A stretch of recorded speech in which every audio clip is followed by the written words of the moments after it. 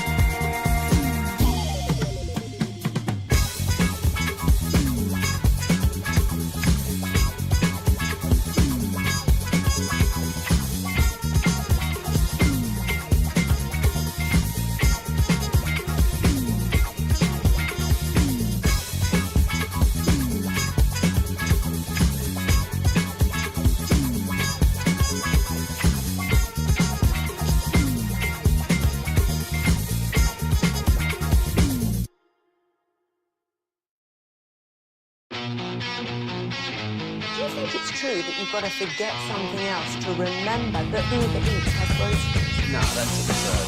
Hey, remember when you used to be a, what was it, pepper lady? Pepper lady?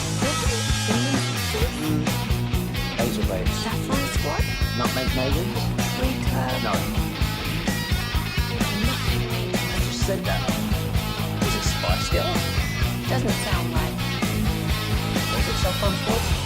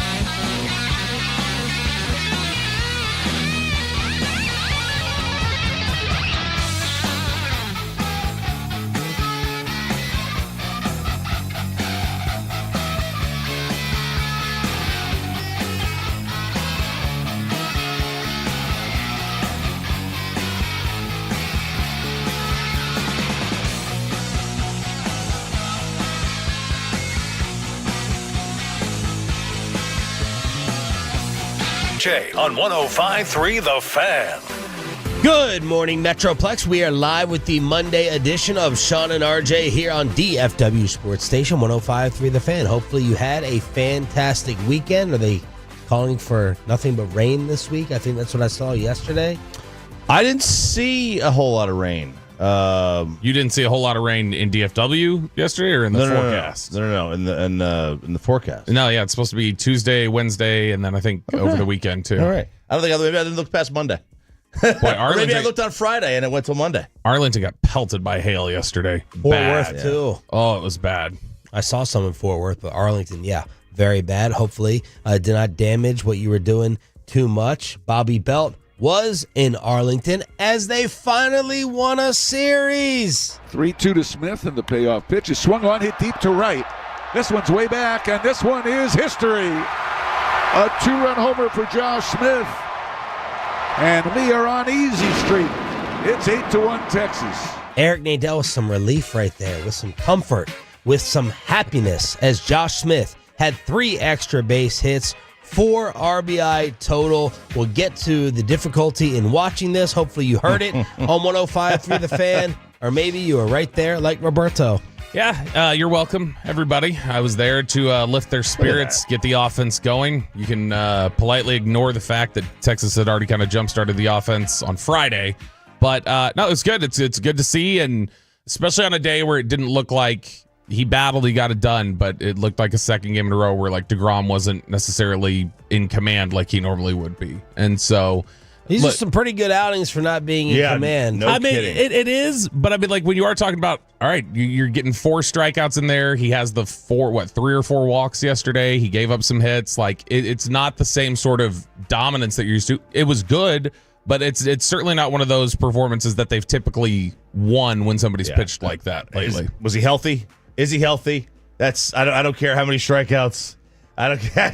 I mean, 6 innings, 81 pitches, whatever the hell it is. I don't care, man. Like, as long as he's healthy, that's all that matters. Did they say? I know I didn't even hear why. Did they say why the trainer came out in the first inning and was dealing with him? Another finger thing. See, that's I don't know. There's a finger burn. You know, like guys used to like soak their hand in pickle juice back in the day. Just pee on his hand. You should just pee on it. Yeah. If you pee on it, it'll take care of all that stuff. First question to Brett Boone Wednesday. Have you ever peed on your hands? Are you willing?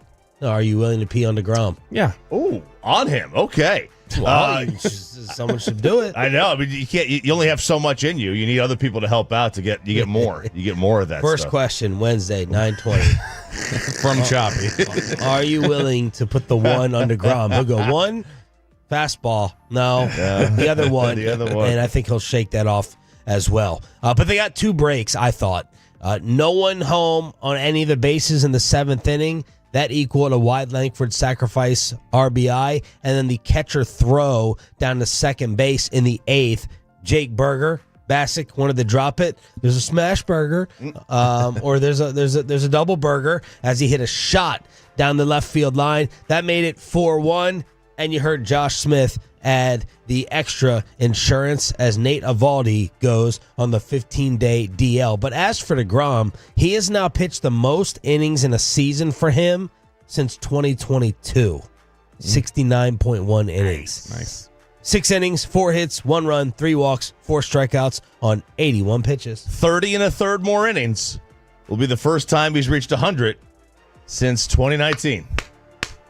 So 30 and a third more innings. Once he gets to 100 innings there, baby. He hadn't reached 100 since 2019. Yeah. Now, to be fair, he was healthy in 2020. Yes, he was. He had the shortened season. Yes, he was. But, yeah, it's I mean, look, it's not looking like the same guy, obviously, from 2-3 years ago, whatever else. But it is somebody who still is one of the better pitchers you can throw out there, it feels like, on any given day, and somebody who's been getting it done for them consistently. And look, if he is... Keep him healthy enough for the deadline. Yep. More on that, more on that later on. If he is going out there and he is throwing 85%, doing one of two things. A, staying healthy.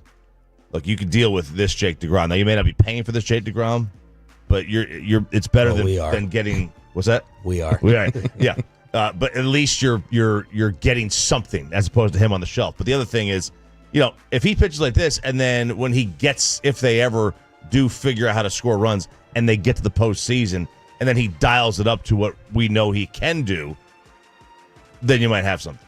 They were shut out for the 8th time on the season Saturday. Last year, again, a combined total of 5 times being shut out. So the Rockies have 9 wins.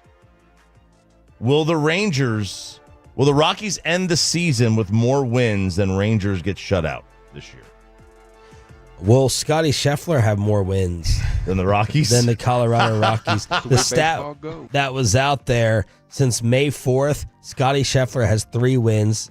The Rockies have 3 wins since May 4th. They're the first team ever to have 50 losses before they have 10 wins. I mean, we're June. We're in June. They've got 9 wins. So but eight shutouts is lunacy. So you're saying Rangers getting shut out versus what? Versus the Rockies' total wins. Oh no. I mean, they're neck and neck. Yeah. I mean, I'm not laughing at the question, but I'm gonna pick the Rockies. You're gonna pick the Rockies win total, which hopefully the worst of the Rangers offense already being there. And then on Friday, Jack Leiter, 5 2/3, 0 runs allowed, 6 strikeouts. Is Marcus Semien starting to break out a little bit as he goes 4 for 4, and he had a decent day yesterday as well, Bobby. Yeah, he had a decent day before he got thrown off second base there late in the game. But no, you're hopeful that this is the start of him kind of clicking it together. I'm trying to think. It was the second year. It was the World Series year. I think he also maybe had it happen the first year he was here too, where he had started out really poorly the first 2 months of the year there too, and then kind of picked it up and started hitting the ball harder and got a few home runs and fell into a rhythm. And you just hope, okay, this is the new Marcus Semien experience that starts off slow and then he gets it together around June. 7 of his last 8 hits in 7 of his last 8 at bats. Mm-hmm. Maybe he is turning it around. That's all. That's a hell of a turnaround. He's finally up above 200. Maybe quite hitting his weight. It's the Boone difference, man. It is the Boone difference. Bob, you picked the right game to go to because I was searching for this thing on my regular TV go-tos. Brian brought us. I mean, I could feel his pain. I could feel his struggle as this was another Roku television game. Usually I'm just accustomed to like the 2 p.m. home start.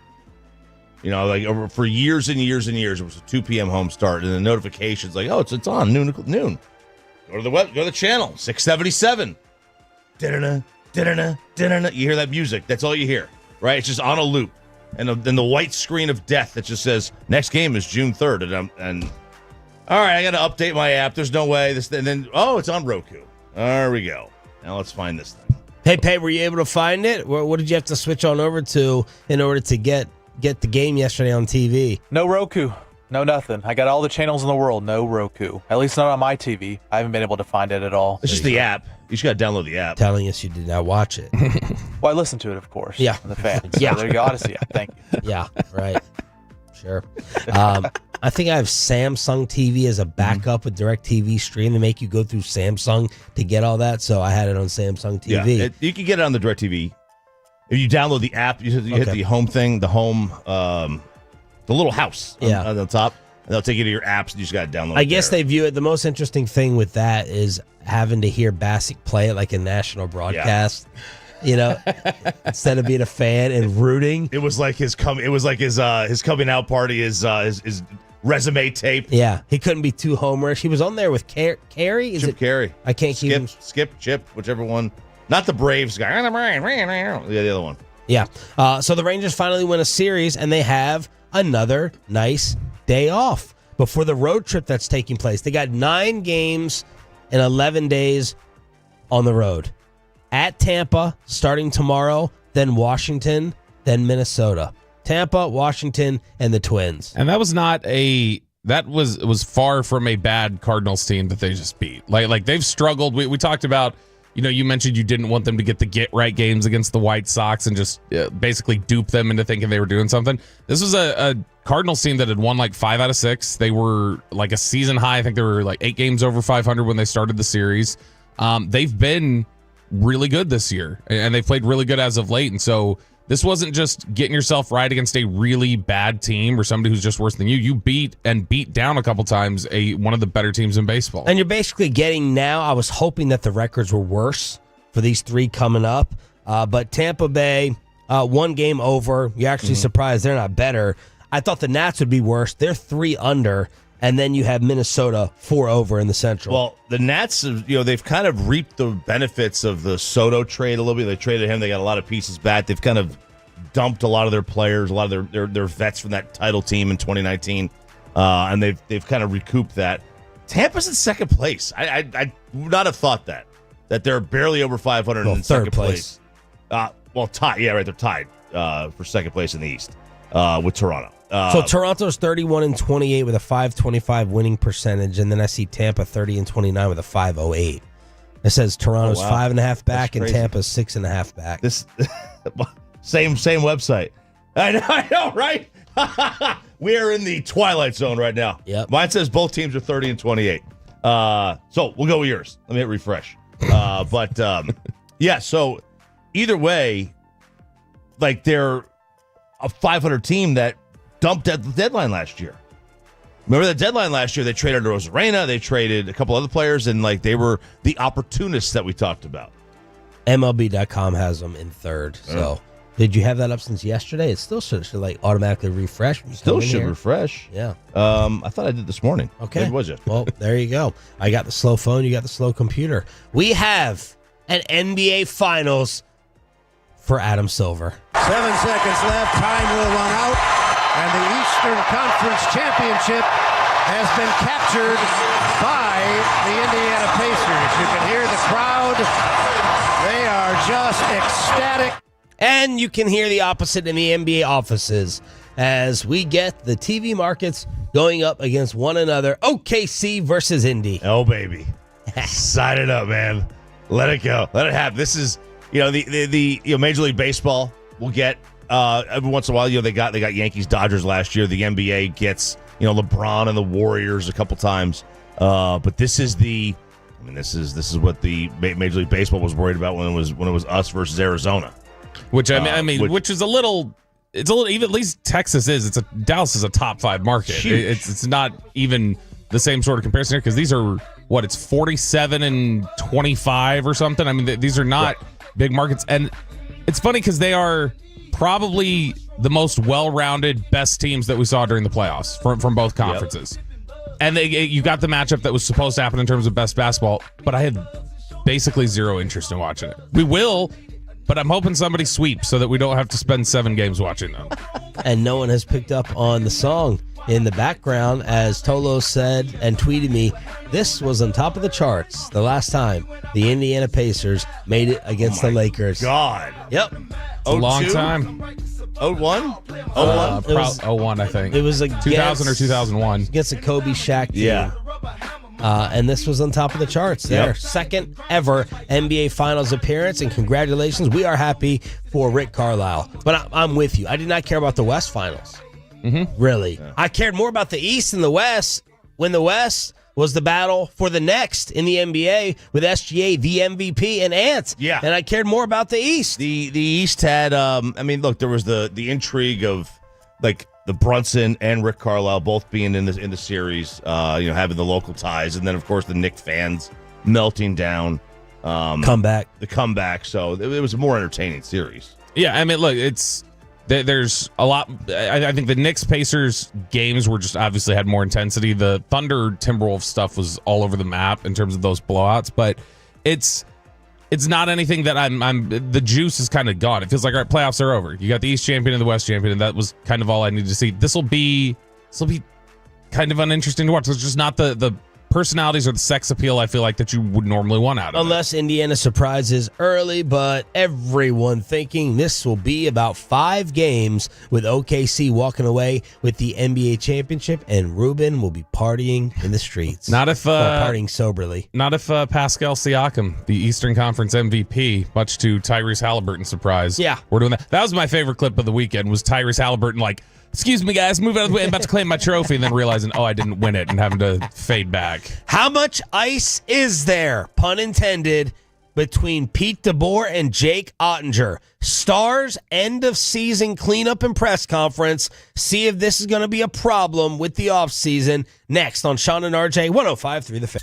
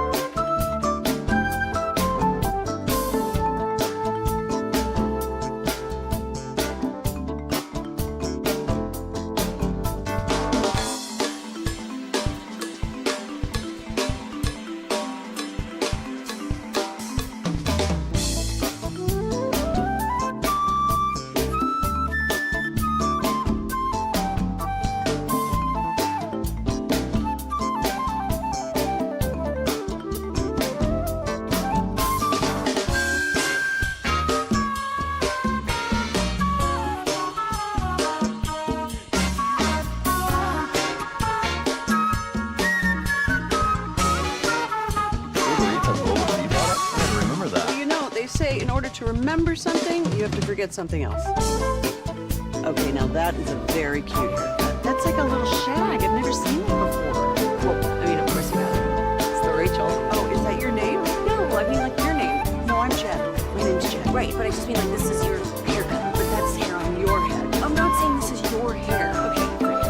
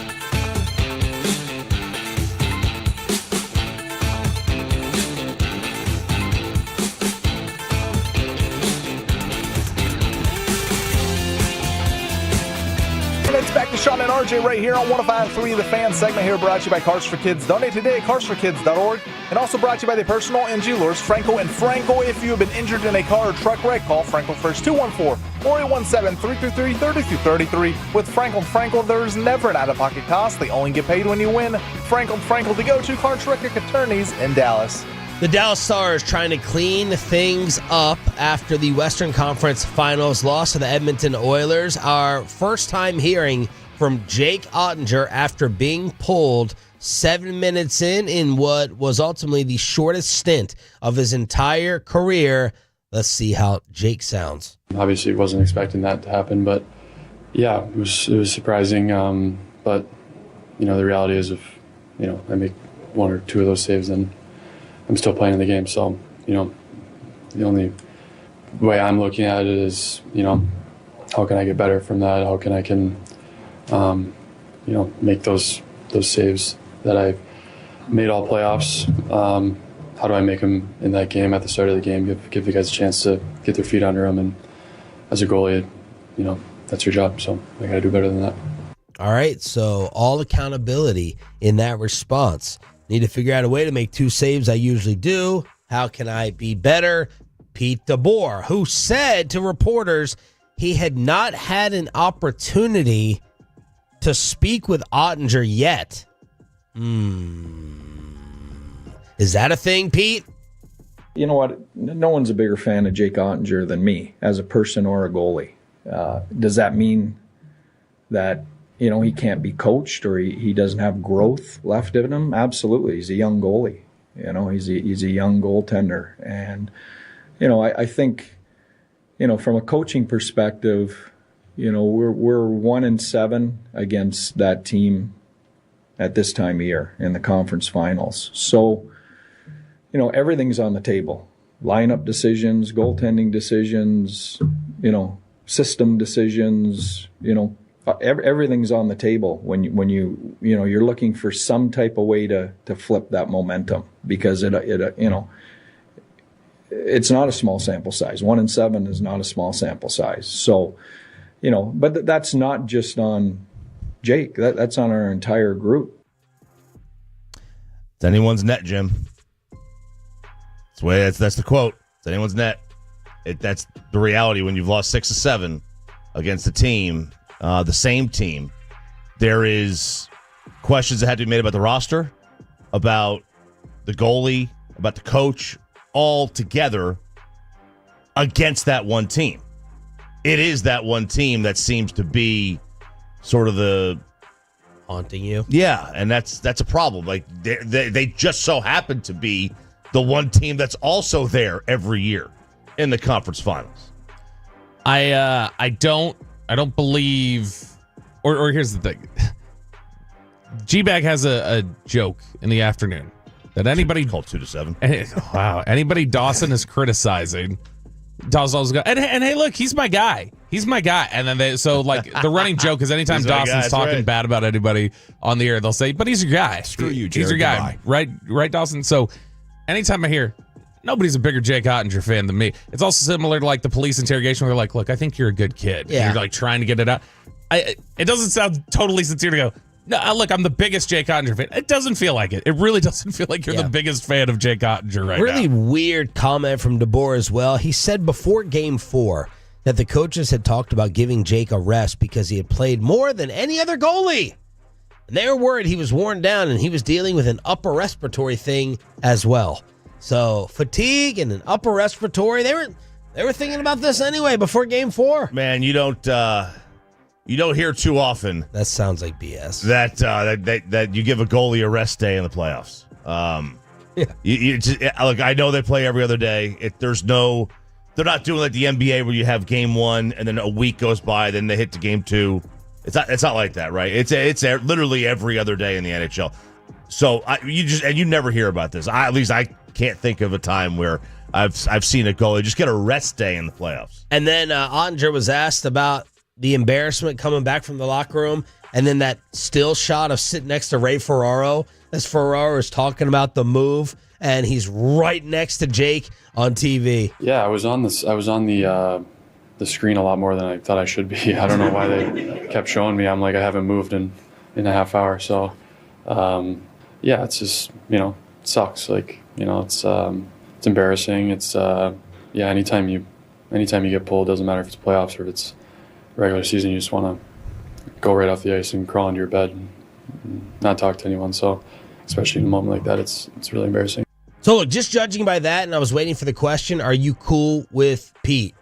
Right? Did we get that question? Are you okay with your head coach moving forward? You got asked the question if, basically, like, are there any concerns or any issues moving forward with you two? And the reply he gave, he didn't say no. What he said was, look, I think we can all learn from things, and, we just move forward and put our best foot forward. It's like, okay, well, that you would think it would just lead off with, no, there are no concerns about it. We don't have any issues moving forward if there were no issues. The media here is going to get, especially from Stars fans, the media is going to get accused of making this a thing. Yeah, they are. Is it a thing that the board didn't talk to him before these pressers? Yeah, it's been 2 days. Well, like, why wouldn't you have talked to him wait before 2 days before you call somebody? Yeah. That you just get their phone numbers Yeah, for. especially like they're like rotating at the podium on the same media day. Like, you don't just stop by, say, hey, I just wanted to make sure we're good. I know there's a lot of chatter about this. You haven't talked to him since that just seems weird to me. It does seem a little weird that you haven't talked to him. I would want to talk to him before the press conference. Because that's all you're going to be asked about. Right. So you would want to at least have the answer say yes. Yeah. We've had a conversation, not your business, what we said. Yep. The fact that they didn't have a conversation, I don't know. Is DeBoer just giving him like time to cool off? Like maybe he's still hot If that's the case, I don't know. I really don't know why he wouldn't be talking to him yet. If he's not talking to him yet because he's letting him cool off, well, then there's clearly an issue between them. But like either way, there's clearly something that's up by him not talking to him. Rope Hintz confirmed his foot was fractured after the slash by Darnell Nurse. Fractured. And that's... How could he not be? If people are like, oh, was it a dirty... Of course he was. He took the stick intentionally and cracked the top of his foot. Yeah. And then he did it again. And then he missed a game. Like, he had to miss a game. Which these guys are so tough. Fractured foot. You miss 48 hours of hockey. But that's of course it was fractured. Of course it was intentional. Of course it was retaliatory. And of course it should have been a bigger penalty than it was. Like that's the reality of it. And this news is just confirms what we all knew, is that this was a really, really, really bad hit. Jamie Benn was up at the podium. He is a free agent. Jamie, what does your future look like, and what do you want it to be? I don't see myself going anywhere else. This is all I know. So hopefully we can get something figured out, and then I don't have to answer these questions. Matt Duchene gave an amazing answer about Jamie Benn. Basically, I thought maybe JB Benn and his impact was overrated before I got here, but he truly sounds like an ultimate glue guy just behind the scenes, bleeding green and black, according to Duchene. Yeah, he's who's also up to leave. He's somebody who, I was listening to Gbag talk about this the other day, and they were all talking about how, this is probably somebody that's, going up into the rafters eventually for them. Like this is somebody who has been like the face of the Dallas Stars now for the better part of a decade, essentially, and has been willing to transition throughout his career to also become like, all right, I'm the muscle, I'm the enforcer, I'm the leader, I'm whatever else, has been willing to change throughout time.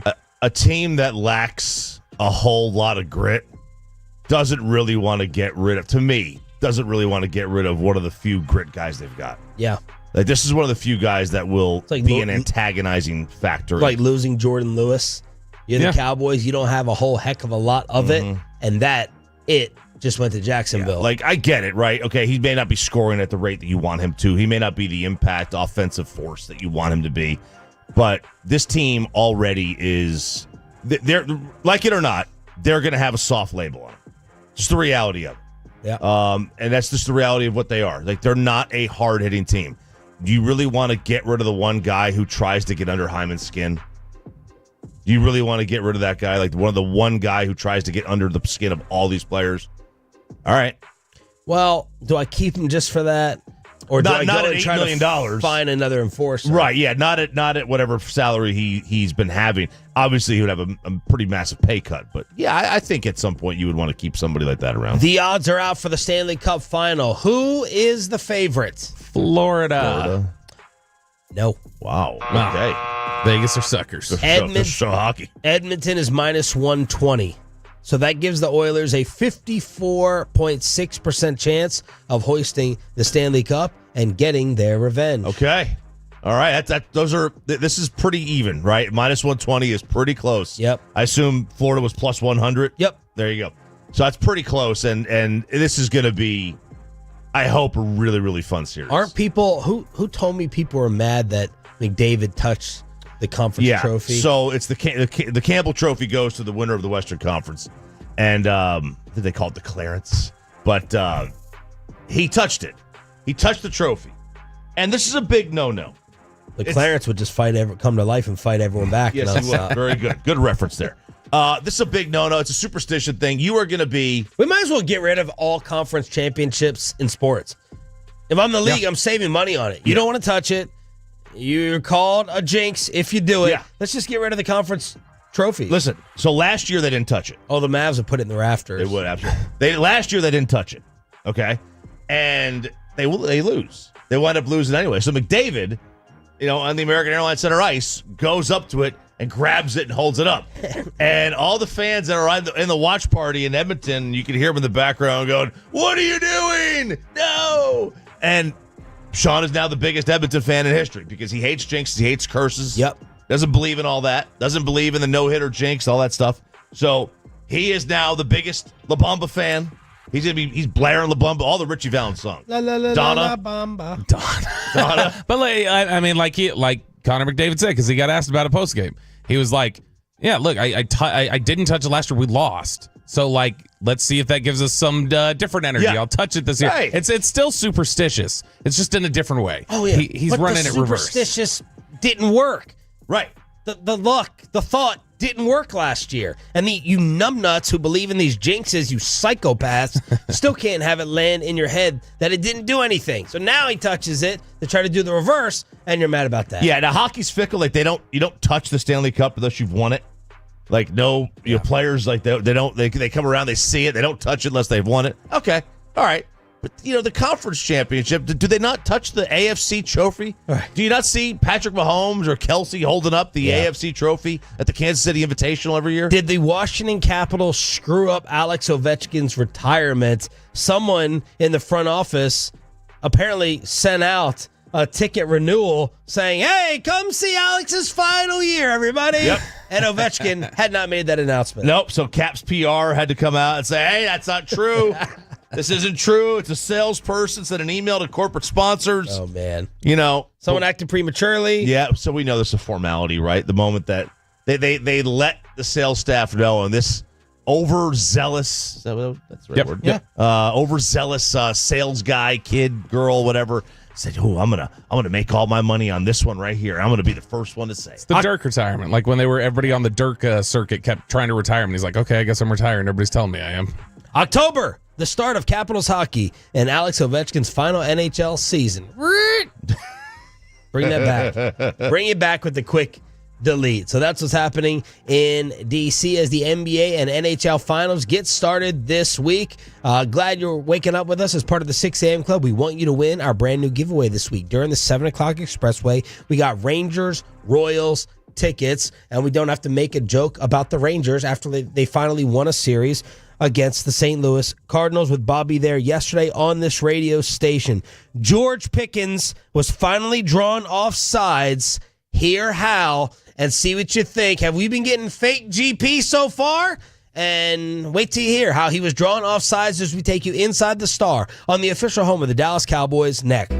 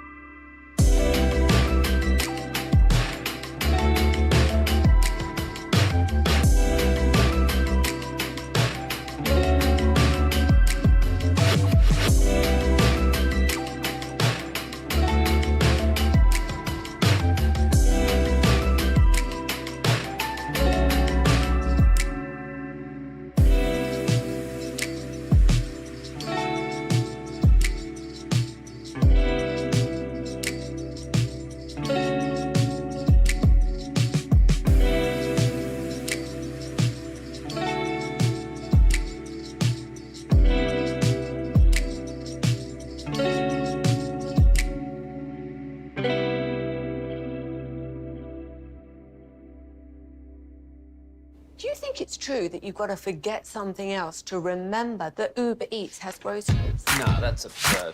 Hey, remember when you used to be what was it, Pepper Lady? Pepper Lady? Wasn't it Cinnamon Sisters? Basil Babes. Saffron Squad? Nutmeg Maybe? No. You said that. Was it Spice Girls? Doesn't sound right. Was it Saffron Squad?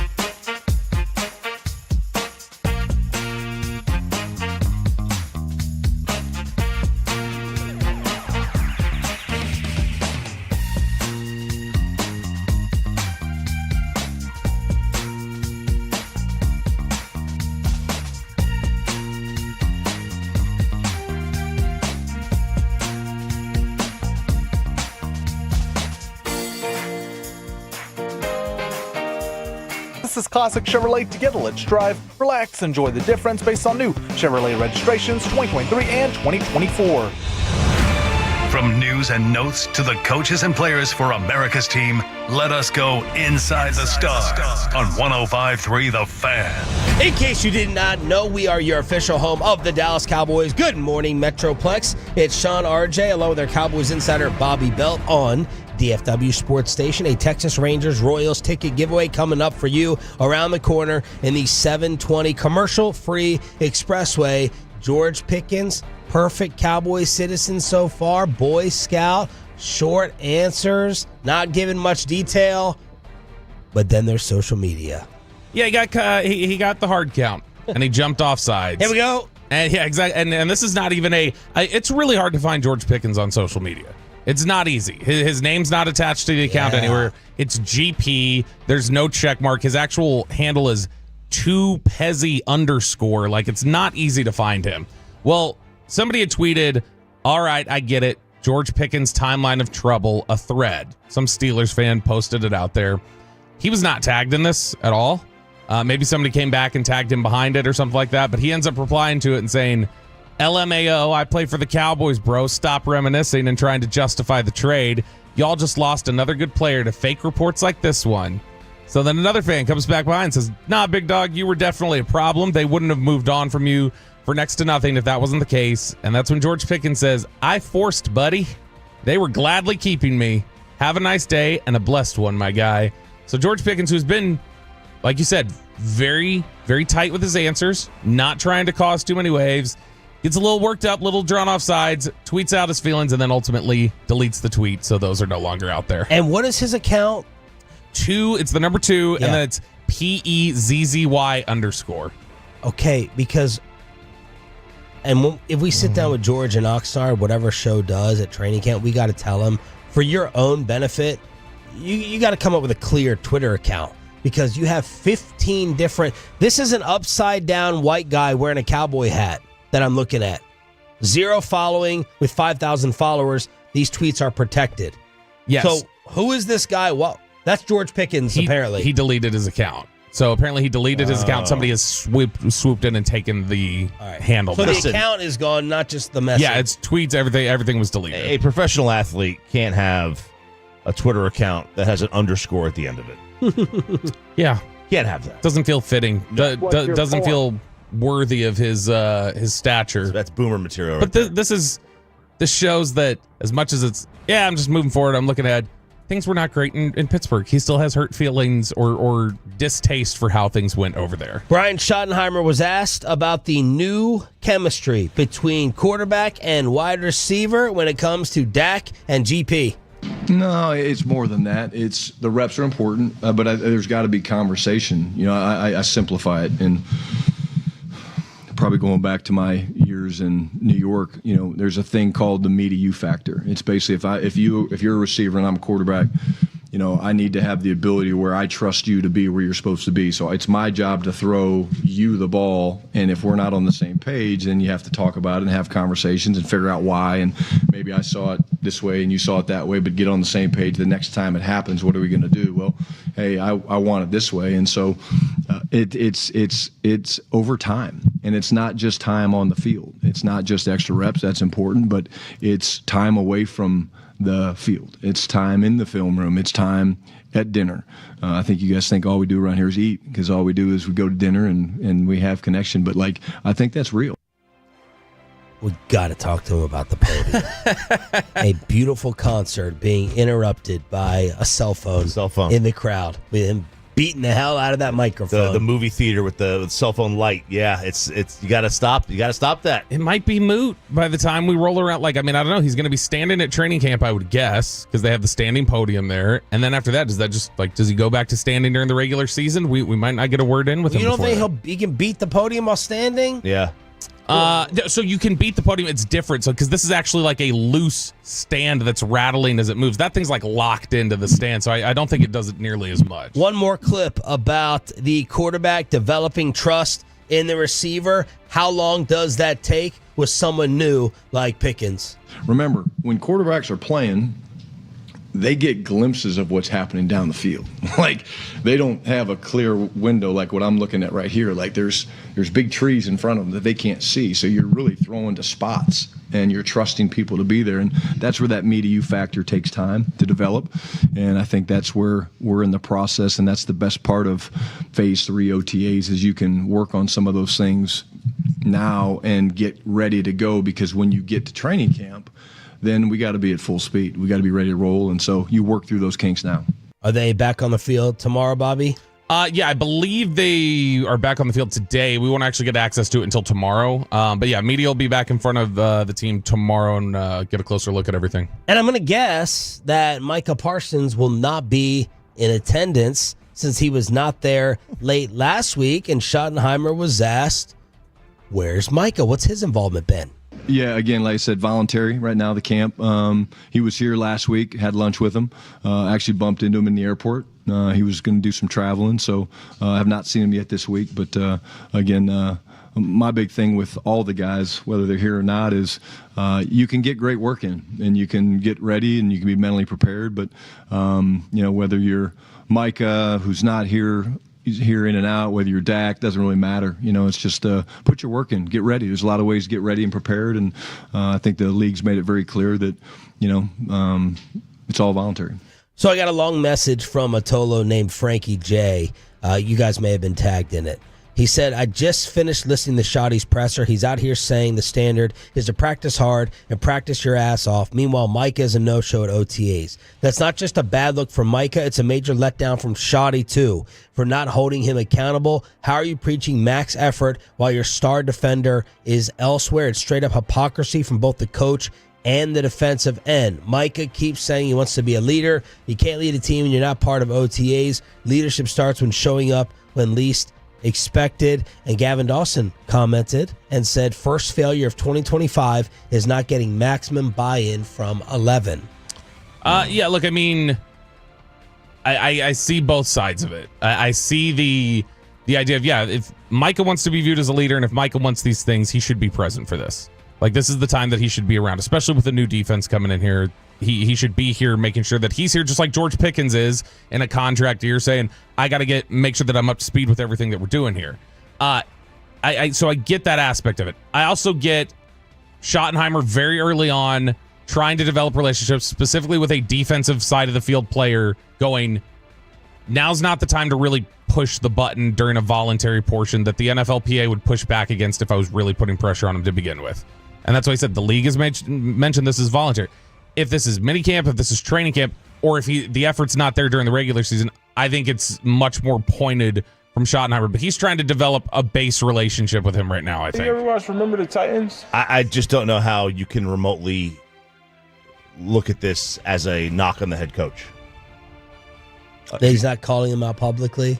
Yeah, how this is this is somehow the head coach's fault. If you're going to say that, fine. Be aware that universally the best players, I don't say players coach, but motivating coach in the NFL does not have his star defensive end in camp either. And Mike Tomlin. So keep that same energy for Mike Tomlin because TJ Watt ain't there. Yeah, or anywhere else across the league where guys aren't present. Now, look, it's not a knock on the head coach. Like when Bill Belichick didn't have guys at OTAs or Sean Payton or Sean McVay or Dan Campbell, it's not. I don't put it on them, and I don't put it on the player either. It's OTAs, and you don't have a contract. Like, why would you be there anyway? Why isn't the deal done? That's the question. What the hell? That's who you should be mad at. I think which side? Yes, they were close. Like they thought they were close. They thought they were getting it done, and then it kind of turned out to be a false start. Micah and Jerry got together. That was something that got it near the finish line. But then when I think that actually set it back a little bit. You thought you were pushing it closer, but what it actually did is it probably set it back a little bit because it said, nope, we need to go back to square one. We need to make sure that we're all in agreement about where things are. Tell me what I'm saying. I still think this is done before training camp. I think it's done before training camp. I don't know that it's done before mandatory minicamp coming up, but I think it's done before training camp, and I would bet almost anything it's done before the season. The Cowboys, to me, have let it become known that they don't care. The front office, they don't care that much if you miss all this. They don't. They don't care if you miss the start of training camp, even though CeeDee Lamb said it affected me. Mm-hmm. You know, like that was a good year. Zach Martin, I think, said it affected him. Zach, for sure. Yeah, so they don't care about it, but that is what's happening inside the Star on DFW Sports Station. Yep. Then real quick, people say Aaron Rodgers isn't there either. That's Steelers camp. It's a joke. But we don't care about other teams. We care about our team and our guys. Okay, that doesn't matter. Like the point is that it happens around the league. It doesn't matter. It doesn't justify anything. It's just saying this is an issue around the NFL. This is how players operate when it comes to contract. Well, look, a number of things are going on. No, I do think Schottenheimer is trying to start. First off, if Mike had a deal done, I think he would be there. Mm-hmm. If he had a deal done and wasn't there, I'd be killing him.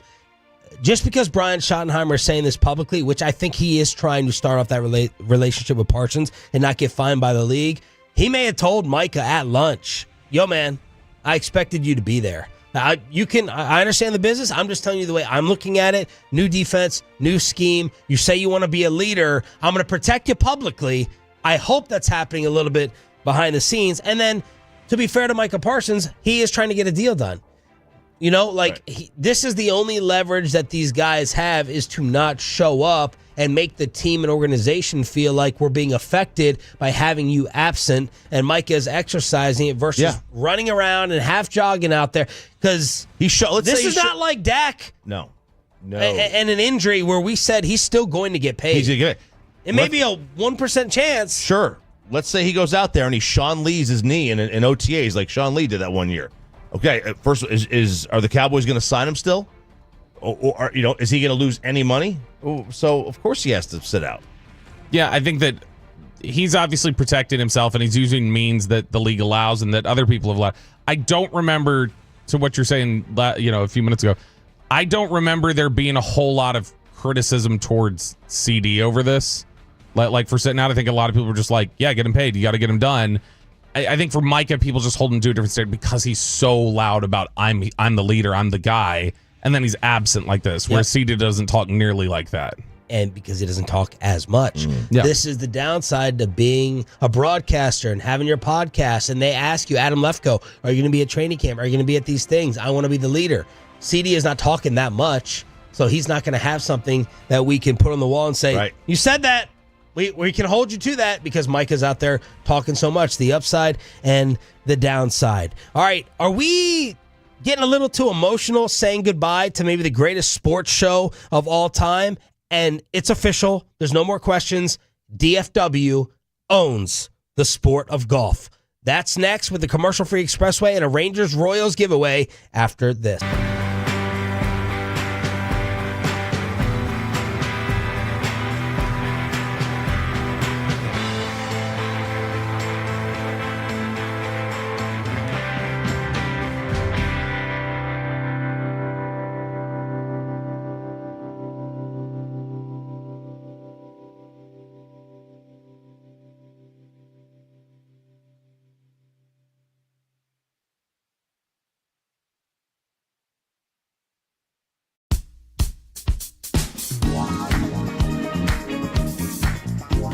Uber Eats has low fee products? We gotta remember that. You know, they say in order to remember something, you have to forget something else. Okay, now that is a very cute haircut. That's like a little shag. I've never seen that before. Well, I mean, of course you have.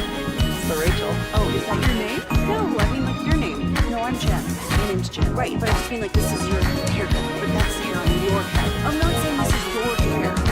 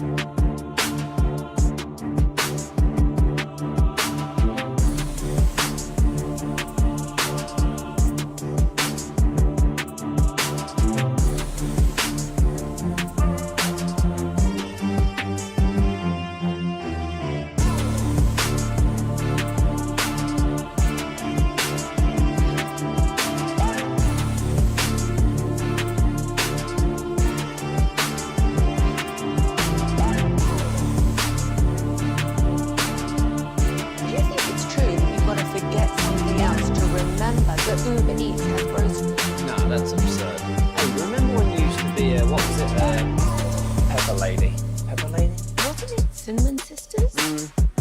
Basil Babes. Saffron Squad? Nutmeg Maidens? Paprika? No. Nutmeg Maidens. I just said that. Was it Spice Girls? Doesn't sound right. Was it Saffron Squad?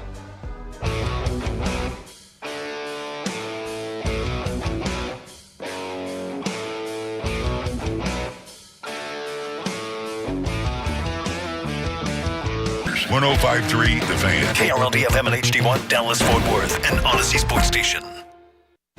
Driven by our D&M Leasing Studio, this is Sean and RJ on 105.3 The Fan. Moving to his left, here it comes, and of course it's good from 1,274 feet away. Out on the left side, and the way this game has gone, Eddie, you knew when he shot it, it was going in. Just cause. Pacers Radio with the call. Not only did that end the Eastern Conference Finals with Rick Carlisle moving on, Pascal Siakam, the Eastern Conference Finals MVP, to take on the Oklahoma City Thunder. By the way, one of the biggest betting favorites across the last 20 years. They opened as minus 750. Minus 750. Since 05, only the 17-18 Warriors, minus 1,075 against the Cavs, had shorter odds heading into the finals than this year's Thunder, and they are a 9-point favorite for Game 1, Thursday night in OKC. Yeah, it opened at 8.5, went to 9.5, then got down to 9. You can still maybe get it at 9.5 somewhere else, but it is such a there's no value on Oklahoma City, no value on them to win. They're such a huge favorite.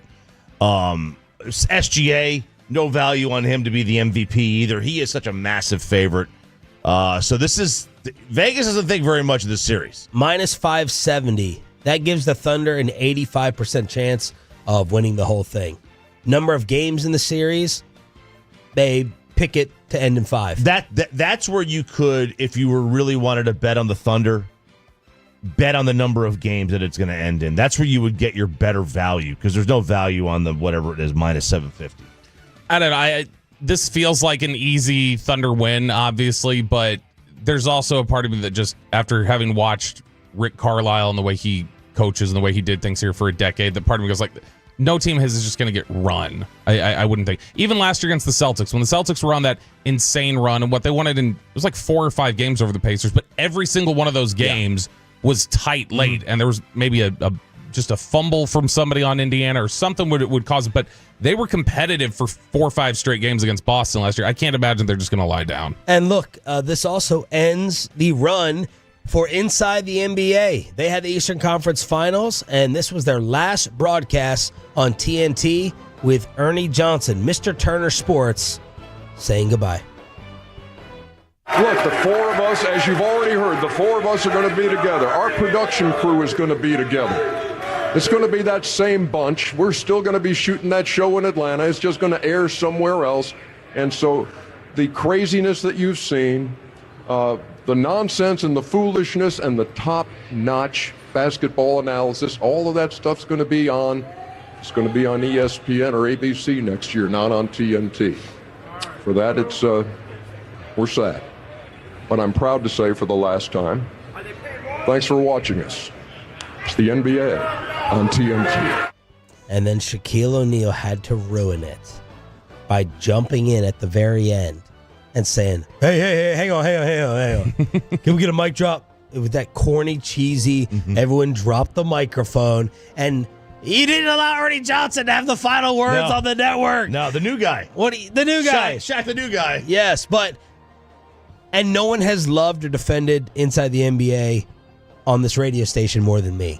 But I'm sitting there watching, and I'm saying, same crew, same studio, same production. A little bit too much hoopla here for this. This isn't a goodbye. You're changing the logo. Yeah, you're not going to have the TNT logo on the desk. We're shedding a tier for the network. That's all. That's all this is. That's all it is. You're just changing networks. Yeah, it's it's like, look, I mean, this big long sad goodbye. That's for Ernie Johnson and his bosses.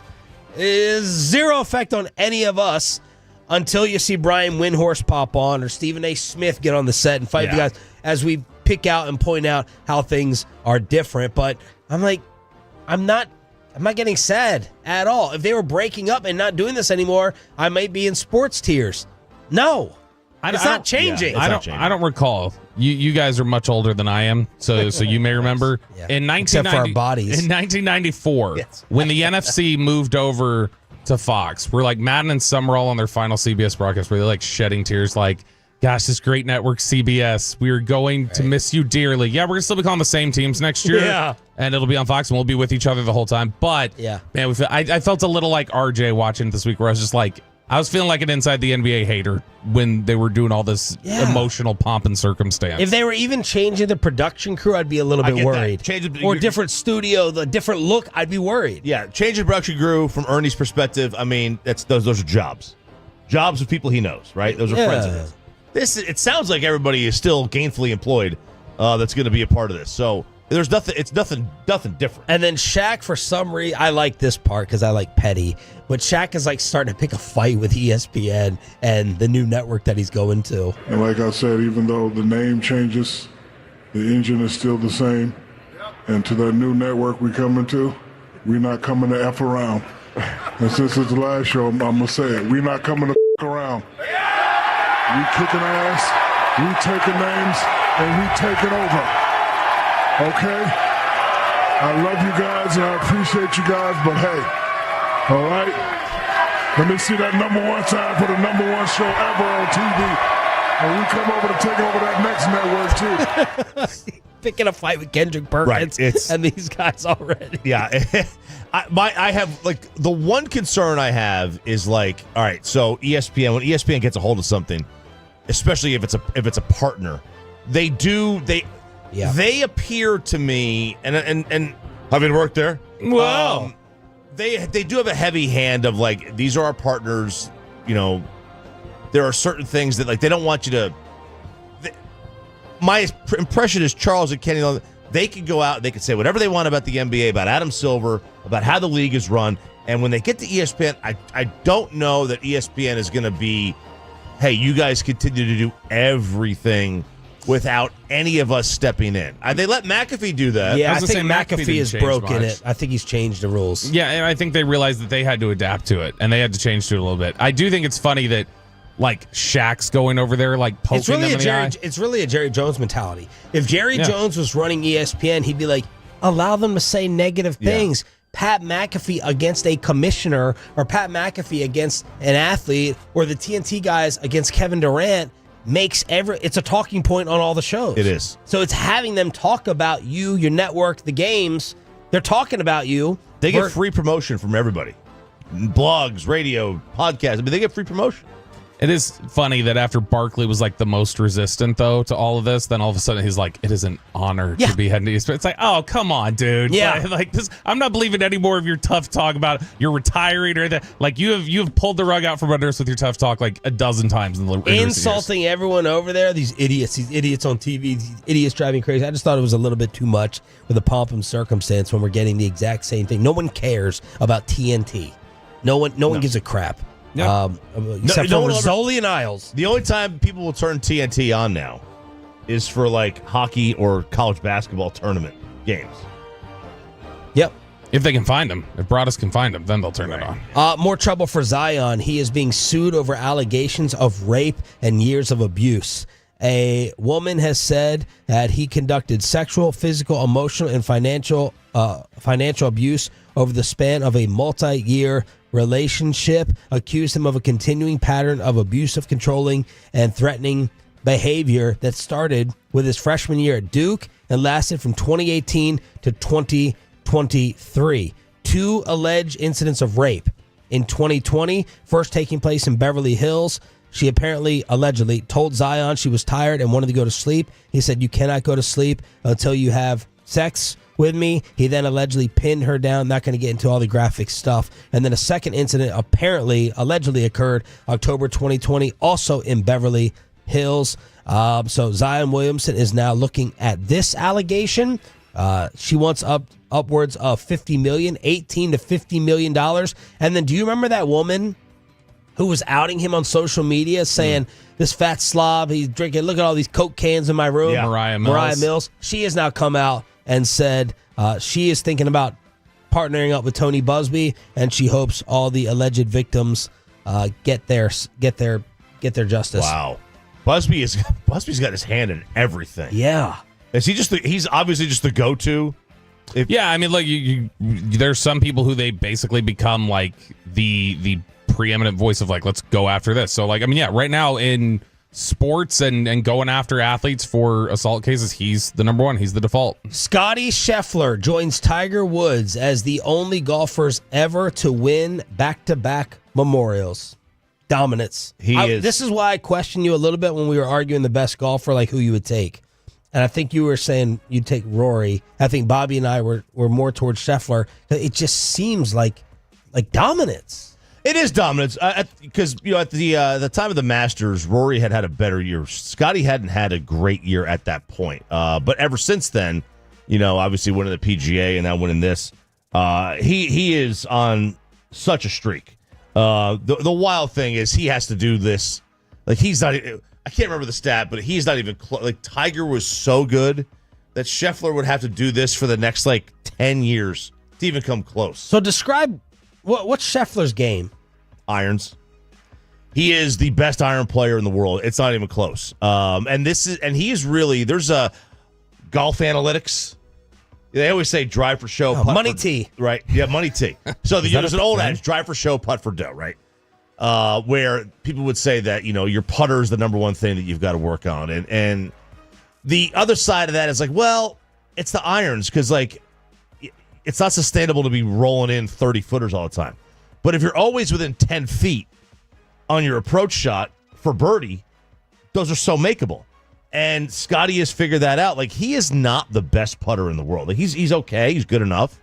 But he is just such a good iron player that he can get it. He can get it close from anywhere. He can get it. He can get out of trouble. He can scramble if he has to. His iron play is far and away the best in the game. There was this. You mentioned Scotty and Tiger together. There's this funny clip. We were talking about it during a break recently of him he's taking practice shots with Tiger, and he's asking me, he's like, "What's with the no divots thing?" And Tiger's like, "If I'm hitting clean, I don't take divots." And he's like, "What do you mean?" And it blew Scotty's brain. How are you hitting it that? But you can just see even something like Scheffler's just quaky, talking about how do you do that? Yeah. Reveres him so much. By the way, it's datagolf.com, not money T. Choppy also saying that another DFW star still must see Jordan Spieth. I know he's must listen as we had this interaction between he and his caddy. We're trying to make 5. I know. It's just if it can get to the fairway, then I can make it 4. But you're not making, versus do I still make 5 if it doesn't get to the fairway? Yeah. I don't know. I mean, you've got, if it stays in that rough there, it doesn't get there, you're going to have one. I'm going to have to lay it up again, all right? Yeah, exactly. All right, let's try it. It's always the main full, John. This has to be hit so hard to go 115. Let's just hit it right here. I don't want to hit it. Because I'm hitting good shots and they're getting absolutely boned so far. So I can't accept it. If you think 8 out of 10 of these are not getting there, 7 out of 10, then we're hitting over here. I just don't know if it makes that big of a scoring difference. Because over here, then, worst case, you light up again, hit it close, make 5. All right. 115. 115. I think it's important to remember that Michael Greller has the patience of a school teacher. This is like your wife picking out the outfit or the restaurant. It really is. Man, that sounds stressful. It really is. And why is Spieth still must watch? Because he has interactions like that. He has blow-up holes. He is one of the great scramblers on tour. This weekend, he hits his tee shot into the rough. Thick, super thick rough. And then he has to kind of punch up there. And he hits it. First of all, if you're going to a golf tournament, why are you standing just to the right and kind of in their way when it's super thick rough? And these guys almost got their heads taken off. I mean, literally, there was a guy in a yellow shirt. He had a duck out of the way. This thing came right at his head. And he was maybe 75 feet in front of Jordan Spieth, just to the right. And Jordan, hits it in the rough again, hits it up onto the green, and then it sinks like a 20-footer. Classic Jordan Spieth par, right? Classic par. Mm-hmm. But, he has, it's a weird year. It's a weird career for him. He was so great early on. And then he's kind of gone in and out of being great, good. He hasn't won on a tour, I don't think, since 22. It's been a couple years. He's got 4 top 10s this year, so he's played a little bit better. Missed the cut at the PGA, though. Top 15 at the Masters. So, but he's must watch. So there it is. Congrats again to Mr. DFW Scotty Scheffler owning the entire sport right now. Let's hook you up with Rangers tickets and bring you some Diamond Calves. Was Bruce Bochy listening to RJ Choppy over the weekend? That's next on your home of the Rangers, 105.3 The Fan.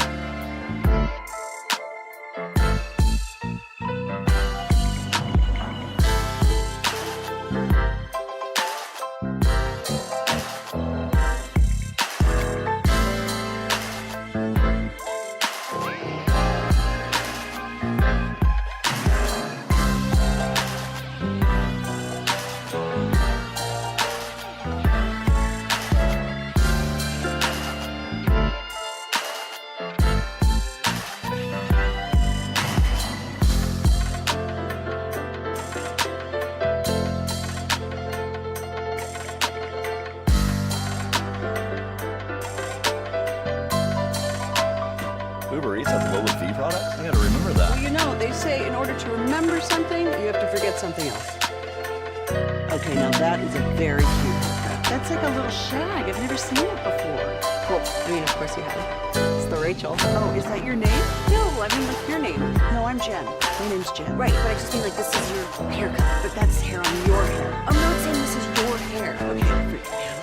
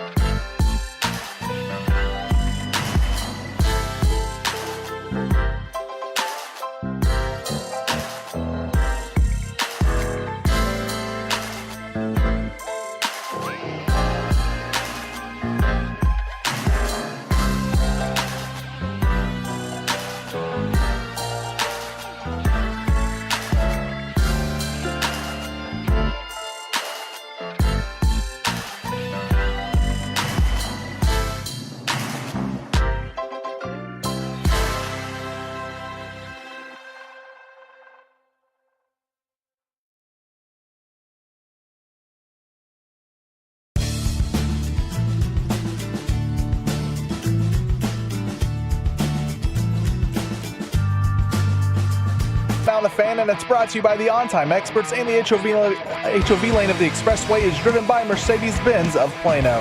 Matt set, kicks and fires, and Berger lines one to left. That's a base hit. Rounding third is Osuna. He will score. Young scores. Osuna goes to third, and it's a double for Berger. It's 4-1 Texas. You're an idiot and you don't know baseball. Ranger fans, you're not dreaming. How can you not be romantic about baseball? I don't know if you saw this, but the Rangers used a quirk in the rule book yesterday. Oh. You see this one, Bobby? I did not see this. Okay. So there's a loophole. You were at the game. What were you doing? We were in the suite. There's a lot of alcohol. Oh, wow. Was More Kristen on that there? at 7:40. Yes, was Kristen there at 9:30 lining up, first one in the stadium? We were the first one there. We were there at 10:50. All right. So they did this in the they initially did this in the 7th inning, and they did this again in the 8th. You know there's a quirk in the rule book that when there's a runner on third and less than 2 outs, you can hit a fly ball to the outfield and score that run. It's called manufacturing a run. All right, they're not. I know. Is that a slang term for it, or is there like a slang term? I don't think it's the technical term.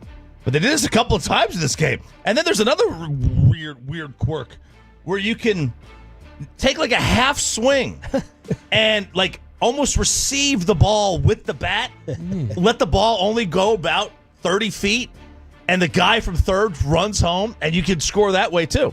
And that's called a safety squeeze. Oh. Yeah, wow. So a sacrifice fly did that twice, and then the safety squeeze is called manufacturing runs. It's a wonderful job by Bochy and Boone and CY to really look up the rule book and see where they can find loopholes. I know we're being kind of sarcastic here, just a little. Kind of. But like, is this Corey Majors would be proud. Is this a Boone thing, I wonder? Because Boone's talked about the last couple weeks, so it's like the big thing was like, let's advance runners, let's move things. Like, this is going to be like a big focus for me. I think Boone calls the pregame meeting and he squares around in the cage and they're like, what are you doing? Yeah, what is this? What is that thing? What are you doing with your bat? You're going to get your fingers hit. Can you imagine Brett just sitting there taking like BP underneath? This is squares the bunt, the first two or three pitches that are thrown. The Texas Rangers won a series for the first time since sweeping Colorado mid-May. So first series win since May 12th through the 14th. The Cardinals, by the way, as Bobby was pointing out, lost the series for just the second time in their last 11. They're still 7 games over 500. And Jacob deGrom, even though Bobby has been picking on him for weeks now, allowed 2 runs or less for the 8th straight start. I think it's pretty good. 2 or less, 8 straight times out. And they've won, 3 of those starts probably? Right. It's sad, right? I do. Let me just defend myself a little bit. And not even defend myself. He's still really good. It's just what you're looking at right now so far through 11 years pitching, or 12. This is 12th season. This is the lowest strikeouts per 9 innings of his career. It's the second highest walks per 9. It's the second highest home runs per 9. So, some of the peripheral numbers are not great for him right now. He's still really good. It's just not time for you to adjust your expectation. I've got him adjusted. You're like, is this still not the same guy? He's 36. I've adjusted. This might be it. This just it is. Time to recalibrate. And you like era adjusted stats? You got to do this. Defensive adjusted stats? Age adjusted stats. Yeah, this is DeGrom adjusted, age adjusted. Yeah, it's just even a couple of years ago, like 2 years ago, and even last year, probably I would have said I would want DeGrom out there more than Evaldi. Like now you're at a point now where it's like Evaldi's probably better at this point. Evaldi's, it's interesting. That's it. Not currently because he's on the injured list, and he was sent there. They reversed roles. And Evaldi's better on the injured list. DeGrom was that way previously. This is after he left to start after a couple of innings last week, so that was a little concerning. But here we are. The Rangers place him on the injured list. So this is one thing. Nothing's They hadn't hit. Seager was on the injured list. Carter got hurt. Now Evaldi. Thought it was just precautionary. Right. I love that word, precautionary. When I hear the word precautionary with a pitcher, I'm scared to death. Yeah, because it half the time seems to end up in like, oh, he doesn't have his elbow anymore. It's just gone. But, one thing going back to the sacrifice flies and the safety squeezes and stuff, and this is where like the new way of the sport, the analytic way of the sport has kind of come to a crossroads here, is on a game-to-game basis, what we're finding is that teams are starting to transition back to the older way. Like they're still using the idea of, hey, don't bunt, don't steal, don't do all that stuff, don't risk the outs. That works over 162 games, but what teams are recognizing is that each game is its own season. And, adding a run here, a run there, a run, you know what I mean? Like you add one run in the fifth, one more run in the sixth, one in the eighth. Like those tack-on runs matter, and that these teams are starting to kind of maybe go back to that old way, not necessarily bunting, just sacrifice bunting, but trying to be more adept at getting guys in from third base. How many times in a playoff game have you seen over the last 15 years? Runner on second, nobody out, and he doesn't score. Yeah. Like you've got to score that run. You've got to score that run. Runner on third, one out, and you're swinging from your heels. Just try to hit a home run. Just get a ball in the outfield. You know how they have the skills competition in the NBA, which Wembanyama and the Spurs tried to cheat? I would pay to watch a baseball skills competition of making guys hit the other way and making guys try to bunt. To see who could actually do it. Yeah, because we were at the Blue Jays game last Monday. We were at the game, and they had a guy on. They had first and second, and it was like their 5-hole hitter. I think it was their 5-hole hitter, and no bunting, and that's fine. Like it's 5-hole hitter, right? You don't necessarily bunt your 5-hole. Yeah, but it's like having a 2-on-1 fast break. Like you have to score. You have to score. You have to score on it. And let's just say it's not the 5. Let's say it's your 7 or 8 guy. And your reason for not is, well, he doesn't do it. He doesn't know how to. What is he doing? He's in he takes batting practice every day. Yeah. It's not like you can't work on things as soon as the season starts. And you called it tack-on runs a little bit ago, which this team... That's an old Buck term. No. Buck used to say that. He used to call them tack-on. Yeah, I remember. No, that was that's something that Texas especially needs to embrace that. Because they need to embrace anything they can get on in the run column. Right now, they're under 500. I think Sandler had the note yesterday. They're 21-3 this year when they score 4 runs or something absurd. And if you look at appearances of 5 innings and 2 runs or fewer allowed, Texas has 3 of the top 5 starters with the most games this year like that. And they're under 500. And it's because they need to emphasize some of those tack-on runs. What do we think about Bruce Bochy and what he did this weekend with Adolis Garcia?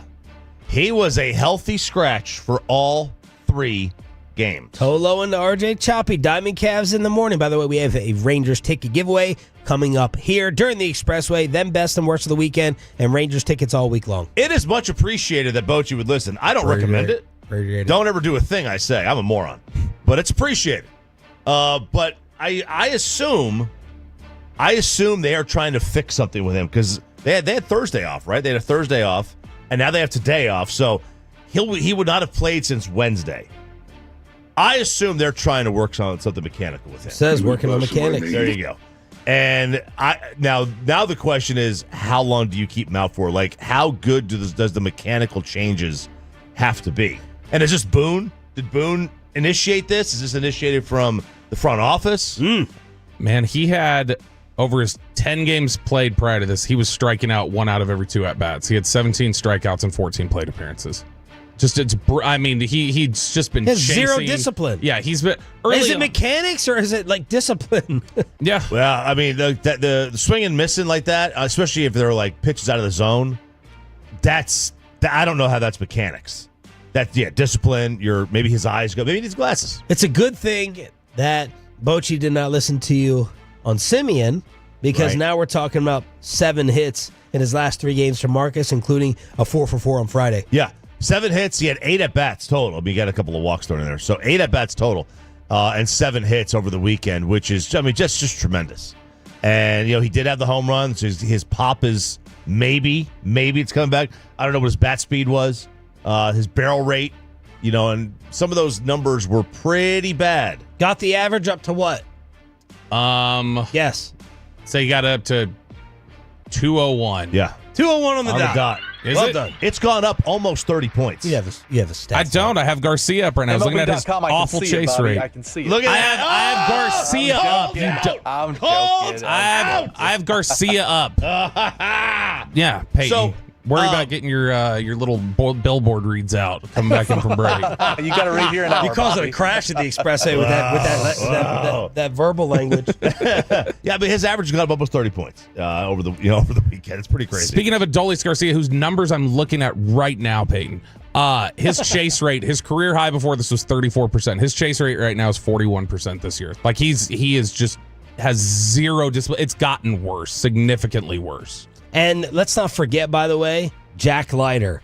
And let's highlight what he's done, because we're talking about trade deadline. You may have to give up some arms for bats since May 8th. Well, after the May 8th start, Leiter has given up 1, 3, 2, and 0 in 5 2/3. Again, it's a crooked number to start the month. The ERA for the month is a 4.32, but in his last 4 starts, he has not allowed more than 3 runs. Yeah, I mean, he's somebody who has started limiting the home run ball. There's still some of the wild nature times with the walks, but he's been battling. That's been the biggest problem with him in the past, was he could never battle out of tough situations. And ESPN last week, now this is from a fantasy perspective, but still interesting that their analysts would look at this. They were looking at, all right, who are your next big hidden breakout aces? And one of the guys that they highlighted for fantasy was Jack Leiter. They said not every pitcher clicks initially at the big league level, and it's not like Alskid has had extensive exposure either, despite his ghastly results early in his minor league career, as well as his 2024 debut with the Rangers. Leiter at times exhibits the front of the rotation stuff that earned him the number 2 overall selection in the 21 draft. Talking about his fastball, the way he commands his slider, and they said he's the future ace prospect who might come at among the deepest discounts on any name on the list. But if he keeps showing the kind of incremental progress he did during spring training across the past 3 starts, he might be due for a big step forward by mid-year. And that's the biggest thing, is that I think everybody's biggest concern with him heading into this year was just between the ears and like his ability to weather through adversity, and that was what was causing him a lot of problems. This year he's gotten out of a lot of different jams. Diamond Cavs here on 105.3 The Fan. Hey, real quick, special shout out to the Colorado Rockies. I just saw this stat. Ready for this? They have been swept more times in more series than they have total wins on the year. They've been swept 10 times. They've got 9 wins. That hurts. Just disband them. Awful. Get rid of them. Awful. Honestly. Get them out. No one cares. Right? You got that ballpark. Are they even hitting better at home? They're slightly better at home. It's wild, man. What they've done and what they've been unable to do, I should say. I mean, it's still insane. We're a little over a third of the way through the season. Their run differential right now would have been the 3rd worst in Major League Baseball last year for the whole year. Diamond Cavs on the home of the Texas Rangers. Day off today. Then they start the road trip in Tampa Bay with Sean, RJ, and our Cowboys insider, Bobby Belt. Let's hook you up for turning it on, leaving it on. All right, right, Tolos, that's right now. Call number 10 at 877-881-1053 wins a 4-pack of tickets to see the Texas Rangers take on the Kansas City Royals on Tuesday, June 17th at Globe Life Field in Arlington. And you'll want to get there early, Tolos, because the first 20,000 fans in the gate will also receive a 2023 World Series Final Out bobblehead. That's caller number 10 at 877-881-1053. Let us know everything you got into, whether it was boring or debauchery. This is where we recap what you did over the past few days in Best and Worst. Ladies and gentlemen, the weekend. I'm having a bad fucking weekend. What was your best of the weekend? What was your worst of the weekend? This HOV portion of the Expressway is driven by Mercedes-Benz of Plano. And the way to hit us up with your stories, 877-881-1053, 877-881-1053. And he said he had baby fever recently. And congratulations to parent. Yeah. New parent, RJ Choppy. That's right. We are a new parent again. Oh. Yes. Yeah, we didn't get another dog. That was a quick delivery. It was a very quick delivery. Very quick. Makes me wonder. No. Yeah, so in the backyard, we have, in our patio, we have like this hanging planter, fake plant, okay? And just to the left of it, in the sun, we have another one, and fake plant again. We were going to switch the two because the one was new and it was going to burn up in the sun. She was like, let's just switch it. I was like, okay. So we go up there and we get the ladder out and go up to take the one planter down. It's off the hook, so you got to get up there. And I had known that there was birds that go up there a lot. But I didn't know that they had eggs. They had eggs and they had hatched. I didn't know they had hatched. Oh. So there are 2 baby birds in this planter. So cool, so cute, so cute. I wanted to, and they looked right up at me. They looked up at me, and they didn't open their mouth. I wasn't going to baby bird them. All right, I wasn't going to do that. But they didn't open their mouth, but they looked right up at me and said, please don't hurt me. Please don't hurt me, sir. And I was like, you know what? I can't move them. I can't move the chicks. You're not allowed to touch nests, right? Can't do that. So I put them back. You're not allowed to touch any nests? I've heard, like, I don't know if it's it's just like a bald eagle. Yeah, I know, right? No, because I think it's a myth. But like we grew up hearing, I grew up anyway, at least hearing right here, like if you touch a baby bird, the mother will reject it. Like it'll smell human scent on it and like reject the bird. That was what we always heard growing up. Oh. So I don't know if that's true or not, but so I didn't move it. I put it back. But we've seen the mom and the dad. Now I guess they're both living in there now, and it's just cool. It is a myth, by the way. It's a myth? Mm-hmm. Yeah, so we're parents. We're bird parents. Super excited about that. Super excited. Have you named them? Yeah, they were. Thank you. I didn't really have anything to do with them, so I can't really take credit for it. No, we have not named them. We should. I didn't even think of that.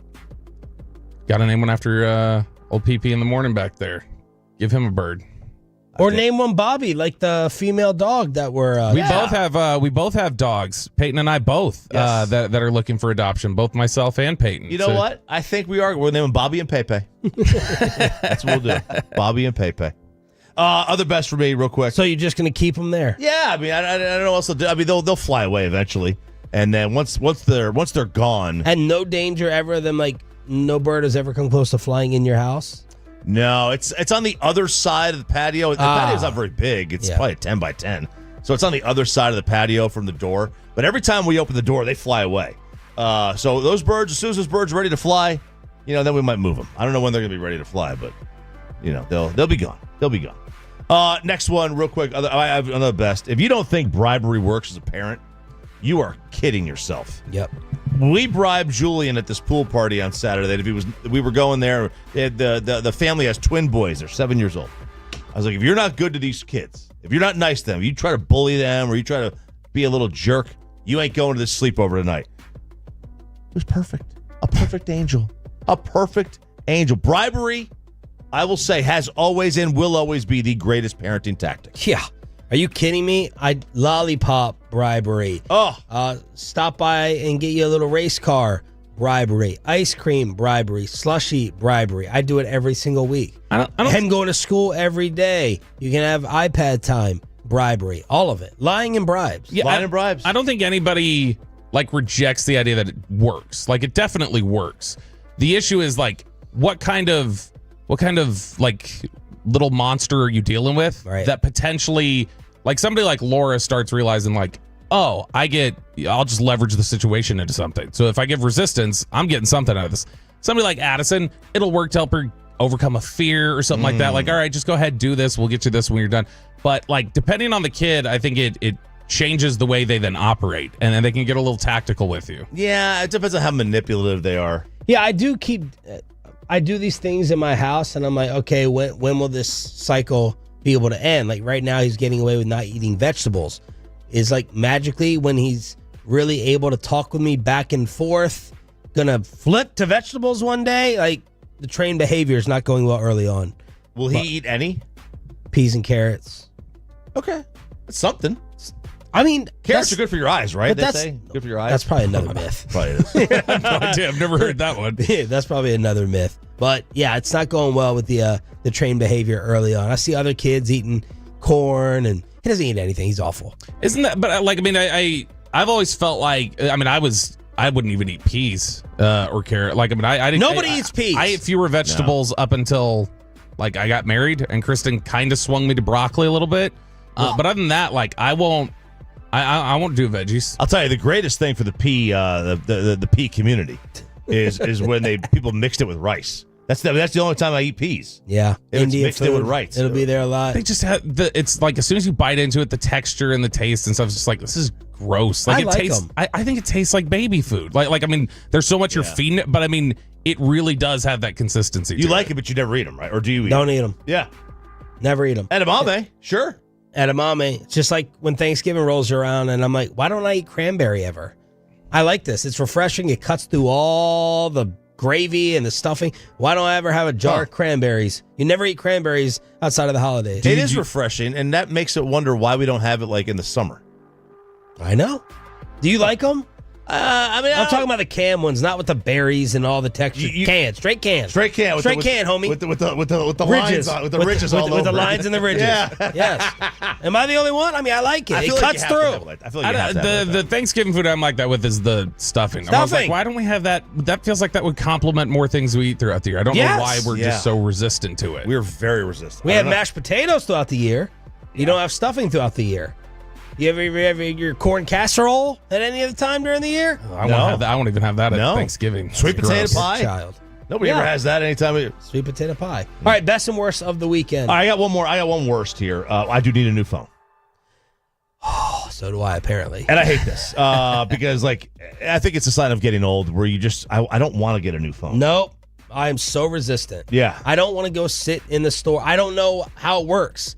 I don't know whether they can just swap over the numbers. I don't have my cloud on. Like, this is where I need Bobby for stuff. Yeah. You know, like, I don't want to re-download all the apps. I don't want new passwords. I don't know. I'm an old man with this. Yeah. I need help with the remote control. But my Apple Care, I got like the 2 years Apple Care when I bought it. Well, it ends this month.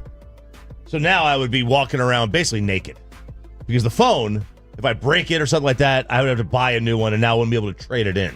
So I could just take this down and trade it in and basically get a free phone. Okay. All right, because it's the rebate they would give you for trading your phone in would essentially equate to a brand new phone. I'm so scared of getting a new phone. I have a new phone at the house. I have a new phone that's been sitting there since my parents came last because my mom forced me to get it.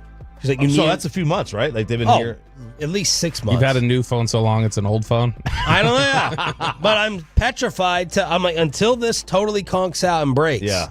Or the battery starts just draining, I'm not gonna go through that process. I don't want to do it. It's a brutal process. What do you mean by the way that you say, like, with the trade-in and the rebate that you'll get, like, essentially free phone? Are you who's your carrier? AT&T. Okay, so do they still do the, like, you can trade in and get a new phone? They don't do the installment thing? I thought all the mobile plans had switched over. You got to pay installments for your phone. You do if you don't have one to trade in. So if I wanted to just go buy one, I could do an installment plan. If I just take this and trade it in, they'll give you the whole thing back. It's like $1,100, but they give you like $1,100. I feel like they used to do that with the upgrades, but man, I haven't experienced that with the full on trade in being worth anything in a while. Yeah, that's what I mean. You guys crash all the time. That's why it's there. I went to the Rangers game over the weekend, which was great. Went on Sunday. Kyle Frazier from Frazier Roofs and Gutters. If you got pelted by the hail yesterday, need your roof looked at, give Kyle a call. We went and hung out yesterday. It was a good time. His buddy Joe was there. Joe, a big fan of the morning show, big listener to the morning show. He was, every time I was telling some sort of a story, trying to give context. I don't want to assume everybody knows everything about what we discuss or anything else, so I'll try and set the background. And every time I'd start trying to set the background, Joe would like finish the story. He's like, blah, blah, blah. He's like, see, yeah, I listen.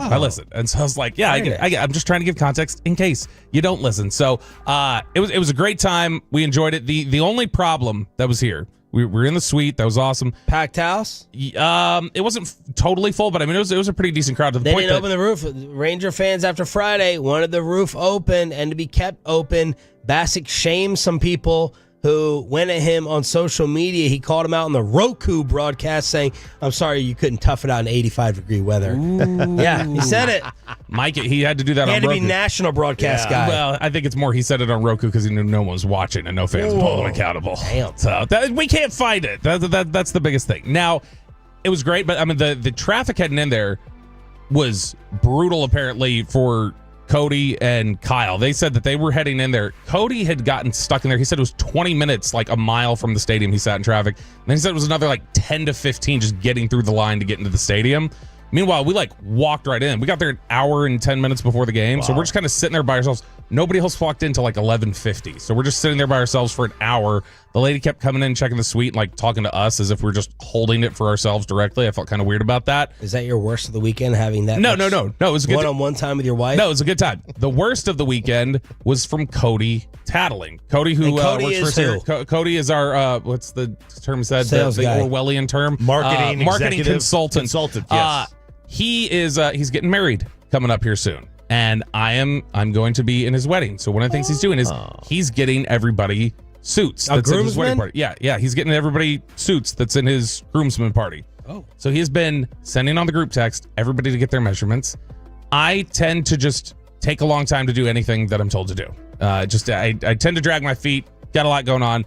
Well, I've told him, all right, I'm getting it done. He took this opportunity around Kristen just tattle on me. Good. So when he was off to the side, he made sure to tell Kristen, like, hey, he's not getting me his suit measurements. So then I was getting an earful in the suite on the ride home last night. So when are you going to make this point? Now it's just like on top of me consistently trying to get me to do something that I don't like the pressure. I'd rather just do it at my own leisurely pace. Pay, best and worst of the weekend, and fan text 877-881-1053 for your weekend tales. Real quick, the 972 says they went to Choctaw, which I might be going there this weekend. I'm talking to Mackenzie right now. Might be staying the night Friday. But more details to come later on this week. After your story you're about to tell, you're going to go to the casino? Yeah, because I got to win all the money back to buy a new car, Sean. That's the easy question. Yeah, Mackenzie called me Friday. It was such a relaxing weekend. You know, the whole weekend I could just, relax. The yard work didn't really leave the place. But then Friday really ruined it for me from the get-go. She called me after my nap and said, hey, my car's shaking.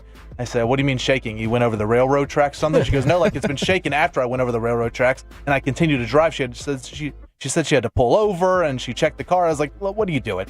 And she took it to the shop. What are you doing, checking, or what are you doing pulling over? Pulling over. I mean, she was like 5 minutes from the house. Like, you just got to keep going. You can't be pulling over there. Just come on to the house, So she took it to her dad. A man will get mad at that. Like, if we have a flat, I'm like, all right, I'm going to make it the 10-minute drive to the shop. And she's like, no, we're going to this and that. I'm like, I don't want to sit and wait for, I'm not going to change it. I don't want to sit there and wait for a tow truck. Like, I'm going to make it to the auto shop. But no, she always makes me stop. Something of a drive shaft. Something was disconnected. Blah blah. You dissected that? No, her dad did. Her dad owns an auto shop. He does. He does. Yeah. I'm glad we had this hooked up. You're selfish. What's the matter here? How is this a secret? You guys never knew that? No. When's your house party, by the way, too? When's that coming around, Peyton? Probably July, end of July. Get this guy a ring. Get this guy, AC, help. All these service, free food and drink at Post Malone. Yeah, deaf ears. Can't even tell us he's got an auto shop hookup. He's got an auto shop. There you go. You can hit me up for that, by the way.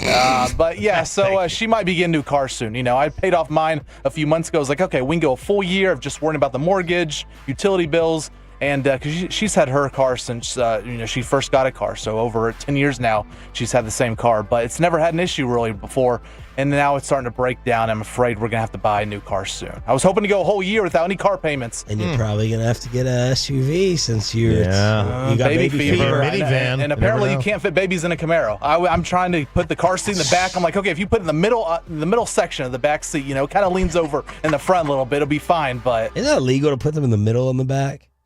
I don't know. I think so. I think it straight might through the be. windshield? Yeah, I think it might be. But they probably don't have those hooks there, right? I don't know. No, Those that's a good point.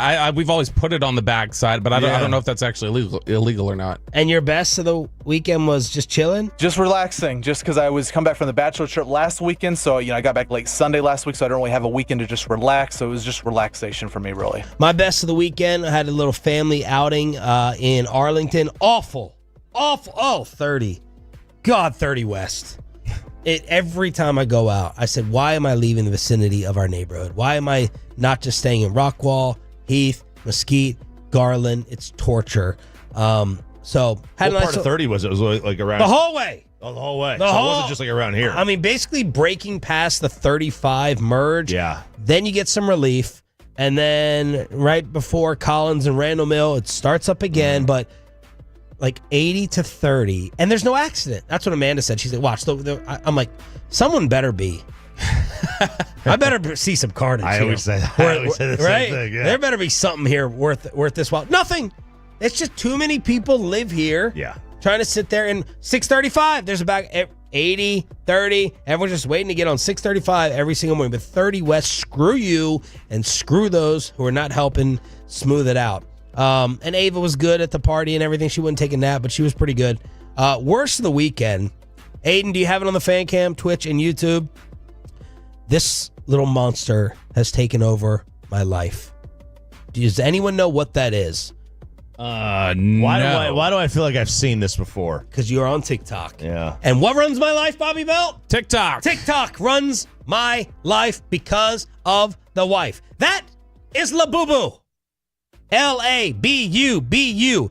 A viral, stupid, stuffed animal that women are now putting on their purses. It's a Richie Valens song, too. That's La Bamba. Oh, La Bamba. Sorry. Okay. Labubu. So it starts off like everything in my life with TikTok. My wife going, ha. Have you seen this? Ha. Can you believe people are doing this? Ha. It's trendy. Ha. Is it sold near me? Ha. I'm at the store. And thank God she could not find one of these. So instead of Labubu, she's in search of La Fufu. La Fufu are the fake ones. And I said, what are you going to do with it once you get it? She's like, put it in my purse. I'm like, that would look stupid. Here I am buying this nice, whatever designer purse for Christmas, and you want to put this stuffed animal hanging off of it. But yeah, you can't put a Labubu on a Birkin. Bumper stickers on the Rolls Royce. Yeah, you can't do that. You can't can't put that on the this is the new viral thing. No. That everyone's after. Labubu, or in the fake world, La Fufu. Amanda deserves a lot of credit. No, she deserves a lot of credit for the incrementalism she's clearly getting with. I like the strategy. Bring it up, laugh at it. Yeah. Laugh a little less each time and slowly just get you used to the idea of this is in your life and I'm going to I think she starts out initially going, I'm getting this and now here's my play. It's genius. That's a clinic. I mean, she put a clinic on there. Good for her. Yeah. Thank God the store didn't have it, but I'm sure. But she got a La Fufu. She did not. They didn't even have the La Fufu. Oh, yeah, she would have gotten the La Fufu, but she wants the Labubu, but Boo Boo and Fufu are both gone. She hasn't I don't want to say it. I don't want to give her any ideas. Yeah, you're going to say where to get it? I was like, she just go to TikTok shop. I'm sure it's on there. Oh. I think they're like $40 a piece for this little thing. Let me look. I'll look for it. Yeah, thanks. 877-881-1053. How poker could be Joe Milton's quarterback key here with the Cowboys. That's next. Inside the Star on the home of America's team after this.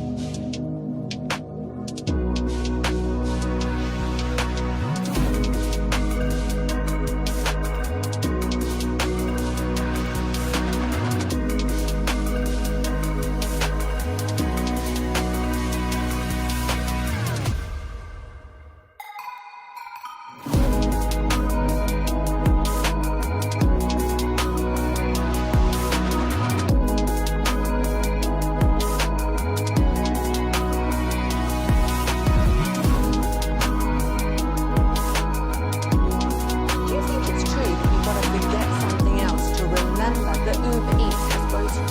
No, that's absurd. Hey, remember when you used to be what was it, Pepper Lady? Pepper Lady? Was it Cinnamon Sisters? Basil Babes. Saffron Squad? Nutmeg Maidens? Paprika? No. Nutmeg Maidens. I just said that. Was it Spice Girls? Doesn't sound right. Was it Saffron Squad?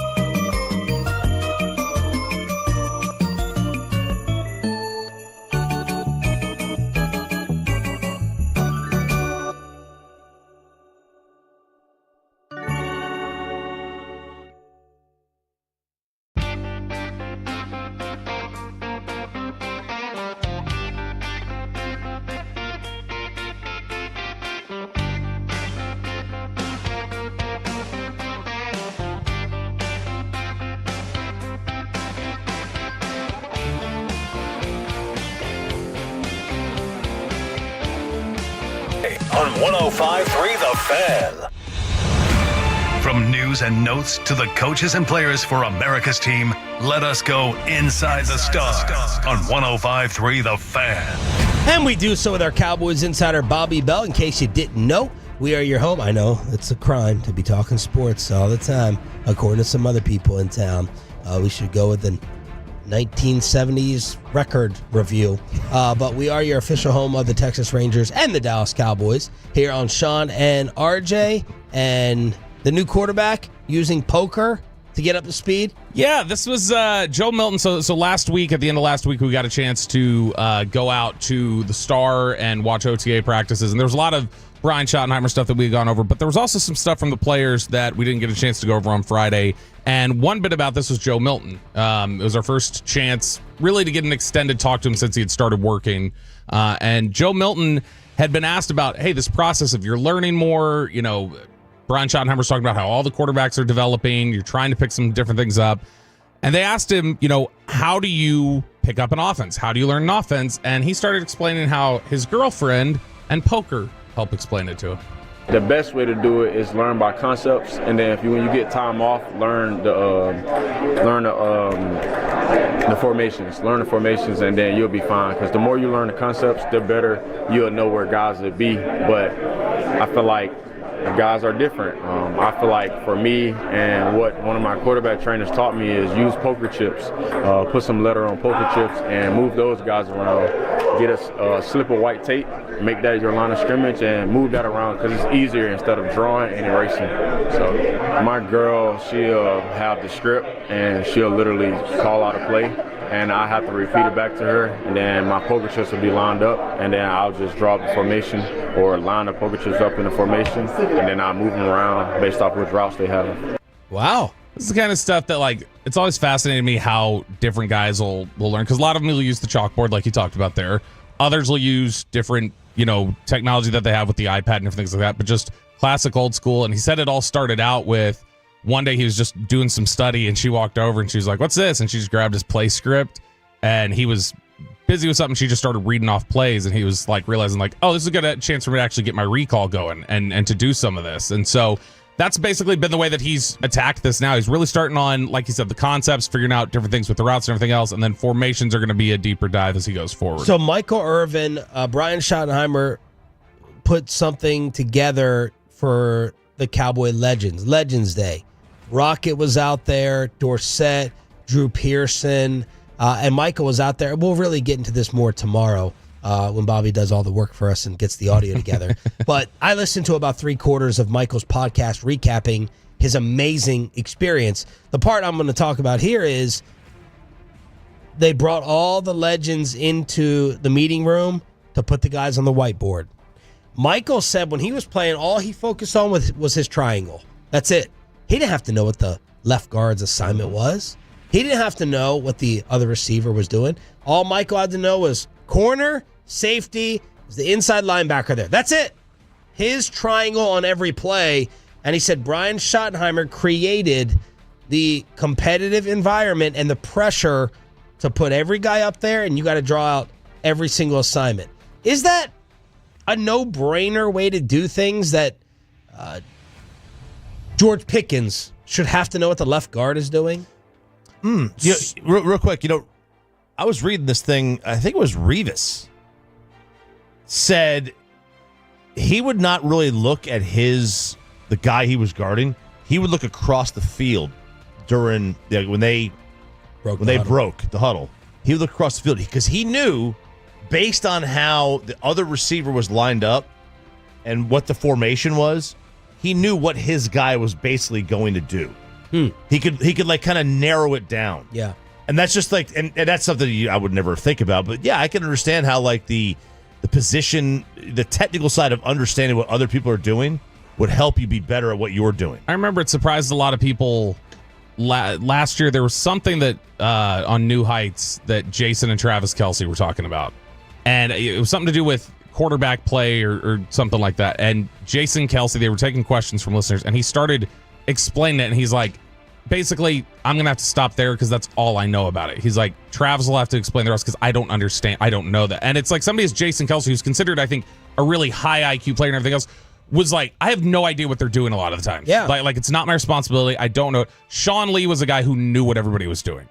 And there have been different guys before who, like, I feel like DeMarvion Overshown's somebody who generally knows what everybody's doing. So I think Overshown, by the way, got his mom a house. So that was an awesome social media moment over the weekend. Dak with baby number 2, another girl, and Overshown getting his mom her lifelong house. And it's also, I think, when you hear, it's easy to understand why when Michael says, like a lot of receivers just, I got me, my guy across from me, this severe.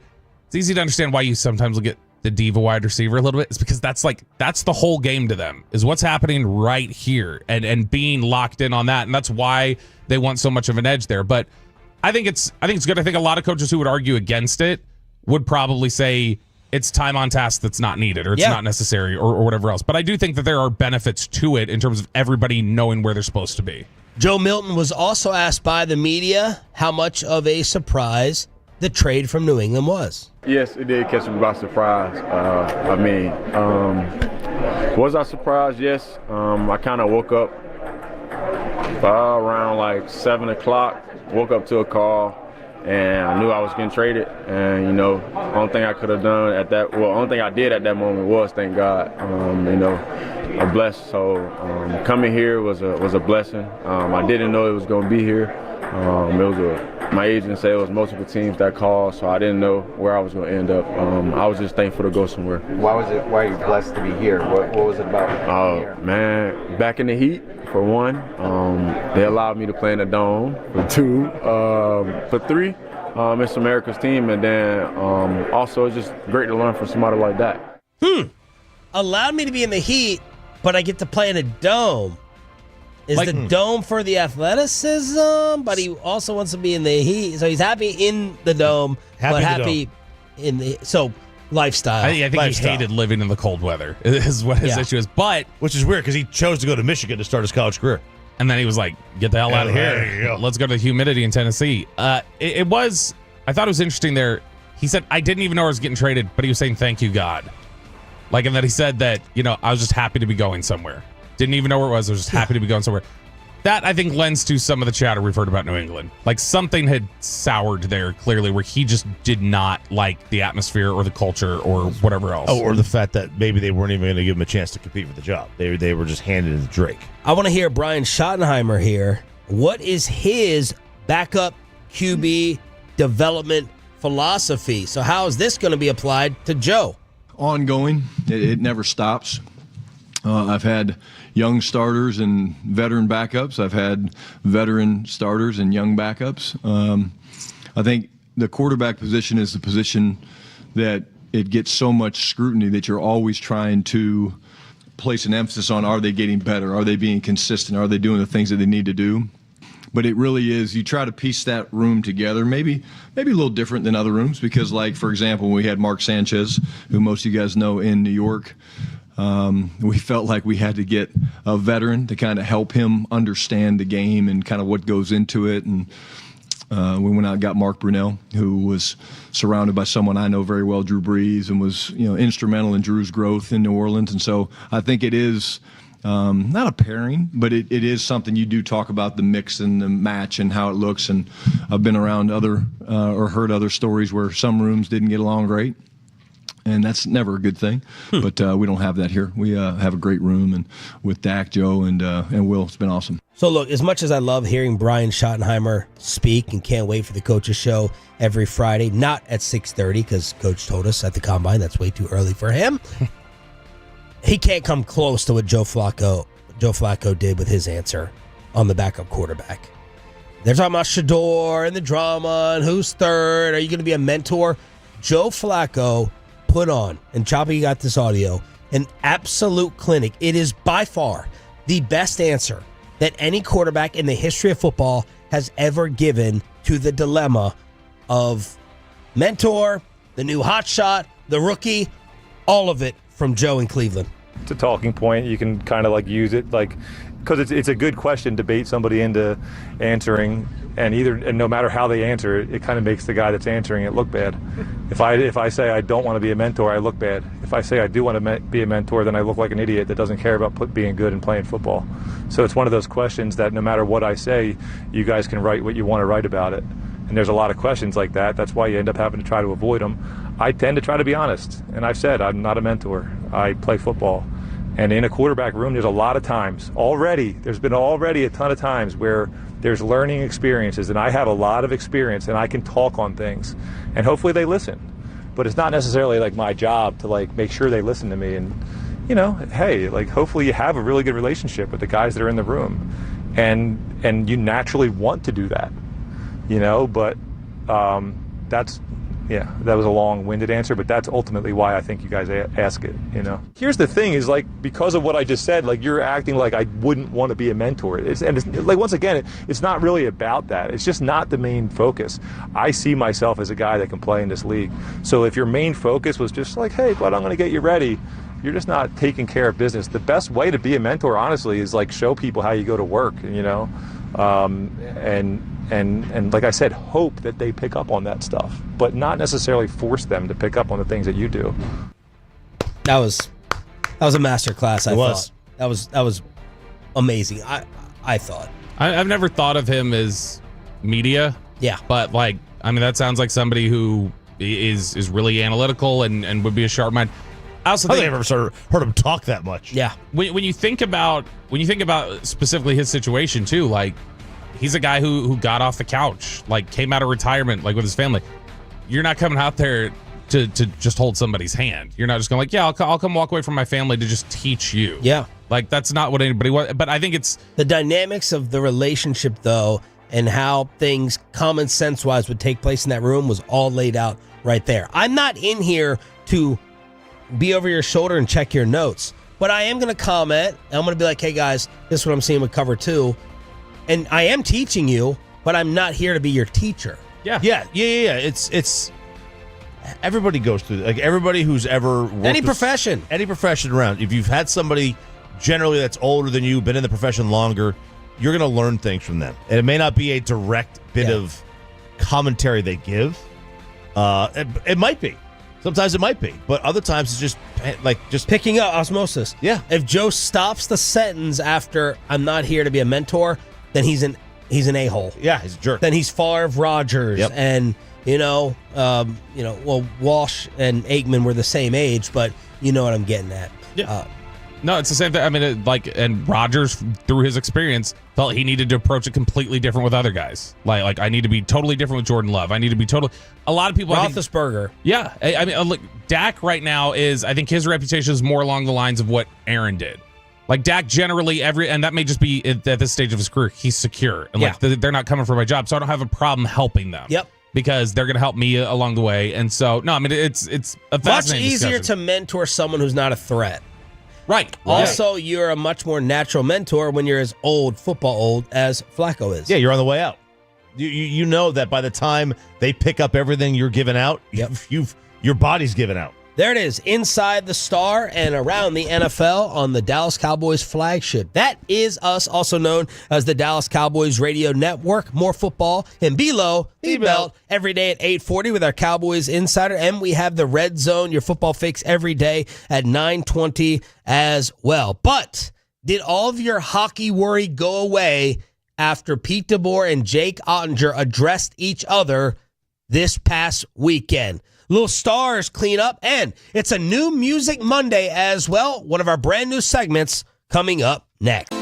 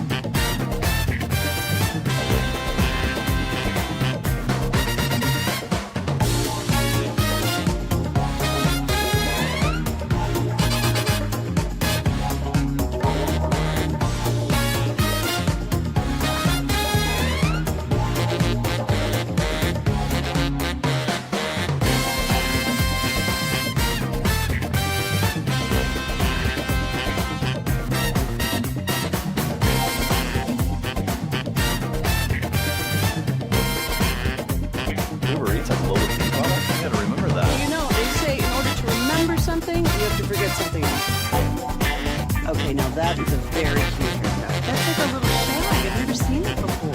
Well, I mean, of course you have. So Rachel. Oh, is that your name? No, I mean like your name. No, I'm Jen.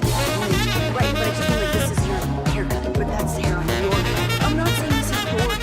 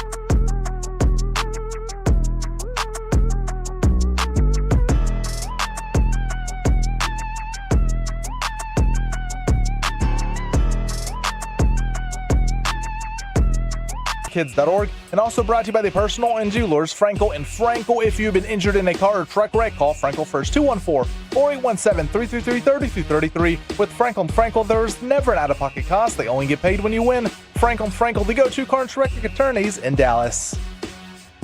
Good morning, Metroplex. Monday edition of Sean and RJ here on DFW Sports Station 105.3 The Fan. Below the belt coming up at 8:40 on the home of the Cowboys. Just when we thought we had gotten rid of him, Jake Riepma wanders into the studio as we recap Ottinger and Pete DeBoer. Let's talk hockey.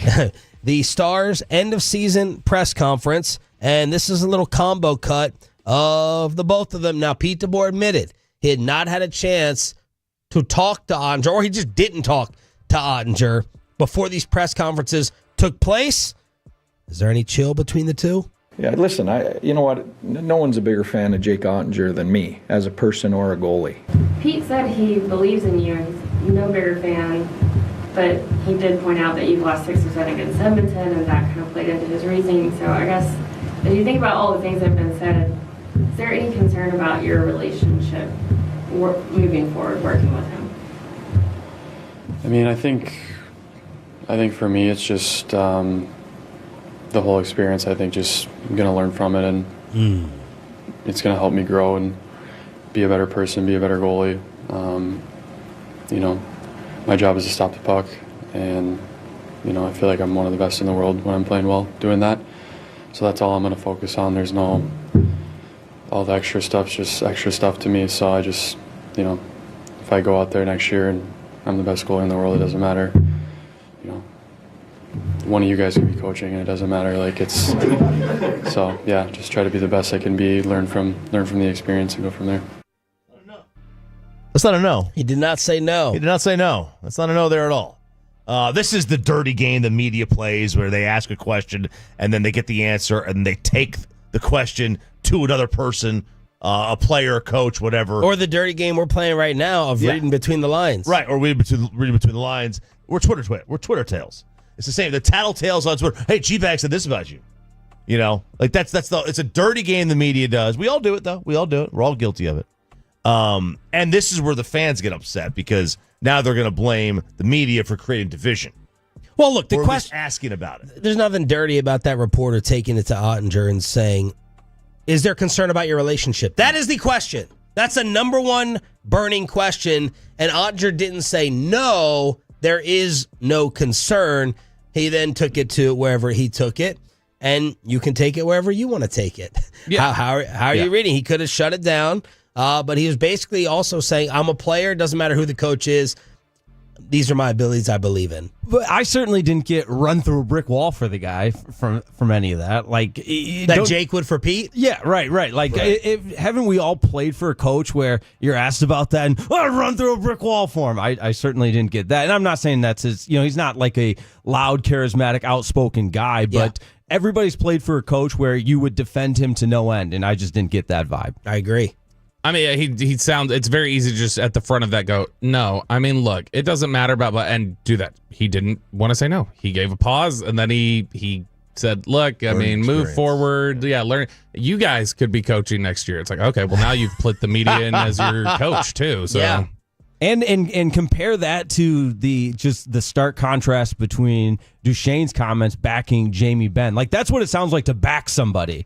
Absolutely. 1,000% agree. And Duchesne was also asked about Otter being pulled. I think what happened is you're trying to find a spark, and I'm not going to address more than that because I love both everybody involved in the situation, and it's not on me to comment, to be honest with you. But what I will say about Jake is how much I've enjoyed getting to know him and be around him. He and I are quite tight, and he's a mature kid for 25 or whatever he is. And I mean, man, it's stressful enough going and playing a playoff game as a forward when you have a bunch of line mates and everything. You got this kid back there by himself, trying to carry the the mail back there. I have a lot of respect and admiration for him. Ottinger said it sucks. It's embarrassing to get pulled like that. DeBoer said he has no concerns about his relationship with Ottinger. And then DeBoer also said, this is weird, Riepma, Before Game 4, the coaches had talked about giving Jake a rest because he had played more than any other goalie, and they were worried he was worn down, and he was also dealing with an upper respiratory thing. There you go. Yeah, how often do we talk about how tough hockey guys are? Can you imagine what the headline would be if Jake Ottinger sits out Game 4 with upper respiratory thing? Yeah. Like, come on. Who are we trying to kid with that? You're on the ice. It's cold. You can't breathe. It burns. No. But here, I'll play a little devil's advocate here.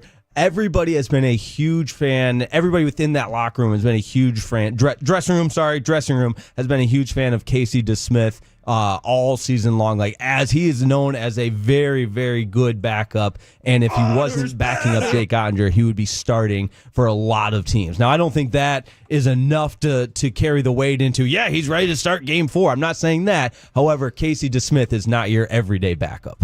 You take anything else from all them talking?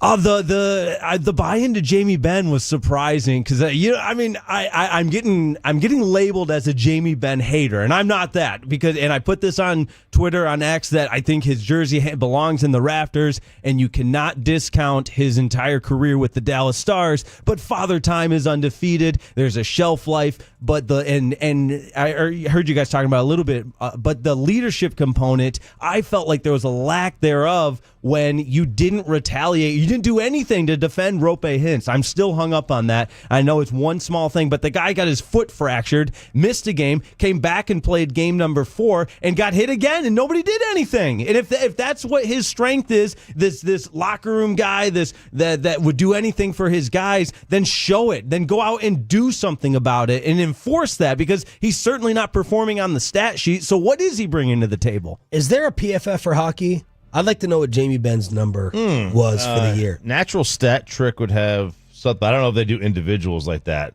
Jamie Benn did say, I can't see myself anywhere else. I would be interested in coming back. Matt Duchene said the same as well, as you would expect. Right, they do have stuff. I get all that, and that's why I don't want to be labeled a Jamie Benn hater. I think we can talk about a shelf life and being on the back nine of a career. That happens with every single athlete, and they're tough conversations to have, but I think what's transpired warrants that conversation. 877-881-1053, Franklin Franco injury attorney text line with Jake Riepma in studio. They do have stuff. If I had any idea of what I was looking at, I'd be able to read this, but he is number 194.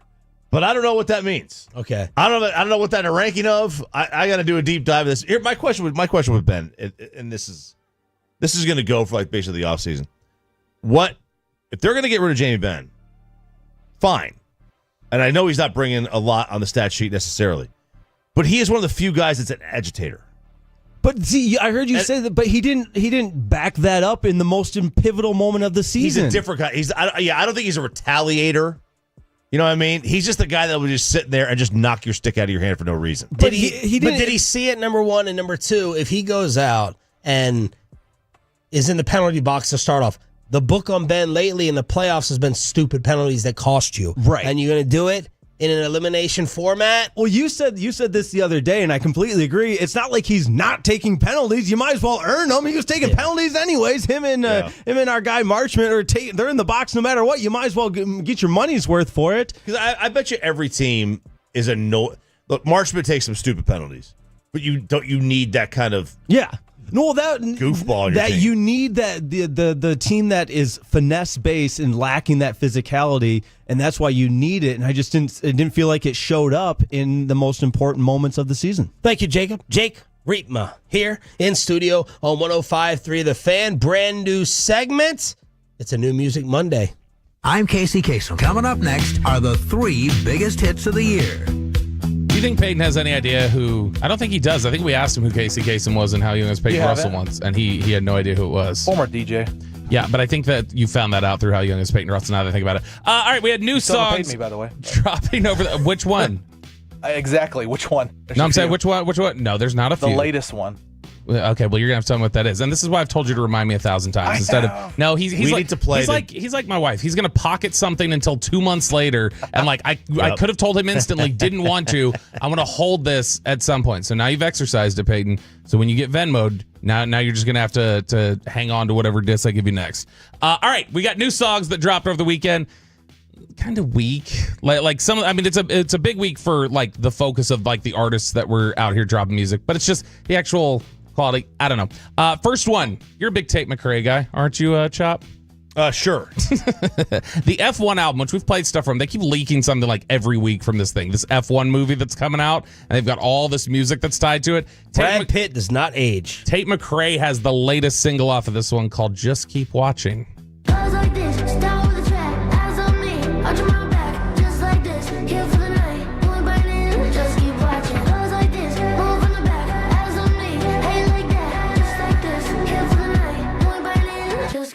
I'm kind of tired of the like echo chamber vocals over the unta beat. It's like, all right, we're just kind of like repeating the same thing. I feel like a lot of the stuff that's come off of this album has so far been kind of meh. A little girly for me. Yeah. Little girly.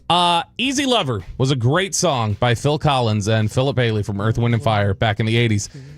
This is not the same Easy Lover. This is a new Miley Cyrus track, Easy Lover, which Miley has gone through these weird evolutions the last couple of years, like in terms of the style of music that she makes, where it was obviously the pop early, then it was a little darker, then it was party music. She feels like she'd be a roller coaster to date. 100%. Oh my gosh. Yeah. Is she married or with someone? She was with one of the Thor-looking guys. Yeah, that was a while ago. I think she is married. I don't know to who. But Miley Cyrus has a new song out called Easy Lover. It's in your nature to light me up. I love to hate you, but I can't stand it when you're gone. So I call you once every hour. It's not bad. Not bad. It's a little blues. It's like she's tried to like put this little bluesy kind of like soulful Amy Winehouse thing in lately. That it's working all right for her because she's got the smoky voice. It's fine. Change up, right? It's fine. I'd forgotten, honestly, from the time I pulled it till we played just now what it sounded like, though. Like, that's just kind of what it is. Now, the best song of the week, I think, that we got was from Leon Thomas. Leon Thomas, if you have children or if you were 15 years ago, like Peyton, still watching the Disney Channel and watching, or Nickelodeon, I think it was, Victorious.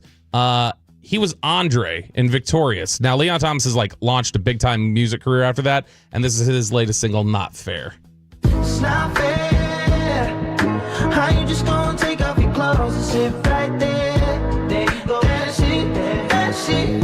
That right there. Right there. I like it.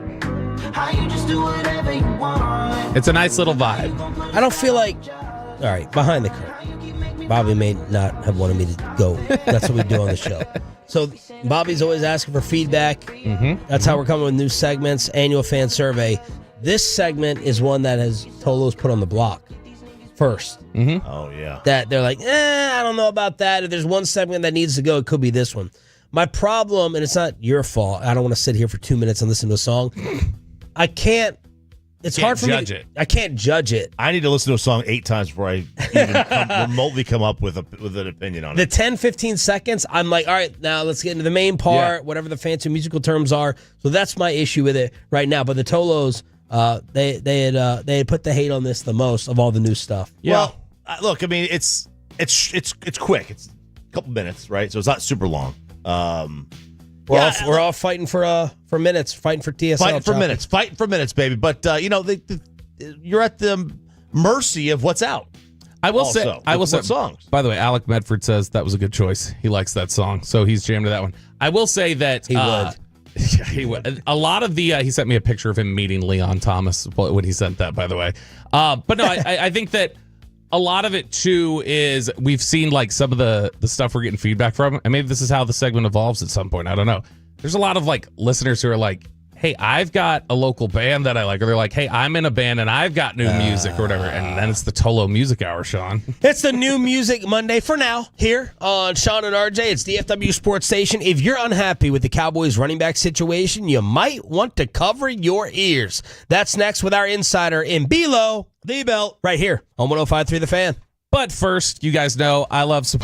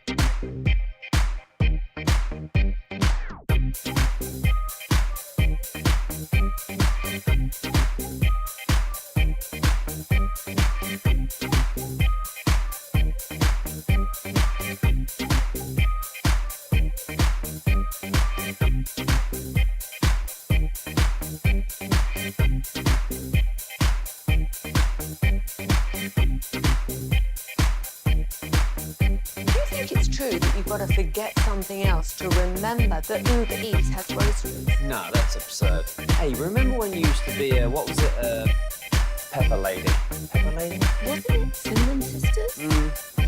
Basil Babes. Saffron Squad? Nutmeg Maidens? Paprika? No. Nutmeg Maidens? I just said that. Was it Spice Girls? Doesn't sound right. Was it Saffron Squad?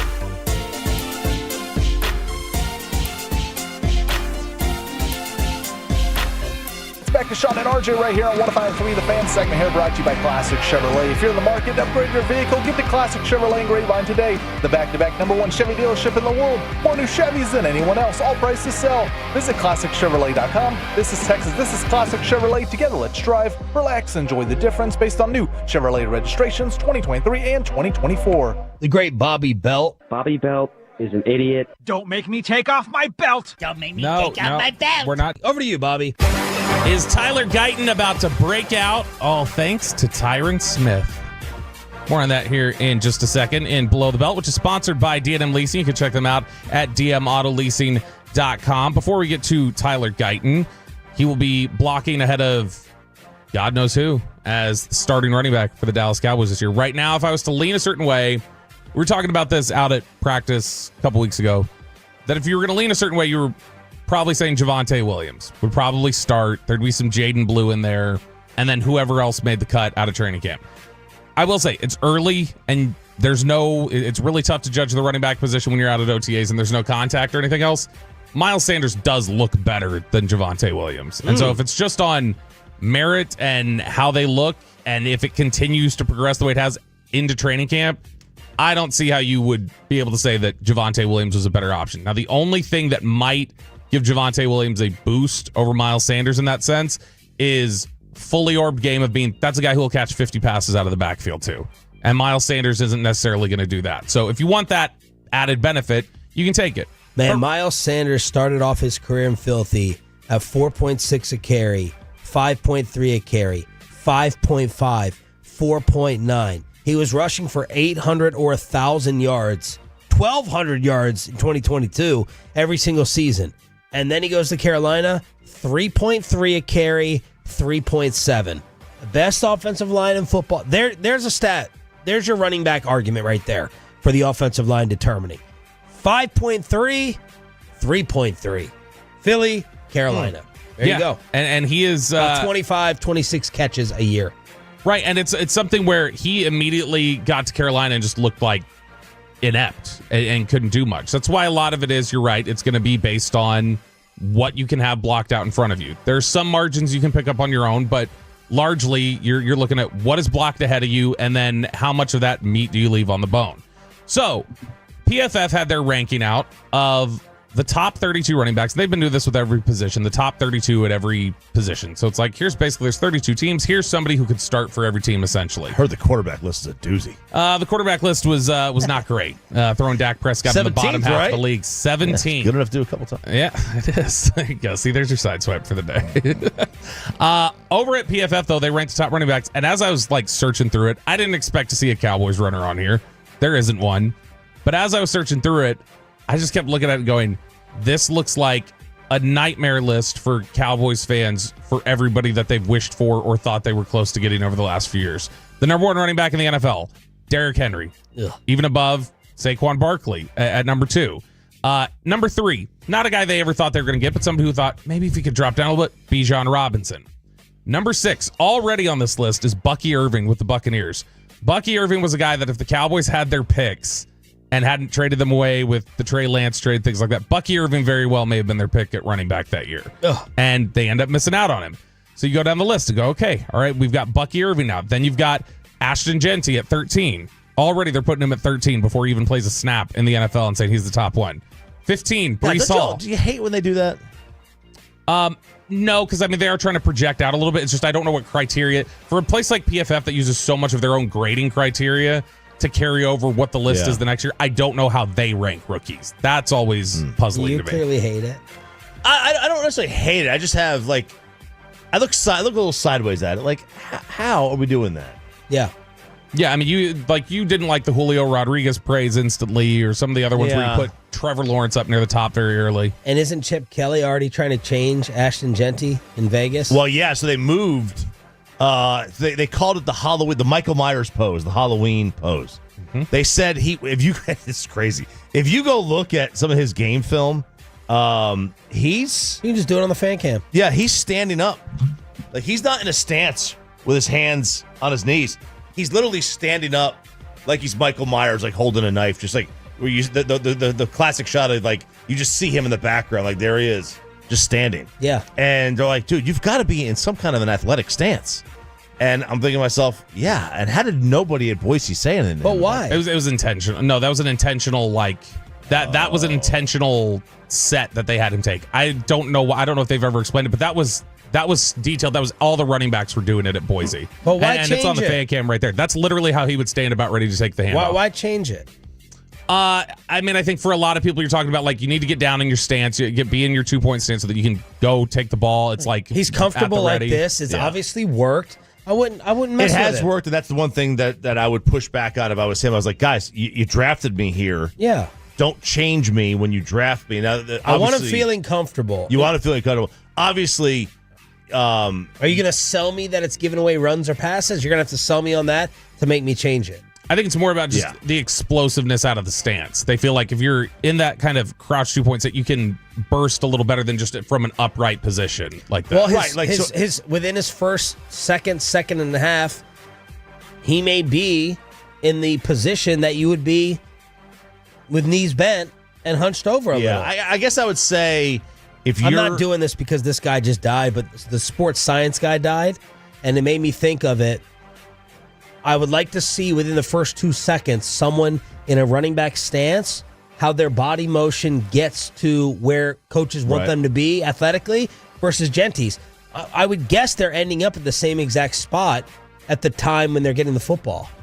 Or how much time is Ashton Genty losing in standing more upright? Right. I would. That's a sports science thing to me. I would say I would look at it. It has to be enough to win out over his comfort level. Yeah, I would have to look at it like runner on first. When they're going to steal second, they're already kind of crouched a little bit. They're in an athletic stance. So they don't have to, when they start running, they just turn, they pivot and they go. Or a sprinter, right? A sprinter is down in that 3-point stance as opposed to standing upright. Yeah. Although I guess they stand upright for some cross-country runs, but... Yeah, I think it's probably just related to activating the quick twitch muscles quicker, like just being able to explode out of it faster. But it's I'd be like, still... Chip Kelly, I'm going to be here longer than you, bro. So you may want to listen to me. Yeah, he has said that it makes him see better. Okay. He's a short guy. Yeah. He's a little guy. Breece Hall is number 15 on this list from PFF of the top running backs. Number 18, Tony Pollard, who you said goodbye to just a couple of years ago. 19, Aaron Jones, another guy that Cowboys fans had said, can we at least make a phone call on the guy?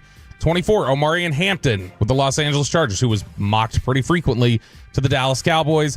Quinshon Judkins at 27 from Ohio State, who the Cowboys entered day 2 really liking him and being interested in him.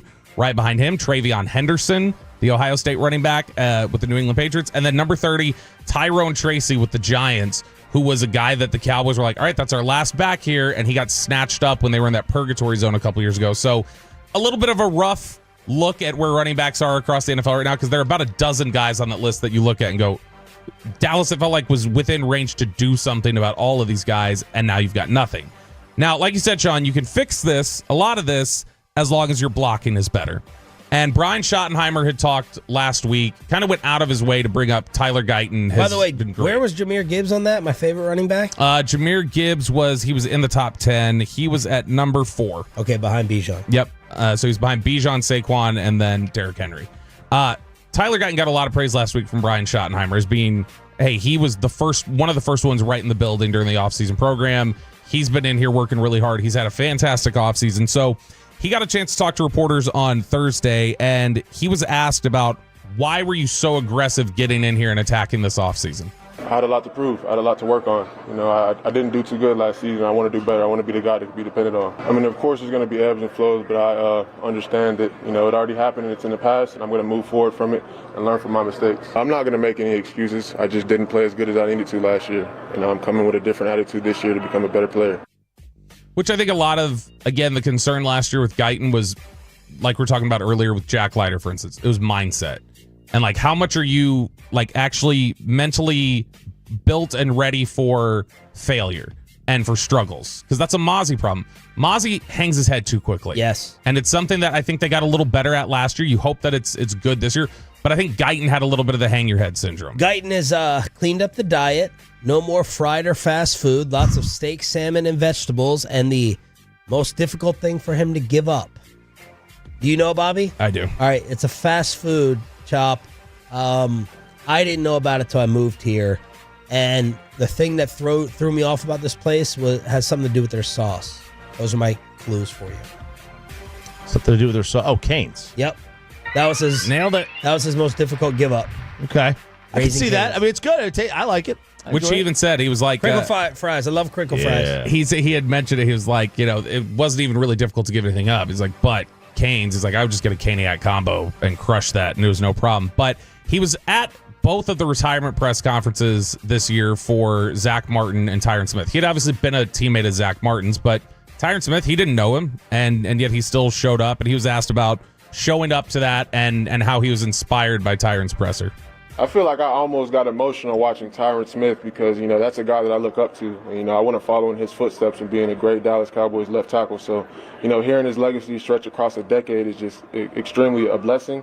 And I want to fit that mold. So I learned a lot from him, actually. I watch a lot of his tape, and I listen to the things that he says in his pressers and how he carries himself, how he takes care of his body. His strength is a big part of his game, so getting stronger is going to help you do anything on the football field. So that's the main thing. It's funny. He said, I listened to his pressers. I learned a lot. He did.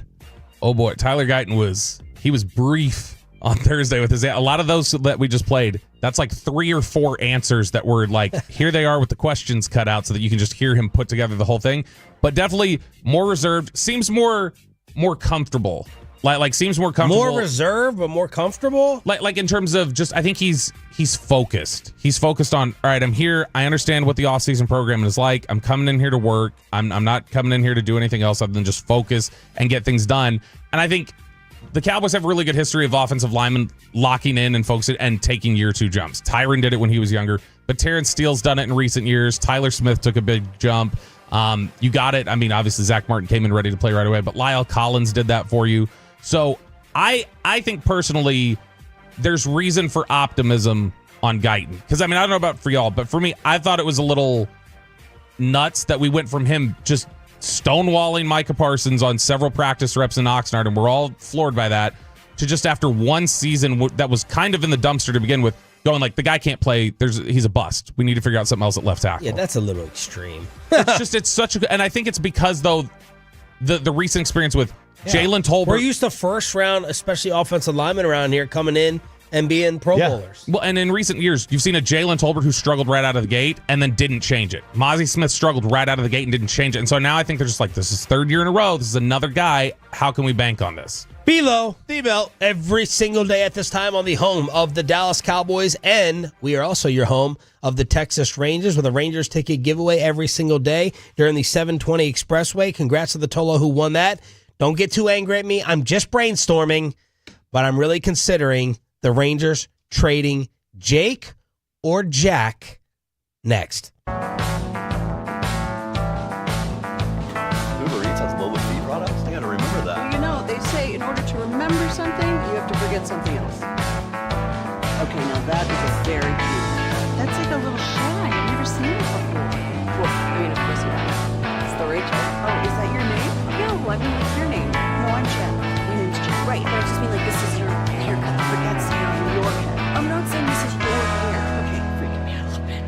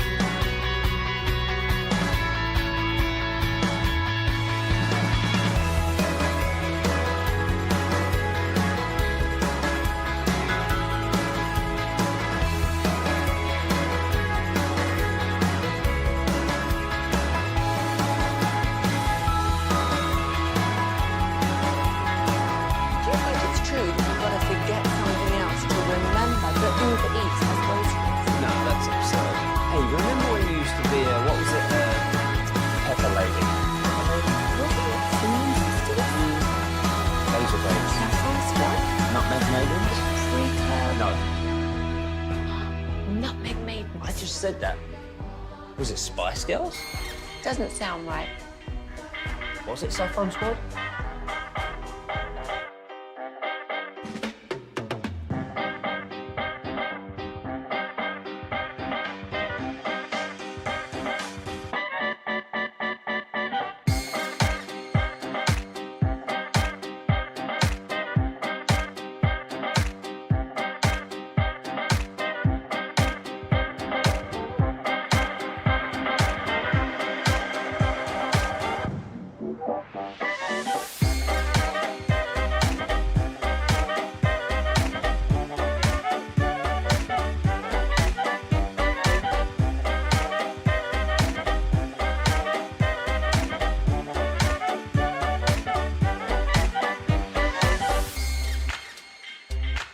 Odyssey Sports Station.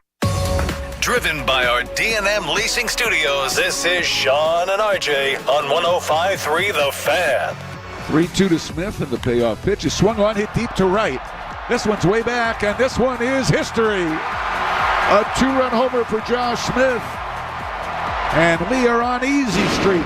It's 8-1 Texas. The celebration, the relief in the voice, and the fist pumping in studio. Here on Sean and RJ, we are your home for Texas Rangers baseball on DFW Sports Station. For the first time since mid-May, the Rangers won a series, and they did it against a good team. Josh Smith going crazy, matching his career high of 4 runs batted in, 2-run double, 2-run homer, 3 extra base hits. Jacob deGrom allowing 2 runs or less for the 8th straight start. 8-1. Good guys, day off today, and then the road trip right here on this radio station. I'm Sean Sharif alongside RJ Choppy and our Cowboys insider Bobby Bell. We got Peyton and Aiden in the back. We're live on the Fan Cam, Twitch, and YouTube.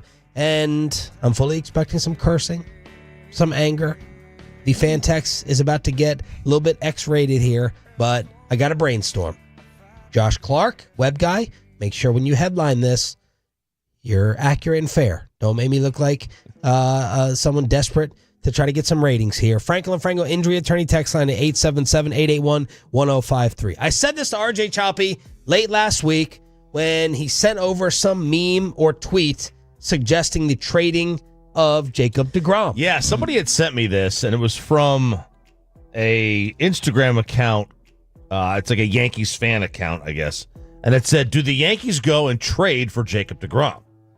And I was like, well, that's not it. I mean, have we heard anything about this? I mean, this is just kind of out of nowhere. It's like you're going to go trade for a player who's not on the market, who does, you know what I mean? No, we don't know who's on the market a lot of times. And that's very fair. We don't know who's on the market at all. So that piqued my interest because I was like, huh. Yeah.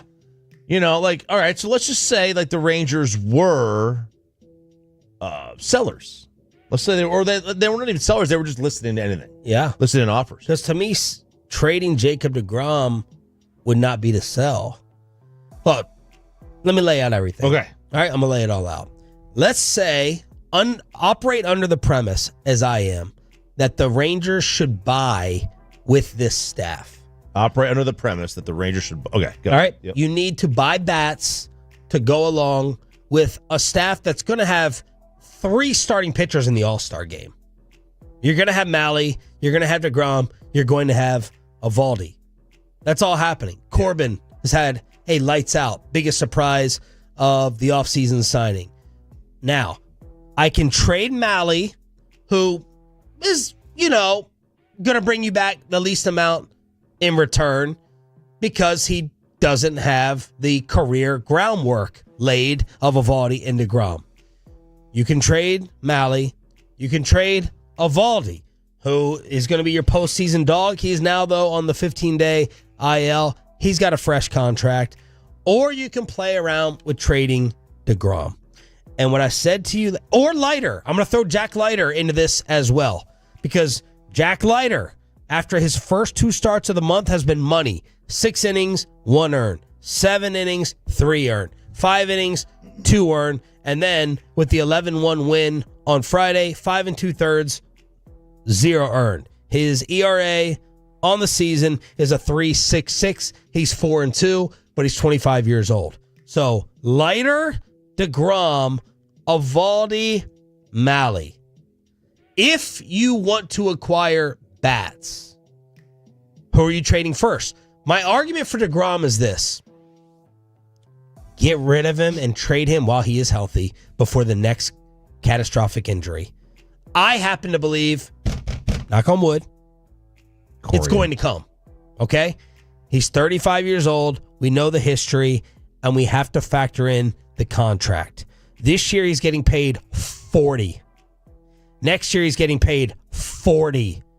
Then he's getting paid at the age of 38, $38.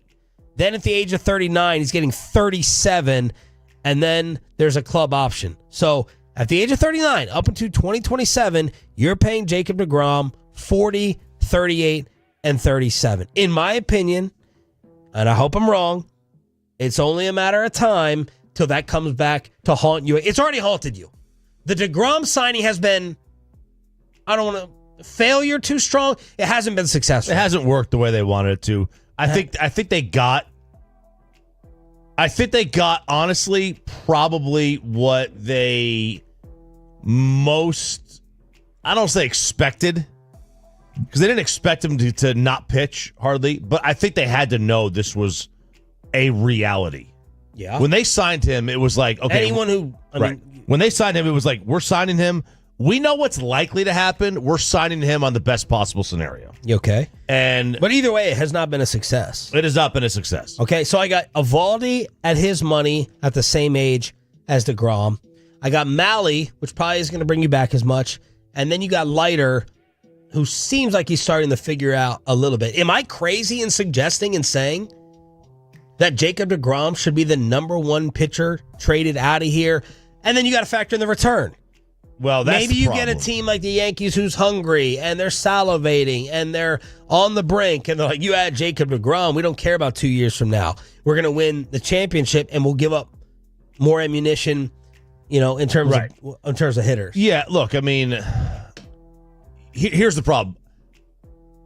I don't know. You have to ask yourself two things if you're going to do this. One is, are you going to be a contender this year or not? And two, do you think he can stay healthy for the entire year and beyond and the rest of his contract? And that's what the other teams are going to be thinking too. I don't actually know what his trade value is. Right. It's really tough to pin down. Flip it right now, okay? Let's say the Rangers are in a position where they need an arm. Mm-hmm. You're not trading Sebastian Walcott for him. Are you?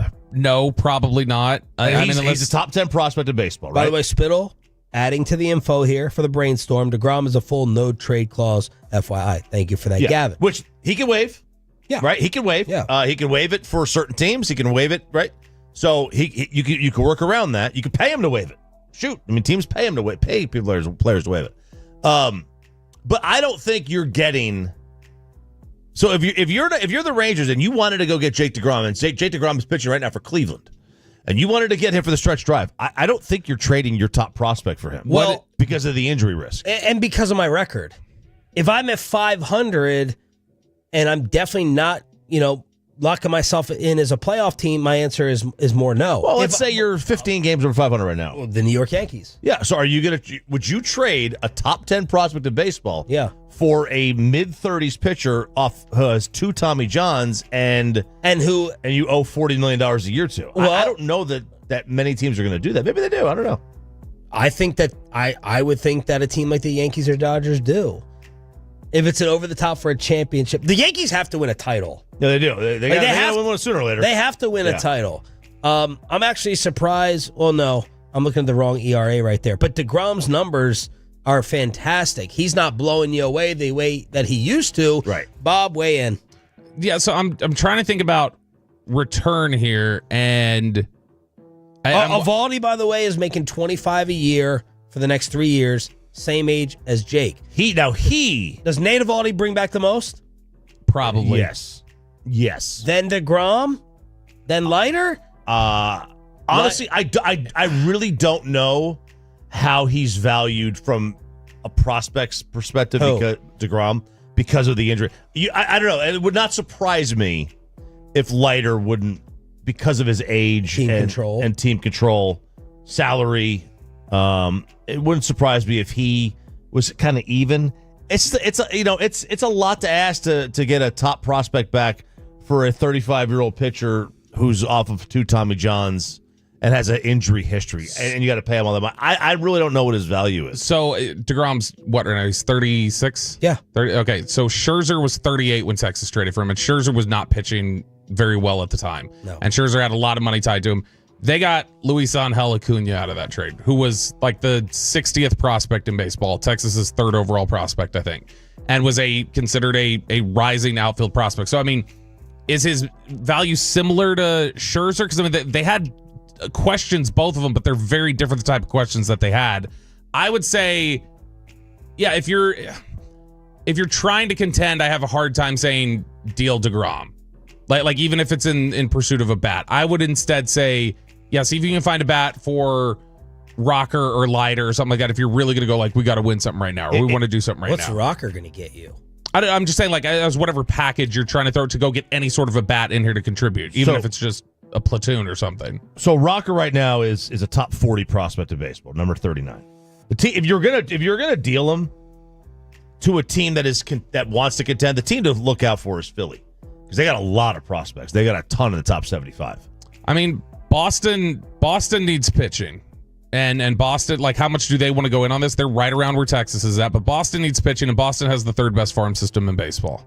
So that might be, and look, I mean, they got 2 top 8 guys. If you're trying to like sell, which you're talking about, trying to like basically I'm selling and buying. Right. You're talking about that. I'm saying Boston's a great target for Eovaldi if you're just looking to sell, because they already wanted Nate Eovaldi a couple years ago, didn't get him.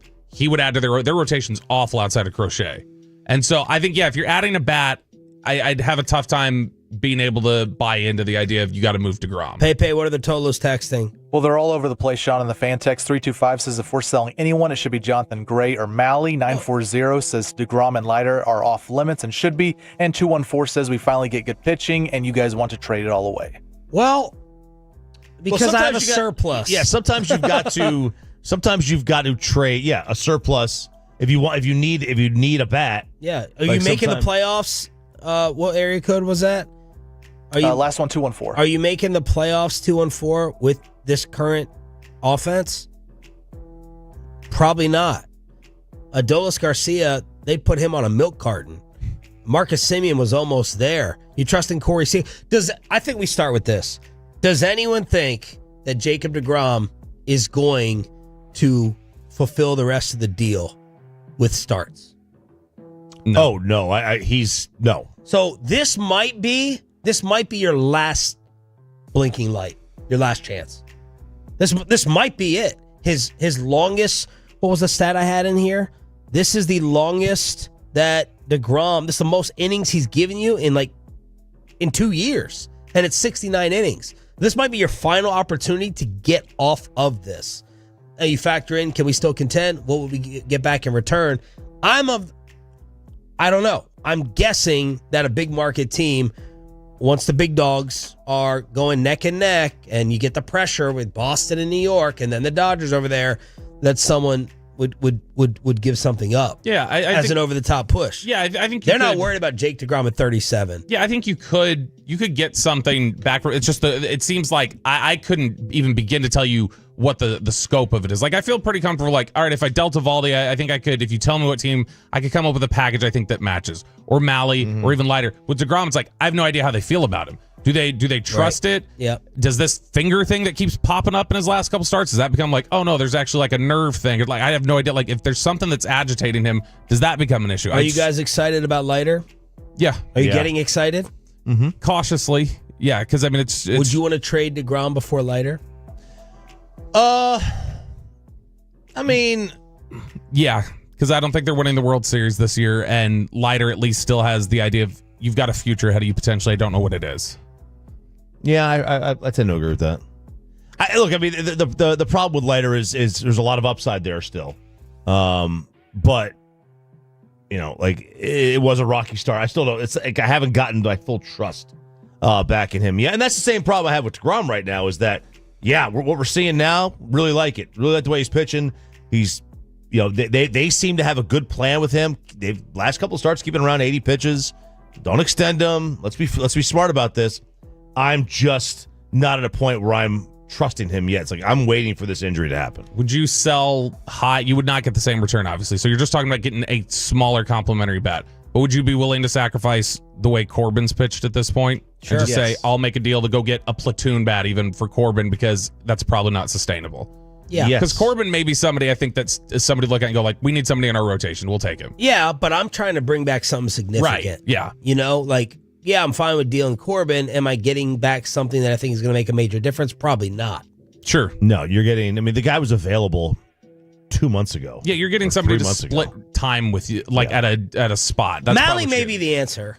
Yeah, Mally may be the answer. He's expiring. He's expired. Yeah, so you're going to you probably get the least on that because of the expiring deal, and he doesn't have. I mean, there's a whole. I don't think people see him as an over the top piece. Like on a playoff team, he's 30. Yeah, on a playoff team, like no one's going to trade for Mally and say, "Hey, you're our game one starter." All I'm saying is, and I wanted to say it before something possibly hit us out of the blue. I don't think CY would do this, being a pitcher himself. If news came out that Jacob deGrom was being shopped or dealt, I would not be angry. I would not be surprised. It makes sense. Yeah. Because you're waiting for the inevitable. Sure. No, I'm totally down with that. All right, there it is. Day off today. Back on the road tomorrow on your home for Rangers baseball, 105.3 The Fan. Stephon Diggs may be available. Yeah, I know he signed. He may be available. Another boat party may take down another receiver. The Red Zone for your football fix after this.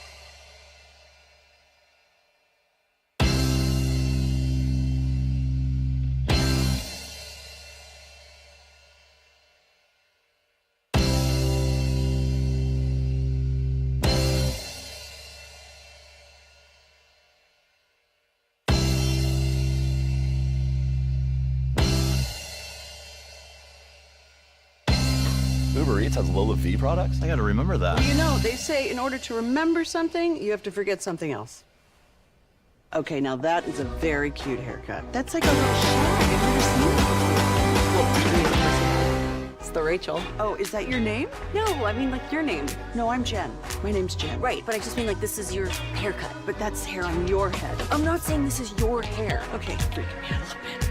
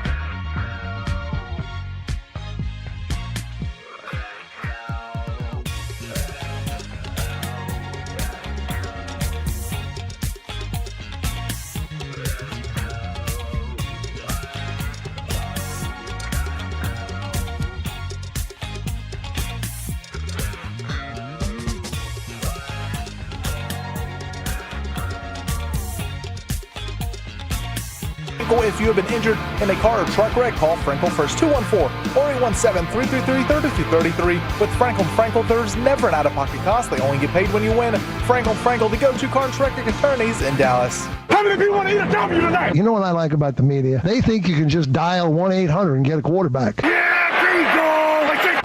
Every day this time it is the Red Zone on your home of the Dallas Cowboys. Your football fix is right here with Sean and RJ along with our Cowboys insider Bobby Bell. We'll crosstalk with the KNC Masterpiece at 9:40 today. Hopefully you had a fantastic and safe weekend. Is it already over for Stephon Diggs in New England after what were the cool kid terms for the pink?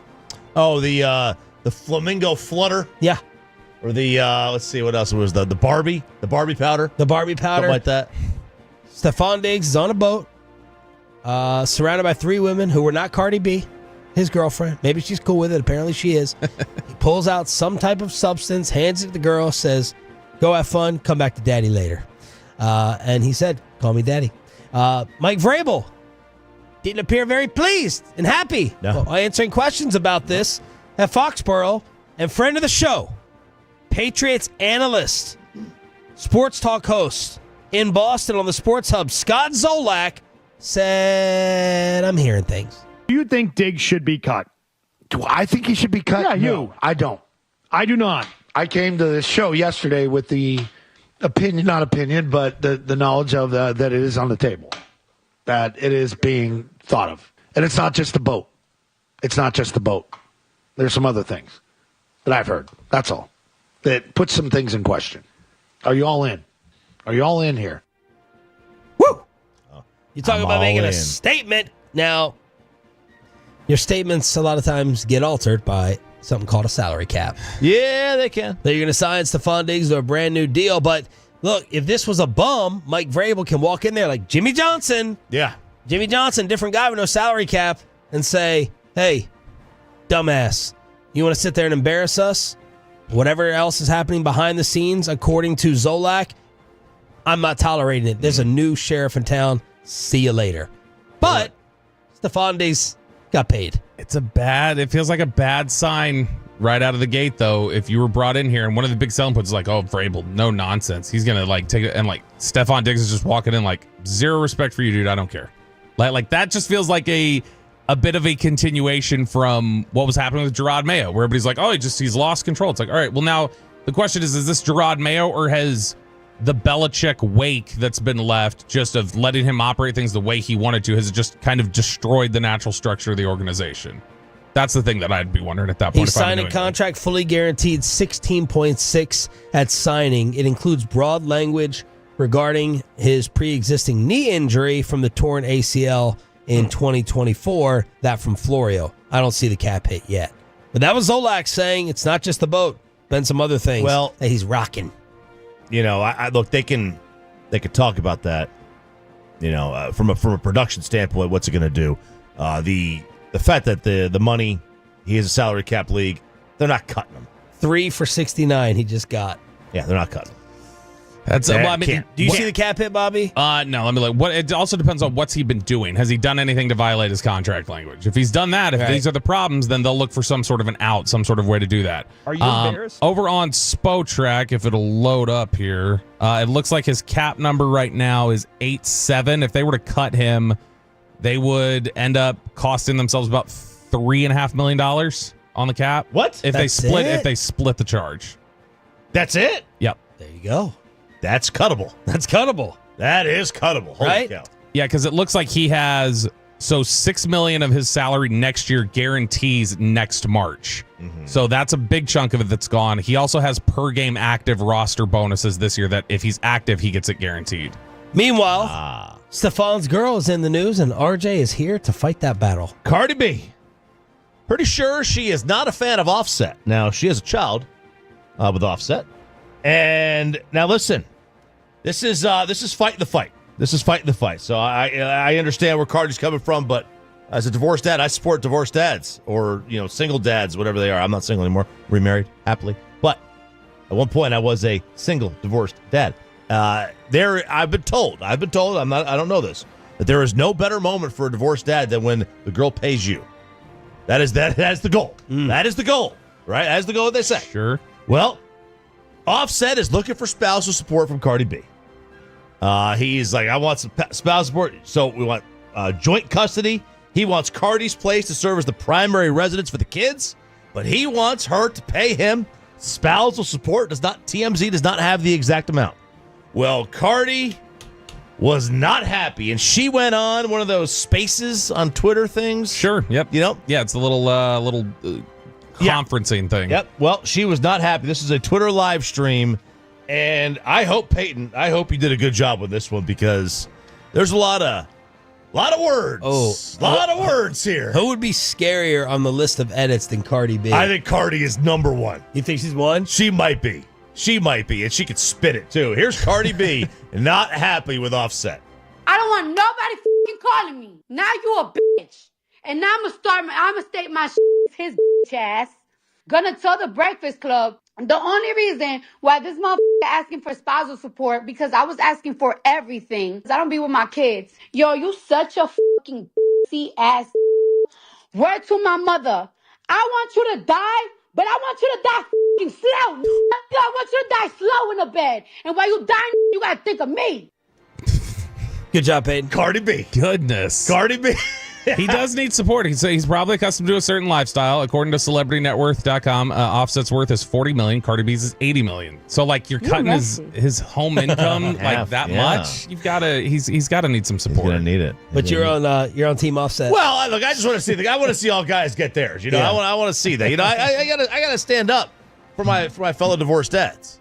We need a dub. You know, the guys need a dub. Cardi B's won plenty over the years. She's got plenty in her history of her taking money from other people. So I think that she can give over a little. Prediction time in the NFL already. Yes, it is. Connor Orr from Sports Illustrated is his annual predictions. He makes 100 predictions for Sports Illustrated, and the majority of these are just kind of, passing. I think this team will win the Super Bowl. He's got the Bills winning it, by the way, but I think the Bills will win the Super Bowl. Or he'll throw in a wild, off-the-wall one. Then he tries to make some calculated ones throughout it because 100 predictions, you're going to get some sideways ones. So here are the ones relating to the Dallas Cowboys in his 100 predictions thread.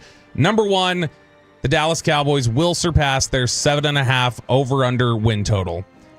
He says that basically he thinks the Cowboys, Jets, Seahawks, Raiders all surpass their over-under totals. He said Dallas is going to aggravate every Cowboys fan who did not want Brian Schottenheimer by winning enough games for Jerry Jones to self-validate, which I have seen a little bit of. I don't know if you guys have. I've seen a little bit of that on Twitter, the sentiment of like, I don't want it to work because I don't want them to think they know how. No, I have not seen that. It's almost a little bit like the Nico thing.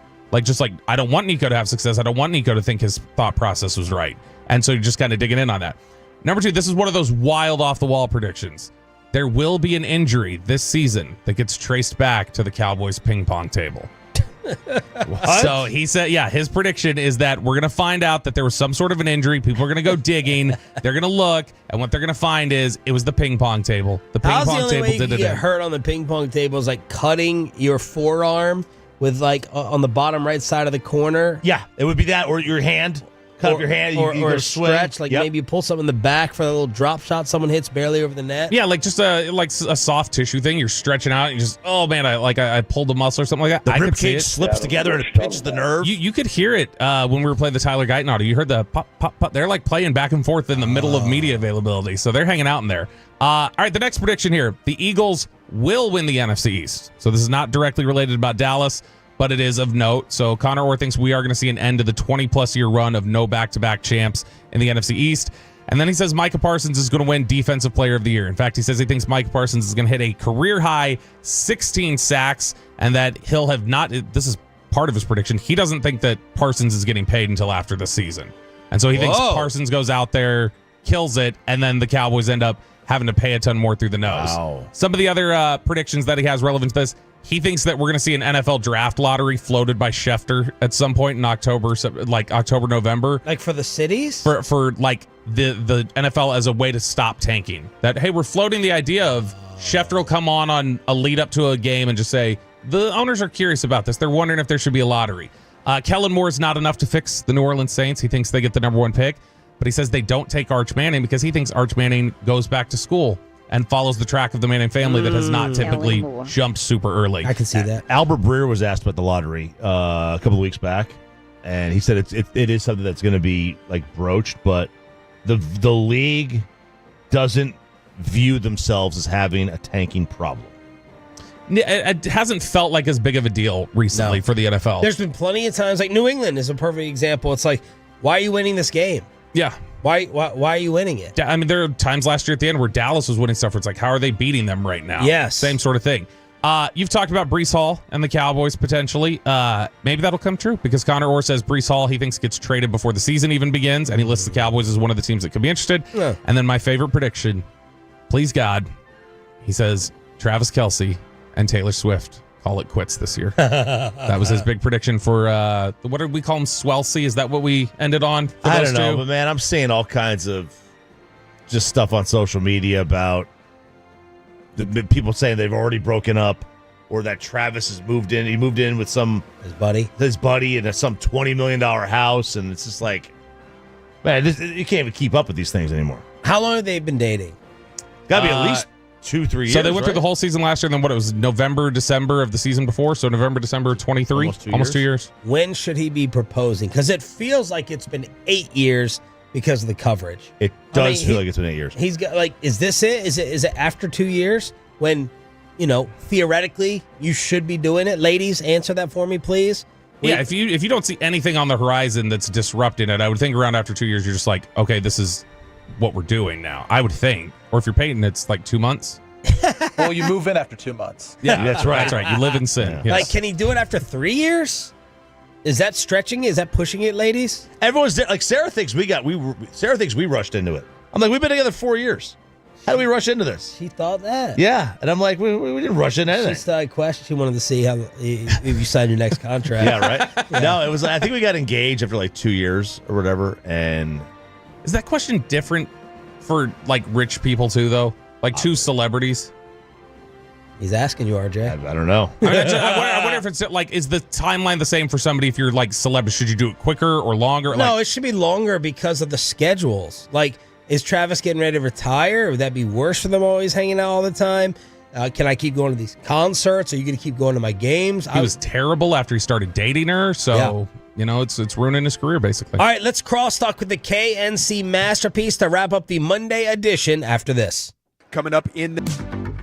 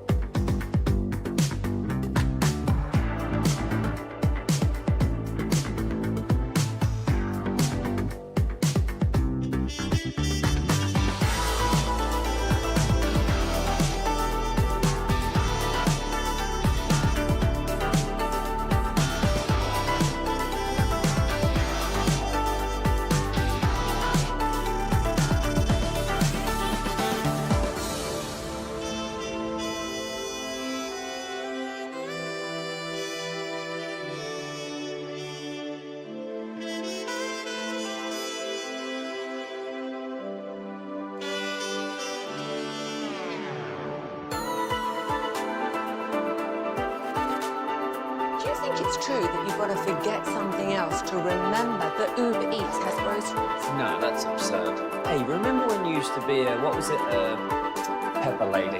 Pepper Lady? Wasn't it Cinnamon Sisters? Basil Babes. Saffron Squad? Nutmeg Maidens? Pre-curve? No.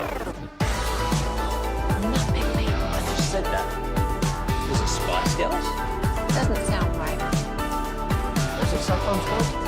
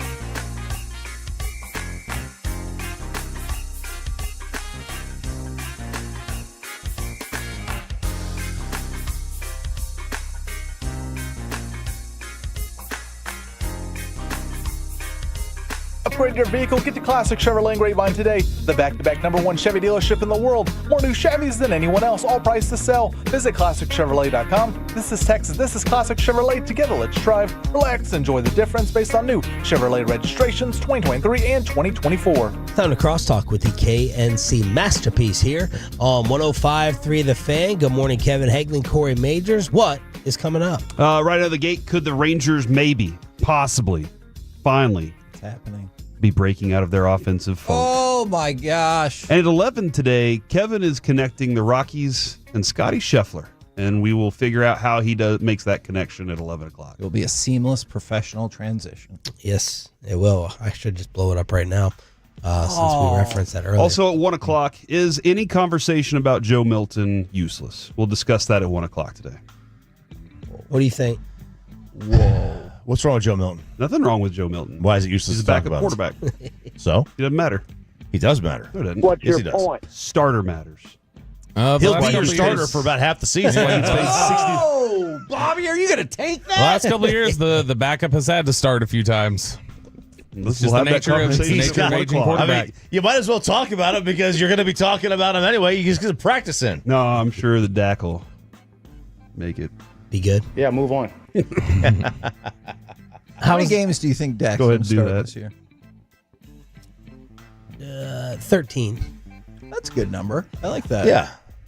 And that's not like 13 is not a number like it's not uncommon for guys to miss a couple games. So he's saying 10 and 3 playoff games. That's what I'm feeling right there. Ooh, that'd be neat. Yeah. How was your weekend, Kevin? It was good. It was busy. What'd you do? I went to a baby shower and Made a new friend. Why do guys have to attend this now? We don't have to. so Right? You don't. Just tell them I'm not going. I've never been. okay, so that's it was a for- little Never bit- been? I've been to I went to one of my baby showers like for my kids at the end to pick up the gifts. Same. Yes. Okay, I did that. This was a little different because these are two of our closest friends, and Jess, we had to split off for a little bit this weekend, and Jess was taking care of our nephews, and so we needed a representative at the baby shower. You went That solo? was me. Oh, my That's right. gosh. Oh, my God. A mad car violation. This is a guy also who loves going to weddings in the weekday. So, like, that's another thing. Weekday? Oh, yeah. And I used to get dinged for that all the time when we were on the night show because I went to so many weddings. My friends just kind of cheaped out and had their weddings on a weekday. Yeah. To What's save money. dingable about wanting to go to a wedding? We had a show to do. Yeah. And he's sitting there going to a wedding for somebody we don't know. I didn't schedule the in the weddings. middle of a week. Did you take off the show? Yes. Oh. Because they were usually at night. Right. So, like, it'd be different if it was now. Then I could just go to some wedding at like 6 o'clock or whatever, but we were on at night. Seemed like a couple of them were also out of town. Like That is true. You went to the fancy farm that one time. Oh, man. One of those weddings I went to is the fanciest place I'd ever seen in my life. They built a wedding hall on their hundreds and hundreds of acres of property just for that event. Where was it at? That was a long time ago. Someplace I forgot. Very memorable. Do you have any anecdotal evidence about your friends who cheaped out and went with the weekday wedding, what their divorce rate was? Ooh, that's a good question because I will tell you curious. this. Every wedding I've ever attended, I've thought in my mind, I wonder whether or not I made a decision right then and there if those people were going to make it. And my track record's pretty good. Are weekday weddings a higher divorce rate? I don't know. He just said they cheaped out, and so I didn't know if naturally, is there already some sort of tension there? Are they worried about money? See, or I would argue, if they're cheap, maybe they're too cheap to get divorced. But wouldn't you True. argue that maybe that's smarter because they cheaped out on the wedding, Sure. so they can save money for the down payment on their home or whatever else? We're being harsh by saying they cheaped out. Okay, they saved money. That's fair. They saved money on the wedding so they could put it towards something more consequential that didn't last one day. How about that? How financially sound. If there's 5 couples that you predicted their success or demise, how often were you right? How 4. accurate were you? 4? Yeah. Whoa. And then I would argue. Anyone we know? Why are you looking at Chop? I didn't go to Chaffee's wedding. But I would give that a thumbs up. Oh, you feel like you have to be at the wedding to know? Yeah. What's the giveaway to there? see the interaction of the parents. Exactly. And you get to see people in a high tension area, all right? Because weddings are celebratory and all that. There can be a lot of tension at play as well. And alcohol. Once the alcohol starts going, then you start seeing truth and honesty come out. And I would argue one of the weddings that's still together, it's just a matter of time. Going to happen? So why didn't you stay home with the nephews and send her? So they were out to the girl event. They were out in Paradise, and that's where our in-laws live. Paradise? Yes. Can you name that city? It's called Paradise. It's called Paradise. Oh, okay. Okay. I'm sorry, I wasn't trying to be sarcastic. Yeah. It is past Decatur. It's like near Decatur. But it's actually called Paradise. And so so she was there, and how many other guys were there? A lot? Like over 7? Over 5? There were more than 5. What's happening? What's happening to the world? I don't know, man. I don't know. I Probably just like say 6 no. or 7. Just say. Can you really say no? I mean, you sounded hardcore. 1,000%. One of them was the guy's dad and brother. You lay down the law like that in your house, like Bobby? Absolutely. I don't go to things I don't want to go to. It was nice. It was fun. Look at this. She knows. Look at this. I got things to do. Corey, manning up. I like it. I like it. Well done. I had fun. Usually I'll just be like, I got to stay home with one of the kids. I'll throw that out there. Hold on, I'm very confused by this though, because you're generally antisocial with us on the road, like to do things, but like you're just like, let me go jump into the baby shower. Hold on.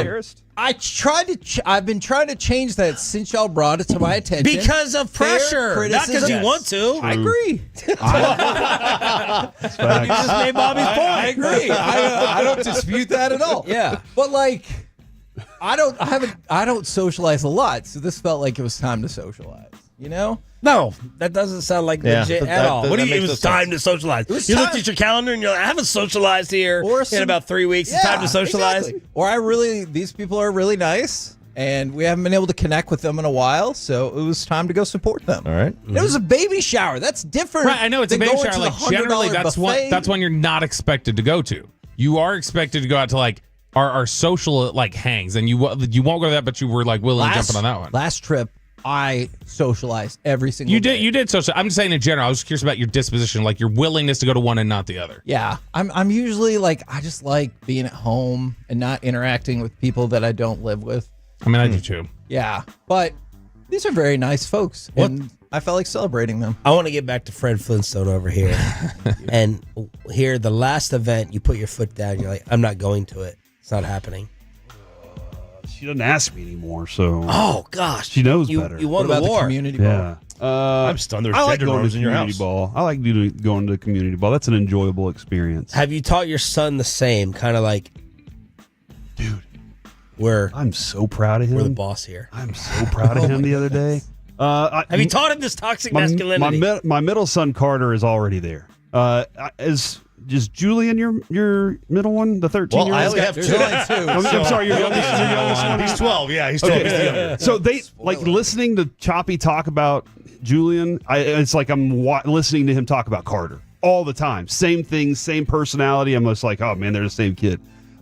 He's already got the toxic masculinity of what is it, Gen Alpha, whatever they are right now. Yeah. He's already. The current one is Gen Beta. Yeah. Is it? Yeah. So that's by the way.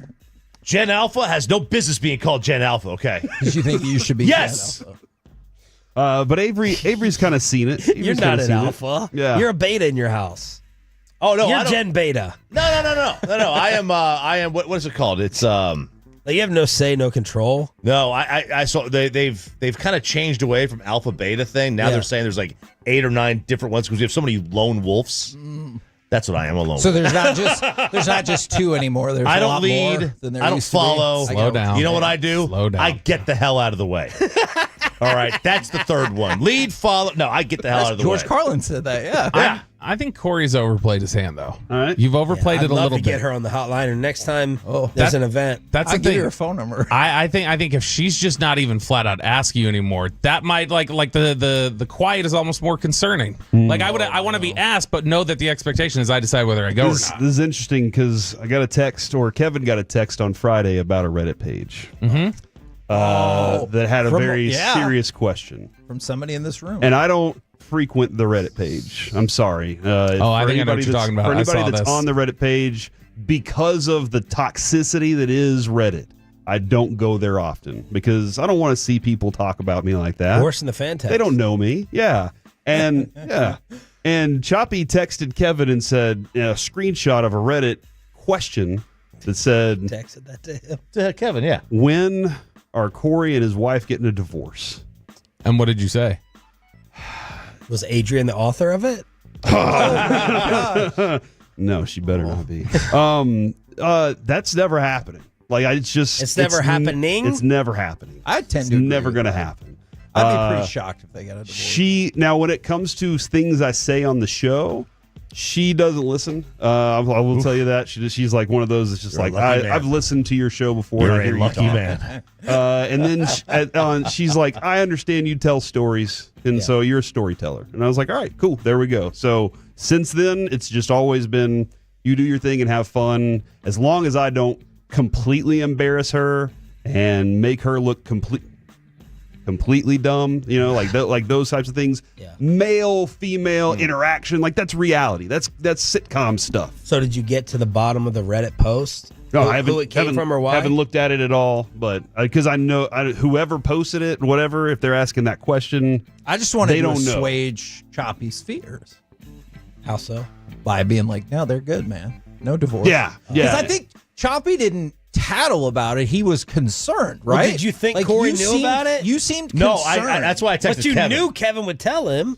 No, I wasn't expecting. I felt a little betrayed. Actually, to be honest with you. What? Yeah, that you I told thought Corey. Okay, I felt a little betrayed. I was like, why would you text that to Kevin? You know he's going to show him or talk to him about it. You felt You're like a group concerned. chat guy. You're like You group felt chat. You're like Bobby in the group concerned. chat. I Just thought- laughing everything. I swear, I thought I was helping. Yes, I make was sure concerned. you weren't concerned. I was concerned. I anymore. put this tough exterior. I really do love y'all. I do. So I put this tough exterior out there, and I was just checking on. I was making He sure. is socially panicking right now. I was making Did you sure that- find it originally on Reddit? No, Bobby did. I did. I saw it. And then he sent it in our. Oh, he sent see, it- I didn't know that. And I took a I didn't screenshot send of it. it. I was going to send it to the whole group, and then I was like, Corey and Kevin said previously when they looked at the Reddit, they didn't want to see the Reddit anymore, so Yeah. I didn't send it. I think you were one of the two people who go, don't look at it. Yeah, because I was sent you like, stuff okay. early, and then I was like, oh, y'all don't want to see it. Okay. And so I stopped sending any of the Reddit. And so actually, you violated the group text because then you took it outside the group text to somebody else. No, it's already on the public. It's already public. It's on Reddit. It's already public. Peyton, this is your leader right it's here. already out there. So I sent it to Kevin because I didn't want to send it to him because then I didn't want to pry. So I was like, I'll go to Kevin first, and then Corey hits me back with this text out of nowhere. And Corey texted RJ? Oh yeah, What immediately. I was did like, you hey, sit man, together? this That's crap is great. never happening. Don't worry about it. And I Don't worry about I it. was like, Mr. Care I over need here. to cheer RJ Yeah. up. It's son, we're never getting divorced, son. Like he's like, Yeah. Sean's out here trying to raise money for my divorce in the past. He's I've heard, said, like, yeah. oh, I'm gonna help her out. She needs to get away from you. But I will say, Did you show it to I'm Adrian? going to share. I did talk about it with Adrian. I'm going to share one thing, Choppy, that he said. He said I had a pit in my stomach. So You're so full he of crap. freaking cares about You are everybody. so full of crap. I do care. I do care. What else did he say in these texts? He was gossiping. He was all big, whispering. I gotta now have he's the like, tea. It's oh my God, It's it ruined my fine. weekend. I gotta have the tea, but I did have a pit. You I had probably a had pit. a- There was well, a pit. You and probably then, had. and then I texted Choppy even more about music lyrics and all Yeah. sorts of stuff. It opened up a connection we It never did. knew we had. So That's why blew my in mind. 15 years, I maybe have gotten 2 texts like that from Choppy. He but it doesn't had to want- be like really bad. Well, yeah, that's bad. It's big. He doesn't want the group There's text a Reddit out. post about you and Amanda. Oh, I'm gonna text you immediately. Hey, he doesn't want the group text You out. didn't text him. You texted Kevin. Well, I have. You weren't that because you texted the friend. If we I'll started, probably text Bobby. I'll text he's- Bobby. Is Sean okay? He's concerned. He's concerned we're going to compare our texts with Choppy. We're going to see we're all getting different stories. That's why he doesn't want the group texts out. We're back tomorrow morning. It's the KNC Masterpiece next on 105.3 The Fan. Let's keep it. 5-3 The Fan. And our Odyssey app presented by. Roger that, Sally.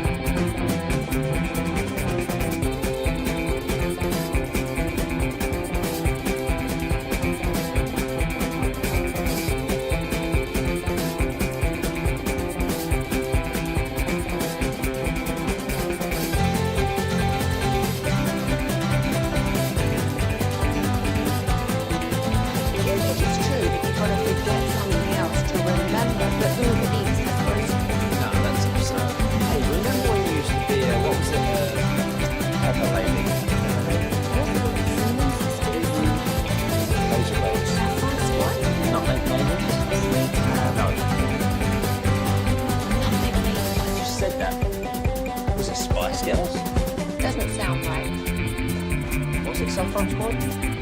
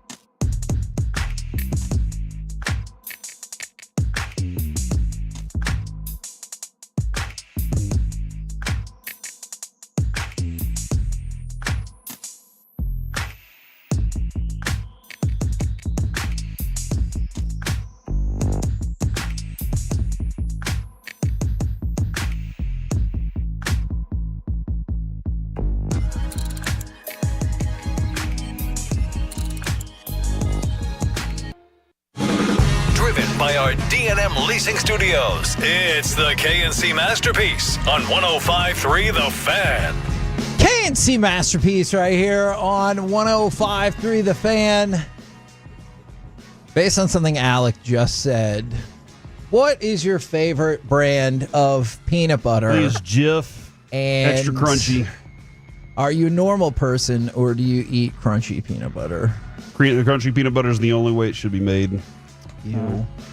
That's how it is in my house, where I have put down the law. Hold on. Are you insinuating that nobody in your house could have creamy peanut They butter? don't get a choice. Oh my gosh.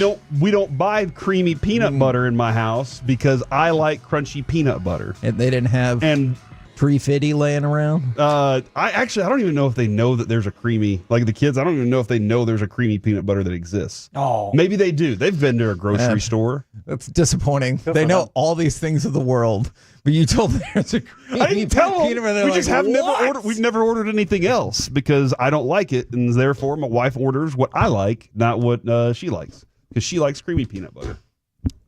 Whoa. But she's also like, she doesn't eat peanut butter that much, so there you go. Okay. Well, then I don't know. I don't know that I've ever sat down with Skippy and Jif and compared, but we've always been a Jif household. Peter Pan for a little bit, and then after we found out about what was really going on. Yeah. Hey, from the 817, good morning, gentlemen. I'm ready to take a load off with y'all. Then let's continue with this. Let's go from peanut butter to mass emails. I've talked about this before. I really, really think we can turn the tide on this, people, if we try hard. Let's say the head of your branch, your company, whatever, sends out a congratulatory thing about one specific person. Just email that person. You know what? And if you want the suck up points, you can tag your boss in it as well. Email your boss back and email that person back. Everybody else, they don't care that you have a special thank you, especially when your email back is 9 words. How in the world does everybody in the company need to hear that? You didn't write a poem or something about how magical birth is, all right? Just email those people.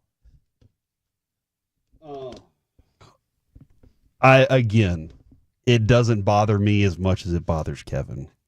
The reason it bothers Kevin is because that little notification shows up on his email that says he has one more email. And that is problematic for me. But so you're not upset about the boss sending out the mass email? No, not at all. To congratulate and all that stuff. Because that's one of what the boss might perceive their job to be, letting everybody know the news of the day. I don't like the people that reply all because they're like, look at me and all the attention and how much I care. But also they're clogging up my email box and I need it to be at 0. Alec, you know what that means. We need to reply all. Yes, we do. So that Kevin has that. And if you would like to send Kevin an email just that says hi, so he can have more emails to read and delete, kevin.hagelin@odyssey.com. Why would you do that? Happy Monday. Who do you want me to email back? Hey, how are you? I could probably do that. Yeah. So, but see, even that makes more sense to me because you're trying to reach out to me directly. Joe from accounting just wants your boss to know that he also wants to congratulate that person. When in reality, if he cared about congratulating that person, he could just email that person directly and nobody else has to know about it. Then here's what I propose then. Alec, you and I start an email group with the Tolos and the Master Peeps. We get them to email us all their email addresses, and then we include Kevin on one of these mass emails, and everybody that is in the group email is supposed to reply all. Like, that's the whole point of this email group that we're going to be in. Simply to irritate Kevin. I didn't know this was a thing that I could feel my OCD flaring up right now. I didn't know that was a thing that you could may happen. email me, Corey.majors@odyssey.com, and I will put you on this new email group. Just say, come on, people! KNC email group, and I will put you on this new email group, and then this week we will send out a mass email to all the Master Peeps and Twolos and YOLOs and Tolos. Okay, I have a question. What's a zaddy? Zaddy's kind of like an older daddy. He's like his gray hair, gray beard kind of guy, and he's a daddy, but he's a zaddy. I don't know why the Z's part of it. Because that's for a very specific reason. People have now started to email me, Corey, and one of them said, "Hey, Zaddy." All right. And so people are now just putting their email addresses on the fan text. I'm not going to email you. Sign Maybe me up. Corey will. Sign me. All right, I got some work to do because copy and paste is going to be a thing. I can pull it up on my computer. All right, I got this, guys. I already hate this show. I'm going to make a list on a Word document. Should I do Word document or Excel spreadsheet? Which one? I don't like the Excel spreadsheet because they don't let me put things where I want them to go. They're like, no, that makes sense. Yeah, you have to insert a column now. Yes, It's going to destroy your entire you can DM your email address to me on Twitter, as long as the only requirement is when I send out a mass email congratulating, I don't know, Emily. Let's say it's Emily. I'll congratulate Emily. Everybody must then reply all so that Kevin can see it. All right, and here's another thing if you wanted to know this about me. Netflix is now compromised. I also can't handle even things being in my spam. So some of these have gone to my spam email. And so I'm having to clear these people to my regular email just in case they ever have something that they want to say that's not just, hey, Zaddy. And so then I need to go out and delete it from there too. And it's too much. Oh my God! Oh man, people are personally texting me their email addresses now. I'm changing my phone number. All right, Mike. Oh man, I can't read what Mike just texted. In the meantime, I'll bet. Can you give me cut number 5? I thought we might talk more about this, but let's get to it. Right. Is the Rangers offense maybe, possibly, finally going to break out? 3-2 to Smith, and the payoff pitch is swung on, hit deep to right. This one's way back, and this one is history. A 2-run homer for Josh Smith. And we are on easy street.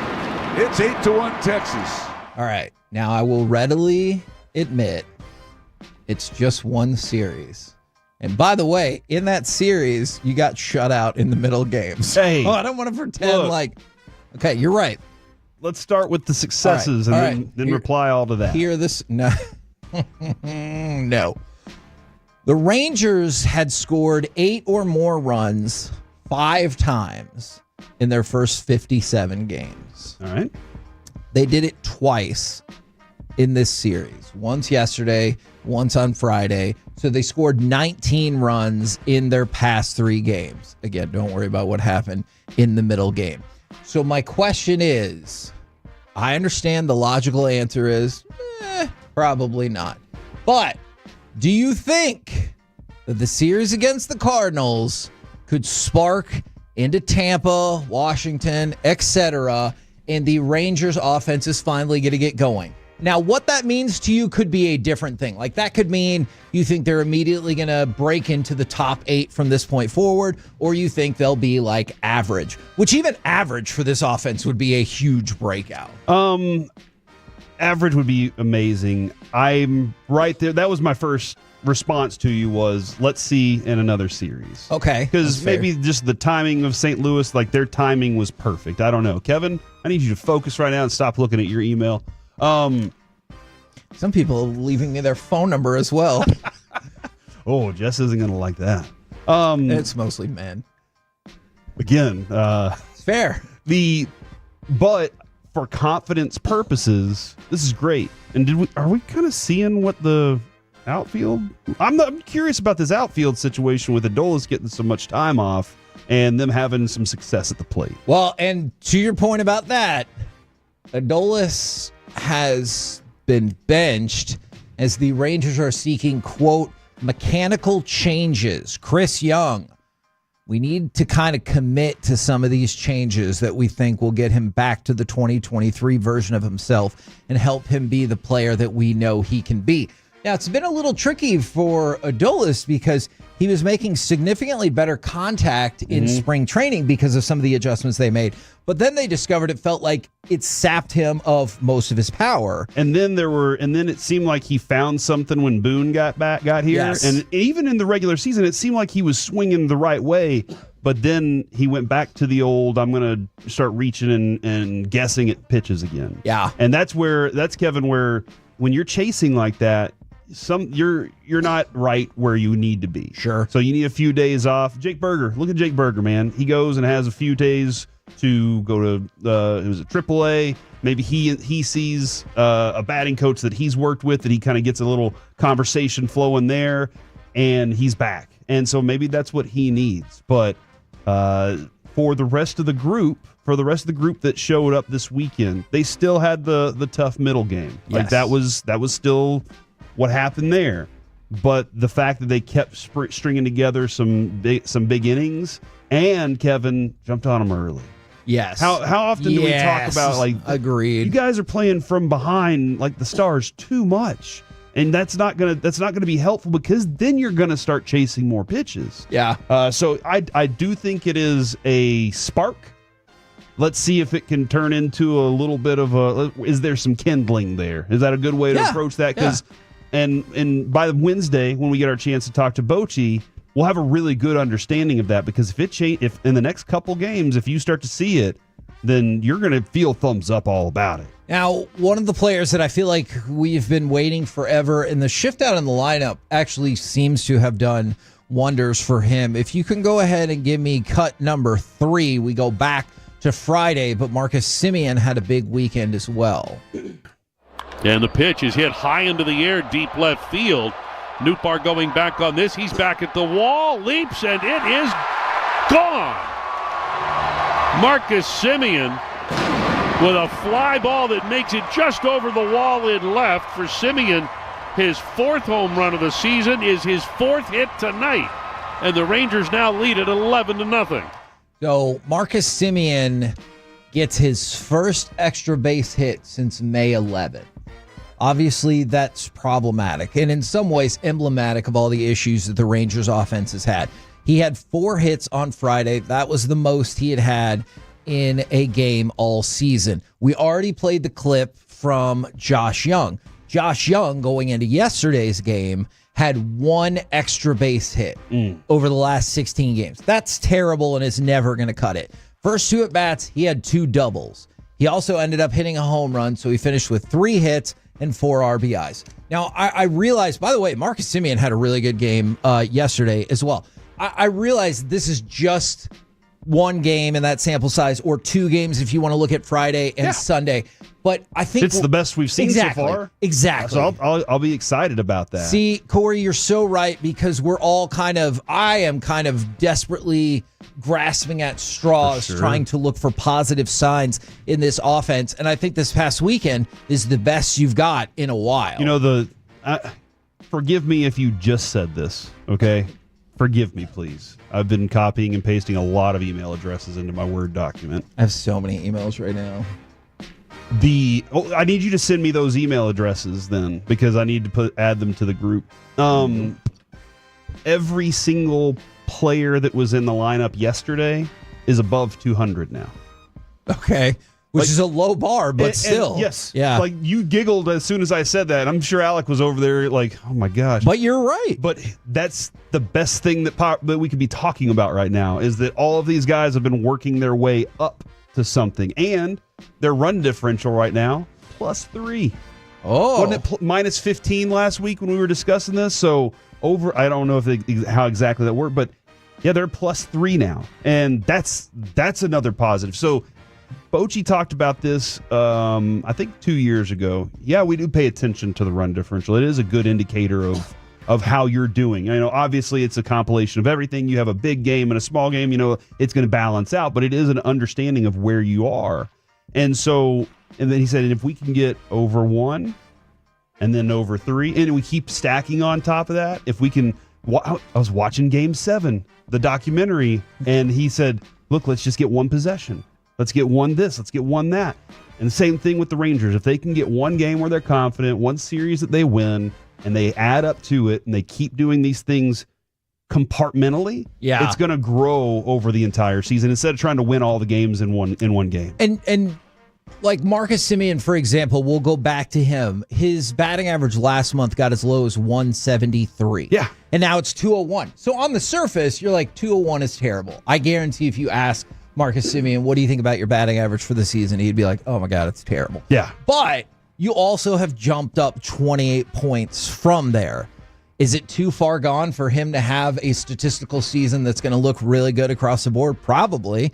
But at this point, if you get a statistical season from him that looks solid, that probably means that he's going to have a really, really strong final 100 games, give or take. There you go. We're the KNC Masterpiece right here on 105.3 The Fan. Coming up next, the 2024-25 Dallas Stars season was what? We'll do it next right here on The Fan.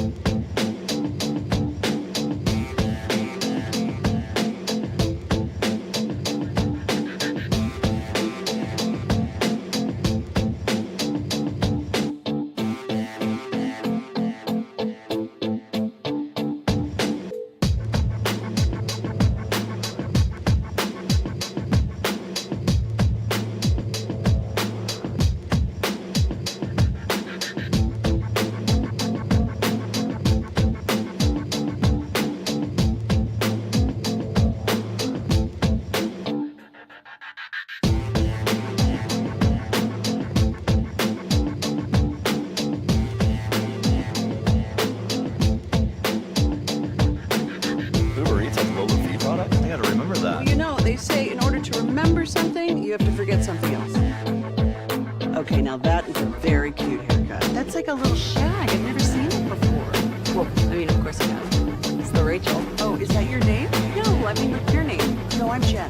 My name's Jen. Right, but I just mean like this is your haircut. But that's the hair on your head. I'm not saying this is your hair. Okay, freak me out.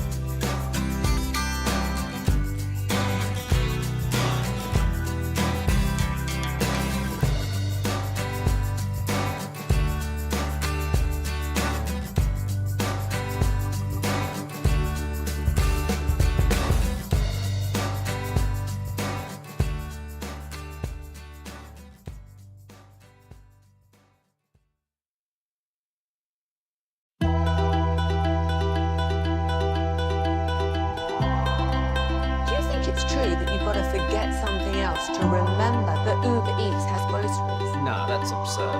Hey, remember when you used to be a, what was it, Pepper Lady? Pepper Lady? Wasn't it Cinnamon Sisters? Basil Babes. Sapphire Squad? Nutmeg Maidens? Pre-Curb? No. Nutmeg Maidens? I just said that. Was it Spice Girls? Doesn't sound right. Was it Saffron Squad? This segment of the KNC Masterpiece is brought to you by Cars for Kids. Donate today at carsforkids.org and by the personal injury lawyers Frankel and Frankel. If you've been injured in a car or truck wreck, call Frankel first, 214 or 817-333-3333. With Frankel and Frankel, there's never an out-of-pocket cost. They only get paid when you win. Frankel and Frankel, the go-to car and truck wreck attorneys in Dallas. And off the clock here in the third period. Rantanen again. Rantanen scores!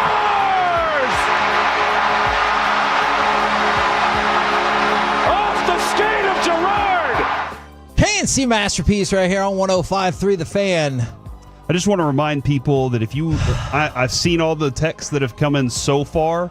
I will keep an eye also on the Twitch and YouTube. If you would like to be on the email chain where we all reply all when Kevin is also on the email chain, go ahead and email me at Kevin or at Corey.majors@odyssey.com, or you can text it in. I'm just kind of trying to track all of them, but I want y'all to know that I have seen your messages. It's all going into my Word document.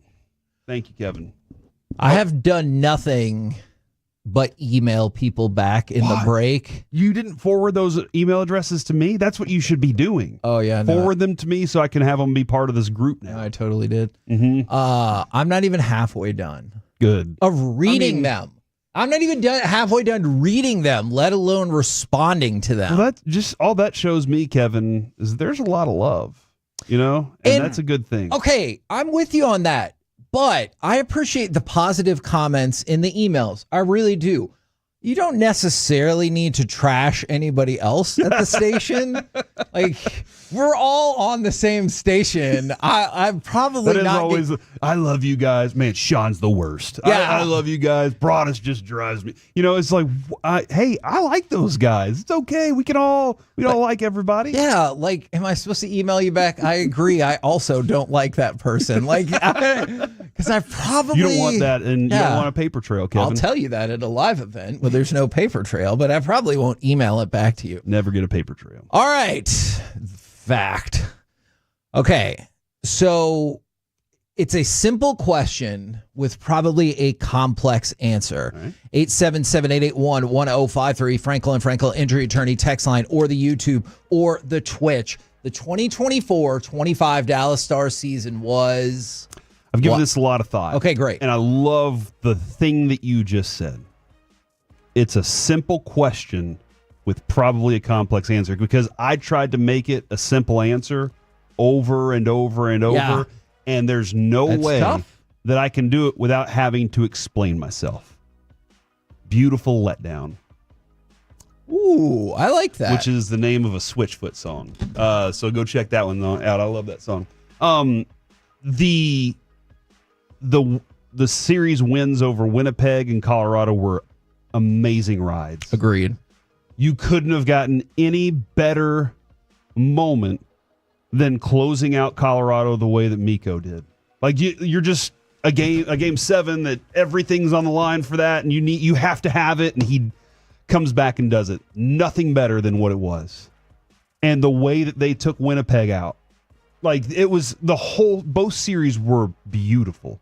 Then, number 1, game 1 of the Western Conference Final was amazing. Yes. The rest of it was a letdown. Yeah. And so, like, it was beautiful to watch. And I bet hockey fans were looking at it going, man, that's a damn good little run here. And this is the amazing part to me, Kevin. After Colorado, Mikko's the greatest. After Winnipeg, it's like, now that's it. Like, I know we were sitting there going, Edmonton's a lot tougher. Sure. But the feeling amongst Stars fans was, nothing can stop us now. We just went through the biggest gauntlet already. This is just another step on the way to it. And now we're trying to fire everybody. So, like, it's just the amazing separation that we went on because of this series. So that's where I am, is that it was the first two series were beautiful. The season was beautiful, but also a letdown because at the end of it, you flamed out, man. Yeah. So the whole thing, I'm going to say, a beautiful letdown. So, because we expected a championship. I like that description quite a bit. Alec and Corey, you guys might think mine is too harsh. I feel like I kind of tipped my hand on Friday. This Dallas Stars season was a disappointment. And like, to me, there's no other way around it because of the burden of raised expectations. Yes. And I'm willing to bet you that most people with the organization would say the exact same thing. Like, we go back to, because you were talking about the Western Conference Finals against Edmonton.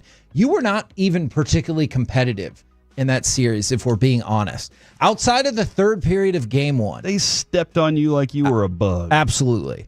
Because, and you know what? When we look back at the narrative, like whether or not Edmonton wins the cup, Edmonton was always looking ahead to Florida because they were like, Dallas can't hang with us. They can say they're different, but they're not.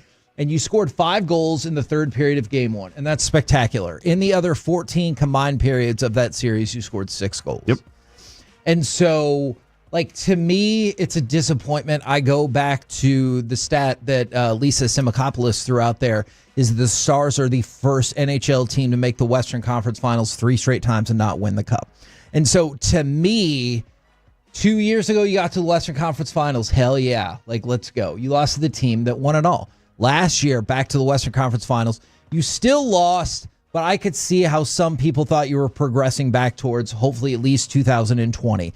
This year, it's hard to argue to me that you progressed because you had in my estimation, I'm sure in a lot of people's estimation, an inferior showing to last year and the year before in the Western Conference Final. And so I think this season was a disappointment for the Stars. Not to say, to your point, that there weren't plenty of happy moments and bright spots along the way. But if you just get to the end of the road, you're like, give me one word, it's a disappointment. Yeah, I mean, even the Mikko trade was like one of those high points in the season that came with a lot of question marks, and then that it felt like a letdown, and then it came back to that high point again. So it just this back and forth feeling with this team. And just think about that. And then, Alec, I promise we'll get to you on this. You have 8 more years of Mikko Rantanen, and rest assured, a lot of that time is probably going to be filled with, he looks like the best player on the ice, and I forgot he was on our team. Because that has kind of been his MO from time to time. All right, Alec, your descriptor is? Let's say polarizing. And you can look at that in a few different ways, right? You could isolate that just to the playoffs, where you can see a 6-goal explosion and then you give up a 6-goal explosion. You could say the regular season versus the postseason, where it felt like they could score at any point in time in the regular season. It felt like Jake Ottinger was unstoppable any point in time in the regular season. And then the postseason, it felt like you woke up in the morning and you're like, which Dallas Stars am I going to get today? I do not know. You could isolate it to specific players. Jason Robertson in the postseason versus the regular season. Felt like he was automatic in the regular season. In the postseason, where are you, buddy? The same with Mason Marchment. The same with Mikko Rantanen. After a couple of hat tricks, you say, what have you been up to the past couple weeks? Not too terribly much. Yep. So I'd say polarizing, and to kind of wrap it all and tie it up with a bow is, you know that this team is extremely talented, but at the same time, you know that the entirety of that team will disappear on you at any point in time. And so I want to get y'all's take on this. And this can be about Nil, it can be about DeBoer, it can be about the construction of the roster, it can be about any of those things. Sometimes I struggle with, obviously the roster is a huge part of it. I struggle with, did Nil and DeBoer get you this far? Or is DeBoer, for example, the thing that's keeping you from going the rest of the way? And you might think that that's unfair, and I understand that, but I will say for Pete DeBoer, it is an incredible accomplishment and disappointment all rolled into one, that he's made it to 6 straight conference finals, and he's lost every single one of them. And so it's kind of that thing that I don't know if you think it's like, was it Tony Dungy or something like that, that you would get to a certain point and you're like, he's a really good coach, but that's where he tops out. So sometimes I struggle with, does the front office get the team this far, or does the team get the team this far and the front office is an impediment to getting them over the hill? Tony Dungy's fascinating because that immediately makes me think of Andy Reid. For sure. Andy Reid was the guy that got you this far every time.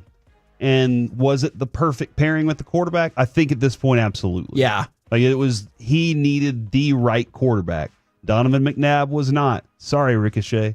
And then he was at the FC Dallas game. Ricochet was awesome. And Alex Smith was not. Yep. But Patrick Mahomes is a completely different thing. But Andy Reid was a coach that could get you there. Yeah. Every year. Not like I'll go back. I'd love to see how many losing seasons he's had because it doesn't feel like many.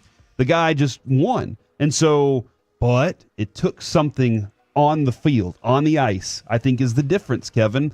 I'm thinking that for Pete DeBoer. Guys in that locker room might feel different. Or dressing room, is it a dressing room? Well, and just think about, we can debate the semantics of that later, but just think about how much then the failures make your roster look that much better. Like now that Andy Reid has won multiple Super Bowls, you can add in the fact that with the Eagles, he made it to 5 NFC championship games and a Super Bowl. Mm-hmm. Right now, it looks like a disappointment on DeBoer's part, but let's say that they won the next 2 titles, then you'd be like, unbelievable. Right. He made it to at least 8 straight Western Conference championships. He won 2 cups. He's a great coach. And the line you'll hear from hockey players and hockey coaches is it's hard to win a Stanley Cup. Yes. For Connor McDavid knows that. They will say that. They will say, and like clearly, this is a perfect example. DeBoer did all this as great as he was. If he wins as great as he is, but it's difficult to win these championships, and that's why it took him so long to get there or whatever. And Kevin, that's also if you're Nil or Gagliardi. I'll say Nil because I feel like Gagliardi is very, he loves this thing, dude. Thank you, Tom Gagliardi, for what you've built here. Appreciate you. But with Nil, the question is, do I want to win it with him? Yeah. And if the case is, I'm going to figure out how to win it with this head coach, and no matter what, hell or high water, I'm winning one for him because I think he deserves it, and I think Jamie Benn deserves it. Then that decision makes itself, right? We are going to have that Jamie Benn conversation. Yes, but that decision then is, I don't care about anything else. We got to figure out how to do it for these guys. Yeah. And that's something that I think some fans can get behind. I also think there's a part of fan base that's like, hey, I just want to win. You figure out how to make that happen. From the 2-4, Dallas Star season was standard. They've made it standard to get this far. Anything under that now is a failure, and only winning the cup is success. From the 9-3, and this kind of goes back to Corey's original explanation for the season. The Star season was disappointing and encouraging at the same time. Was hoping for the cup final at least, but the growth of the core, Ottinger, Wyatt, Harley, man, especially Harley, and Rantanen give me hope for next year. For me, from the 2-4, it was a disappointment. But here's another 2-4. It was a magical postseason run. We were playing with house money. I enjoyed it. Wish we won it all, but we need to get more physical. And that's a fascinating breakdown, and that's how fans are different. Like, how you fan is no different than how people have disagreements in the rest of the world. Like, that person said you're playing with house money throughout the playoff run. I don't particularly agree with that at all, but everybody has their own takes on what's at stake in the playoffs. Like, for me, you'd already been there to this exact same spot twice, and who knows if you'll ever get it back. But when you see all the mentions of the young core, maybe you think you're going to jettison some of the older contracts that perhaps are not pulling their weight anymore, and you will get better and more physical as a team. From the 9-4, the Star season was just like my marriage. Just when I thought we were past all the turmoil, a dude we didn't think would do it ended it all. Golly, I'm sorry about that. That's tough. I feel like that's a bad note for me to end on with that. Can somebody please text in? Somebody please text in something else. Who the hell is Tom McClarty? That Tom Gagliardi. I'm sorry if I said that incorrectly. I heard Gagliardi. So but McClarty is. I got to go look and see if that's a person. I mean, probably. That doesn't feel like the weirdest name. We're the KNC Masterpiece. Oh, my God. There's a lot of them. There's a third. Thomas McClarty the third. That is wild. All right. There you go. We're the KNC Masterpiece right here on 105.3 The Fan. Coming up next. Big time public service guy in Arkansas. Worked with the Bush administration and the Clinton administration. Okay. Nonpartisan. Coming up next, it's time for Baseball Nuggets, the greatest games of the past 25 years. And no, number one isn't the game that you fear. Next on The Fan.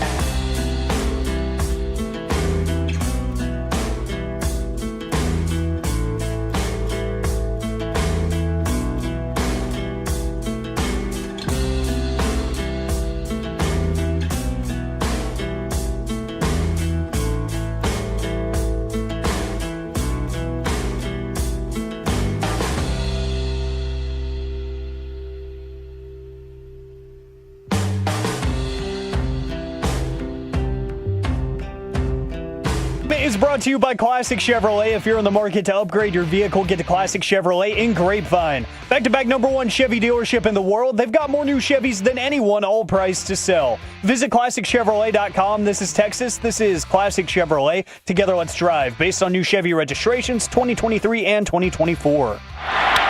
Floater, center field. The Diamondbacks are world champions.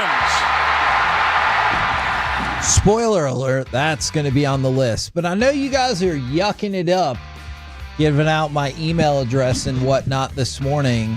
Well, actually, my email address is what I think is the most important at the moment, or the fan text, or the Twitch, YouTube, or my DMs. Send me your email address so that we can include you on the KNC Masterpiece group email. Please don't reply. In which we always have to reply all. Oh, but what giveth also takes away. Guys, what do you call a deer that doesn't have any eyes? No idea. That was from Nicholas. I want to thank you for emailing that dad joke. No idea. Yeah. Oh. No idea. A deer doesn't have eyes in it anyway, so that's why I was like, this is confusing. It's two eyes E's. like C. Two Oh my E's. gosh. Right now, brought to you by Reliant Air Conditioning, gimmick-free AC repair and replacement. It's time for baseball nuggets. Question. Based on that, do you think most people say, I'm sticking around for this show, or all right, that's it? I mean, look, if it was me, I would have turned the radio off.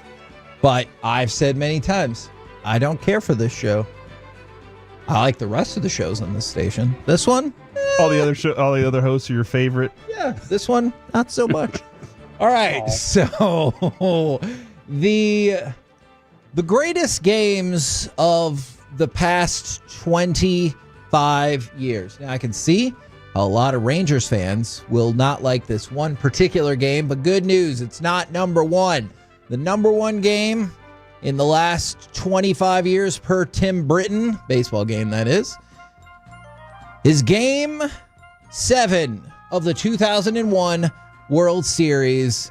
Diamondbacks defeating the Yankees. That's when Mariano Rivera gave up the hit and they lost the series. Number 2 on the list, 2016 World Series, Game 7.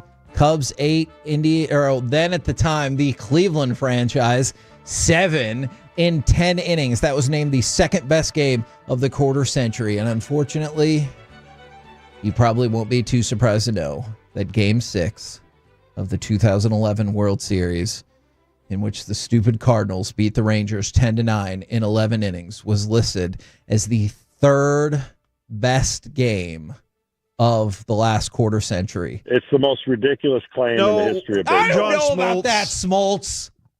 That game was amazing. It just, obviously, reasons we don't like it. John Smoltz, I'll disagree with you on this one in particular, but it's a great drop.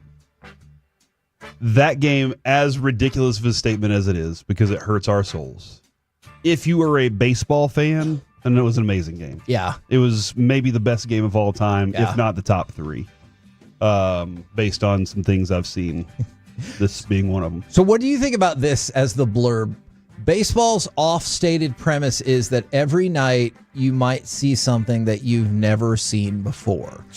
Perfect. Game 6 of the 2011 World Series tried to change that by packing in everything you could possibly see in a baseball game into 4 hours in 33 minutes. Ups, downs, the emotions, home runs that were game winners, series winners, World Series winners. Yes. It was Why are you making me relive this right now? Because we eventually got the World Series, and we got to broadcast from the parade, so it's okay, man. Alec was there. That's right. And then you saw Jared Sandler jump his height. I still stand by he doubled in height. I don't know if it was you or Mike that described it this way, but you were just waiting for him to go get a piggyback ride from Corey Seager and gallop around the entire... For sure. And he anticipated it. Like, if he was a hitter, he would have smashed that ball out of the ballpark. He saw that coming all of the way. And I think, wasn't it Heaney that told him? He was like, I don't really want to say anything. He was like, just say this. Yeah, get right to the point. Is it okay to fall asleep during a baseball game you're playing in? No. Okay. Unless you're that closer who is just like, you're just so cool all the time. And then whenever you're called upon, you go out and dominate. What if you're in the dugout at the time, you're on the railing, but you fell asleep and your name is Shohei Ohtani? Oh. So Shohei Ohtani, though, he fell asleep toward the end of the Dodgers 18-2 beatdown of the Yankees. So, look, he was in the game. The game had clearly gotten out of hand. And, you know, Aaron Judge was the only player who could do anything for the Yankees. He hit 2 solo home runs, and that was it. The Dodgers had a season-high 21 hits, and their 18 runs were the most ever against the Yankees by a National League team. Mm-hmm. Yeah. Then is it okay if you go to sleep? I mean, once you said Shohei Ohtani, you're like, it's fine. That qualified. Yeah, I gotcha. Because of what I just said about that closer that comes in and dominates. Shohei steps on the field and dominates. Yeah, he does. And I don't think anybody's going to be upset with it. I do feel like his coach is probably sitting there going, hey, dude, wake up a little bit, please. But whenever it's like that, yeah, I get it. One more thing for you to factor in, though. Him and his wife just had a baby in the last month. Do you think he's like, I can't sleep at home? We're ahead by 16 runs. This might be the best shot I got to catch like a little nap or something. Really good question. Thank you. Naps are hard to come by whenever you got babies in the house. Oh, that's so true. What is the perfect length of nap? 20 minutes. Oh, anything longer than that is excess. 27 minutes. Oh, actually, he might be right. Wait, you just... Okay, we'll get back around I think it's to that. 17 minutes is the right amount of time, but 20 is kind of where I just said, well, you know, those extra 3 minutes, that's part of falling asleep and waking up if for nap time. All right. Something to keep an eye out on. Corbin Burns was pulled from the Diamondbacks game yesterday against the Nationals with an apparent injury. I haven't seen like an actual update this morning. I know he's getting an MRI, and he's getting an MRI on his elbow. Listen, I know pitchers and baseball players want long-term security of job. If I'm a GM, this is me going 3-year deals and that's it. And now, granted, in that 3 years, I might have one of these surgeries, and it might take 2 years of that. Maybe that it isn't 3 years. Maybe it is the 5 years, and I'm probably expecting to deal with about 2 years of this. And you might be right. That might be the payoff because these are the best pitchers that we've seen. Yeah. That all of them are having these kinds of problems. Just keep an eye out on that. We'll see what we hear back from that. For the Astros, Yordan Alvarez has hit a bit of an impediment in his rehab. They realized that the pain in his right hand was actually a small fracture that they thought previously was a muscle strain. Now they've discovered it is a fracture. It is approximately 60% healed, but obviously that will slow down his return for the Astros. A couple of other things for you. The Royals called up their top prospect, Jack Caglione, and that is one of the top prospects in all of baseball. So I'm really curious to see how he does. And then, did you see the story of Ellie De La Cruz? Oh, I haven't seen this story, Kevin. So, and I saw the person posted on social media that they caught the baseball. I really hope that they will get the baseball back to him. De La Cruz played yesterday after learning of his sister's death in the Dominican Republic. I did see this, yeah. And he decided the best way he could honor her was by playing. He walked up to home plate, made a little heart gesture, pointed to the sky, and in the 6th inning, he hit a home run. It was his 50th career home run. And like I said, somebody posted on social media, I just caught Ellie De La Cruz's 50th home run. That's super cool. I do really hope, if that's important to him, that he can get that baseball back. And he wrote R.I.P. Manita, his sister's name, on his cleats. Dial it up, Disney. Like you couldn't have written that one. Yeah, I'm with you on that. We're the KNC Masterpiece right here on 105.3 The Fan. Coming up next, the struggles of the Rockies, how they're worse than you think, and how that connects to Scotty Scheffler changing diapers. I don't know how this Next, right here on The Fan. Remember that. Well, you know, they say in order to remember something, you have to forget something else. Okay, now that is a very cute haircut. That's like a little shag. I've never seen it before. Well, I mean, of course you have. It's the Rachel. Oh, is that your name? No, I mean, like, your name. No, I'm Jen. My name's Jen. Right, but I just mean, like, this is your haircut. But that's hair on your head. I'm not saying this is your hair. Okay, freaking me out a little bit.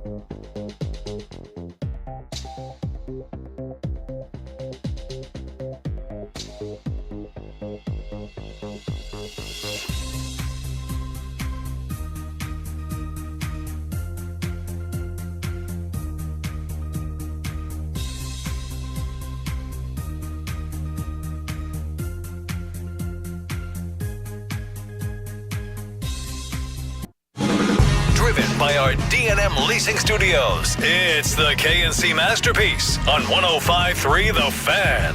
KNC Masterpiece right here on 105.3 The Fan. You got me, Kevin Hageland. You got, oh man, Corey Majors and the famous Alec Medford. Gentlemen, couple of things for you real quick. I forgot to mention this. Yesterday was the 5th annual Lou Gehrig Day across Major League Baseball. Yesterday in particular was the centennial of the start of Lou Gehrig's famous consecutive game streak. And the cool thing about that is 30 special Lou Gehrig Day autograph cards from Topps will be auctioned off to raise funds for ALS research. So I thought just a really cool thing that MLB is doing right there to honor a legend and raise money for a great cause. So there's the positive in Major League Baseball. Here's the negative of Major League Baseball and how it ties in to Scotty Scheffler. Yeah, Kevin came in this morning. I sent him a story. Alec, I think I sent it to you too. And it was about Scotty Scheffler. And Kevin said, I have an idea. And I was like, all right, what's your idea? And he said, I don't want to tell you my idea. And I said, well, I can't wait to hear the idea now. So Kevin, with no further ado, a man who needs no introduction, a man who brilliantly gets us seamlessly in and out of segments throughout the day, who challenges the listener with thought-provoking ideas, concepts of plans, and who is a great father. A man who also is nice to Alec, who needs no introduction. All right, I guess that means it's me. So I'm going to start this by telling you the funniest thing I read all weekend, and then we'll get you into the sadness. This is the Colorado Rockies. That a neutron star is the densest thing in the known galaxy. And if you took a tablespoon of a neutron star, it would weigh 9 billion pounds. And the first comment I saw on that post was, or about half as much as your mama. And I just thought that was so funny. And then people were giving props to the spoon that could hold up 9 billion pounds and everything like that. All right. Can that spoon hold up a cloud? I guess so, if it can hold up that tablespoon of a star. Now, let's talk about the Colorado Rockies. They are the drizzling S. They're on pace right now to go 25 and 137. That's bad. That is bad. It's so bad that each team has about 100, maybe 103 games left to go. 24 teams in Major League Baseball have already won 25 games. Are we one of them? Yes. In your face, Rockies. So 24 teams in baseball have already reached the number at the beginning of June that the Rockies are projected to hit for the entirety of the year. Point 2. Rockies starters have 5 wins total. There are already 36 pitchers in Major League Baseball that have at least 5 wins. So the entire Rockies staff would be tied with all of these other 36 pitchers. Point 3. Colorado Rockies last 3-game win streak was September 12th through the 14th of last year. Did you know that the Denver Broncos have a more recent 3-game winning streak than the Colorado Rockies? And that was during football season. Yes. They haven't played for quite They lost their last time. game, though. That's true. But they have a more recent 3-game win streak than the Colorado Rockies. What about the Nuggets? Do we have any Nuggets notes? No, man, I really would. And Colorado Avalanche. What about them? Colorado Avalanche have lost more Game 7s to the Dallas Stars in their franchise history than the Colorado Rockies have 3-game win streaks this season. All right. And Nikola Jokic has probably bought more horses than Colorado's won this year. I just made that one up. This next one is true, though. Did you know that in the past month, so we're talking 31 days, maybe 30 days? May? Yes. The Colorado Rockies, although this does go all the way up to June 1st, the Colorado Rockies have the same amount of wins as Scotty Scheffler. Oh, Think about that. They have what a won. hot month for Scotty Scheffler. Yes, and that's true. And what a hot month for the Rockies, obviously. No, too. they have won 3 games, and Scotty Scheffler has won 3 tournaments. So Scotty Scheffler wins golf tournaments as often as the Colorado Rockies win baseball games. So look, if the Rockies win a game this week, I want you to go to Underdog. Use that promo code MASTERPIECE for up to 100% cash bonus, up to $1,000 to match whatever you deposit. You have the opportunity to go ahead and put that play on Scotty Scheffler because they're neck and neck. So you would say you're playing Scotty. You're excited about Scotty Scheffler's future. Unbelievable. Is he your favorite golfer? Yeah, he's local. Ooh, no, my favorite golfers are still Will Zalatoris and Jordan Spieth because I got to cover them in high school. But other than that, right now Scotty Scheffler's the best. He is the best. Agreed. And Zalatoris getting a surgery, I believe. Yeah, he's had some back issues. But Scheffler is, like you said, local, and he is the best right now. Yes. At a point where it's been a while since we've seen somebody play this at this high of a level. Even Justin Thomas had a short period of time where you're like, he's the best golfer in the world, and then all of a sudden it was gone. But Scheffler seems to have lasted a longer period of time, and that's fun. It's fun to like follow for me. But his wife doesn't really seem to mind all of that because you still got to pull your way in the parenting duty, so to speak. So Scotty Scheffler won the Memorial.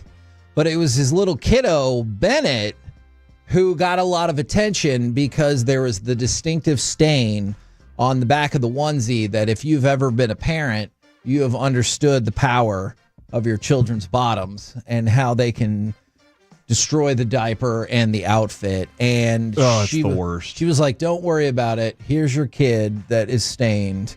Does he have to change that diaper after winning $4 million and winning the golf tournament? He better not. He should never have to change another diaper again unless he wants to, okay? And I want to be very clear about this. I wanted to make sure that my in-laws saw me change my kid's diaper. One time, I actually went and changed his diaper, even though he didn't even need a diaper change. I just wanted them to know, I know how to do this, all right? And I'm a good dad, and I'm taking care of my kids. Your wife's not alone. I wanted her parents to know that their daughter had a partner in all of this. What percentage of the diapers do you she think you absolutely got to, you know what, with Avery, I'm going to say I rocked about 70% of those. Oh. Because I was with him all day long while she was working, and then I worked nights. Right. With Carter, I'm going to say I still had, about 70% of those. Lucy, she had probably 98% of them. Wow. Yeah, because also I was a girl and I was like, I don't know, this is different. It is very different. There's different things to clean. Yeah. With boys, it's just like, with girls, you've got to make sure everything otherwise is bad. So yeah, man, I don't think Scotty Scheffler should ever have to change diapers if he's pulling in $4 million every 3 times a month. I'm pretty sure in the last month he's made like $9.5 million. Exactly. Yeah. And that's what I would probably tell her. What have you done today? Is the first question. And she's going to be like, I started 3 charities and, we're raising millions of dollars. But you know how women are. Yeah, okay, PJ. But I think I would be like, hey, can you take care of this for me? I got to go out there and concentrate on winning another golf tournament. But he's probably, as good of a golfer as, he's probably a great dad too. And he's like, hey, everybody, watch me change this on the putting green real quick. And then he does it better than anybody. Okay, I've not considered this whatsoever. But somebody texted in the best time to change a diaper is when it doesn't need changing. Like I said, he didn't even need his diaper change. I just wanted him to know. And they're right, because the diaper's not dirty. It doesn't stink. It's not wet. You ever have that moment, though, where you forget to cover it and then it's just all over the house? Luckily, that has never happened to me. We had these little cones that somebody gave Adrian. Huh. Just put this little... It didn't work. That thing shot right off. It was ridiculous. What were they thinking? Alec, your thoughts? Sounds amazing. Frank Ragnow has informed the Detroit Lions that he is planning to retire. Oh. Stellar career comes to a close. Awesome name, too. Yeah. Better career Ragnow Rock than Scotty Scheffler. Scotty Scheffler wins championships. Ragnow He does not. forgets to check in whenever he gets to the... I'm just joking. Golly. But good luck to him on his future endeavors. In all seriousness, though, all right, going back to... Yeah, it's a PPTT. That's what it was. Okay, I'm sorry. I'm just not... PPTP. That's what it... Yeah, PPTP. I guess I'm not familiar with that. I'll look it up for you, Kevin. But also, in all seriousness, you don't think that actually flies with Scheffler's wife, right? What? Like, I'm not going to change the diapers. Most wives, it doesn't. Yeah. Like, and I know we were discussing the put your foot down kind of thing and stuff like that, but like, I do think there are some things guys do around the house. I think there's agreements, right? What do you do around the house that Jess will never do? Oh, man. I had to catch myself from saying that. I take the trash out. I know that Adrian won't take the trash out because she doesn't like... So I do that because she does other thing. You know, like she does... we balance out, we divvied it all up, and we try to make sure things are equal so that we can both have lives. Yeah. But yeah, and sometimes whenever it was time for a diaper change, I was in the middle of a conversation with her dad, and I was not called upon to go change the diaper. Did you ever plan that out? Because maybe you knew the diaper needed to be changing, and then you instantly volunteer for something else? If I knew, I would hold the baby up and say, oh, he needs a diaper change.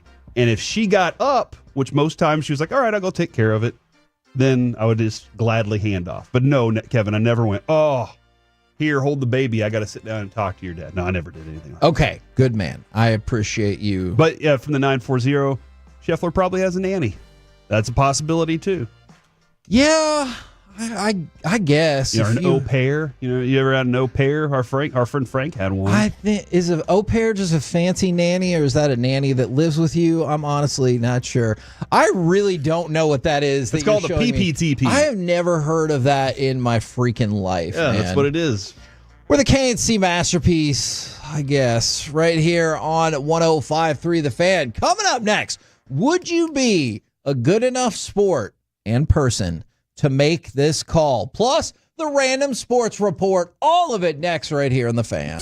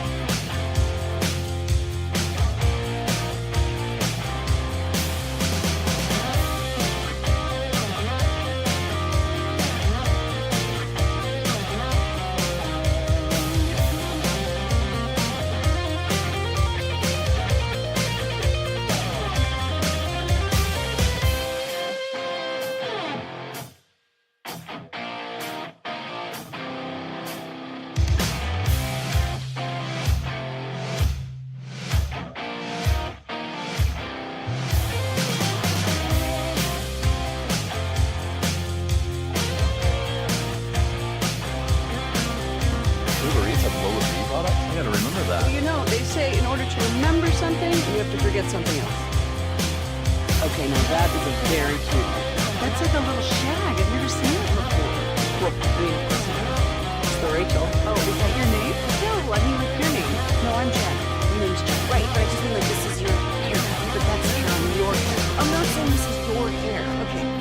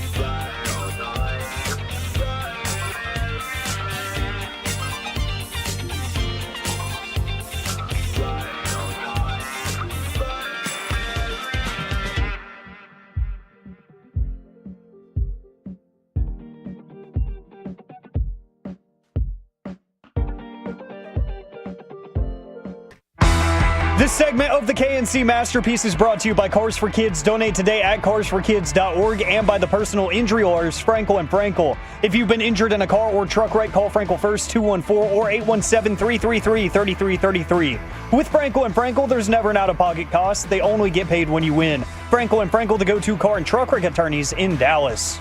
An 0-2 pitch. Oh my goodness, they missed a steal of home. Garcia broke for the plate.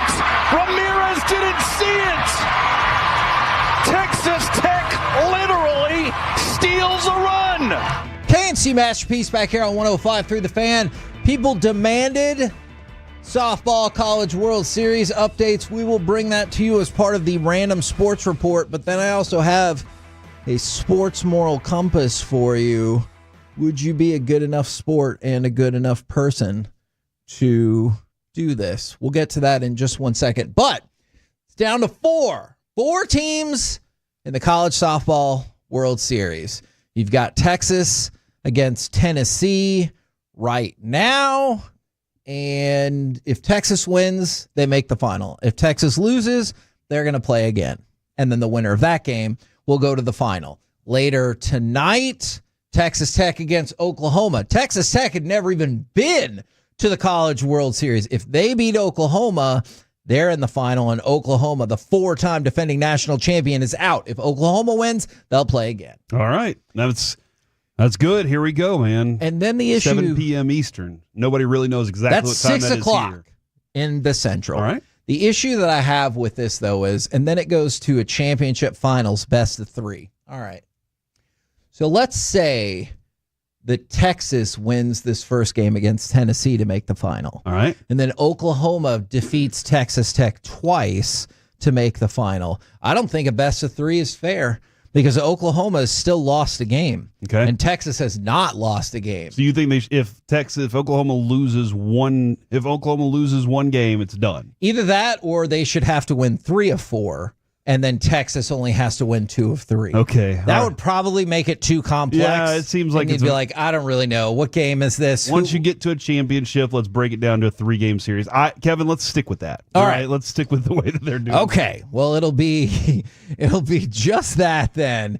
But yeah, keep an eye out on it. We will determine the finalists, it would appear, barring some sort of weather delay. And then the championship finals will get started on Wednesday. Don't forget, because I know people are going to get upset about this in just a second, the Texas A&M softball team was the first number 1 seed in the history of the new regional breakdown of the tournament to not even make the super regional. Why do you keep doing this to yourself? It seems like unnecessary. Because we're going to need to get into that other part about Texas in just a second.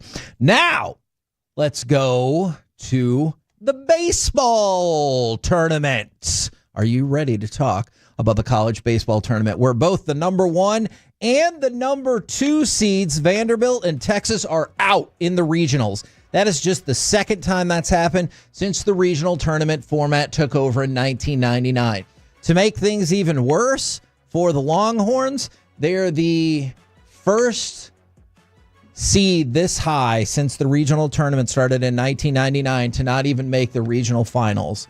They lost to UTSA, and they are out. Oh, UTSA, huh? Yes, UTSA is advancing to, or excuse me, that was Vanderbilt that didn't make the regional final. Texas lost to UTSA in the final. UTSA, that's San Antonio, advances to their first ever super regional. Do you like can't stay in touch a lot with the College World Series when it goes on? I do. You used to watch a lot, right? See, and I used to always watch everything in the College World Series because that was like all of the college baseball that you would get during the year. That's true. Now you're to the point where you want to watch some SEC regular season matchup. You can probably watch the whole series to see which team will most disappoint in the playoffs because they've had a really tough go in the baseball playoffs. There also was a time, too, when you and I were covering, and a lot of these kids that we covered in high school were playing in the College World Series. Like, they made their way onto the team, and they were going on further. But I think it was the Matt Perk year. When he was at TCU, I was like, I'm going to watch this. And I really got into it. Taylor Youngman, obviously, was it Round Rock that he played for?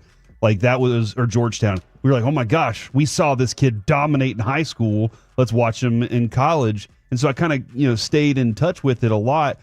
It is like watching a low level of baseball, but the excitement is so fun. I think there's just so much more energy than a pro game. And again, we don't really even know these guys, but we know what they're playing for, and it's very exciting. Somebody did say, sorry, but aside from all the parents of the players, nobody cares about college softball. I used to think that. I can read a bunch of fan texts if you want. I used to think that, Kevin. But man, if you look at the stadiums, these things are packed, dude. And at least for local perspective, how humongous is this Final Four in the college softball tournament? Because you have Texas Tech is in the mix for the first time ever. Texas just beat Oklahoma for the first time ever in the Women's College World Series. We probably have plenty of listeners who care about Oklahoma, who are the back-to-back-to-back-to-back defending national champions, and they are on the cusp of getting eliminated by two teams from Texas, including a team that had never even been to the College World Series. It's wild, man. It is. It's fun storytelling, too. But what if I told you that is not the most important college or baseball story going on right now? Then I would want to know which one is. I take you to LSU Shreveport, who became the first college baseball team to go undefeated. They won the NAIA championship in Idaho. So you know that's a big deal. They went 59-0 this season. Is that impressive? That is very impressive. It's NAIA. That's true, but no college baseball team has ever done this. Not even another NAIA team. Correct. Nor a D1, D3, like this NCAA teams. Correct. What about the NIT tournament? I don't think they do that in college baseball. And if you're in the NIT tournament, doesn't that mean you probably weren't undefeated? That 59-0 is special. The previous NAIA record was 43-3, and Shreveport went 59-0. The best ever for Division I, Arizona State in 1972 went 64-6. I would like to know any team that ever went undefeated. I would love to talk to them about it. Maybe the Dolphins, and see if they say, "Hey, yeah, it was easy. All you have to do is be better than the opponent that day." Or if they're like, "No, actually, we barely got this one by in that game," and if they have those memories, or they just look back at it and go, "No, we made a decision to be better, and we went out there every day instead of letting all the other crap in our worlds come into the room. We said, when we get on this field, it's all about baseball and winning a game." And I wonder at what point, whenever you're that far into it, you're 34-0, and you're like, there's no way I don't want to win every game from here on out. Because it would pretty much only be like collegiate sports or football, right? Because the other regular seasons are just way too long. Yeah. So I think about the Bob Knight Indiana team that won the NCAA tournament and went undefeated. And then obviously I think about that that Miami Dolphins team.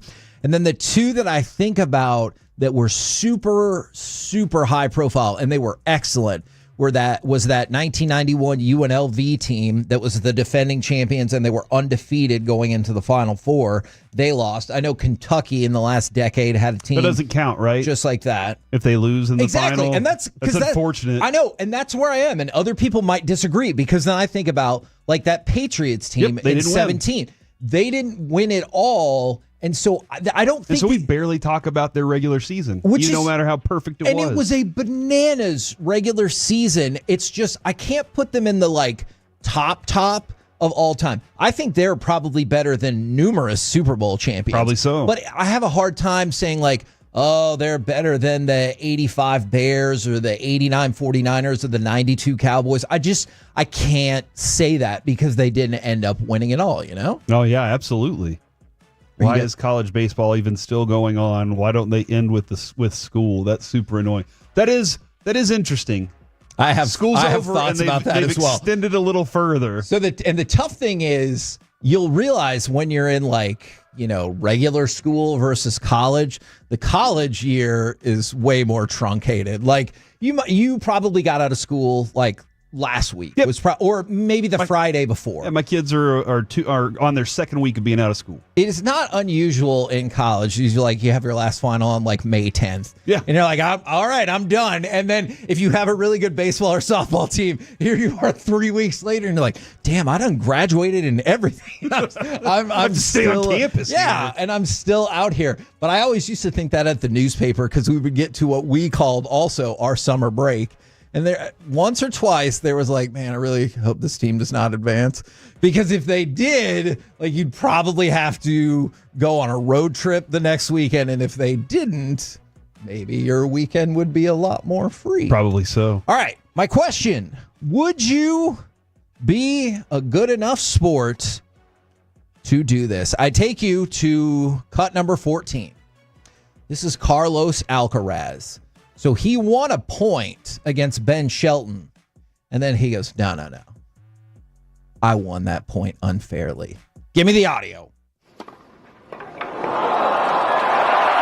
That's him winning the point. But then he's got to be honest. Because he feels bad.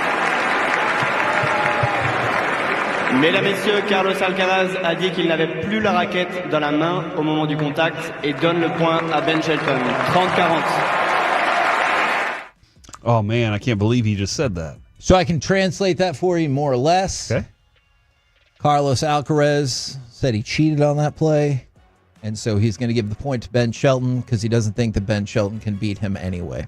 I'm paraphrasing a little bit, but what happened was Carlos Alcaraz had an amazing shot back, but he kind of threw his racket to hit the ball. That is illegal, but it was close enough to his hand that you couldn't see it straight away. He caught the racket after he threw it? No. You can.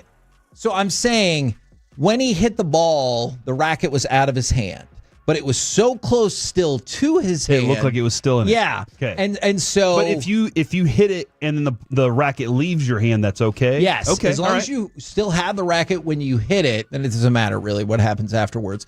Unless maybe it goes flying into the crowd or something. And so he won that point technically illegally. So he went up to the official and he was like, hey, here's what happened, and gave the point to the other player. Would you guys be a good enough sport and a good enough person to make the same move? I have lots of questions here because this is about me. I understand that you're asking me and Alec this and the Tolos. But I have a question. This is the French Open that this happened in? Correct.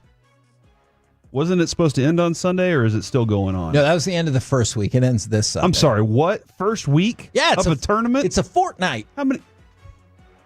What are you doing? Are you Taylor Swift? I swear to you, I learned the word fortnight from Wimbledon because I didn't understand. I was like, well, how? It's Wimbledon. I was like, how long does that mean it is? And I had to look it up. And back then, you had to go to the freaking library or ask an adult. Okay, so is this why Sunday's match got canceled for Alcaraz? Him and Nishikori? Is that? I think Corey? Did that guy just get hurt? Okay. All right. So it wasn't Maybe. because of this. So it's 1 point. He's moving on. He was beating this guy, right? Like he was destroying this dude. Am I wrong? He did win in 4 sets. Okay. All right. But the I think smart if I'm money him- was that he's going to win. If I'm him, yes. Because I know I'm beating this guy. What if you're Ben Shelton? You're playing the number 1 player. People think you're going to lose. Probably not. Okay, you take the I point might then? not have that on. If I'm the greatest and I'm just like, hey, give the kid a bone here. You know, that's what I'm, hey, throw him a bone. Okay. But if I'm one of those that's like struggling to make it, I'm probably being like, dude, I'm taking every win they give me. You know, especially if the referee didn't see it. Is tennis a gentleman's sport? You have to like admit your faults and stuff like that? Yeah, it's French Open is a little different. You don't have to. French and Australian and U.S. Open, whatever. At Wimbledon, probably. The 325 Dodgers didn't say Langford was safe when we all knew he was, so I'm not saying anything. So. Okay. And like, I didn't call for this, but it reminds me of that idiotic commercial from years ago when he's like, the ball went to the other team, and he's like, I touched it, coach. And come on, it's a championship it was a state game. championship, and everybody like, I did touch it. That is the stupidest. There was no replay. They weren't going to know. That kid just. But I'm with this person from the 817. I said I probably, if I'm one of those guys, I probably would. But I know it's going to end up catching up to me. Okay. I learned a long time ago that if you give that point back in any sport, the truth always prevails, and that S will catch up with you. Ooh. And I do believe in sports karma. I think that stuff comes around. Okay, Alec, you were also a sports competitor. Were you a good enough person and a good enough competitor to be like, okay, yeah, that was my bad. No point. Kind of with Corey, where if I'm at the top, then yes. If I know that I'm already against the odds, no, I'm not. I'm taking every advantage I can. If you ain't cheating, you ain't trying at that point, because I know I'm not good enough to win unassisted. So I'm not going to admit that. I mean, even when you golf, if you accidentally tap the ball whenever you're lining up a putt and nobody sees it, are you really going to say something? Yeah. No, you're not. And I know you're not Kevin's playing not. for millions of dollars and stuff, but Look, I understand the logic as well. I did think it was a classy gesture, and I appreciated it. I did wonder if Alcaraz was down 2-0 and facing like a break point. He'd have been like, Not saying anything. yeah. I get that. The 469, no question, do the right thing. What if you were over on the other side? And then also, where did that go? I just saw one. Des caught it. Des did catch it, man. Des absolutely. Do you need me to caught stall it. for time for Ball you? don't lie. No problem. What do you call a dead deer with no eyes? This isn't necessary. Still, no idea. He's trying so hard not to laugh. I can see it on your face. Trying so hard not to jump.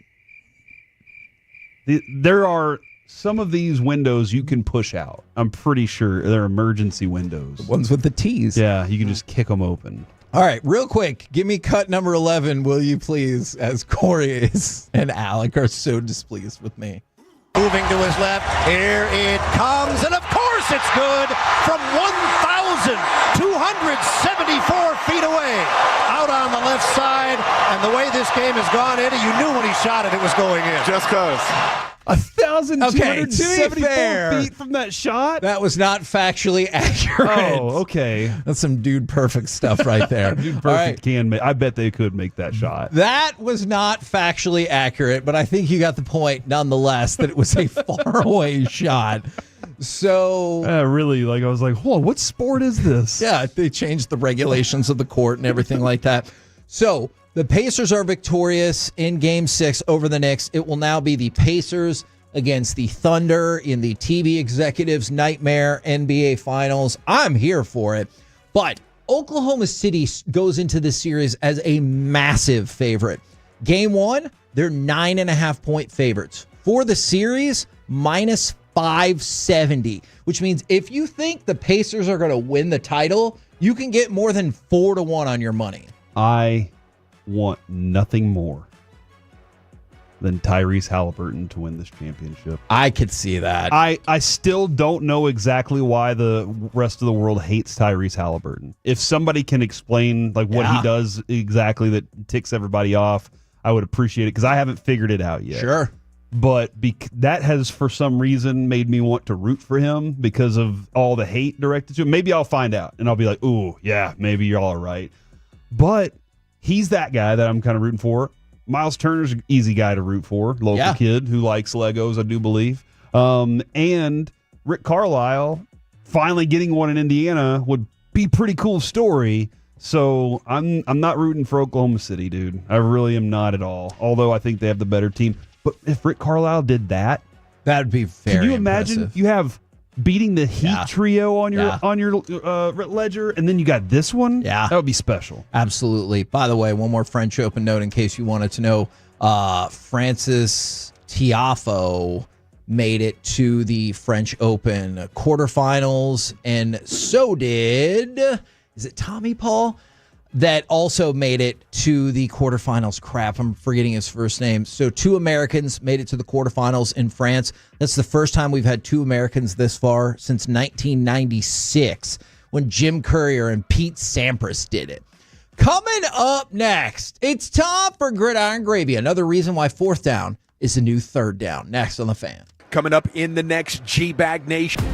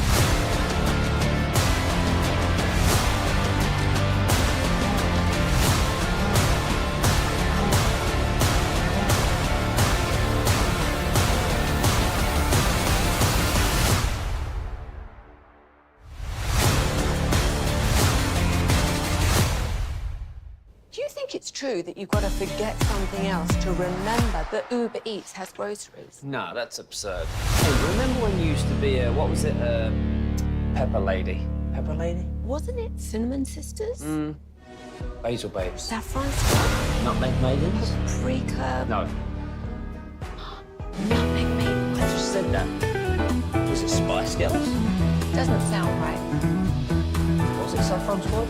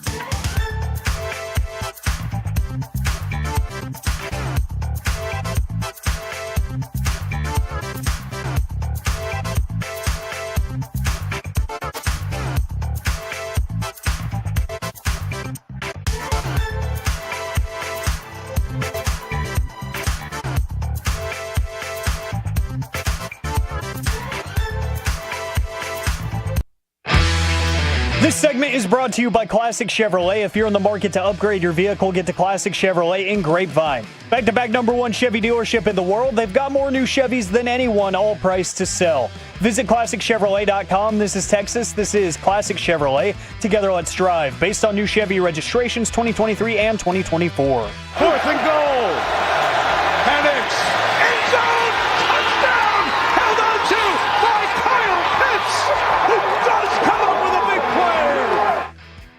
KNC Masterpiece right here on 105.3 The Fan. We'll get to Gridiron in just a damn minute, okay? Okay. In the meantime, Jeez. Corey That was has aggressive. something to say. Hey, you got to change it up. Can't just come back saying the same thing every time. I like it. Sometimes you got to boot people. You know what I mean? Exactly.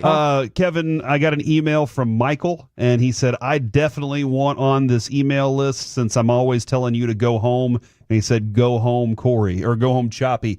And he does on the Twitch. He always tells me to go home because I reply as Corey, not Choppy. People don't believe you either. Yeah, no, I'm letting everybody know that that's what I do. And so he's like, go home. So he wants on the list. My mailing list right now, pretty significant group here. And I feel like this is a good group of Tolos and Master Peeps. But if you would like to get on the email list for the KNC Masterpiece, you can go ahead and email me at corey.majors@odyssey.com. Good luck spelling majors. You can also text it into the show. You can also send it into the Twitch or the YouTube. But you don't have to say, I love you guys and not any of the other shows, because listen, we love all the other shows here. That person followed up and then also said that them and their either wife or fiance had a baby. Well, congratulations. I have another email you can send it to if you want to send your emails. All right. It's no. GOFYOUR. Okay. Hey, so the other thing I wanted to point out is anybody that gets on this email list, if you haven't heard, the point is we will reply all one time so that it bugs Kevin. We're going to add Kevin on this email list. He'll see it in his email inbox, and we will be able to, and we can communicate as a group together. And I think that's always a good thing because, as you see, when you communicate as a group, you can do anything. Hey, you know what I noticed since this show started? I got a lot of emails. But Odyssey has stopped replying all. I think people in this building they're always listening. My contempt for what they're doing. Right now, it's time to go around the entire NFL and dip into some gridiron gravy. Dip it and rip it. So my question for y'all to start here is, how big of a deal is it still landing the Madden cover to the people? Because Saquon Barkley... When you say the people... Like you and gamers and everybody like that, I'm sure it's still a big deal to players and if you're on the cover. But I remember when, like, for us regular folk, there used to be like a countdown and people would be like, oh my God, who do you think it's going to be? And there'd be so much speculation. And then, like we hear today, it's going to be Saquon Barkley, and I'm like, okay, neat, and like just kind of move on with my life. That's where I am at this point. Okay. Let's ask the kids. And that's interesting too, because I say the kids because I don't play Madden as much anymore. Because if I'm going to play, it's probably going to be Call of Duty. And I do wonder if a lot of people have stuck with Madden and over all these years, and they're like, no, this is my game, and this is what I play. But back then, I always thought it was a cool thing, and it was cool to see, and it was exciting. And then, Kevin, I think the 99 Club actually became even cooler for me. Yeah. And that was the one where they were like, hey, we're going to send y'all, the people who get in the 99 Club, we're going to send y'all a cool package, and it's got some cool stuff in it. I always thought that was cool. But it is kind of one of those things where it's just a yearly update that just happens, and congratulations to the guy. when was the last time there was a real controversy about, oh, that guy shouldn't be on it? Other than the curse. Like, the curse was always, I don't want that guy on it because I don't want to get hurt. Peyton Hillis? Maybe so. Yeah, the white rhino. Yeah, they were like, what? Yeah. Everybody's like, sure, what did that's he like do? the lowest selling game. I do not know, but it was a good year, though. Okay. It was a good year. All right. Let's go from that to, I want to talk about third and fourth downs. And this is the hypothesis that I've crafted. I know some people will tell you, like, it's analytics and it's just more bold coaches and everything like that. Maybe. But consider this. NFL offenses this past season, they averaged 62.2 plays per game. Okay. That's the lowest since 2008 and the second lowest since 2002. All right, so that's the second lowest number of plays in the last 22 years. All right, let's take it one step further. Since the NFL expanded to 32 teams and 8 divisions, NFL offenses averaged 10.7 drives per game last year. Okay. That was the lowest league-wide number over that entire time period. So I'll submit to you that I don't disagree that analytics plays a part of it, more aggressive head coaches. But I think one of the reasons that it feels like third down has become the new fourth down is because you see more limited opportunities and it makes you more bold on an opportunity basis. Yeah. I wonder, do you think that has anything to do? Was there more failure on fourth down? Yeah, there's been more success. More success too, huh? I think Washington might single-handedly be leading that charge. But well, and Detroit was pretty good is too, good at it but as Washington was then they 20 out of 22 or something. Yeah, like that? or 21 out of 20. It was a ridiculous number out of 24. Because if the failure rate was higher, yeah, then you would think that the extra plays that would have gone on had you been successful or gotten the punt back. Yeah. You know, I'm not exactly sure how, but you would think that it would be. It's interesting though, but that number of plays seems low per game. Yeah. That's a, and I wonder if that's because they kind of went back to running the ball. I think that is part of it. I really, this year really was do. a lot more running than we've seen in a while. And I'm not saying everybody's perfect at it, far from it, but I do think some teams have also gotten better at clock management and bleeding out the game. You know, Andy Reid. Okay, not everybody, and I still at times have questions about that. But when you have the best player in the league, Mike McCarthy, right? Is that who you're talking about? I did not think Mike McCarthy was particularly good at clock management. Well, he's no longer here, Kevin, and now all the players can have fun again. All right, okay. That's what I saw. I don't know if that was my number one takeaway from that, but I know. Was it Wanye that said that on his snap or whatever? If that was the biggest issue that we've had, I feel like Jerry told him to say that. All right, let's talk about the Renegades. All right. They beat the Brahmas 23-6 to finish the season 5-5, but they missed the playoffs. How? Because they finished 5-5. You're telling me that they haven't made the playoffs with a 500 record before?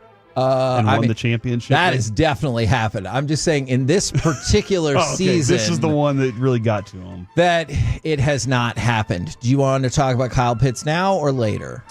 Oh, we can talk about Pitts now. Kyle Pitts. Where could he go? USA Today listed 3 teams that you might not care about in the Titans, Dolphins, and Steelers. But I instead wanted to focus in on the 2 that you might. The Dallas Cowboys and the Philadelphia Eagles. So let's start with the Eagles. Guys, would Kyle Pitts on the Philadelphia Eagles scare you? Yeah. I mean, they already have Dallas Goedert, and they have A.J. Brown, Devontae Smith. That's just another weapon. Now, granted, a weapon that hasn't lived up to the hype. It looks as though his skill set has already diminished, perhaps. But do you also think that going to a better team would be helpful? Definitely. Unless this is also the difficulty of projection. Mike projected him to be the next Jerry Rice in the body of Tony Gonzalez. Yeah. And he was saying that mockingly, but that was based on the fact that everybody out here was going, no, he's the best athlete you can find in the draft. Yeah. And at the time, that was the reality. You were looking at him and you were thinking, this dude's elite. Yeah. It hasn't worked out for him. Now, he's had a couple bad quarterbacks to start, but then you thought, okay, Kirk Cousins is going to be pretty good, and they never really panned out there either. And I don't know, what things would be like with Michael Penix, but the next place that he goes to, I don't want to be against me, I don't really want to have that potential talent revitalize his career in green and destroy the Cowboys twice a year. But the Cowboys don't have anything to trade to get him to not, so it wouldn't happen. Interesting that you say that. USA Today proposes this deal. Kyle Pitts and a 6th-round pick come to Dallas for a 4th-round pick. Why is it always our 4th? Because they know the deal. And Luke Schoonmaker. Interesting. I'm curious to know how much Schottenheimer loves Schoonmaker. Yeah, because if they made that trade, that would be a pretty big indictment of that pick, right? Yeah, and that would be a sexy pick. Well, I mean, it could be, but would you admit that? Would you then say that was a McCarthy pick? You know, I'd be very curious about that. Maybe. But I just wanted to throw that there. Would that have any interest for you? Because we do still get asked about Kyle Pitts like all the freaking time. So, oh man, sorry, we don't have much time here. My question to you is, this is philosophy now.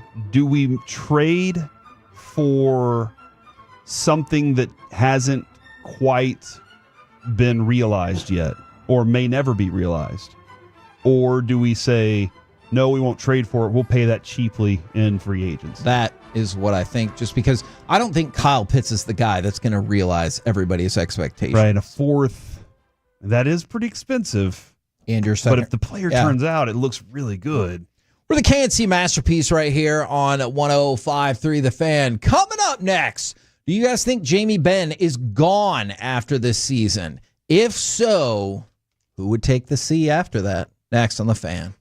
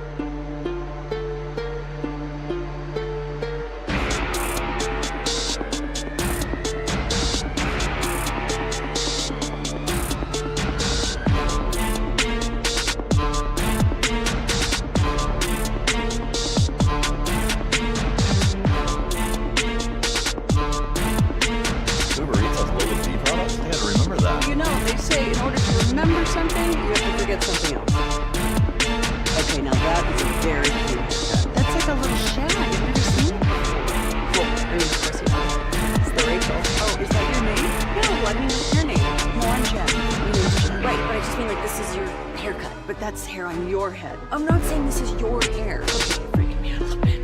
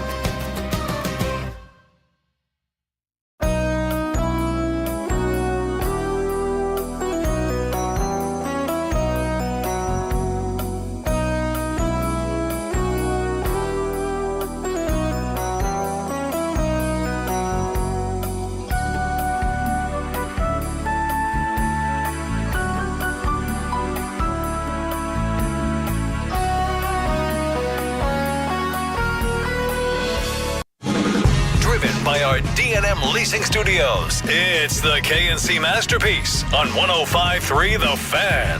KNC Masterpiece right here on 105.3 The Fan.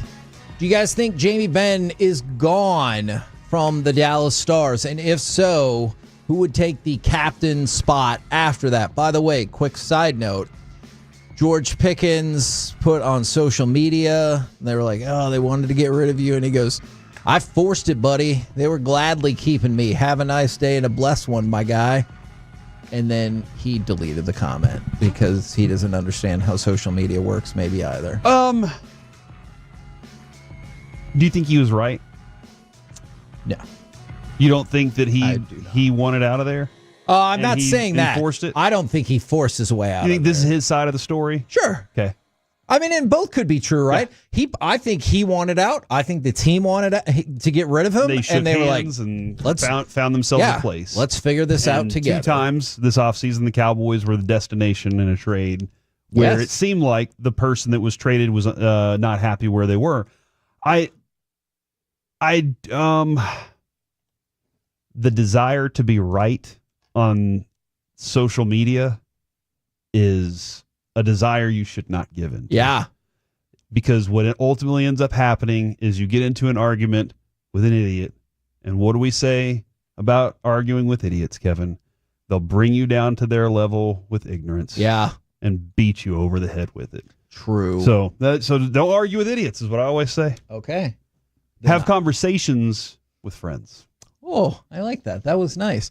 All right, so go ahead. Let's hear a happy memory. Go ahead and give me cut number 10 so we can showcase some of the awesomeness of Jamie Benn. Ben out of the bumper. It's a Harley. Wrist shot. Score! Power play goal! Dallas, we are tied!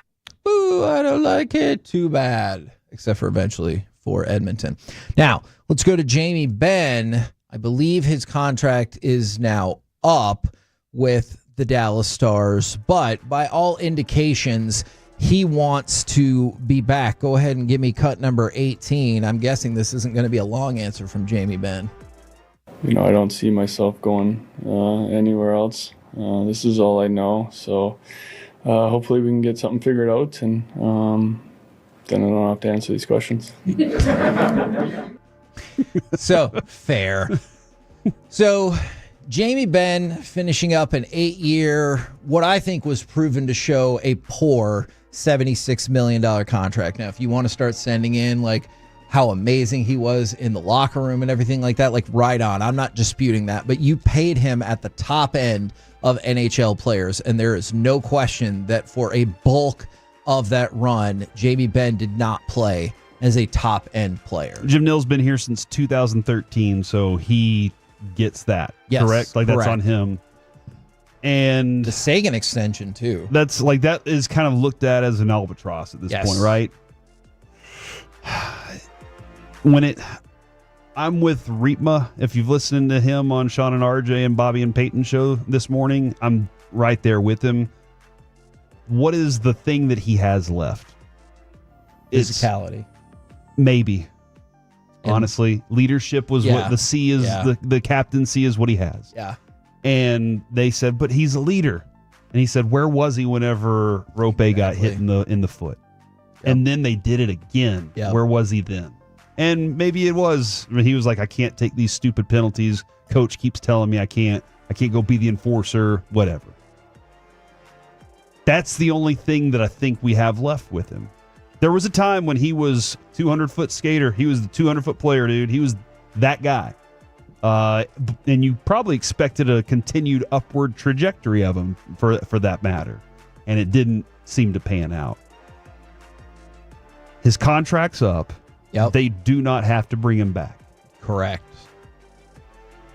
And at the age of 36 years old, I think it is time to tip your cap and say we appreciate you. Agreed. The player will want to continue playing because he wants a cup. And so can I tell you that's one of my hesitations to bring him back is if you were like, what if he would come back on like a 1-year, $2.5 million deal? Like I hear you on that, but he's still going to take up 15 minutes of ice time. If you tell me that you're going to give him a vet minimum and he knows that he's going to go out 7 there. 8 minutes. Yeah, or maybe even less than that. Then I would be willing to listen to that. But that feels like that might not be what he wants, and it does feel like it would be somewhat disrespectful from the Stars if that's how they went through it without everybody being on the same page. If everybody is on the same page about all of this, then that kind of changes the dynamic. So let's assume then that he's out the door and Jamie Benn does not come back. Who takes the captaincy? That's a good question. Because it's to me, Maverick Bork. Oh man. Okay, maybe. It would not be Tyler Seguin because you're running into exact same thing. I get it, leadership and everything like that, but if you run into a player who shows flashes of production but is just not really one of the dudes anymore, I wouldn't do that. So I think there's a clear choice, and I think there are a couple of other choices if you want to potentially go a little bolder. Ooh. You said a clear choice. To me, there's a clear choice, and that is Miro. I think Miro is your clear choice, but let's go in a different direction. You want to be bold with it. The Stars say he's 25. I know. And he already has the respect amongst the league. Just think about it. Everybody throughout the playoffs was talking about when Miro gets back. Yeah. Not just locally. They were talking about it nationally. And this dude's 25 years old, and when he stepped onto the ice, you knew it. You were like, oh, that's why. And the work that he puts in, the way he goes about it, I don't know his connection with his teammates, but it seemed pretty obvious that all of them couldn't wait for him to come back, and they were excited when he was. Yeah. And because somebody did ask, and it's a fair question. And Rantanen's here for a while. Yes. So a Finnish player being the captain could be a positive thing there, too. And see, okay, that's an interesting point. I want to get back to that in just 1 second. But when you say loud enough, there can be the verbal person who's loud enough, obviously. But then what Corey said is when he got on the ice, you knew it. And Right. everybody knew it. Everybody could see it. By the way. And Jamie Benn used to be that. Sure. There was a time, if you go back to watching Stars hockey, and I know that it never, again, didn't ultimately pan out ever with him, but we remember those times when we'd watch, we were like, oh yeah, we know Jamie Benn. When he steps on the ice, he's hitting, he's scoring, he's doing all these things because he was special at the time. Unless they changed the rule in the last couple months, and if they did, I apologize for not knowing. Goalies are not allowed to be captains Why is that a or rule? alternate captains. Do we need a rule for this? I don't know. It's just what the NHL has in place. It's probably a rule from 100 years ago that nobody fine. ever changed. Then you know what? Let's actually just put a C on an actual otter and just send that out on the ice as an honorary captain. Sea otter. I get it. I get what you're doing there. Because multiple people were asking about Ottinger being the captain. Right, yeah. Unfortunately, right now, not just for the Stars, but for all NHL teams, I believe that's prohibited. Robertson was somebody that came up, but I feel like, not that you have to decide who's the captain based on what the people feel like, but it feels like enough people either think he's soft as a player or soft-spoken, and that wouldn't work. I got a question about him. Yeah? What's his current contract? I think he only has a year left, maybe. You think he's coming back? That's where I am. Okay. But the fact that I would say it like that is probably indication. That would be my question is, I don't know whether or not he's coming back. Do you want to put the C on somebody that could be gone the next year? Fair. And that's why Miro, to me, makes sense. He runs through 26, through 25, 26 Okay, seasons. so he has 1 year left. Yeah. All right, here's the other one. And somebody brought this up as a text, so I want to read this. I appreciate this. Wyatt Johnston should at least get an A or future C consideration. So captain, alternate captain, usually you'll see more than one alternate captain. But makes sense. Yeah, gonna throw this out there. Wyatt Johnston, he had a struggle of a playoffs. But the consensus from the Stars is, whether it's because of the money that they gave him or whether it's because of all the stuff you heard about him from the Stars organization in the playoffs, is they seem to believe in him a great deal. So Miro would be my most logical choice. Wyatt Johnston would be my bold choice if they're like, no. This is the next wave. You're going to lead the next wave. Here's the C for your jersey. In 56 games played in the playoffs, he has 18 goals, 14 assists, 32 overall points at a -16. And this playoffs crush that. Like really in a bad, unfortunate Those way. numbers, like 18 goals is pretty good. Like that's in playoffs, you're like, man, I'd like to see a little bit more production. This year, like you just said, was the reason. Yeah. It's kind of a tale of two playoffs if you look at this year and last year. And you know what? When I hear him talk, he does stand up in front of that room, not necessarily the players, but he stands up in front of the media and says the right things. Yeah. He's learned from the best in Pavelski when it comes to that part of it. So I would be hopeful that now Pavelski never won a championship too, so maybe that wouldn't be good to have him as your captain. So, but he's got a lot of the great qualities at such a young age. 22 years old to be the captain would be a little. I would say Miro's the better one for me. Although Wyatt is clearly right there in the conversation, he's just a little young for me. Would you consider Rantanen? And the only reason I consider is because he's new to this. Everybody, team. Yes, you're right. He's not a star. He's like in terms of a Dallas star, not a star in Jamie Benn hockey. You drafted him. He was your guy. He's your guy. Pavelski, those guys come into your system, but they're not your guys. And you kind of want that to be the thing. This is one that he started as this. He understands the organization, all of this stuff. And this is again, if Jamie Benn doesn't come back. If Jamie Benn does come back, does he still get the C? Do they just say, hey, we just keep it at that? And that's part of the deal is I wonder, because he said he doesn't know anything else. He doesn't want to know anything else. I wonder, because there's that pride factor, and I'm sure he thinks he has earned it and deserved it. And I would argue, obviously, he has. But now, then my question would become, would he come back if you're like, but you're not going to be the captain anymore? I don't know. Yeah, that would be a really weird thing there. So if you just Rantanen makes sense because he's the best player on the ice for the team. And I bet you could. I might argue that with Miro, but that's just because Mikko has these unbelievable highs that can't be touched, but also lows that are lower than Miro. Yeah, I agree. Best real offensive player. Miro's an offensive player as a great defensive player too. And I see some people mentioning Hintz as well. Well, and Rope's name pops into my mind too. The fact that you have so many Finnish players on this team, like that's a thing that makes sense. We talk about the Rangers, and it's sometimes a split clubhouse, and you have one leader for Latin players, one leader for the U.S. born players, and so it's kind of you walk in, you can see the way the clubhouse is kind of set up, who's sitting next to who because of friendships. And so I do wonder how much the Rantanen's nationality, along with a lot of these players, matters. But again, you just named Rope, Mir, all those guys are the same. So this is a very. They have a lot of guys that could be. So if there's a new captain, with the most star power is Mikko. Put your money on a Finnish player. Yeah, is that what you're? Yeah. Is that, okay, Just go ahead and give it to all right. Granlund. Okay.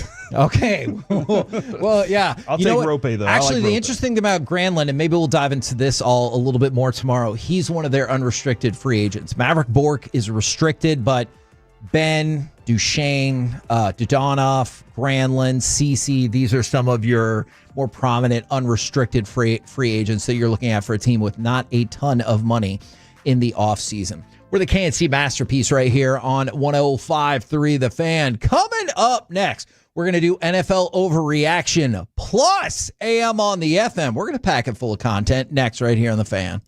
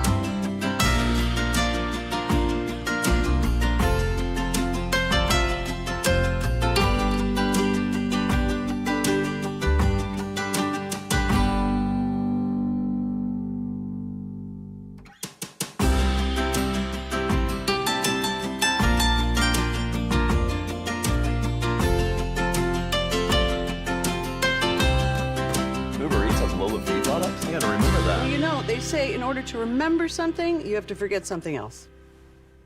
Okay, now that is a very cute haircut. That's like a little shag. I've never seen it before. Well, I mean, of course you have. It's the Rachel. Oh, is that your name? No, I mean like your name. No, I'm Jen. My name's Jen. Right, but I just mean like this is your haircut, but that's hair on your head. I'm not saying this is your hair.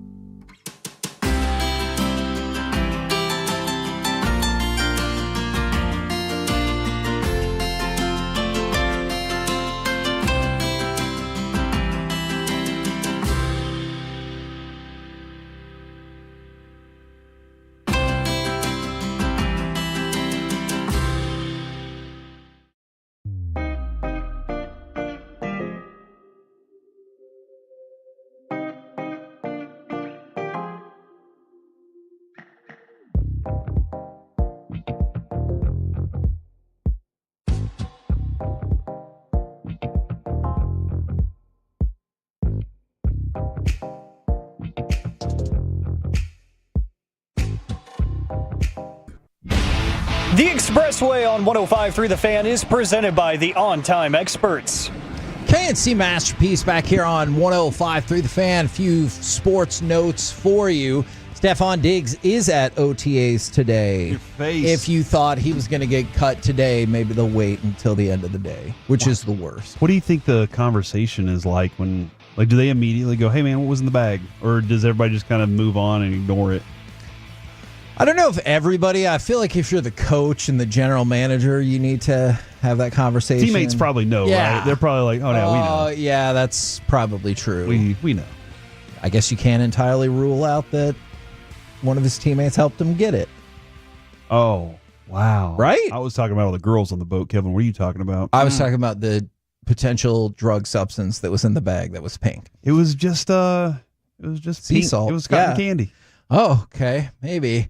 And then also Nathan Eovaldi, as hopefully you knew by now, did go on the injured list, but it's looking like it's more precautionary than anything, and hopefully the Rangers will be able to bring him off the IL as soon as the time has elapsed. By the way, one more question for you guys before we get to NFL overreaction or reality. How do you get country girls' attention? Never mind. I thought this was going to be a real question. A tractor.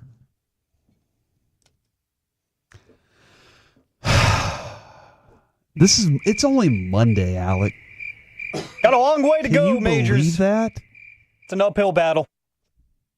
Now, I guess, NFL overreaction or reality. I promise. Overreaction. Man, you're probably right to say that, because I was about to say I promise not to tell any jokes here. But that was another person who emailed in their joke.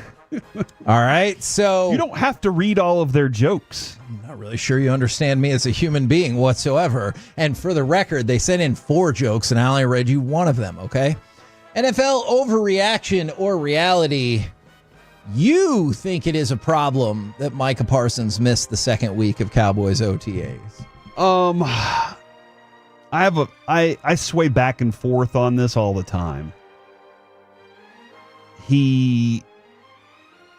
Myles Garrett was in Tokyo, and everybody lost their damn minds about. Was it Chloe Kim that he's dating now or something? Yeah, and he's in Tokyo, and he's like, I want to buy a house here ASAP. Neat. And they're like, why aren't you at OTAs? He's the best player on the field.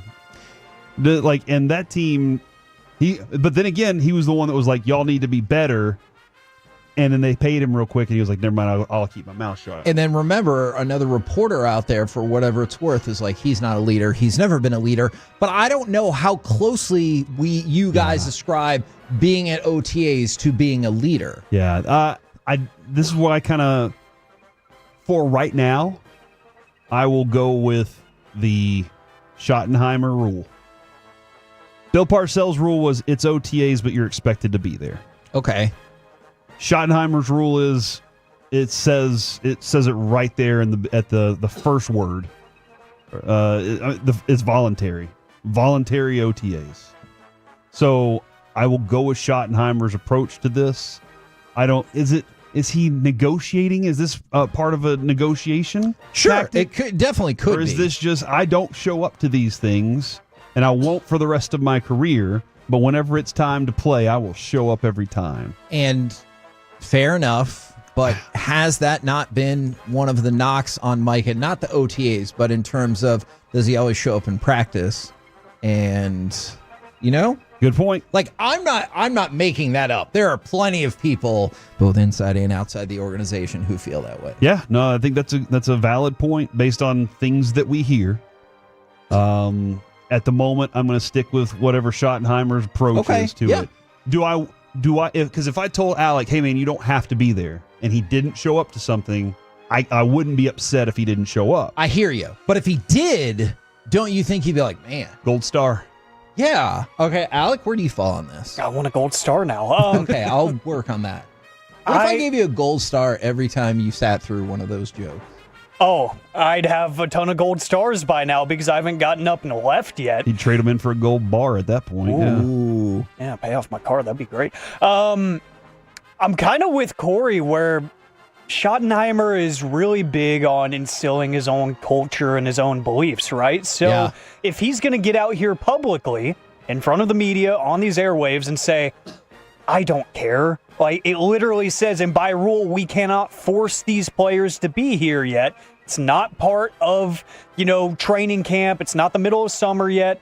I don't care. If he's got other places to be, as long as he's making the right decisions, I'm cool with it. Then I'm cool with it too. But I'm exactly with Corey. I'd rather him be there. Sure. Does it matter to me? No, it's not a problem to me. Overreaction. Okay, and that's kind of the temperature that I wanted to gauge there. Overreaction or reality? Bryce Young will be on the Pro Bowl team in the next 3 years. Overreaction. Ooh, take that, Bryce Young. I mean, it's tough to get there anyway. There's a lot of good quarterbacks around, so you got to overcome that. And yet, so far, he hasn't proven to be consistently good. So, do you think they've tightened up the team since there was not a game to drop out of anymore?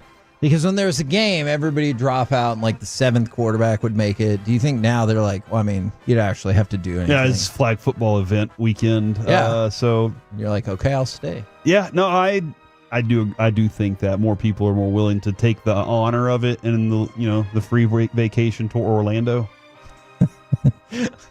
Alec? I think I'm going to go reality. I think he will, because I think in the NFC, the top two vote getters are probably going to be in the NFC Championship game and won't be available for it. So then you're going to slide down the totem pole where it is a fan vote.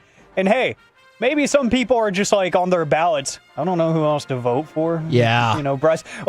It's not a shot against him because I don't think he's as bad as people make him out to be. I don't know. But I think some people might be like, you know what, Bryce, you're all right. I'm putting you on the ballot. I like it. NFL overreaction or reality? This is a big swing. The Buffalo Bills will finally win the Super Bowl, and Josh Allen will be the Super Bowl MVP. This year? That's right. Oh! He was inspired. Overreaction. Yeah, hold on. He was inspired by the box office success of Sinners. He got married this weekend. Now he has a sugar mama. He doesn't even have to worry about it. I wonder how much money she makes. More.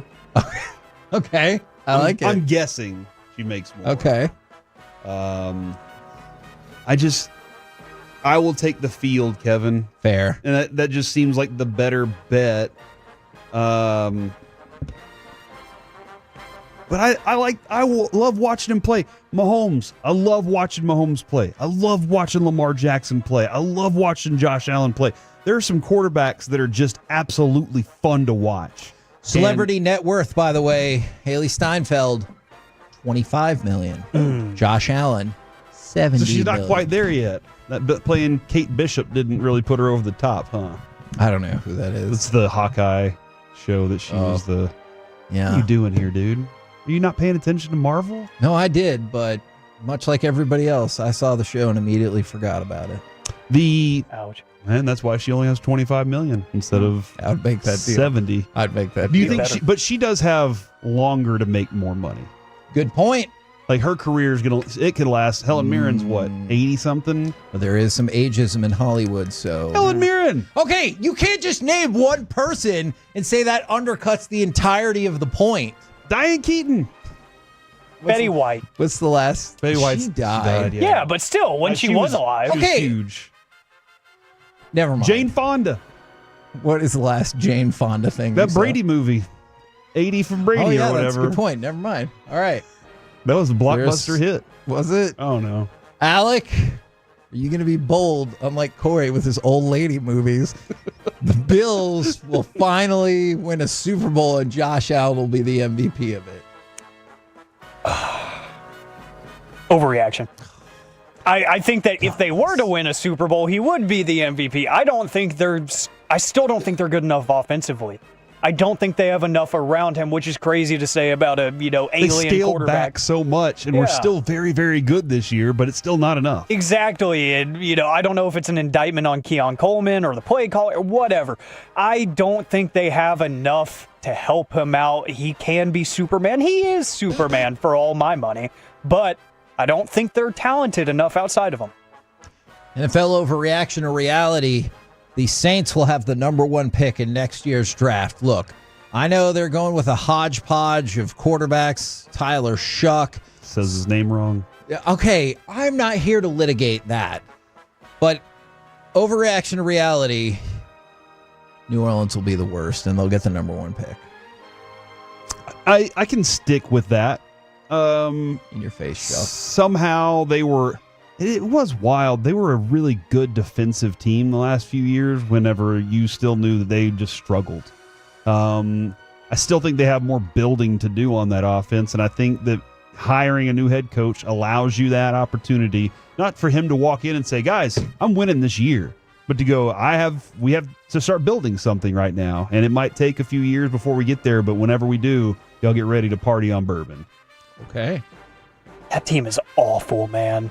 Like, just for a fun exercise, if you're bored today, go look up and down that depth chart and tell me 3 redeeming qualities about it. Can't. You really can't. And it's because they've dug themselves such a deep hole with some of those massive contracts over the past few years on top of their franchise quarterback, whether he was good or not, retiring.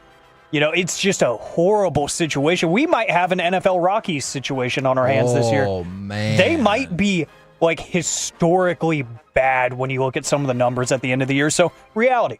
Okay. Well, I like it. Boldness here. NFL overreaction or reality. Now, I will readily admit I got this one from Sports Illustrated because I thought it was so freaking funny. NFL overreaction or reality. An old high school girlfriend of yours will post pictures of her husband and young children on Instagram and matching jerseys of a team you didn't even know that she rooted for. That is very clever.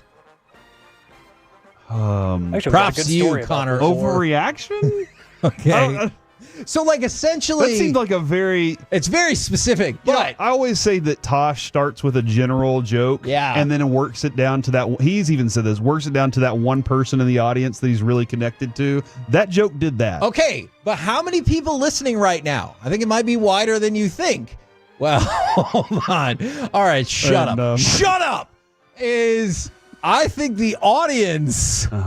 might be more people than you think that have seen an ex on Instagram, and you're like, since when the hell did she start rooting for that team? Okay. She didn't care about sports when we were together, or she never cheered for them or whatever. See, and I think maybe I'm just so far away from exes. Okay. That I didn't really experience that. Most of Facebook and social media has involved me being with Adrian. So okay. And most of those girls were it was high school, so yeah. But I would be pretty offended. I would be like, what are you even doing here? Alec, you're close to graduating high school. Shut up. Anyways, I actually have a story about this that's going to make it reality. Like 2 or 3 weeks ago, I went to a bar with some buddies, and when we were leaving for the night, I saw my ex getting out of a car with another dude, and they were wearing Rangers jerseys. She was an Astros fan her whole life. Oh, he converted her? Yeah, and I couldn't, so I guess skill issue on my part. But yes, reality, because it's literally already happened. Do you think the sports team that you root for is a choice, or do you think you were born that way? I was born that way, for sure. You know, TCU fan because my grandma worked there forever. Cowboys fan because they used to be season ticket holders and all that, yeah. So I think I was born that way. NFL overreaction or reality for the first time since 2021. Matthew Stafford will surpass 4,000 yards passing. He's still got Puka Nacua. Now Devontae Adams is there. Are they ready to take another step up? Obviously, he has to stay healthy too. Every year for the last 3 years, I've felt like I've been going, this is the Matt Stafford end. This is when it's finally over. And then he's like, no, I can still stand here and throw the ball, though, guys. And then he shows you he can really throw the ball. And that's a good group there. And McVay's very, very smart, very good at what he does. They're going to be a team to deal with, dude. I think the Rams are going to be very tough to beat this year. Was that your question? Can he throw for more than 4,000 yards? Yes. Okay. Reality. Has he thrown for more than 4,000? Yeah. It happened 4 years ago. He's got enough. Okay. He's got enough. All right. 4 years ago in quarterback years is like 18. It's been a while. It really has. But I do think, to Corey's point, he's got the weaponry to make it happen now. And I do think they have the running game to supplement and at least keep defenses honest. So, and their defense is getting better too. I just think the team as a whole is a lot better than I expected it to be this year. So, because of that, I think he's going to defy all of my expectations. And I say, why not? 4,100 yards. Ooh. NFL overreaction or reality? 4,200 yards. All right. 4,250. Well, I can't go that high. Okay. Overreaction or reality? You care even a little bit about where Kirk Cousins plays football next. I don't. I didn't think you did. And look, there might be people out there that love Kirk Cousins. You can love what you want. That's fine by me. That's perfectly okay. I've never really liked him. And here's what's going to happen. He's better than Dak. I'm not arguing that. I don't care, honestly, in that conversation. I didn't even bring it up at first. All right. Kirk Cousins, I think, is a quarterback that existed in the league, and we will always remember that he was around, but never for great things. That's just where he is for me, and that's fair. Alec? I don't care. I really don't. See, that's what I thought, because I saw this note and it was like betting odds for where Kirk Cousins is going to be next. Because now that isn't caring. That's caring. That's gambling. Yeah. All right? That's or plays. Okay. if you will. See, and I opened it up to see what the answer was, but then I was like, I don't really care. Because the Cowboys are 33-1, so it's not going to be them. Leading the pack is the Steelers, who were like, hey, Aaron Rodgers, what do you think? And he's like, I got a couple more months before I need to tell you anything. So good luck with that. But in case you did care, Steelers, Saints, Dolphins, Browns, and Jets. There you go. Are the top five. Steelers, Saints. Saints actually would be the best place for him. Not if they're trying to get the number one pick, it wouldn't. That's true, because he's just good enough to get you not the number one overall pick. Ooh. See, I like that. All right, one more really quick. NFL overreaction or reality? You want me to tell another joke that I've got on email or the fan text? I didn't hear your question, and I would prefer not to hear it again. Alec, that means it's up to you. It's overreaction. I would not like to hear anything. Yeah, a good strawberry joke. We're the KNC masterpiece right here. I just had some strawberries this morning. Dang it. Why did I engage? Do you think they were all happy? You know how you know if one was sad? How? It'd be a blueberry. Right now, it's time for this. What does this button do? Please, do not push the button. You have no idea what it... Alec, you be quiet. Alec, that was awful. 1 for Alec, 0 for Peyton. Don't you dare touch that dial. It's almost worse than like if you gave some devastating news in the world and then threw it to me. Like that would have been equally as hard to transition into. Yeah. But it is time for AM on the FM. My name is Alec Medford, the man they call the pride of Mansfield, Texas. 877-881-1053. That is the Frankel and Frankel Injury Attorneys text line. I want you to answer the question of the day there on Twitch and YouTube as well. Majors, your hand is raised. Can I ask you a question of the day? Ooh. Can we limit Kevin to 1 joke per day? But they're from the fans. Yeah, no, they're I get from it. Our fans. But write them down and you can tell them over time. Yeah. Then you But- just got like a bank. Yeah. Yeah. 877-881-1053. Text in yes or no. I'm a win. If you want Kevin to have only 1 joke per day. We will not count the yes Text votes. no. Oh man, see, I'm even confused about what you want people to text. I don't know. So now I'm going to say I win. But I've gotten a lot of emails, so we will have you on the reply all email list. We are the email show of record now and the reply all show of record. I Don't like this. reply all. And tomorrow, starting tomorrow, maybe the basketball show of record. Jason yeah. Kidd hops on. Jason Kidd will be on the show tomorrow at noon. Oh, hell.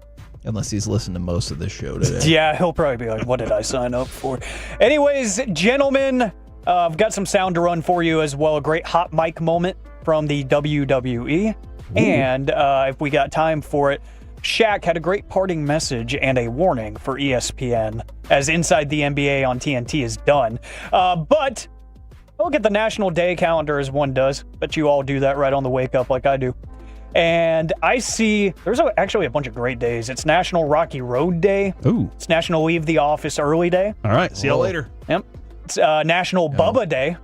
Just Did for you say Bubba? Yeah, just for your boys. You know, if you've got somebody you call Bubba. That's what my dad used to call me. That's what I call Brandon. He's like, come on, Bubba. It's also International Volkswagen Bus Day. Dude, Reggie also used to call me Bubba. Yeah, And I but he think- calls me that still. And you said it one day. It was endearing, or I can't remember the word you used, but I was like, you're totally right. I felt like Reggie loved me because of that, because Yeah. he called me Bubba. And nobody else He does. at my age, like at this age, nobody else calls me that. So it felt special. Yeah. So I feel important to Mr. Atatula. And then the most important holiday today, National Rotisserie Chicken Day. Ooh. It's oddly specific, but this actually sparked up a conversation in my group chat where one of our buddies was like, is it okay for me to just grab a rotisserie chicken from the grocery store and call that my meal? Yeah, For the day. for sure. And he was like, it feels weird. It feels wrong. And like, he said his girlfriend was judging him for it. We're like, no, it's great macros. If you get it from the right place, it probably tastes amazing. What do you do? Like, you can eat off of it for the whole day. I feel like that's very resourceful, and I think it's one of the most underrated meals. And it's cost efficient. Yeah, Exactly. I'm with you on so that. what do you think is an underrated meal or an underrated snack? PB&J. 877-881-1053. That's a solid one. PB&J is very underrated, and I don't go to it enough. I didn't go to it enough for a long time. Whenever I was in elementary school, because they gave the peanut butter and jelly out as you forgot your lunch. Here, have a peanut butter and jelly. By the way, too much peanut butter. Always. They caked it on, even though I like a lot of peanut butter. But then in my mind, that was I forgot my lunch. Everything else is my regular lunch. So I just forgot about PB&J until I got on my own. And whenever bills and things need to be paid, and you're buying things, you're like, peanut butter and jelly is pretty cheap. You can make a lot of sandwiches. And so therefore it became an essential. Then I got married, and peanut butter and jelly kind of went to the wayside for a while. It's gotten a renaissance over the last few years. And I think that people forget how good of a sandwich it actually can be. I think it's ramen. You've seen Great answer. a lot of fancier ramen places pop up because they know they can make that for 20 cents. Even with inflation, 30 cents. Here, let's throw this one slice of pork in there. Yes! And that's what they do. And half an egg. You can stay at home, chop up some hot dogs in there, have yourself just a delicious meal, or you can just have it sometimes with the sauce plain. I don't think that's too bad at all. And it's cheap as hell. And there, like you're saying, there's so many routes you can go to customize sure. it and make it your own and still keep it cheap. I did see something crazy yesterday that, now that you brought it up, I think on Instagram, there's a place, I don't know if it was local or not, it might have been just a random thing that popped up on my feed, but some places are doing ramen on tap, where you get your like bowl of noodles and there's different taps, like almost like a bar, and you choose what kind of broth you want. Oh. Yeah. I am stupid, but am I stupid for thinking you would pull the tap and all the noodles would actually come out? That is 100%, Corey. Don't judge me. That is 100%. What I was thinking of is you pull it. No, Text in if you were thinking that. You pull the tap and the noodles come out. Here's why I don't think that you're stupid for that. There are plenty of other reasons. I also think you're very smart. So I don't think you're stupid for that. Because as a child, I thought you were born with all the hair you would ever have, and that it just, as it grew out, there was just more in there, and it was all coiled up in your body somewhere. And so that makes sense to me how you would think the noodles would pour out of the tap. Like you're going to a soft serve ice cream shop or something. Alec, I was changing my plans for tonight, and I was going to try to find ramen on tap that I could go eat tonight. That would be so cool, but it would be kind of gross at the same time. Okay. All of it just piling out of a tap. Thank you, Splashing fan texters. I am seen from the 214. I was 100% thinking the same thing from the 469. Me too, Kevin, from the 682. That is exactly what I was thinking, bro. From the 817. Not gonna lie, I was thinking the same thing. Another 817. Me too, and on and on and on. I'm not blaming you for it. The reason I'm laughing is I'm just seeing it in my head, walking up to a tap and a bunch of noodles just flopping out of there. Yes. It's a weird But you want to image. try it, right? Yes, I do. But it was kind of crazy, though, to see somebody pull a tap and the liquid coming out was like steaming hot. It was kind of off-putting in a way. Like, I'd still try it, but it was like, that's not supposed to happen. It's supposed to be like cold and foamy, not hot and steamy. But your most underrated meals and snacks, 877-881-1053. My dad would agree with this from the 469, the bologna sandwich. Yeah, I don't love bologna. Well, why I not? don't either. Unless it's rolled into hot dog form. I mean, that's all it is, Yeah. essentially. Yeah. Fried bologna sandwich is pretty good. I don't eat a lot of bologna, all right? Because it's spelled weird. But Really? Yeah. Man. it should be Baloney. Like, that's how bologna, not Bologna, all right? Yeah. But I don't make the words. You think Tyler Shuck is a big bologna guy? Yeah. Yeah. Probably so. I could see that. Like, yeah, look at those letters. Yeah, misspelling. Losers. Can't wait to get that Bologna. I don't like how you said that. Let's see. Spam and ramen with egg from the 469. How do you dress up your ramen? Your go-to ramen, Kevin? You guys will hate it. I'll put the sauce on it and I'll cut up heat up. You call it sauce? And cut up, yeah, or the powder or whatever, and cut up some hot dogs and put them in there. The broth? Yeah, but like you mix it in there. Okay. So I'm sure there's some sauce that gets put in there too. No, but it's like your little packet. Dynamite sauce or something like that, you know? Your little packet. I don't have a lot of, my family gets a lot of ramen. They'll order ramen, and it is the one with like the slice of pork and a few mushrooms and then some, oat cur or something. I don't know, some other stuff. Some oat some what? Sprouts, get thrown in there, and I'm just like, all right, that looks tasty. And then it tastes like a mint to me. Okay. Let's see. Hopefully the 972 isn't getting it from the same place that Corey does, beef jerky. Yeah, that's at the gas station next door. Man, it looked like his teeth were going to come out trying to chew that thing. Let's see. The 214 says fish sticks and then mac and cheese. Wildly underrated. Dude, okay. Do you like fish sticks, Alec? Not really. He didn't fall for it. Yeah. I can see right Fish through sticks you. are fantastic. I will say that. But lately, the frozen taquitos we throw in the air fryer, and I don't know what kind of meat's inside. I have no clue. Well, that's the magic. Just like with the hot dog. Don't ask. It's much like a Jack in the Box taco. What actually is that? Mystery meat. You don't want to know. Don't care. Just bite into it and enjoy. But the little taquitos have become a fantastic snack that I do think that not a lot of people think enough about whenever they're at the grocery store in the frozen food aisles. I loved those as a kid. I could not stop eating those. Those were amazing. You just brought back a memory. I need to go get some now. Thank you. I'd say mine I actually learned from my track coaches in middle school. It goes hand in hand with Corey with the PB&J, but you add that, not onto the sandwich, just as a side, some fruit snacks. And the reason we did that was because the PB&J, you get the carbs, you get a little bit of protein, and it's filling, right? And then the fruit snacks afterwards, just a little bit of sugar to help you get a little bit of energy. So if I go on a run or something, that is the pre-run meal, is I gotta have the PB&J or the fruit snacks, or better yet, both, just to get the little bit of nutrition. Let me ask you a serious question that will sound childish. Mm-hmm. Do you like the fruit snacks better if it's like a character fruit snacks, or do you not care? I don't care, but I do have a theory that the themed ones and the licensed ones probably taste better. Like the Scooby-Doo ones were always elite as a kid. Really? Did not think we were gonna get that out of them. I've always been a fan of the whatever flavor it is, it's shaped like that flavor. Like if it's lime flavor, it's shaped like a lime. Yeah. Oh, I've always, much like Runts, if you will. But I think, we all forget maybe the best fruit snack was the Gusher. Man, I remember Gushers. Well, they're not dead. They are still very much alive, and they're still very good. Gushers out there. They have like different variations too now. They're kind of branching out now. I just like the OGs. I haven't even tried any of the new stuff. I honestly did not know they still made those. They're awesome. They're still really good. But we had a hot mic moment on Friday Night SmackDown.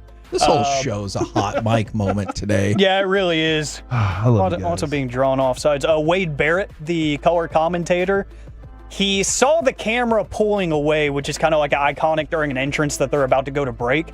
And he didn't realize that they were still on national television on the USA Network, and he said this. Man,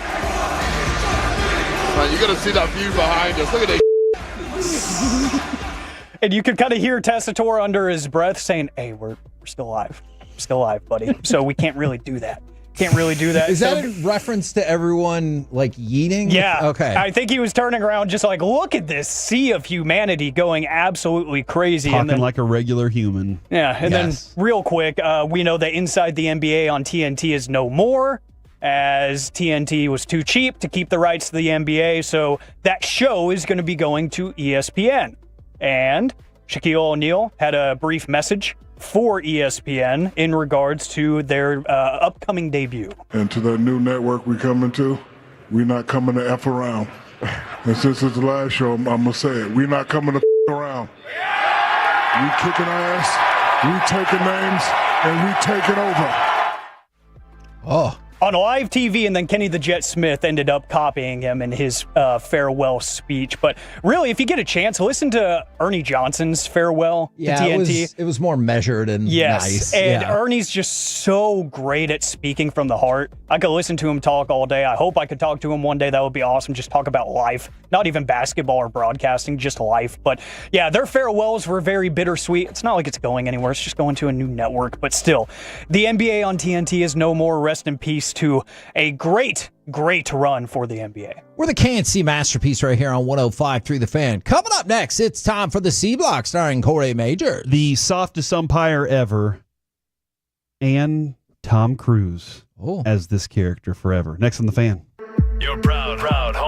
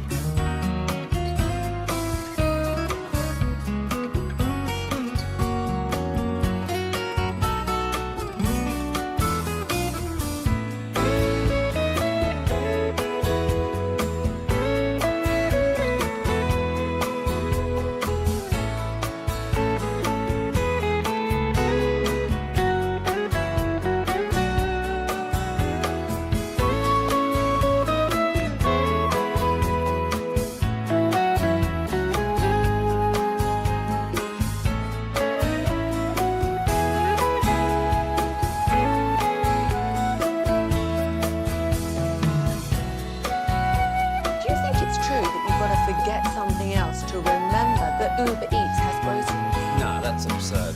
Hey, remember when you used to be what was it, Pepper Lady? Pepper Lady? Wasn't it Seaman Sisters? Razor Babes. From Squad? Nutmeg Maidens? Free Club? No, Nutmeg Maidens? I just said that. Was it Spice Girls? Doesn't sound right. Was it Saffron Squad?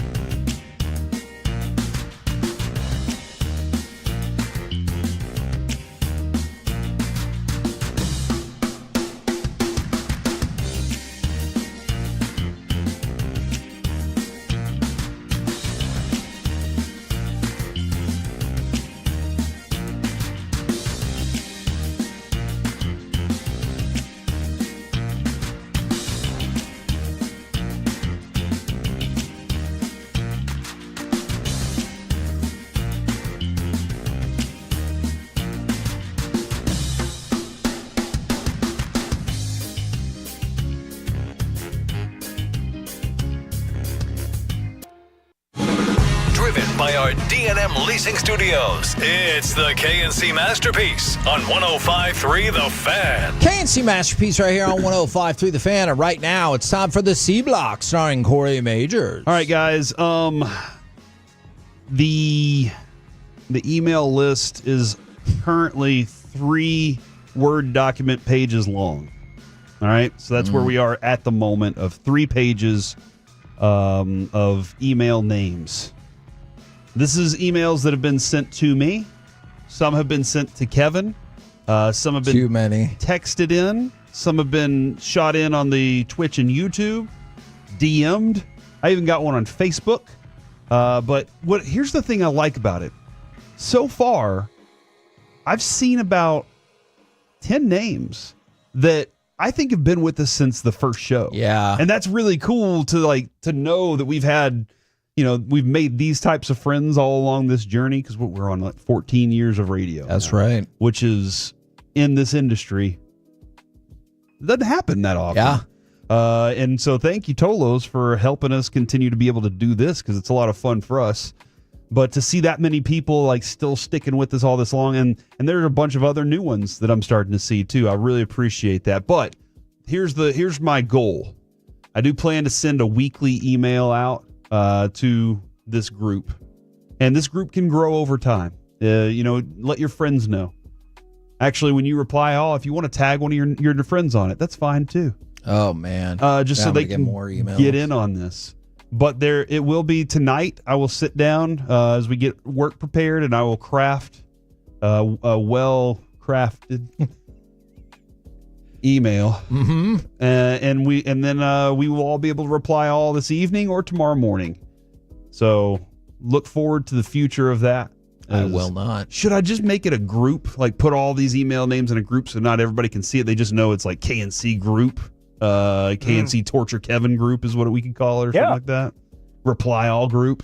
Ooh. Yeah. So I appreciate everybody who's jumped in with us so far. And you know what, Kevin? I'm seeing some new texts come in right now. So I got to start copy and pasting those names. We can do that in the break. Oh, crap. I accidentally copied the wrong. Oh, my gosh. There's so much.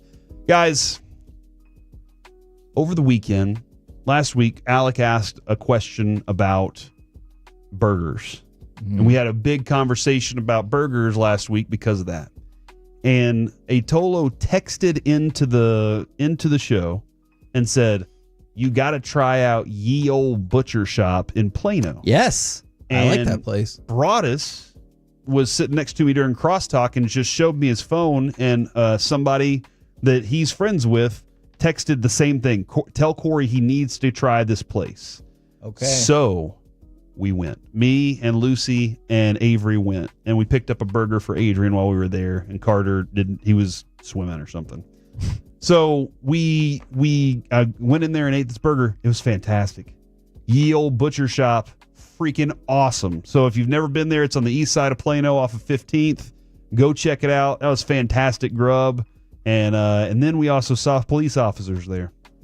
My son and I started to assume that they were having an affair. And that might have not been fair of us to do that. One was a man, one was a woman. And so we immediately started making up a story in our mind.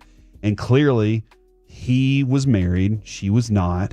And this is the spot that they met. Oh, dear. For this occasion. Yeah. But we don't know the truth. But you look at me because you still think that, right? It could be. She was cute. He was handsome. All right.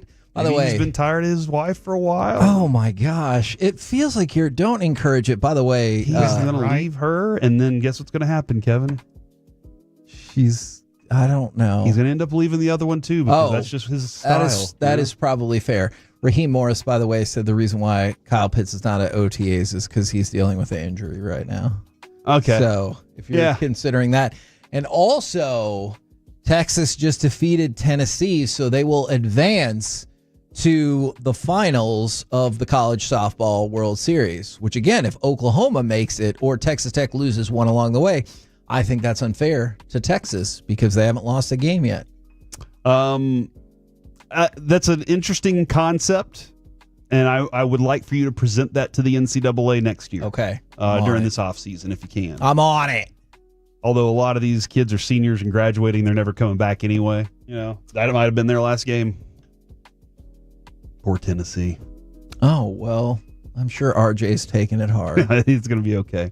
Guys, umpires are the worst. Because of this softball game? No, I think we get 877-881-1053. We can all agree. Umpires are the worst. Because they're only against my team, right? Always That's against what your every team. fan They're thinks. always against your team. This happened over the weekend. Tampa Bay versus the Astros. Tampa Bay players up at the plate. And then this happens. Runner and stayed in the game will bat here for the first time. And he looks at a pitch on the outside corner at the knees. Walls didn't like that call. It's 0-1. Walls is the only active Tampa Bay Rays hitter with a hit in his career against Hader. He's 1 for 4. I think he just threw him out. He tapped his helmet. I saw that. He tapped his helmet.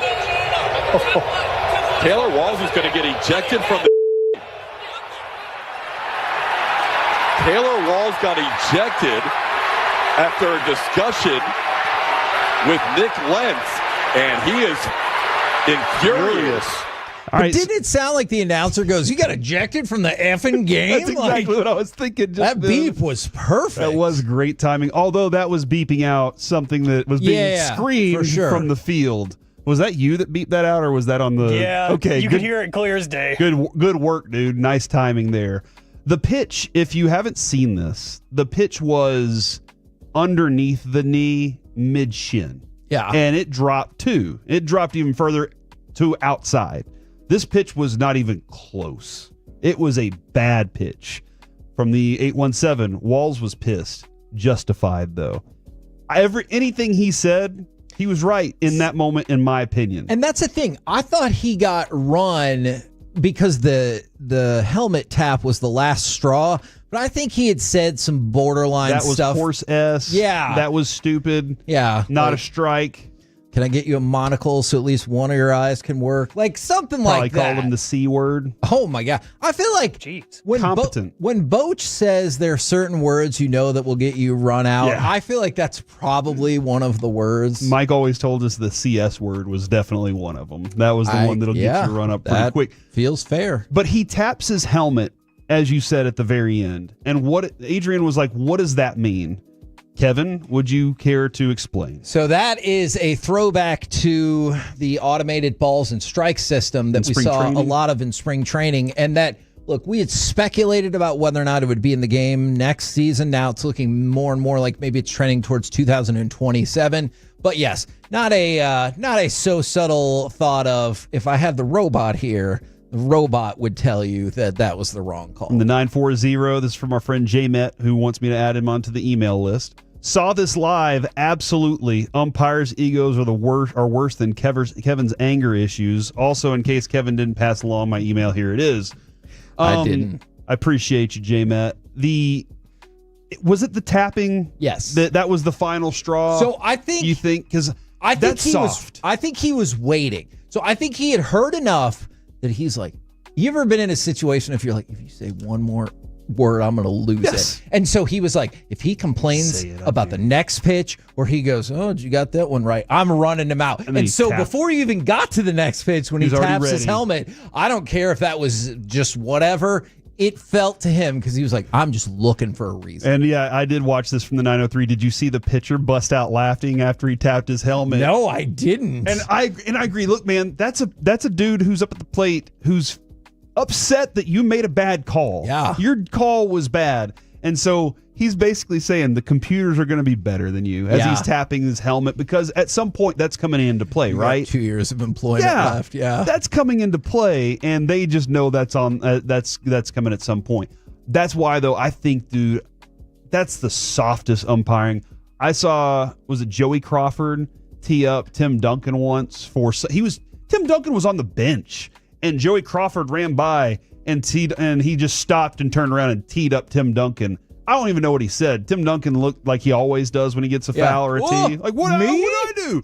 But at the moment, I was like, yeah, Joey Crawford hates everybody, though. Like, that's just the way that it is. But this is super soft, man. By the way, it's miserable. His teammates and one of his coaches bailed Taylor Walls out because he was going back there. Oh, yeah. And like he was going back there at a velocity that I'm not saying he was just going to like spear the umpire, but it looked like he might have just run into him, and that is going to be hugely problematic for him from a suspension standpoint.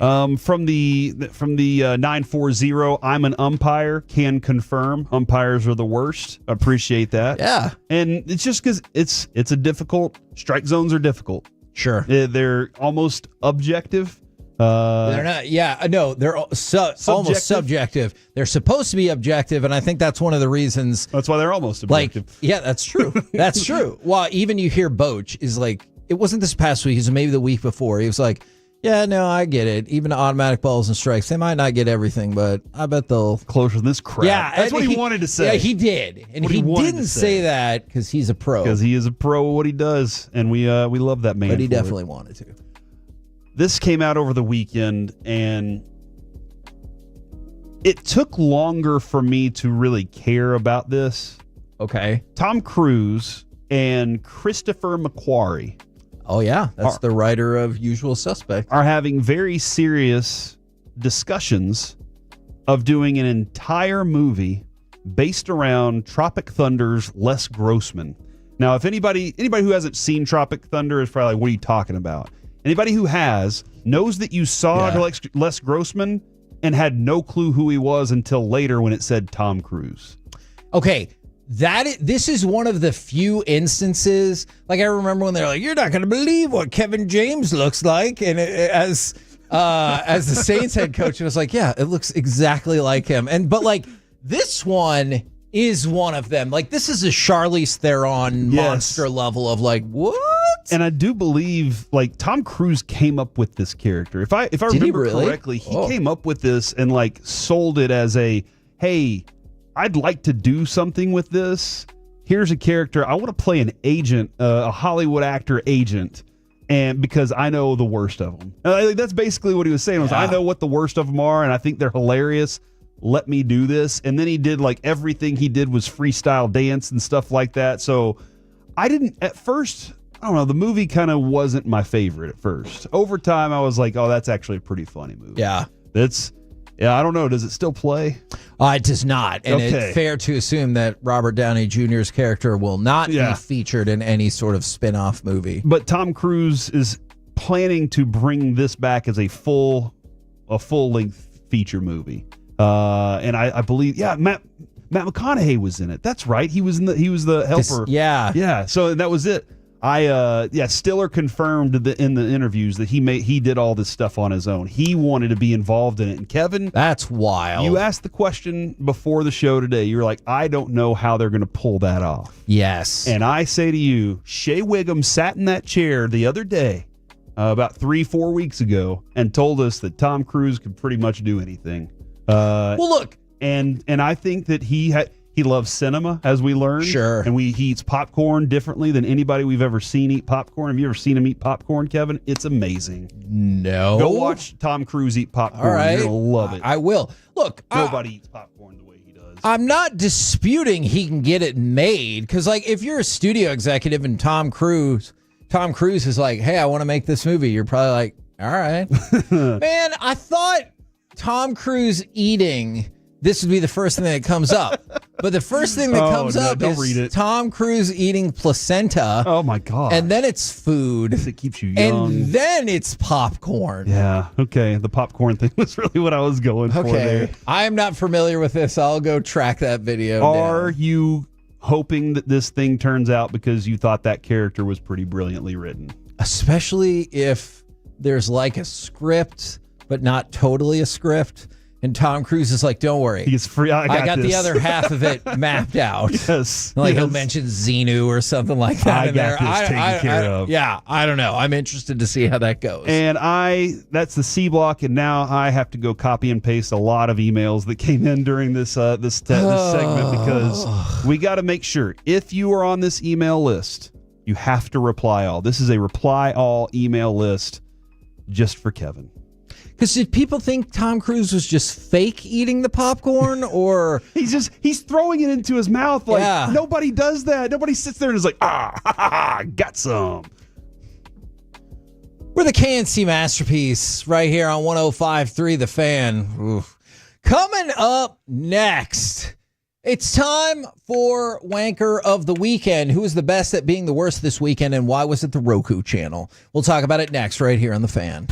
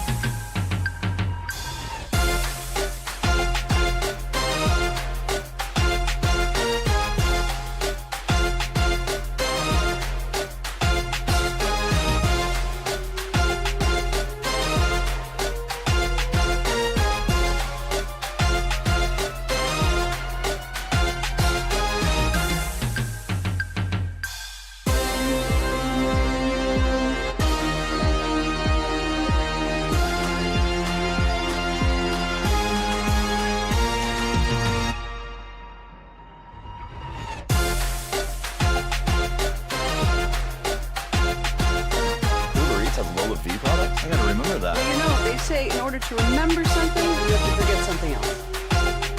Okay, now that is a very cute haircut. That's like a little shag. I've never seen it before. Well, I mean, of course you have.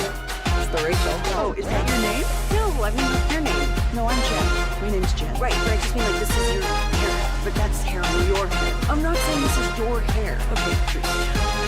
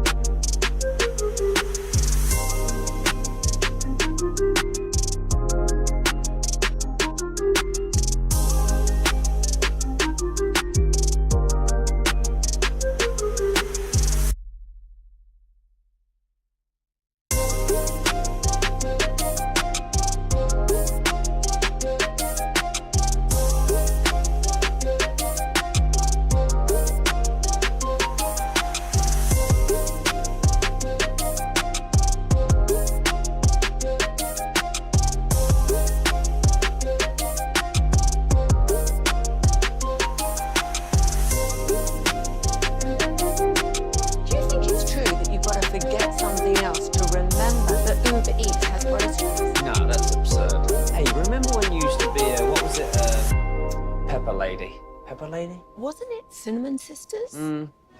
Basil Babes? Saffron Squad? Nutmeg Maidens? Paprika? No. Nutmeg Maidens. I just said that. Was it Spice Girls? Doesn't sound right. Was it Saffron Squad?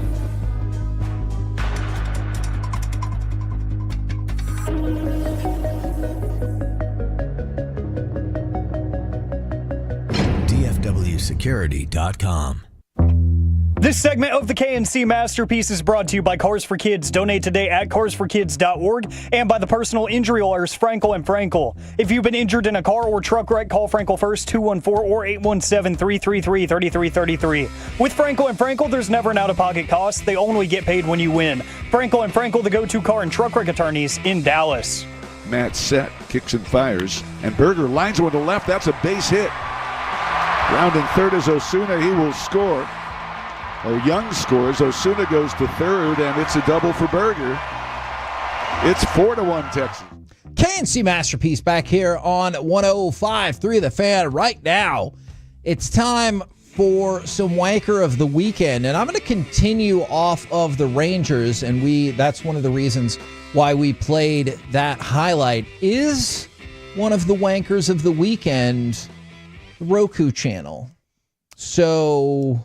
For having a game on and nobody has Roku? Well, that is fair as well. But yesterday, during the Rangers-St. Louis Cardinals game, there were multiple occasions in which Roku channel didn't show what was happening live, like after a pitching change. I think it was for St. Louis.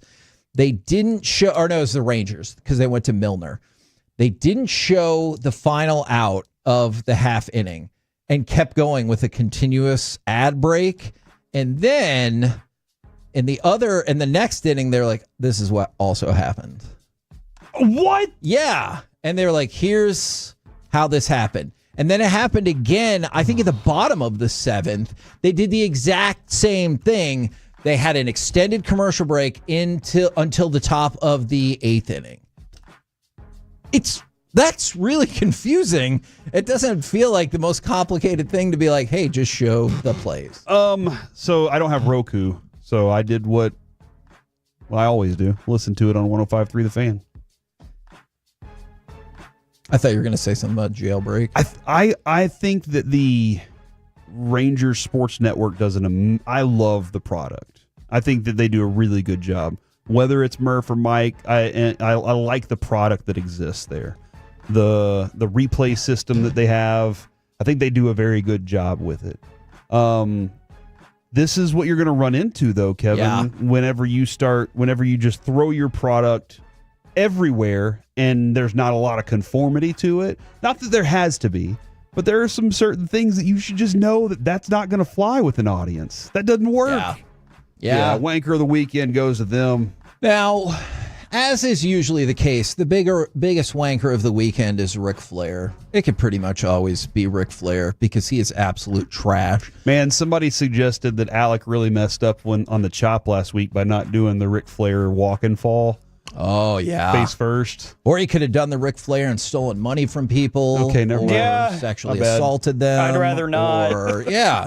There's a whole lot of possibilities that you could have considered. All right. But this weekend for Ric Flair, it's something totally different. So Jim Ross has cancer. Now, he previously had cancer. Part of it went into remission. I can't remember offhand if this is a different cancer or just a recurrence of his cancer. And so he posted about how surgery went well. All right? That's good news. Ric Flair. Jim Ross will always be Jim Ross seeking attention. Focus on your recovery. Okay, I got a question here. It's a bold take for somebody who's giving an update about their cancer surgery, and there's no one in the history of the universe that is more attention-seeking than Ric Flair. Doesn't this fit Ric Flair, though? It does. Like, this is right up his character. But then, like a coward, he deleted it. Okay, now that also seems like Ric Flair. Man, it really does. Do we know, like, is there a real, you may know a lot more than this, is there a real rift between those two? That I'm not sure. But did they ever, like, because if I did something like that on Twitter after 40 years of being a friend with you, yeah, you would know I was doing For a sure. joke. And Yeah. so that's why I don't know, because it does seem very character. It feels That is like terrible, though. And look, the guy who's already had 15 last matches might be trying to promo a whole nother thing because he's a con man. But I don't know. I love when Alec looks at me with this look of, he's not lying. Yeah, no, I just, even if you're enemies with somebody, trying to dunk on them after their cancer surgery, probably not the right time. And when it comes to Jim Ross, Kevin, I don't know anybody else's experience with him. I think we've had him on a couple times. Yeah. He's great. Yeah. He walked into this studio and sat down and was like, how long do you need us? Yeah. And gave us about an hour one Yeah. time. And I was like, dude, this was the coolest because he had all the stories. He was a very nice man to us. So nothing like that's even deserved. Now, in my book. You were talking about Tyrese Halliburton earlier. Yes. I'm not here to pile on, but this is a question. Is Tyrese Halliburton one of the wankers of the weekend for thinking he won Eastern Conference Finals MVP and then having to be like, never mind? So if you watch the video, because it went to Pascal Siakam, but if you're watching the video, when they make the announcements, man, it sure does feel like Tyrese is pointing at himself and he's like getting ready to take a step up. And then he's like, I was just kidding. Oh, dude. I don't know. Was he just joking or did he really think it? I'm the leader of this team.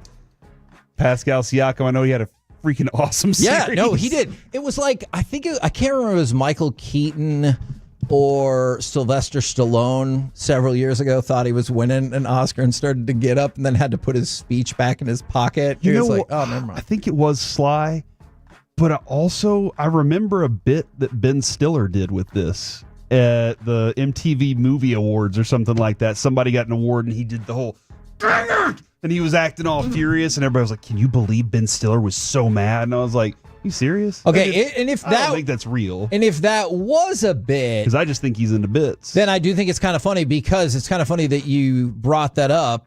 Is Ben Stiller was talking about Tyrese Halliburton's game day outfit going into Game 6, and he said, good thing he brought his duffel for the flight to New York.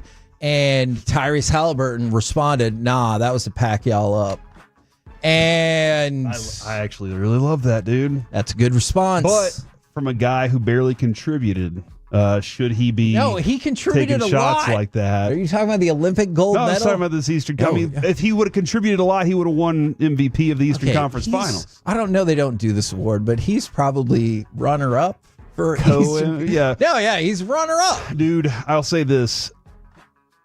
There was a time right around COVID probably when I was begging Reggie to tell me not to trade everything for Pascal Siakam. Yeah. I was like, please tell me not to do it.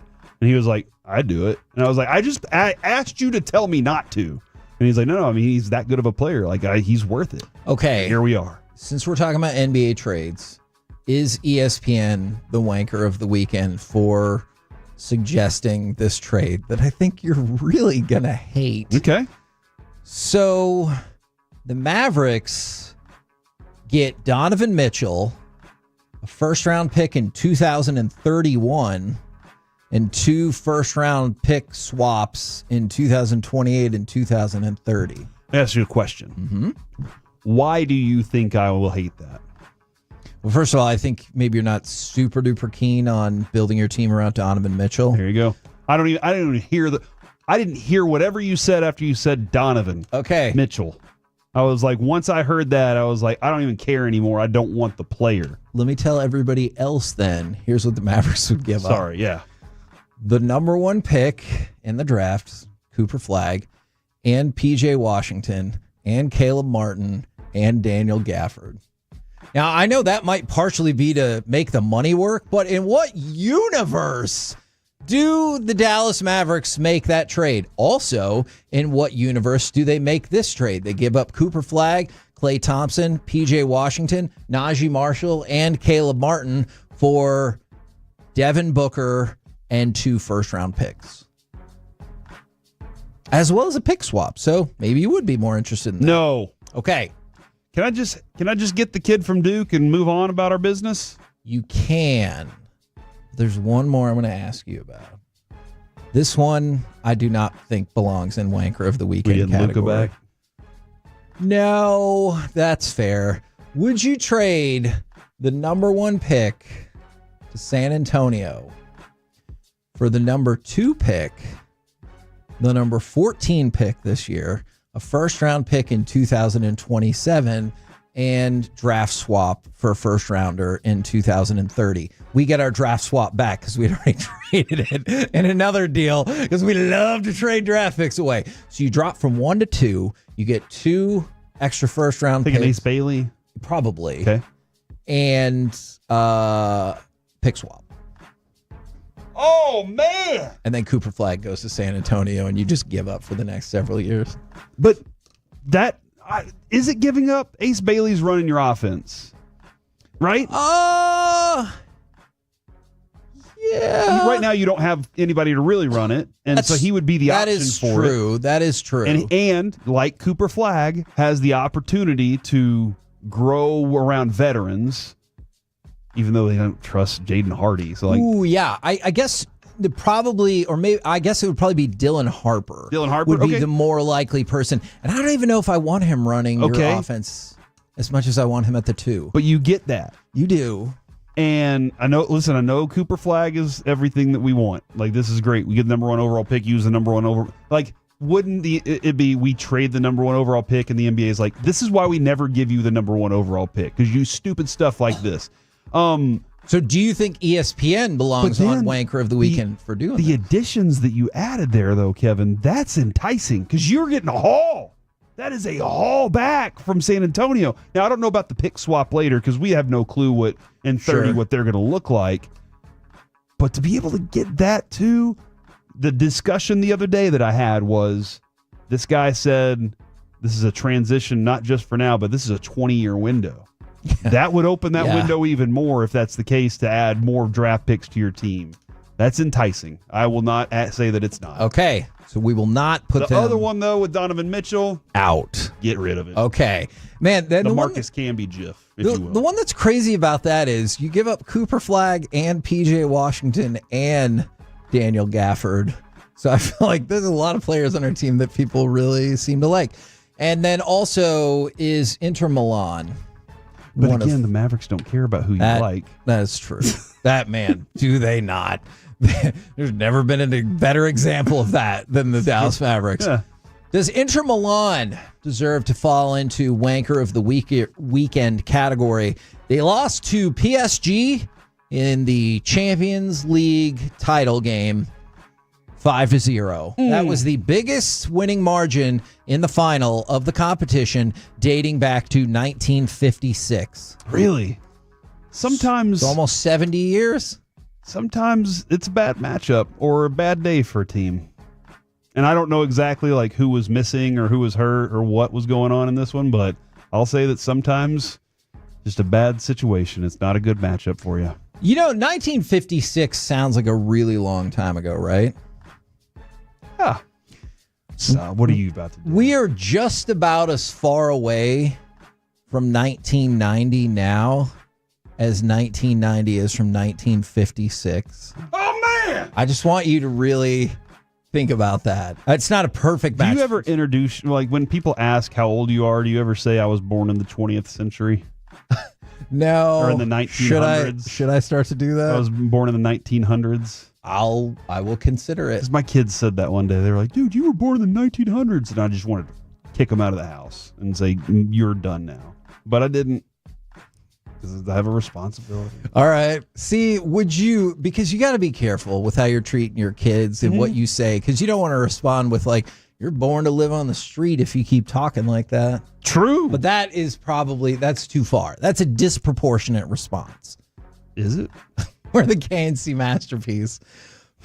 Right here on 105.3 The Fan. Coming up next, let's chat with those fellas from the Gbag Nation. Right here on 105.3 The Fan.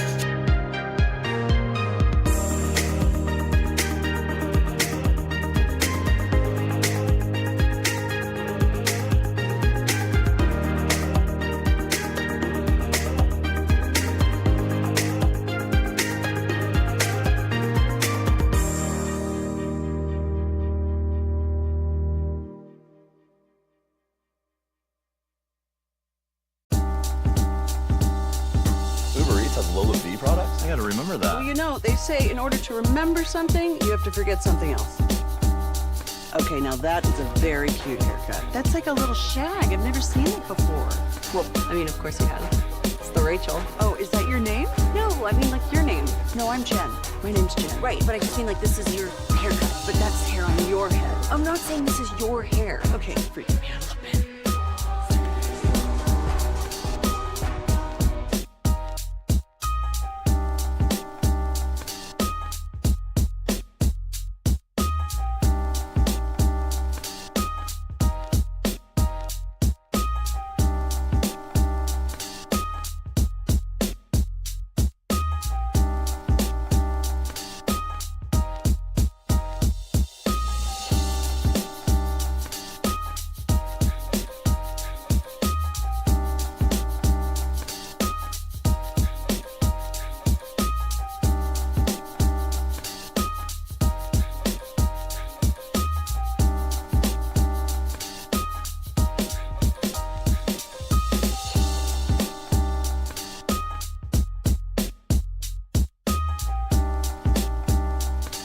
If you're in the market to upgrade your vehicle, get to Classic Chevrolet in Grapevine. Back-to-back #1 Chevy dealership in the world. They've got more new Chevys than anyone, all priced to sell. Visit ClassicChevrolet.com. This is Texas. This is Classic Chevrolet. Together, let's drive. Based on new Chevy registrations 2023 and 2024. The 2-0. And that ball hit high into the air, pretty deep left field. Nootbaar getting turned around twice, and this one sails out of here. Home run, Wyatt Langford. His 11th of the year. It's 5-0 Texas. KNC Masterpiece back here on 105 through the fan right now, courtesy of D&M Leasing. It's time for our chit-chat with those fellas from the Gbag Nation. Gentlemen, how is you today? Awesome, Hagee. How are you? I'm doing very well. Thank you for asking. Now, I want to get to something we were just talking about off air, but first, do you believe or do you have even a little bit of hope that perhaps the Rangers offense is starting to figure something out, or are you going to be like, it's one series, relax? No, I think it's bigger than one series because Simeon was so good. And that I think is a big part of this, him getting back above a 700 OPS where he was at last year, right? That was a decent season. But CY told us Friday, I'm thinking he might join us again today. So nice. Updated thoughts. But Friday was a makeup, so today's normal schedule 420. And he looked at all of us dead in the eye and said, Simeon's going to hit. This is going to be a lot better. And maybe he was seeing some things in the bigger numbers you could extrapolate out because it all came together. What about you? Yeah. I mean, I'm absolutely. I like that answer. I'm filled with hope for sure. Obviously, you can't get too crazy with the expectations, but I think the exciting thing about this entire time was, for the most part, hey, we're not asking you to go be the Dodgers lineup. We're not asking you to go be even a top 5 lineup. What have we been talking about, Dawson? Like, get top you up 18. to 18, get to 15. Yeah, we were just saying maybe even middle of the pack. Yeah, I'm with you on that. It's not like the bar had to go so high. Thank God the pitching's been fantastic. Hopefully Evaldi's okay and we can keep that thing going. But it's not like it had to get something crazy. Just go be average, man. Yeah. You know, the other thing I thought about it is, and I even checked with Sands. I'm like, are you sure the players in that clubhouse like Adolis Garcia? Because this is all convenient. Like, you bench him, he bust out for, 11 runs. He said not only they like him, they love him. Right? Okay. But maybe you love him, but you're kind of annoyed by him. Like, quit giving away at bats. Yeah. And then when he's benched, you're like, finally. You look at Boch and you're like, finally, you're going to see something today, buddy. Now that we're not giving away bats with runners in scoring position in embarrassing fashion. And is that correlation or causation, Hagee? Smart guys like you with big SAT scores can figure that out. Yeah, because I guess you could make an argument either way. I would constipation. They're just blowing it all out right now. Oh, I like that. Yeah. See, just like Scotty Scheffler's kid. Yeah. Now, we don't have to get into the specifics of any place, but I was curious off of something you guys were just talking about. How much does it impact whether you like the place or not based on the weight? Like if you didn't have to wait at all to go to Pecan Lodge and then you'd be like, oh man, it's so good or whatever. But if you had to wait an hour, 2 hours to get into a place, do you think that you've already now got something against that place? Yeah, I mean, if I know that the wait is going to be huge, it is going to be something that I'm pretty much not going to experience for the most part. So that's more of a detriment for me. And if you did, it's personally. really got to be like the best thing ever. Yes, it's got to be scheduled, planned out. Hey, we know we are so locked in on whatever this food item is that we're willing to wait, and we're planning around it. But it's not something that, I can't think of a time where I've waited forever in a food line.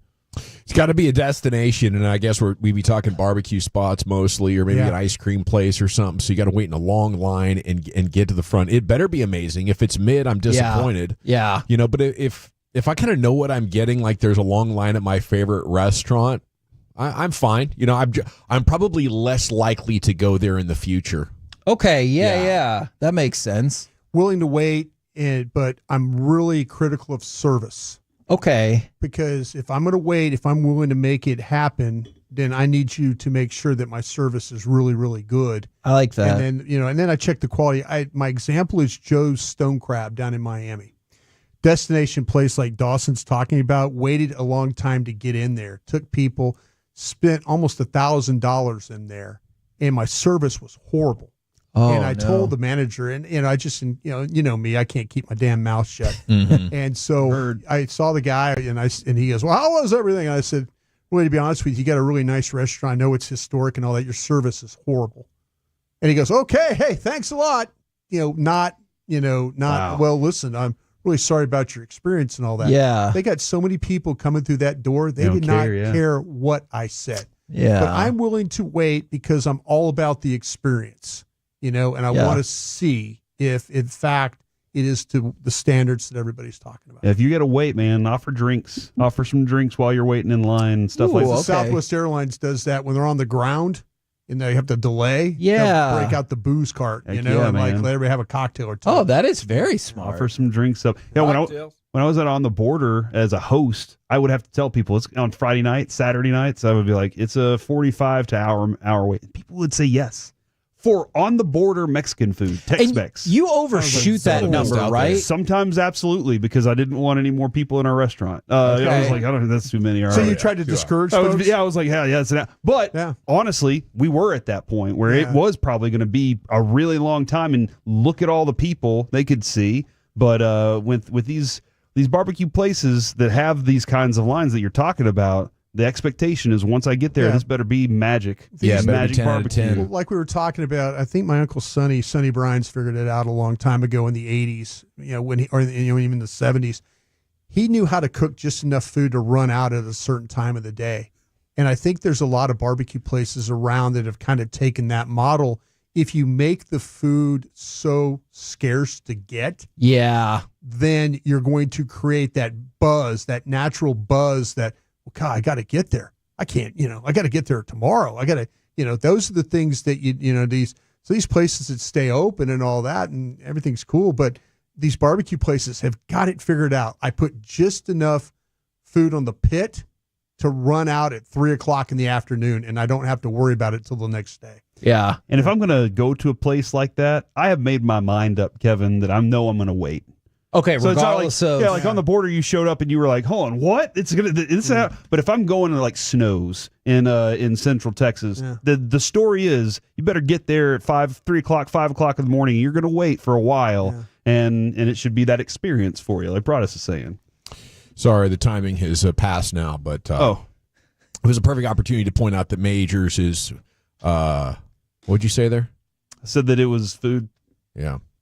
I was going to drop an epic song lyric in there. Okay. He ain't wasting no more time. There you go. Here he goes again. He's made up his mind. Yeah. He ain't wasting no more time. There you That's go. where it started. There it is. That's where the take started. I've made up my mind that I'm not wasting any time. I'm sorry. No, that's okay. I think I'm trying to be more engaged, Hagee. I'm White You Snake? see how I lose engagement now. I couldn't keep that thought for 5 seconds. So I will engage with you here, and I might have told you this story before, is when we were up in Portland, we had to try Voodoo Donuts, and I'm sure there's plenty of other great places. I just heard a lot about it. There was a big line, but we were like, yeah, we're going to wait it out. A bunch of people dropped out of the line because they're like, oh, it's a heat wave. Quitters. It was like 89 or 90 degrees, which I'm not saying isn't hot, but like this was in July when we were on vacation. I'm like, it's like 15 degrees hotter where we are. So I actually benefit from the weather there because people are like, oh, it's too hot. Oh, it's too hot to get a donut. We're like, Never fine. too hot for a Yeah, donut. yeah. Seriously, what is the temperature where you're like, nah, too hot for a donut? If it was 105, I don't know if I would have wait outside for that. But at 89, 90 degrees to a place that I didn't live in, I'm staying in the line. 100% you are. But I'm surprised that I you're don't with a think bunch there of is people. time. I don't think there is a time that I'm gonna be like, You're with too hot for a donut. group. You weren't. Family people. Oh, you kind of okay. feel obligated. Sounds like you were like kind of like a drifter. You were born to walk alone. No, but like in that line. Yeah. Okay, I see what you're that's doing. well put. In that line is where we found somebody who said, "Oh, where are you guys from? Dallas? I'm from Dallas." And we were like, "Mm-hmm." And he goes, "Well, actually, I'm from Grapevine." And I thought, okay, so you're clearly telling the truth because no one's just like, I'm from Grapevine, Texas. Check it out, everybody. Start big and then you work your way down. You whittle it down. Exactly. What do you guys get coming up on the program today? Pure Gold as always. Hagee, thanks so much for asking. We do have maybe CY at 420, as I mentioned, but reactions to a big weekend in sports right out of the gates here. The Gbag of the Day champion at 220. I like it. Roll home with the Gbag Nation. We have been the KNC Masterpiece. Make your way back with us tomorrow, 10 a.m. to 2 p.m. right here on 105 through the Fan. Good night, Kevin. Good night, Kevin.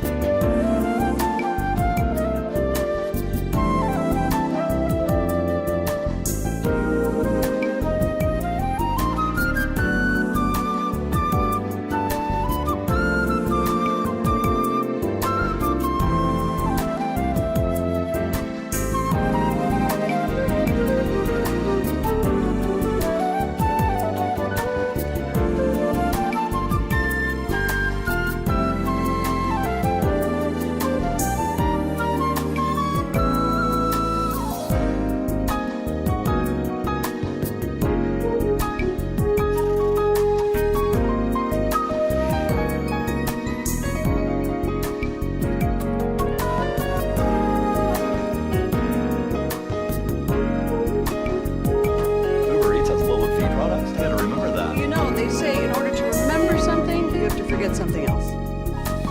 Okay, now that is a very cute haircut. That's like a little shag. I've never seen it before. Well, I mean, of course you have. It's the Rachel. Oh, is that your name? No, I mean like your name. No, I'm Jen. My name's Jen. Right, but I just feel like this is your haircut. But that's hair on your head. I'm not saying this is your hair. Driven by our D&M Leasing Studios, you're rolling with the Gbag Nation on 105.3 The Fan. Oh, here we go. Hour 1, Gbag Nation, 105.3 The Fan. Hope you're having a fantastic day. Welcome in. General at your service. If you see me, bear me. NA. I've been cracking those Stella 0.0s over the weekend. It was kind of nice. There's Braz, the former Cowboy Scout Super Bowl champ. Lucius Alexander is in his pimp cup over there at Master Control here at 75 and Fitzhugh here, keeping the Gators down best he can. He's fixing to go full 5 tonight. Then Fan After Dark, but no Rangers game today. Lucius full 5. Chiafalo was in the house. Wolchuk is he's on family duty, so sending that man some love on social. Let him know he's missed. And you have Carter Freeman coordinating your video. You can watch us at 105thefan.com, Twitch, and on YouTube. So we lost the Stars on Thursday. That was unfortunate. That hurt, but we might be getting the Rangers back, baby. How about this at 877-881-1053? The Franklin injury attorney text line is open for you. What do you think about these Rangers getting some hits? 2 out of 3 against a good team. Yep. Yeah, that's a good baseball team. That's good. Good baseball team came in to your backyard, found a way to get some timely hits, put up some runs. Pitching continues to be really, really solid. You know, hopefully you'll get some good injury news. Get ready to take on. The trip takes you to Tampa, takes you to Minnesota, places like that. Still more good baseball teams, but I was encouraged by this weekend. You know, Dawson asked me about, what do you think about the hitting? And I was like, no, don't ask me about that hitting. Yeah. But I felt like that. I felt like there were some good at bats in this series. You know, some things that you could kind of build on that way. And so I was even Liberatore Friday tore his ass up. Very encouraged, big time. Very encouraged by what I saw. Liberatore, the Liberator. He liberated the Rangers' offense. That's what he did on Friday. Thanks to you, sir. Salute. You're welcome anytime. Why did it come together now? You know, I think Marcus Semien had really been struggling. We were saying last week maybe he needed an extended break. He had other ideas altogether, as it was Adolis Garcia who did not play at all this weekend. As Semien goes 7 for 8, 3 walks, 6 runs scored over the weekend. Yeah.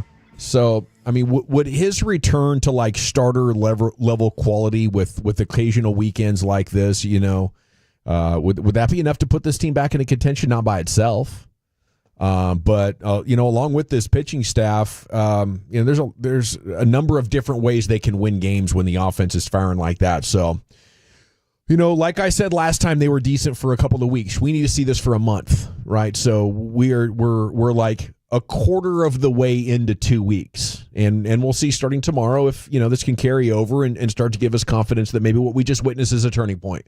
Benching Adolis Garcia and Marcus Semien breaking out. Bang. It looks like a decent narrative to me. Yeah, absolutely. I mean, it felt like some of this, and I'm sure they're doing tangible things to change the approach and whatever it takes to force this offense to get better. But a lot of it, too, is just it's only a matter of time before they start to just become the average version of themselves. Like, come on, dude. We can't have everybody doing career low stuff at the exact same time. Something doesn't make sense here. So seeing it all. Is that improving to the mean? No, there's regressing to the mean. Progressing to the mean. Yeah, they progressed to the mean. Okay, let's do this. But they had been regressing to the mean in a disgusting way for a long time. Think maybe they just hit rock bottom? Hopefully. I mean, that has to be rock bottom. Here's the bounce. Yeah. You know, I'd like to say this. I think maybe we're starting to see, it, you know, with Brett Boone being the hitting coach, that maybe we've had a little bit more time now to maybe work with him on some ideas and things that he can implement the way. He has an idea, you know, hanging out with the team, watching all the at-bats, going over the video, getting to know these guys a little bit.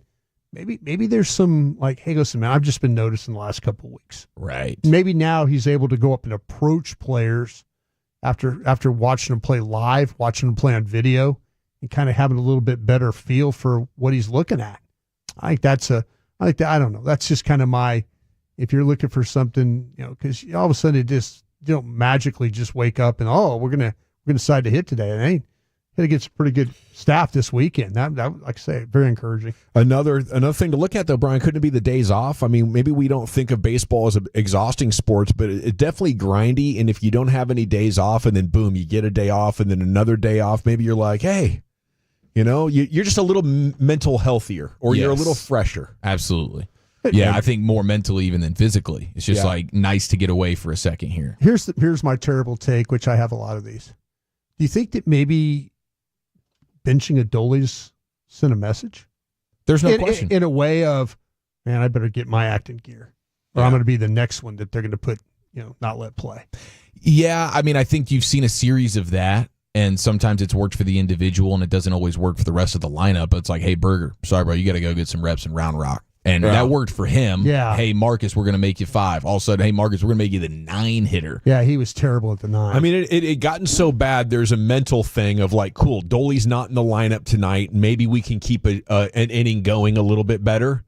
And then there's just the numbers of it, that Dolly's not swinging and missing. So I think there's just a numbers way of looking at it, and then a psychology way of looking at it, and maybe you got to benefit from both this weekend, and that's how come you scored so many runs. Yeah, just not having a guy that's swinging at literally everything and halting opportunities when you got dudes on base. Well, hopefully, Dolly's going to be back in the lineup soon. That's crazy. I had no idea Friday that this could be 3 days. Yeah. At 2 days, I was like, wow, 2 in a row. Now we're at 3 in a row. Yeah. Like, how are they looking at the duration of this mental break? And hopefully fan favorite, clubhouse favorite, Adolis Garcia will be back in there hitting bombs once again before too long. But it is another day off today. The Rays are 30-29. They've won 7 of 10. They are 6.5 back in New York there in the East. The Rangers 4 back. Had a nice series against the Astros over the weekend. They beat the Astros up. Yeah. Well, I think it was on Saturday. They beat them up pretty good. But took 2 or 3. Yep. So it's Seattle back on top of the division now by a half game. I would prefer that, and it's not just because I grew up in rural Washington State, and I was a Mariner board op at one time. I was never really a big Mariner fan, although it was fun when they won big there, those 1 or 2 seasons. But I just hated it. The Astros, they threw a party like Thursday night into Friday when they were temporarily there in first place, and now they're back out. So, gotta celebrate the small wins. Now the downside is, are we elevating Eovaldi level concerns here? Sure. I was under the impression going into this year that there was going to be plenty of times where you see an Eovaldi or you see a DeGrom still fine, but maybe some general fatigue, and we want to stay ahead of this thing. Yeah. And especially with the way the season's gone, where it's like, wow, we absolutely need our horses there in the rotation to keep this thing afloat. So I think a lot of this is precautionary, but it's fair to have some concerns because we've seen this before where, this is no big deal, everything's fine, and then a 10-day stint turns into a 60 or something. No, stupid. this is there should be some concern here because, like you said, they treat those injuries over there like the Stars treat their injuries. Oh, it's upper body, it's lower body, and everything's fine. Everything's fine. Meanwhile, Hintz has a fractured foot. I think teams are, teams always try, well, no, everything's good. Everything's fine. Don't worry about it, I think that, to me, this is, we've seen this. We've seen it. And hey, if that's how they want to play it, they don't owe that to us to tell us what all the injuries are and stuff. But I'll say that, everything's fine. When you say that, especially with the Rangers, I'm sorry, just a little skeptical. It's fair to be skeptical. Yeah. I'm coming into it in this season knowing that they were probably going to shelf the older guys, big money guys that you lean on. They were going to sprinkle in some 10-day rest stints for these dudes. I'm sure it'll happen to DeGrom coming up here at some point this summer, but at the same time, I get why you're a little bit pessimistic. Are you gonna let that pessimism be known to see why if and when he joins us at 420 today? Like, hey, see why I got to be honest with you, man. This 10-day stuff, this precautionary stuff of all these fine stuff. I like that. That'd be a good follow-up. No, that's an absolute fair question. The question to him should be, hey, CY, when we talk to you about injuries, it seems we hear everything's going to be okay, but really in reality, it's not okay. And then let him try and explain that. Yeah, this IL thing is tough, but they always tell us initially it's going to be okay. Oh, yeah. Yeah, no, crossed. Seager's hamstring, he's fine. He's coming back. Boom. Next thing you know, he's gone again. Missing 28 games or something like that. I wouldn't mind it if Evaldi's missing a couple of weeks. And to your point, maybe some time off would be great, but like the triceps, that's where it can get weird, and I wonder if they're 100% sure right now or if they're just like leaning optimistic. If you do ever need Rangers news and you might have missed something throughout the day, you can always circle back to the Gbag Nation at 6 p.m. daily. It's our Around the Bases segment. Okay, 6 p.m. every day right here in the nation, unless, we have an early pregame like tomorrow. Okay, Cowboys, the George Pickens story is fun. Says he forced his way out of Pittsburgh. So we're going to talk about that more coming up at 3:20 in the C note, but it was a fun weekend watching him on social media. I did a video about it this morning, and if you could find my Cowboys YouTube channel, it's at How About Wow, like how about them Cowboys, but just like how about wow, because that's what I want to see. I want to see this team be awesome. You could check that out on YouTube. Okay, Bills quarterback Josh Allen married actress Haley Steinfeld in a luxurious surprise ceremony in California over the weekend.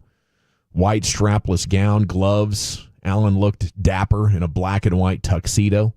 Proposed to Steinfeld last year. That was one of the big stories around the NFL, of course. Dak with family news as well as girl dad number 2 now. So congrats to Dak. Congrats to him on that. And the Dak haters can't stay away from the comments on what they say. Twitters. Have you seen some of those? Some of them are too mean. One of them, though, and it's not right in front of me, but it was something to like, wow, I'm surprised it wasn't intercepted at the delivery or something like that. Just making football jokes when he's just trying to enjoy his brand. And this is on his Instagram page? Yeah. This is everywhere. Some of you fans are shameless. They're ridiculous, dude. Yannick Sinner has been atop the PIF ATP rankings for 52 weeks, Brian. I don't know if you knew this, but we got a new tennis top dog. Do we? Yeah. Yannick Sinner joins a select group of players who held the top spot for a full year, their debut stint.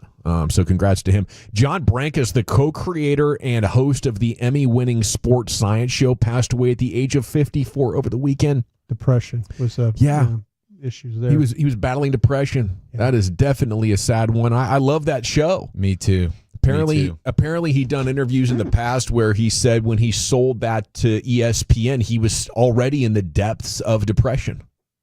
Yeah, which is crazy. I mean, I think there was a conversation he had with Marcellus Wiley from just a couple of years ago where he talked about a suicide attempt that he had.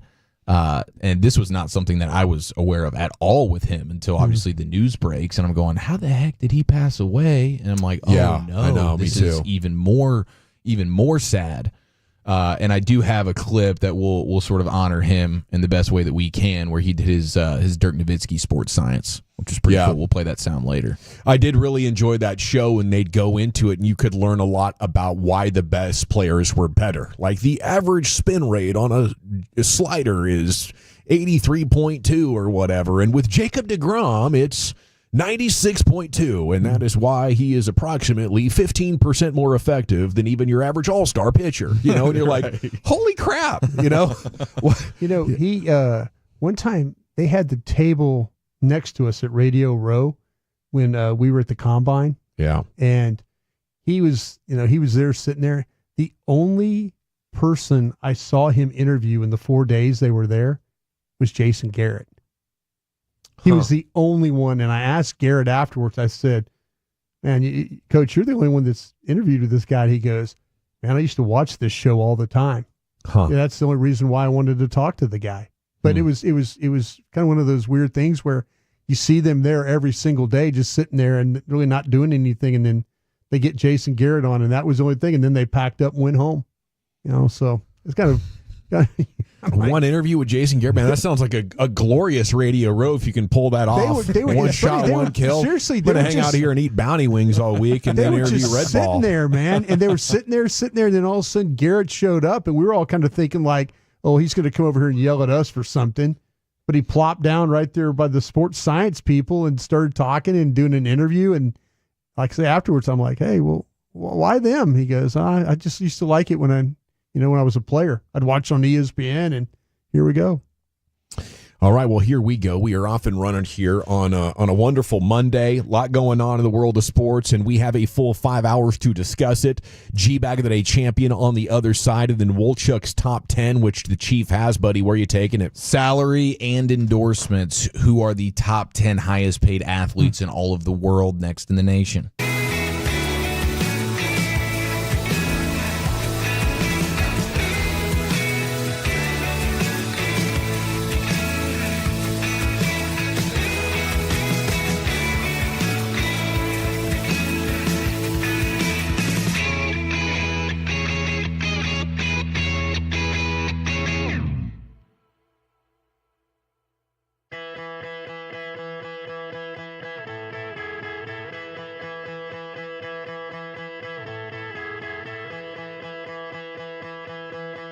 Do you think it's true that you've got to forget something else to remember that Uber Eats has groceries? No, that's absurd. Hey, remember when you used to be a, what was it, Pepper Lady? Pepper Lady? Wasn't it Cinnamon Sisters? Hazel Babes. Saffron Squad? Nutmeg Maidens? Pre-Club? No. Nutmeg Maidens? I just said that. Was it Spice Girls? Doesn't sound right. Was it Saffron Squad?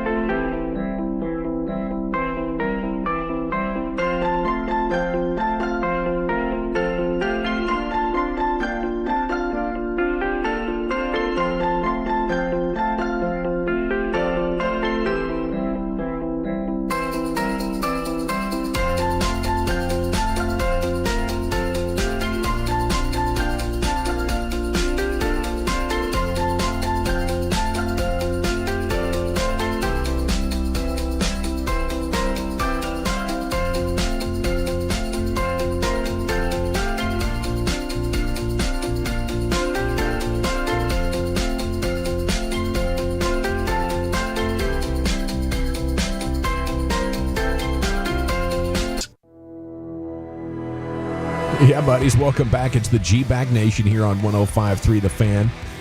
Segment's brought to you by the Frankels. If you've been injured in a car, truck wreck, call the Frankels and get a free consultation, 214 or 817-333-3333. There's never an out-of-pocket cost. They only get paid when you win. The Frankels go to car and truck wreck attorneys in Dallas. It's also brought to you by Cars for Kids. Donate today, carsforkids.org. Let's go into the Pimp Cup. Lucius, how the hell are you? Fantastic, bro. Nice. Fantastic. All right, let's get into this. I believe this is maybe day 3 or day 4 for this clip. Yeah. Let's go to Rangers Radio right here. Texas Rangers Radio broadcast. The play-by-play man, Matt Hicks, lost it in the lights. Might need some curtains out there. Lefty to lefty. And here's the 1-1. Swing and a miss. Slider again. And did I miss a pitch? He just struck him out. I guess that the second pitch was a strike. Why did I mark it as a ball? You know, I'm having a tough day, Eric. It's a little rough. Yeah, it is. Well, better him than the ump, you know, and that has happened before as well. Sometimes the ump loses it, which I can't imagine. I love Higgsy so much. He is hilarious. He really is. He's willing to pull the curtain back from time to time when he flails around. That is just good stuff. Do you think he checked a text right there? That's what I imagine. That's usually what catches me off guard. Like, I think another one happened Friday where I looked down at my phone and then I thought I knew you were talking about the guy that fell out of the stands. Or no, the guy that fell down chasing the cheese wheel. Oh, and you were talking about something else. Yeah. I was like, oh, yeah, this is a cheese wheel conversation. Just take a quick text. Oh, yeah, cool, cheese wheel. He died. Oh, but he didn't die, did he? No. That guy, the cheese wheel guy who was dressed as a wizard like you might find in the Clash of Clans game for those who like to play, he walked off under, like, for the most part, his own power. Wow. So pretty impressive there. Yeah. But I think there Take is a punch. I think there is some type of phone restraints during those broadcasts. I don't think like Nadell and Hicks, I don't think they're allowed to be like tweeting or anything like that. So I think like phone usage is like relatively frowned upon. But my favorite phone mistake on the Rangers broadcast was I can't remember if it was last year or maybe the year before when Jared was filling in for Nadell. Yeah. And Jared's got it to where, like, on his computer, which he's obviously on during the game for whatever reason, he's got, like, when a text comes in, it pops up on the computer. Right. And so he just had, like, a blackout moment where he's, like, announcing the next guy who's coming up to bat, but Sean Sharif had texted him. And so he says, Sean Sharif coming up. And he's like, oh, crap.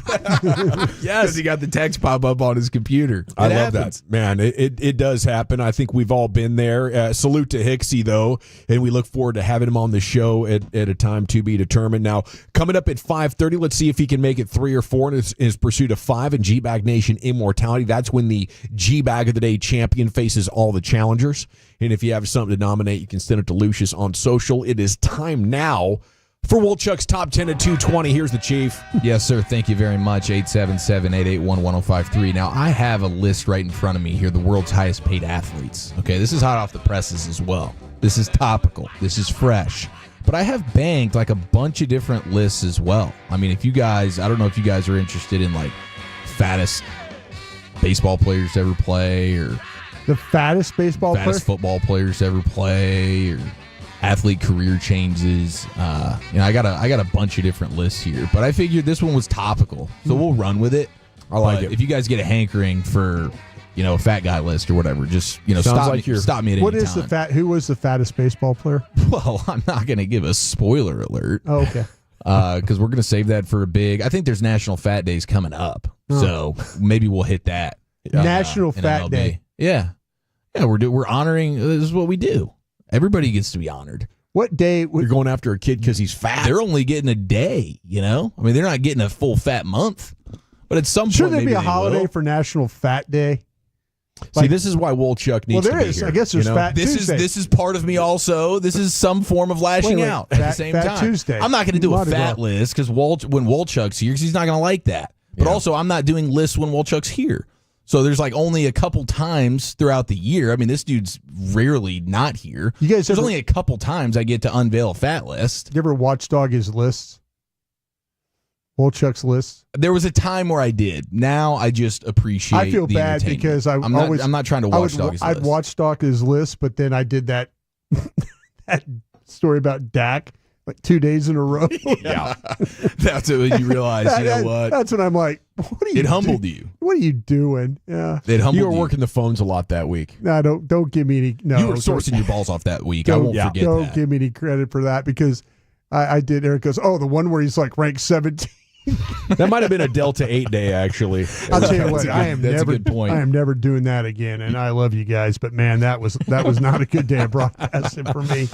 It was for us. It was hilarious, man. Hey, a couple of PSAs for the people, by the way. Just a friendly reminder on Thursday of this week, the Gbag Nation takes on Mesquite in Tolbert Garage Door. Full-blown Tolo Bash. This is going to be fun because we're going to have the Gbag Nation tumblers, which are fantastically gorgeous, and they come in handy. But also, it's going to be bounce houses for the kids, food trucks, local vendors on site. So you can come out and party 2 to 6 with the Gbag Nation in Mesquite at Tolbert Garage Door. One of my favorite people in the world. Have you ever, as an adult, got in one of those bounce house things? Yes, dude. How sweaty do you get getting in one of those things? Bouncing around all that. That's like I'm so glad you said that. I was in an indoor one. We're at like some fall little like extravaganza for the kids, and I'm in there goofing. And it's exhausting, even inside in the fall. I was doing the one outside one time, and I was bouncing around there, and like literally just drenched from just the sweat factor in that. And the thing. workout, man. You got your balancing. Dude, it's dangerous too. Not even for yourself, but like I almost totally blew my own kid's knee out. Ooh. Oh, bounced into him? Yeah, just like, because they got like different little slides and stuff. Next thing you know, you think the kid's not there at the bottom, so you go tumbling down, and then she arrives, and boom, you roll into the leg. And I'm going, oh my gosh. But these kids are so malleable. Yeah, it's like, thankfully. Wow, dude. If that would have happened to me, I would have been in trouble. Malleable. But, and then the other PSA, this is pretty cool. All day today at Pluckers, $1 wings. What? And $2 pints.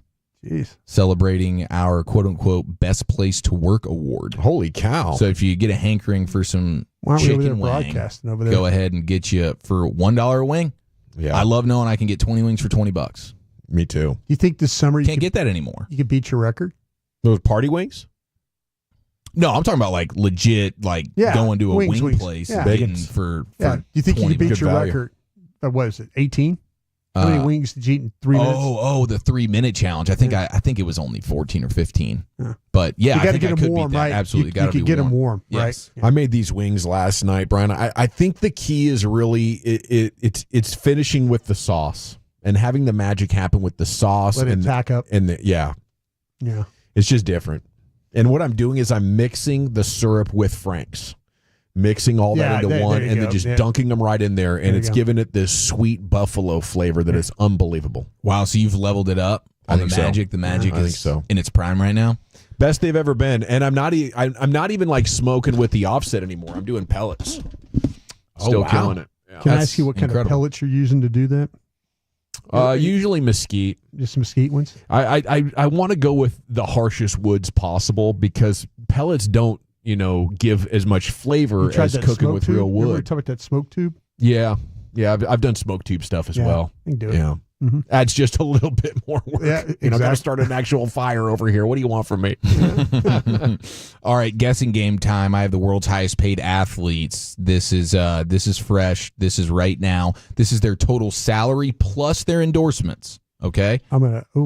So that's where this becomes a little bit fun, is to see like who's crushing with the endorsements. You just can't immediately throw Cristiano Ronaldo in there then, right? Actually, you can, Broadus. There it is, the number one highest paid athlete in all of the world right now. This is fine. I want you to guess. He's about to leave Al Nassr, the soccer team in Saudi. I think is he retiring or? I think he's trying to go on. He's talking about going to Brazil potentially. Oh, that'd got a team down in Brazil that's interested in him. But yeah, he's getting ready. I think he's getting ready to leave Al Nassr. And he was making like $100 million there, cash, plus all the endorsements because he's like a model. You don't even need my sports celebrity. I can just.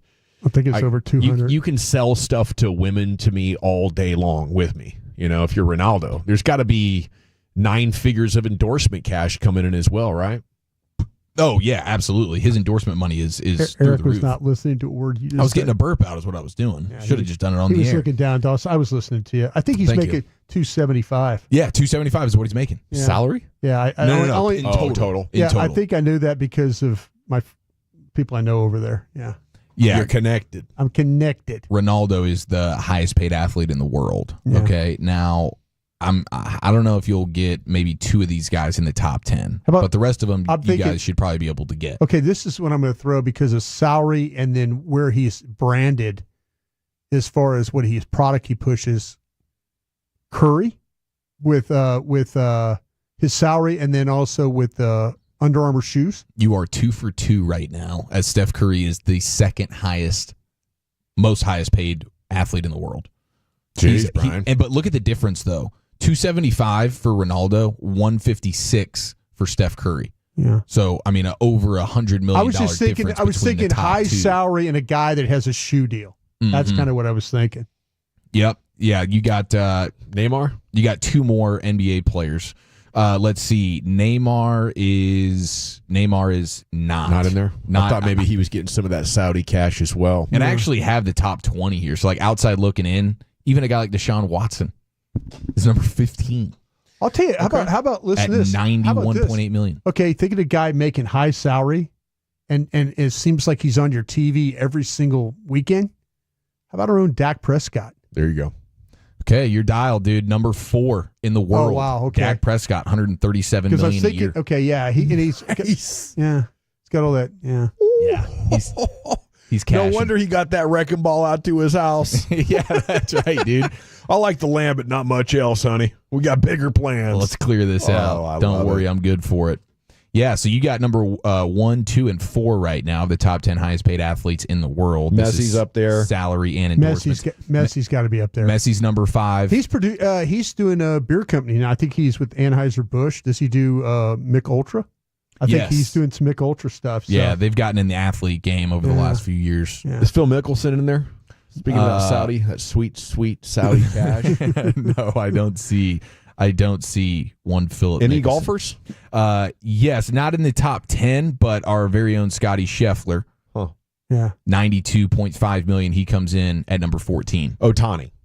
Ohtani, and his would be even more if they didn't do the deferred stuff, right? He's New and all his Balance, gambling right? losses. You got to offset it with his gambling losses. True. Number 9 is Ohtani. Okay. He makes $102.5 million. Okay, Doss, we need to start naming all these soccer players then. But along with, I mean, there's like No, dude, don't. Mbappe? There's only Kylian one other. Mbappe? Mbappe's number 16, $90 million. Okay. But there's another, and I'm not the biggest soccer guy. I wasn't even familiar What's our with this guy. blonde-haared guy, Dawson? That's Holland? Holland. No, yeah. he's not. Holland's Wow. not in there? No. Oh, okay. I was going to say Hamilton, the driver. Lewis? There's not Sir? any. There's no drivers. Wow. There's Used no, to always be a driver. Yeah, he's making $40-50 million a year from Ferrari. But it's the endorsement money because it's so popular around the world with rich people. Yeah. That's why golf and tennis gets up there too. So at 10, you have Kevin Durant, just over $100 million. What does he push? Uh, I mean, I'm just saying. I was think trying to, Nike. Isn't he a Nike guy? yeah, but I was thinking like, is he on commercials and stuff? That's what I was thinking. I'm sure he is, but I don't know offhand exactly what he. LeBron's got to be up there. LeBron's got to be in here. Yeah, Right. LeBron's number 6, $133.8 million. You got Durant at 10, Ohtani at 9. How about Soto, baseball player? Yeah, Juan Soto's at 7, $114 million. Okay. But you got Kareem Benzema. Oh, Benzema. Really? Benzema. Benzema. Yeah, he's sitting at 104. He's number 8 in the world. Wow, I didn't know he was that good still. I guess he earned a hell of a contract. It must be the endorsements. Is what you probably got some watch company or something like that. How bad are the soccer fans? Is that worse than Patrick Roy? Benzema? I don't think so because that's not a super popular household name even. Benzema feels like it could be a pharmaceutical situation that you're having to get over the counter. I was at the Tom Cruise movie. He had some Benzema. I tell you what, for the In the longest time with Benzema and Ronaldo on Real Madrid, I would just put Ronaldo on the wing and go down Cross and cross it over, and Benzema would just be like, wham, wham, wham. Really, dude? Either header or bring down and volley like 3 or 4 times a game. It was incredible. Well, respect to Mr. Kareem, number 8, highest paid athlete in all of the world. Soto at 7, LeBron at 6, Messi at 5, Prescott at 4. The one that you guys haven't mentioned. Wait a minute, hang on, we'll get it. This is a combat sportsman. I guess you could say that, right? Or okay, here we go. More Dawson, specific to boxing. McGregor. No. Fury. Yes. $146 million for Tyson Fury. Yeah. 3rd highest paid athlete. He hit in the a big world. play-by-play deal or a big pay-per-view deal? I think so. Pay-per-view. Does he promote whiskey or something I was going like to that? think we need to maybe know Jake about? Paul too, but I don't know. I don't think they consider him an athlete. Well, thank you, Chief. Yeah, absolutely. Curry was 2, and then Ronaldo was number 1. Been a while since we've looked at those kind of rankings. Always interesting how that deal has evolved over the years. Okay, coming up next here in the Gbag Nation 105.3 Fan off night for the Rangers. Chiefs going back to back here with the best of the weekend. What's in store? A lot of good stuff, including the craziest thing I saw this weekend. Cheek fade. You ever seen this? That's next in the nation.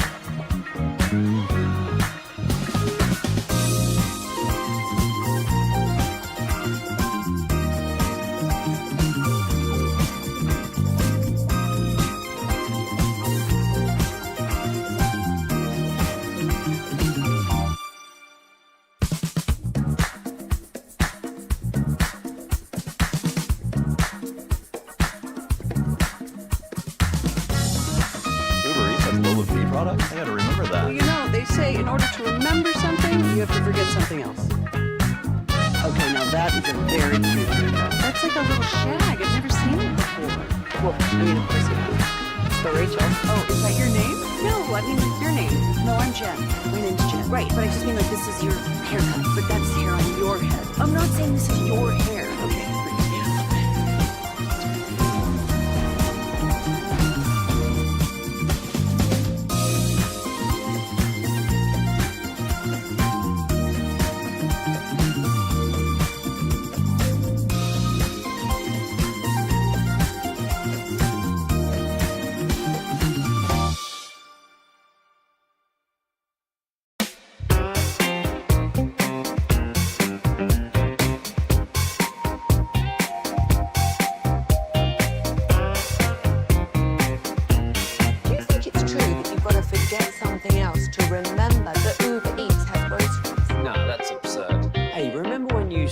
What was it? Pepper lady. Cinnamon sisters? Basil babes. Saffron squad? Nutmeg maidens? Paprika? No. Nutmeg maidens? I just said that. Was it Spice Girls? Doesn't sound right. What was it, Saffron squad?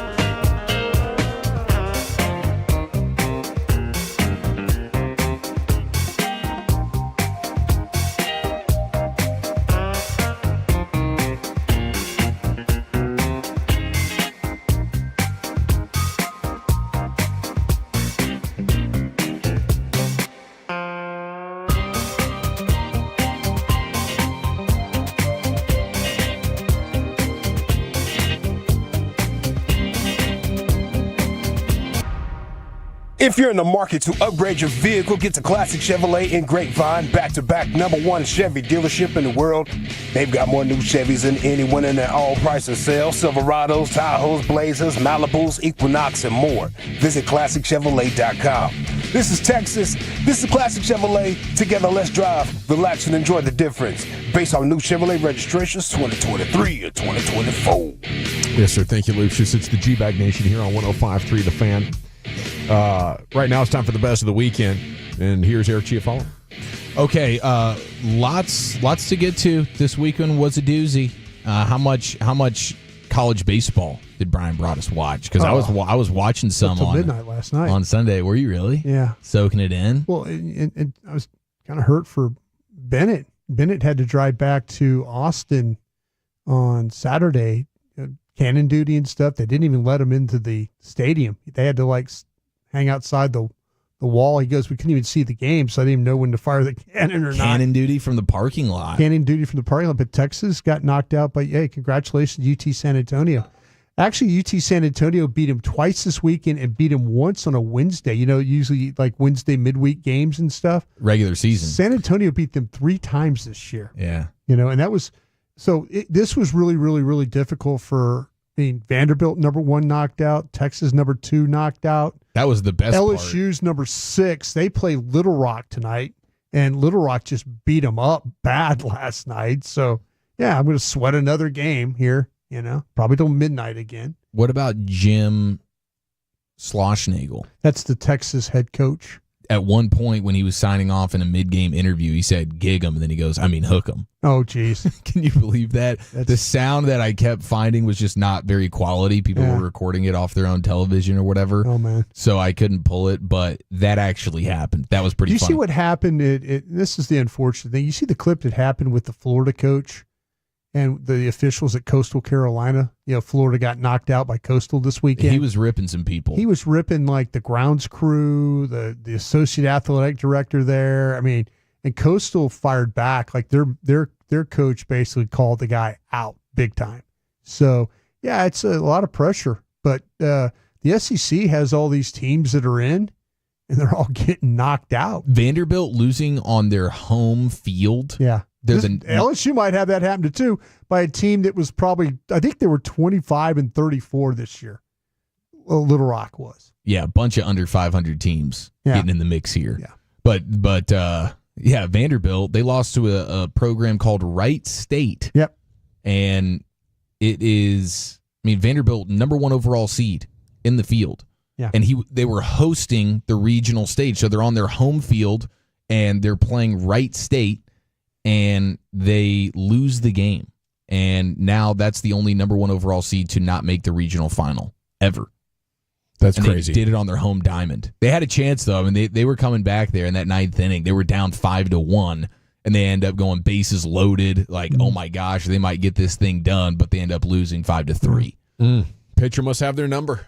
Yeah, it was. I'll tell you what. Watching the college baseball too. Yep. These guys are swinging at anything, dude. No, you see some. You think Adolis is swinging at stuff? There's a lot of watch some college baseball. Expanding strike zones. I'll tell you what, though.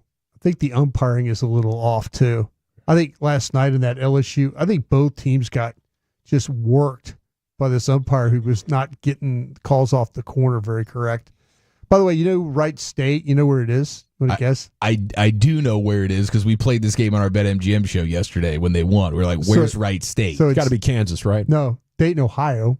Dayton, Ohio. Okay, would you like to know who Wright State, who they're named after? The Wright brothers. Very good. Yeah. Orville and Wilbur Wright, the Wright brothers. Airplane guys who flew at North Carolina. Oh, and they're getting the nod in Ohio? In Ohio, yeah. Wow, how about that? Mm-hmm. Well, elsewhere, you had Scotty Scheffler getting it done, and then he has to go full dad mode where his baby crapped all over itself, and the mom hands him the baby anyways, and he owned it.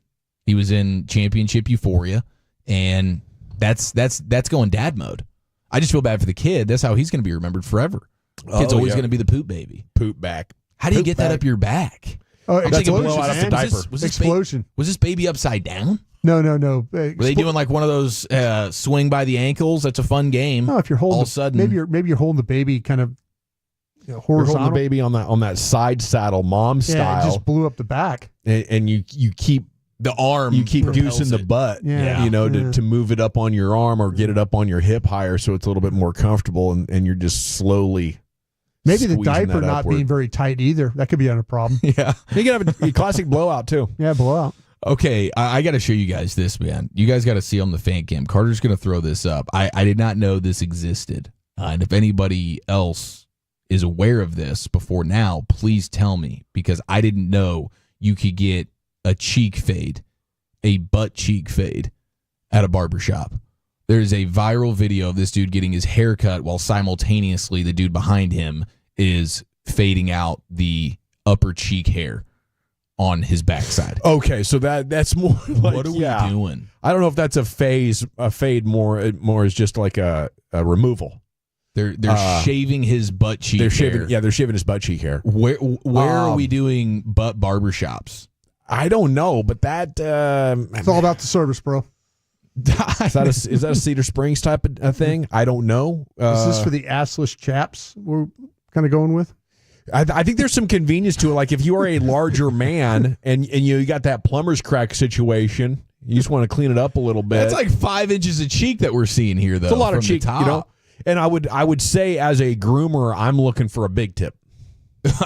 Absolutely. Yeah. I also if I'm getting my hair cut there, I want to know, where do you keep your butt razors? Because that's the same Is that a razor. butt razor or a hair razor? So how do you know? You ever get the swap up? If it's in that blue liquid thing, you're not buying it? No, I'm not buying it. These are electric clippers. There's a separation. Yeah, these look like run-of-the-mill hair clippers. Nice ones, too. This dude is in a public barbershop establishment getting his Pants butt down? cheeks shaved.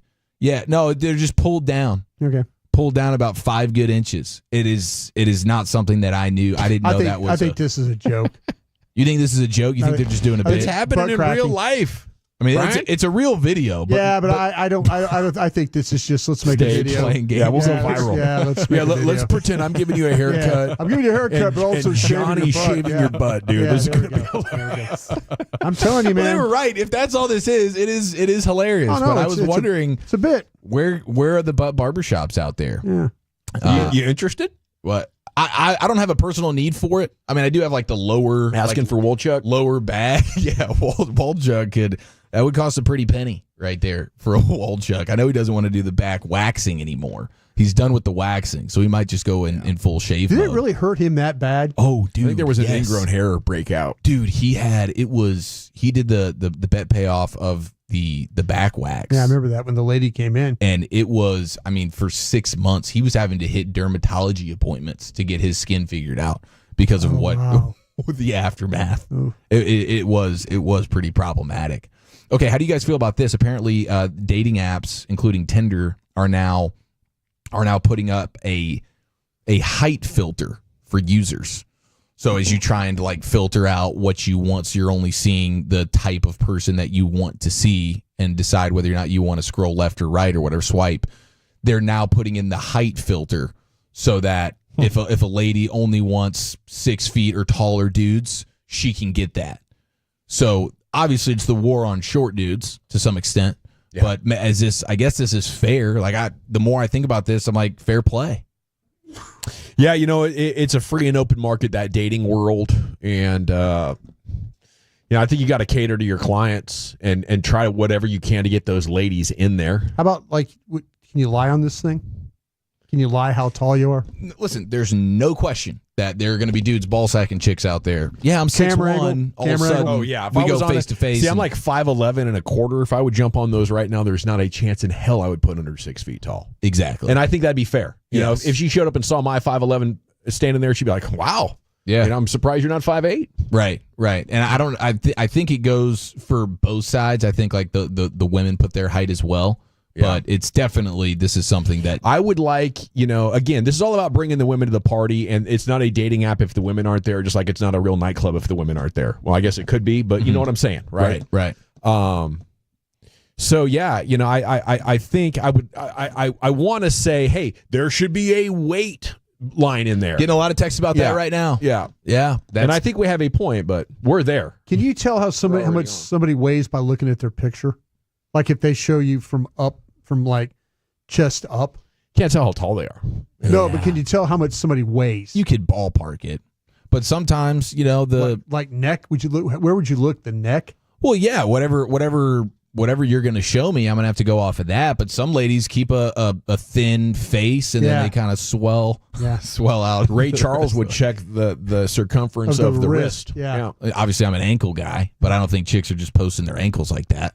Because the ankle, I think, is more of a tell than even the face sometimes, at least in terms of projecting out, certainly. But nonetheless, yeah, we're getting plenty of the weight pushback, cup size pushback as well.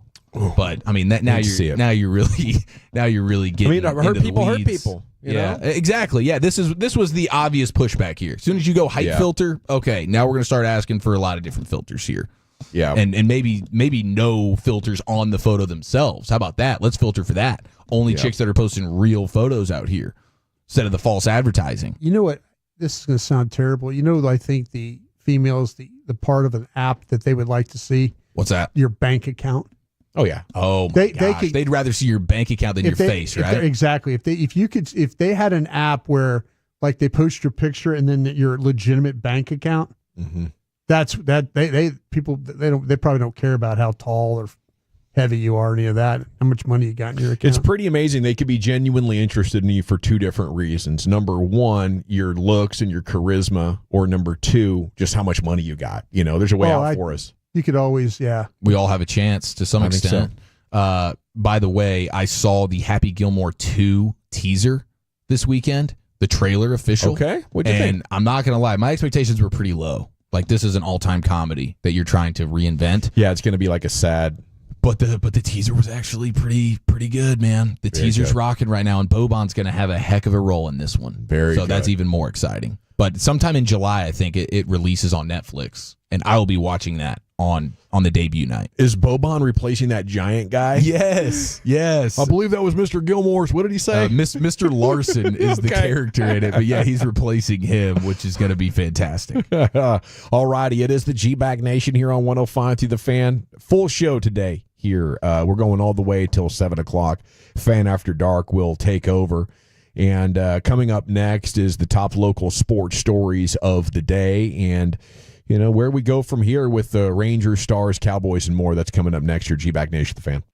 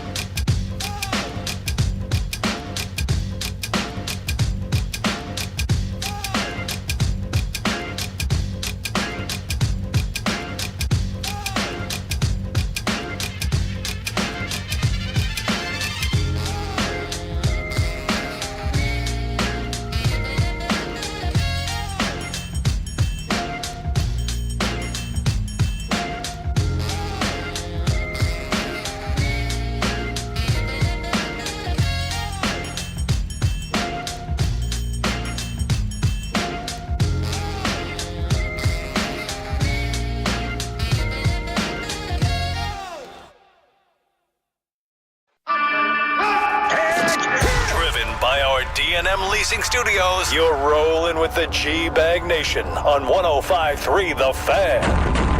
Hour 2, Gbag Nation, 105.3 The Fan. How good are the Rangers? I have a crazy simple stat for you. It's at 877-881-1053. I'm going to ask you, should they buy, sell, something in between with the trade deadline? Now 2 months away. We're into the month of June. It can start, getting more interesting here over the next month, and maybe we'll see a deal as early next month. Okay, so let's talk about this and the rest of the local sports stories of the day of interest. And, leave your name and city you're texting from. Will make you famous right here in the nation. So I was surprised to see, with everything that's gone on, shut out so many times, I was surprised to see that with this offensive explosion against St. Louis, what was it, 19 runs in the 3 games? Really just 19 runs in 2 games. But they're now back to +3 overall for this season. Yeah, they got a positive run differential. I thought that was crazy. Still 2 games under, one of the worst offenses in the sport, but that's how good their bullpen has been. And obviously that has happened with great pitching. But does that do anything for you? Like, hold on here. You couldn't have had a worse 2 months offensively. Now the offense may be coming around. Seager back, Simeon healthy, Garcia benched. Booyah. Yeah, I mean, I think those are the ingredients right there. And Jared had the stat. I've seen it floating around quite a bit. Rangers 21-3 when they score at least 4 runs. That's all you need. Mm-hmm. That is all you need. You win 21 out of 24 games when you just score 4 runs. So, and the way Josh Smith was getting going, obviously the Marcus Semien stuff is the biggest takeaway from the weekend. That was the guy that we had been talking about plenty. Yeah. And you were talking about it on Friday. You had the numbers and the history involved. Like, there's no way this dude is bottoming out this much, and this is just who he is now. Yeah. At some point, this is going to snap back into reality, and thank God it happened this weekend. I mean, just think about that. Like, the Rangers had a top 5 offense in 2023. Right now, would you say they're 21-3 when they score 4 runs or less? Yes. A top 5 offense right now would put you at 4.9 runs per game. Yeah. So you just be 80% of the offense that you were, and obviously 21-3 is not going to hold. But those haven't been against easy teams. No, not at all. But I I do think there is some level of as well, just like considering the inevitable slippage of the pitching at some point. Like you're gonna get into a bit of a pitching rut at some point, so you'd like to see 6 or 7 perhaps a little bit more often. But yeah, bottom line is with this pitching staff, 4 runs will get it done. Yeah, but overall, I guess by definition, a better than average team, especially if you would do like a strength of schedule weighted plus minus run differential. I wouldn't be surprised if the Rangers are top 10 in that category in the league. And I don't mean to do that like to spark hopium, but this is just like the first sign of maybe who this team really is, Brian, and the kind of squad we expected coming out of spring training. Yeah, I thought they were going to hit a lot better. Surprise, surprise. Wrong about that. But it's just, I want to believe that there were some pitching matchups that just weren't right for them. That they did play some teams that, had some early series that weren't, they were really fortunate unfortunate that they caught some rotations that were, that gave them some problems. And I couldn't believe, like I say, coming out of spring training, it's like, okay, the one thing that's going to be good about this team is they're going to score runs. Yeah. The pitching part of it was, and I gave CY some credit, and he deflected it on Friday, but he had a vision for, how he put this thing together, and waiting on some hurt guys and things like that. So, it's worked out perfectly. I don't have an answer why they don't hit.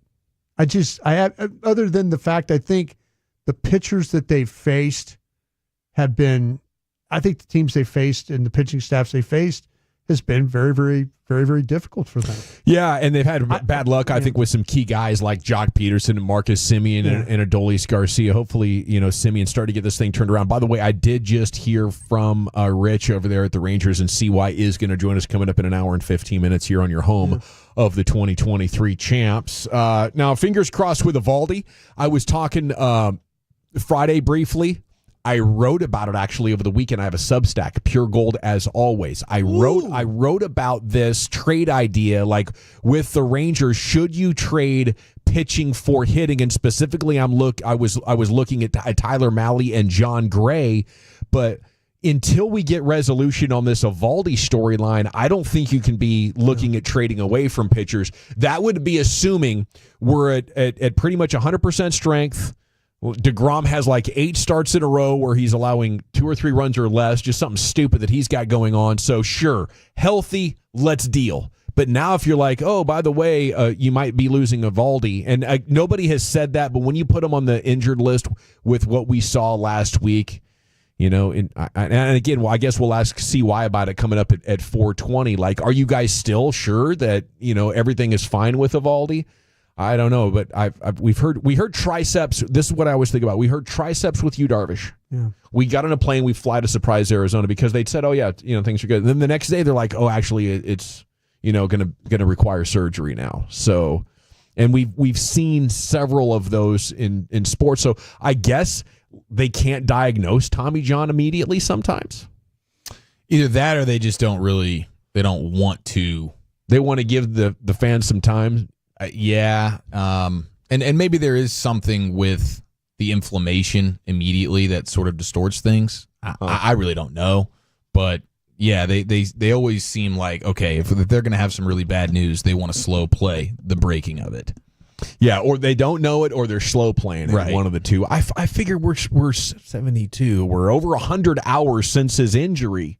It would be a surprise, And again, like we said last week, this team is being highly cautious. Is it just that any discomfort, we're out, and if there's still discomfort after 72 days, we're looking at an extended stretch because we know how good this pitching staff can be if we can get to the playoffs. And as important as the regular season wins are, we're not even willing to risk a little bit of the regular season, because of how amazing that Eovaldi is once you get to October. The guy is definitely a playoff ace. All right, it's the Gbag Nation here on 105.3 The Fan.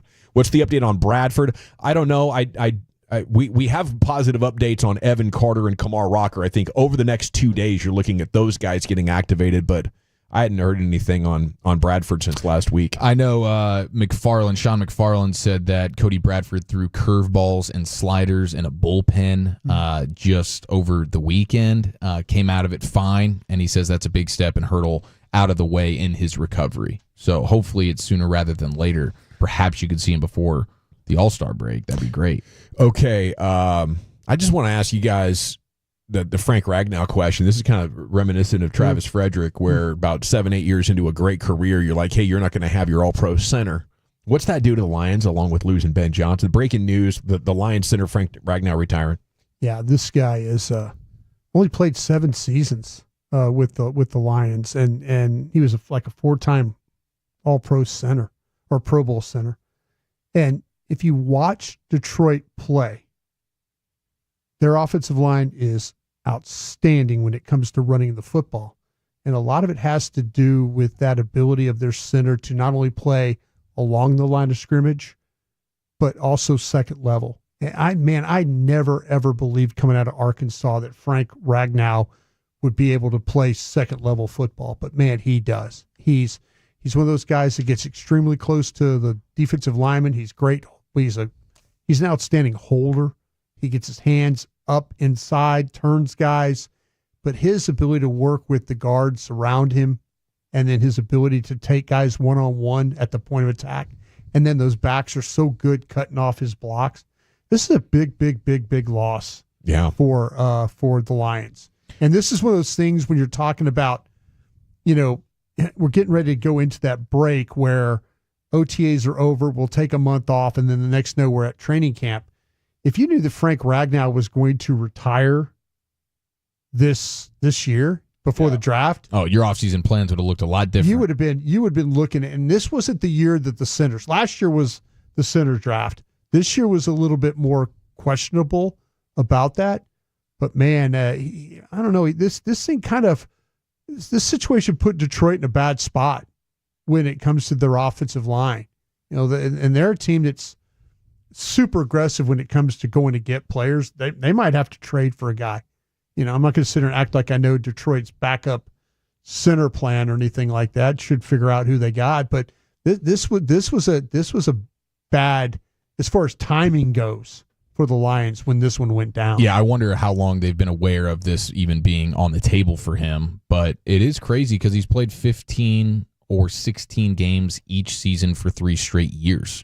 All pro of the last 2 seasons. I know he's dealt with some injuries. There were times where he was playing through knee and ankle injuries and stuff like Remember that. He played with a fractured throat? Oh my gosh, the fractured throat. I forgot about that. Yeah. That's ridiculous. Well, I just looked it up real quick. Graham Glasnow, and then they drafted Tate Ratledge from Georgia.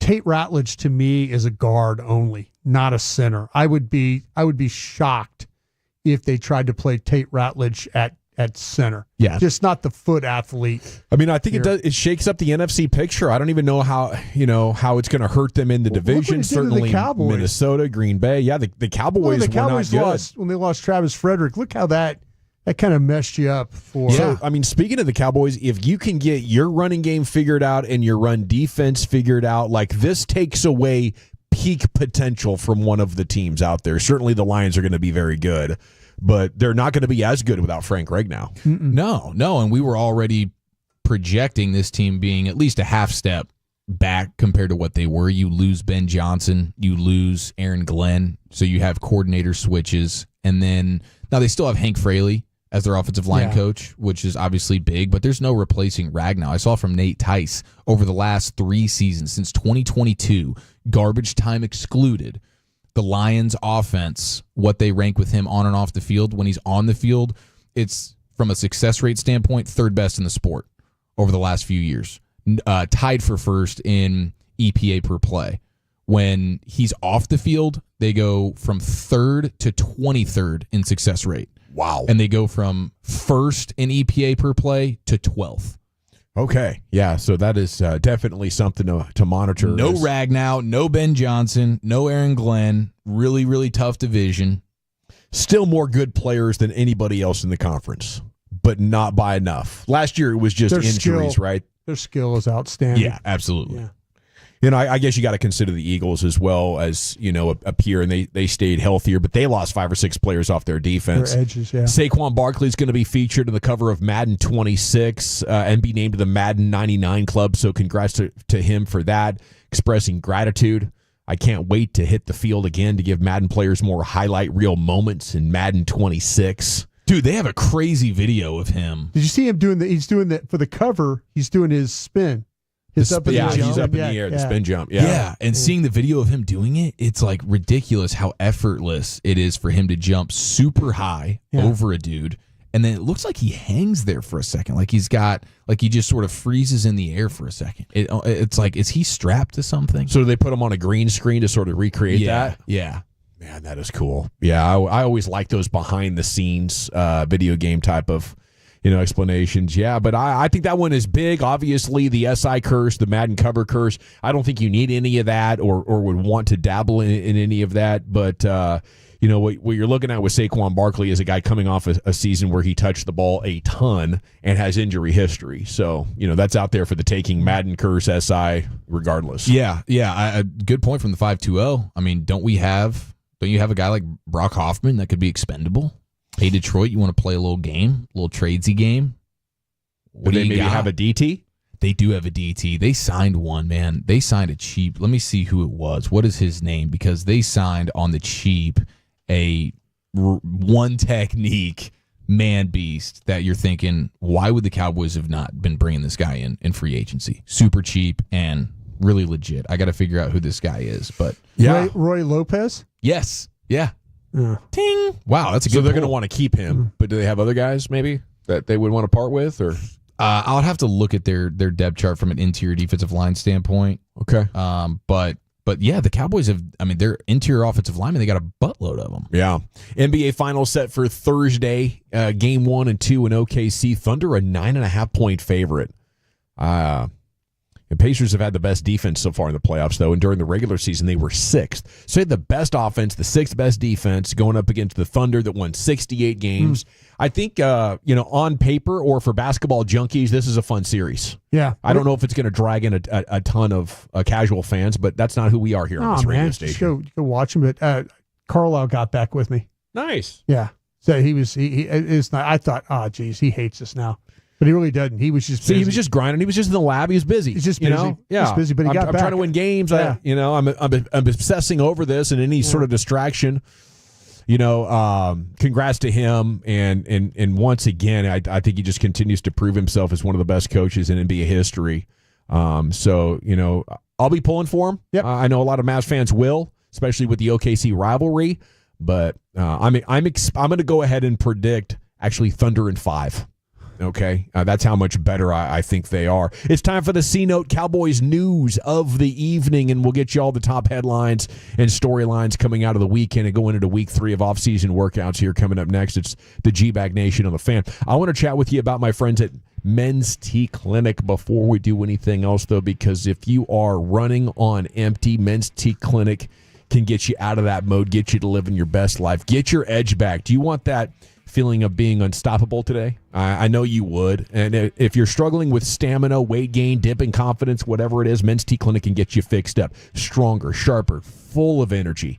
If you are sick of being stuck in low gear, I hear you. There's been some times I've been in low gear. What is this? Well, we get older and our body stops producing testosterone as much naturally. And the next thing you know, it could really have a grinding effect on your energy levels and your quality of life, your vitality, and your strength, your muscle mass. And then it's hard to be confident like that. Well, Men's T Clinic can definitely get you fixed up with the best testosterone replacement therapy possible. They set the standard. They have medical experts there that can monitor everything that needs monitoring for you to get your best out of it. Okay, Men's T Clinic, same-day appointments, quick visits, expert care. There's no reason to wait. And they have hair replacement. They have bedroom wellness. They have regenerative therapies for joint pains like pro athletes get. They got it all. Visit Men's T Clinic today, 972-GO-MEN'S T, mensteclinic.com. Ames, you want the scoop from the sources? You came to the right place.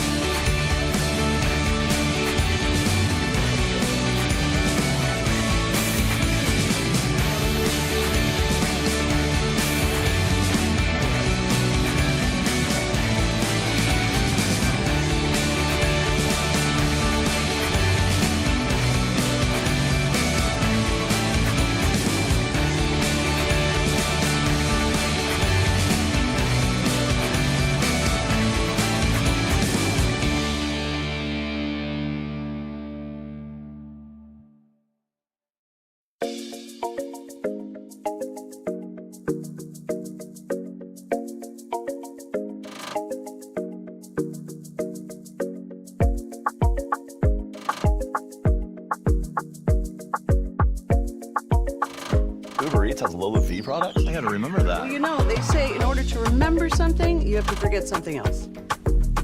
Okay, now that is a very cute haircut. That's like a little shag. I've never seen it before. Well, I mean, of course you have. It's the Rachel. Oh, is that your name? No, I mean like your name. No, I'm Jen. My name's Jen. Right, but I just mean like this is your haircut. But that's hair on your head. I'm not saying this is your hair. Okay,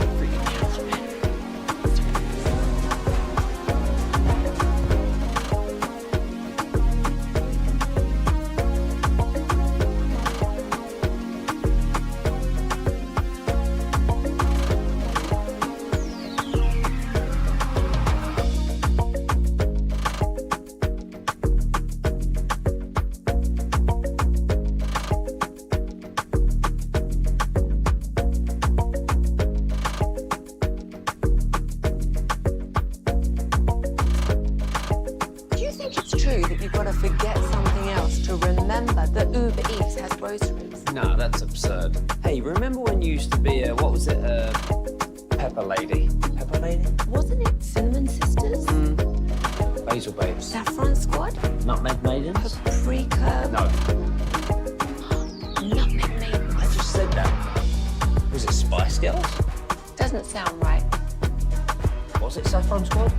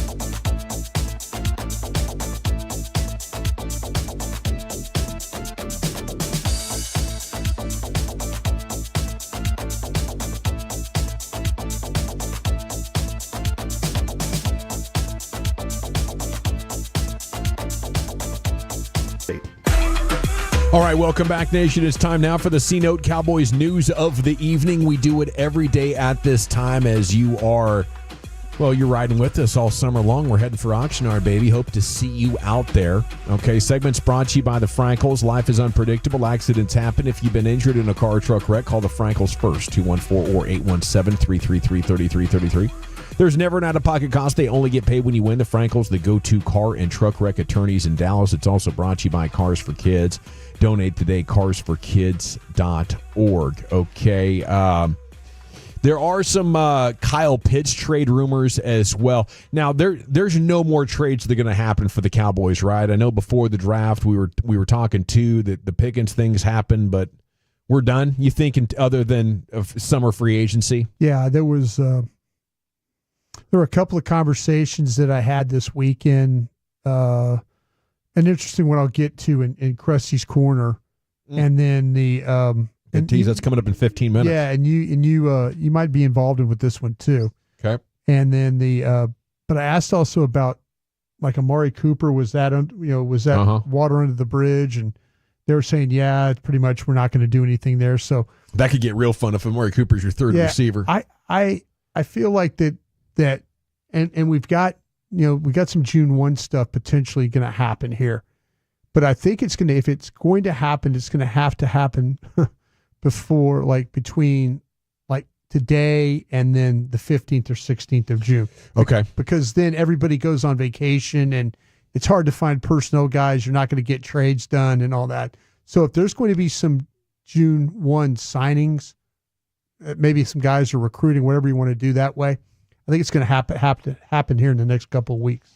Okay, so maybe not a big trade for now, but no. I tell you what, I love this George Pickens story out of the weekend on social media, saying he's the one that made the trade happen, not the Steelers moving on from him. A couple of different places you can read about this if you Google George Pickens right now. But a fan was talking to him about the trade and essentially blaming Pickens for getting himself moved out of Pittsburgh, and he said, LMAO, I play for the Cowboys. Stop reminiscing and trying to justify the trade. Y'all just lost another good player to fake reports like this one. And then a fan replied telling their wide receiver that he was the problem with the relationship. He replied saying, I forced, buddy. They were gladly keeping me. Have a nice day and a blessed one, my guy. The thing I like about this is the story plays one way if Mike Tomlin says, I've had enough. I would rather just get rid of George Pickens than have him on this team for $3 million a year. That's like crap. But if George Pickens is like, I've had enough. I don't like playing with such a crappy offense, and you guys haven't done anything. Now you brought in DK Metcalf. I want to go, right? The only thing you did to help me was bring in competition. Forget you.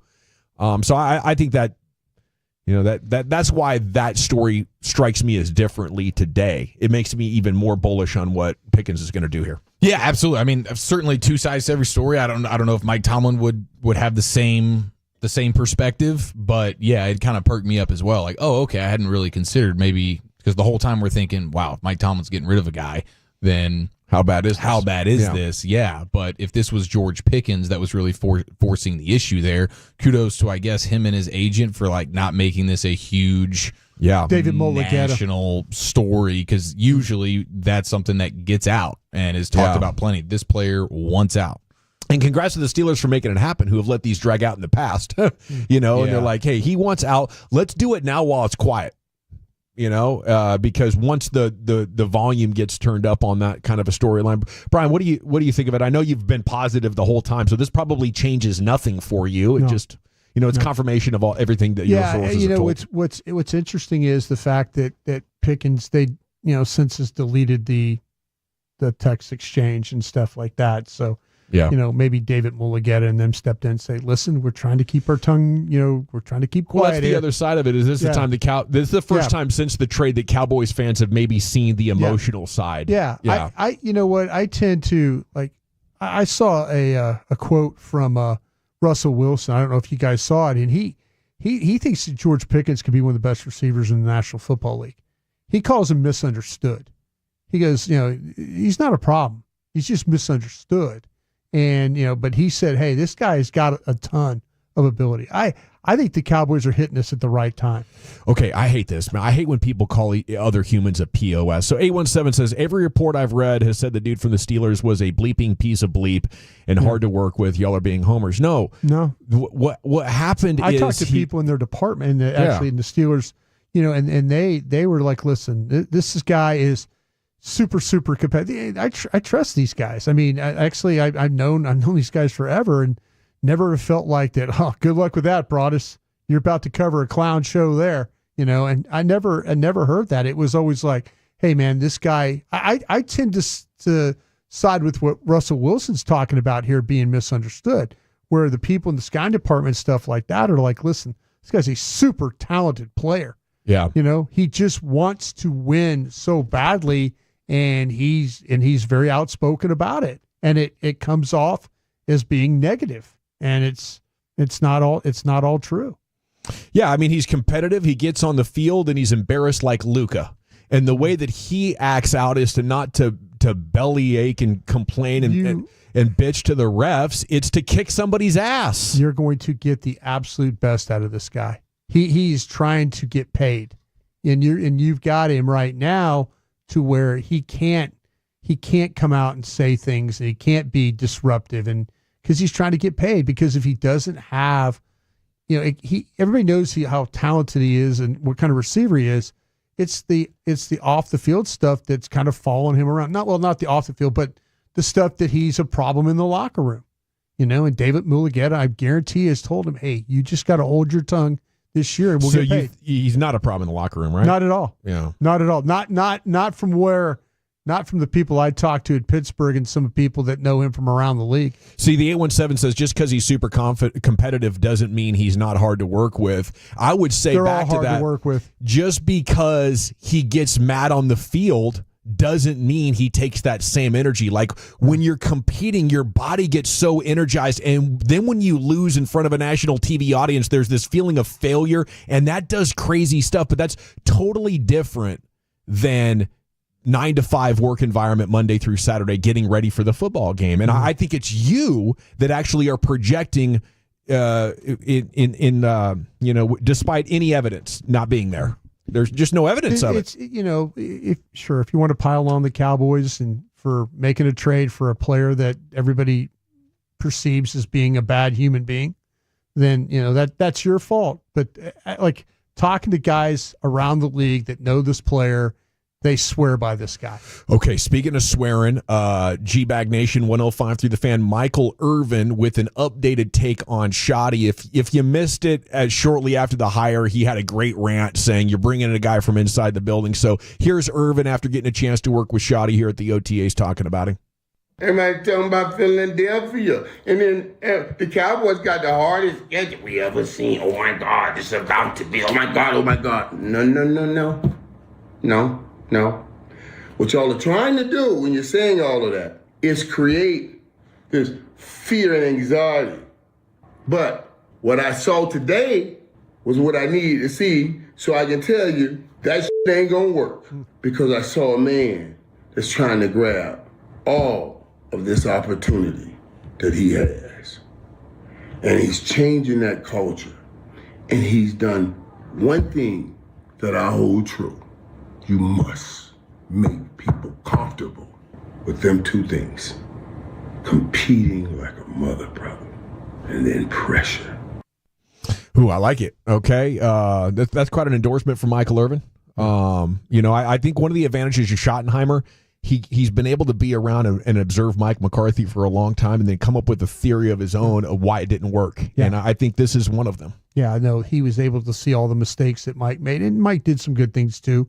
So he could build on some of those things, but mainly the mistakes that maybe he didn't appreciate or maybe he didn't like, I say the word appreciate, but like the way that Mike handled the players, you know? And so I think there's a lot of players on this roster now that are happy for the breath of fresh air. And maybe it's not so much about Schottenheimer, it's a new coaching staff that they have a fresh start here. There's sometimes you get on a coaching staff and then they put you in the doghouse and you never can get out of the doghouse. And so there's probably some guys on this team currently that are happy to see Mike and the staff go because those are the guys that put them into the doghouse. Now they have a free out of the doghouse. There could definitely be that. I think as well, when you're looking at Schottenheimer, what you have is a guy who understands how the grind of the front office being who they are got to Mike McCarthy. Maybe that impacted his ability to galvanize a locker room and to get buy-in, right? I'm not really the boss as the head coach. The players are watching this. I'm stressed out. Can I lose the locker room here throughout the process of it, even though they still like me? And if I'm Shoddy, I need to build a mentally tough, resilient group of guys that comes together in here and is having fun. And there's nothing that Jerry can do or say that's going to take us off that mission. We're accountable to each other, and I'm accountable to you to make sure this culture is great and we're all having fun. If I can do that, then maybe you can, not let any of the glitz and glamour or what Jerry says on the fan distract us from our mission. I think that's the angle Schottenheimer has to be playing here. Yeah, it's a tough needle to thread to be able to have a pleasant, fun, exciting work environment while also having the no tolerance accountability of, hey, this is the mission here is to win. And it's obviously much easier to do right now when things are new. You're not actually playing games. You're not having to deal with real actual losses. But that's something. And you mentioned him being here.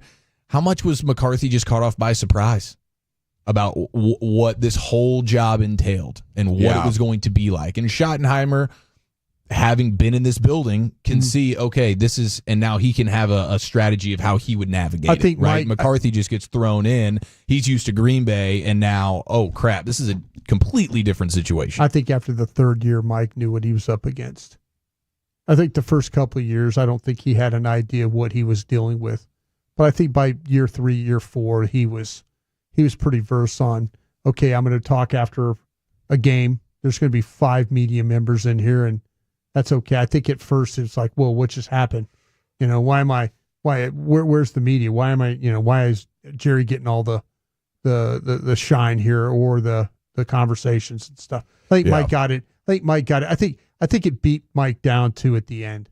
I think Mike got beat down at the end. He's like, well, if they move on, they move on. I think he was okay with that.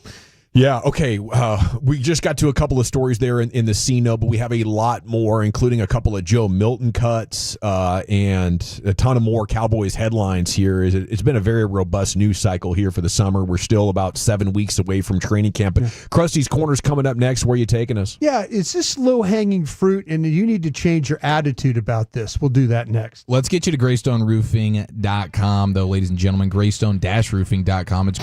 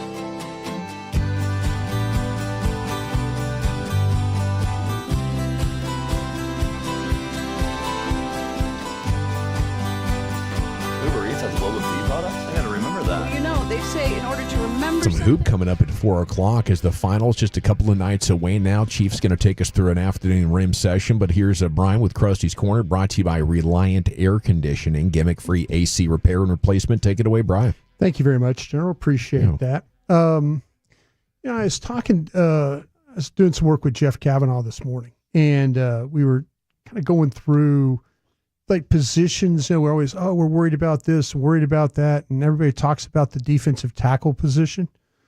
But I wanted to talk to you guys about this and ask you guys this question. Is it really just the defensive tackle's fault for the lack of run defense here?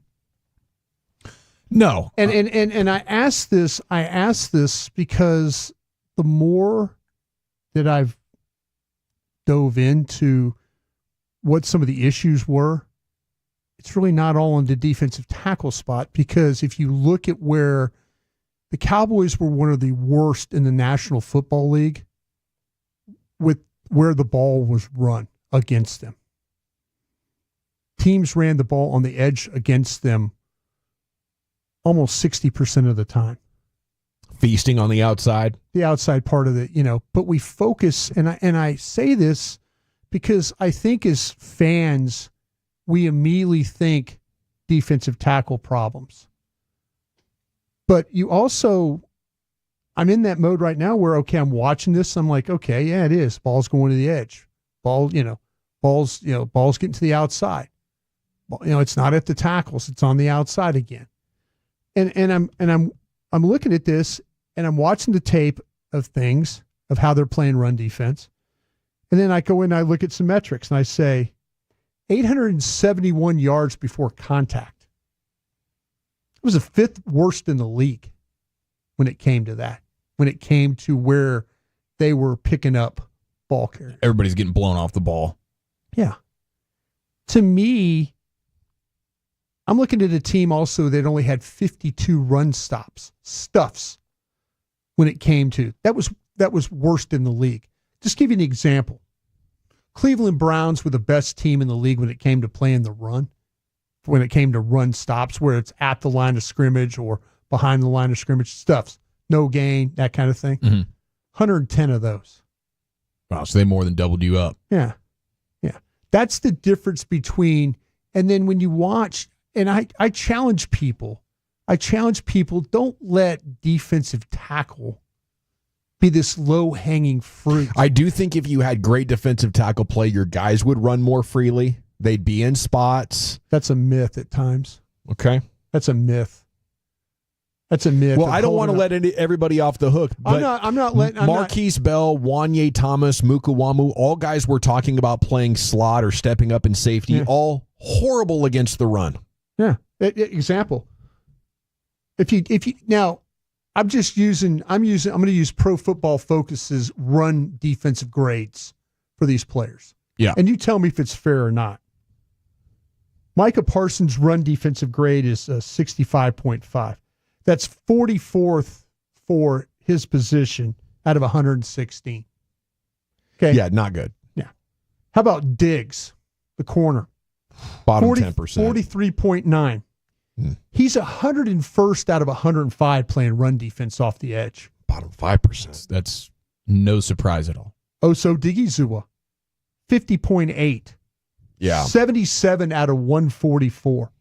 That's why overall he's like the 25th best defensive tackle, even though he's top 5 as a pass rusher. Wilson, the safety, 56.6. He's 67th out of 96 safeties playing. And he's the second best safety you have in run defense, even though it's horrible. And Malik Hooker's actually like the best run-stopping defensive back they have. Yeah, Am I right on 77.8. He's 63 out of 93. He's fast and tough. That's enough to get the job done better than anybody else. I challenge folks out there to be better at this. Okay? I challenge you to, and I'm not saying you have to be a former scout or anything, but you can take NFL.com and you can go look at the best run defenses in the league. You can. You could sit down, you have a little time, and you really want to learn about this. Go watch who plays run defense and how they play it well. And then go back and watch what your Dallas Cowboys do. Mike Zimmer and them, I mean, they go get Kenneth Murray Jr. to fix it. Yards after contact or yards before contact. You talk about the players, and I went through a sample size of all the positions. I didn't just focus on, Mozzie Smith, sure, his defense, that to me is low-hanging fruit. We know that Mozzie struggles to play the run. We get it. But I think right now we're into that point where we just get so focused on one position, where in reality, they're not good. They're not good on the edge.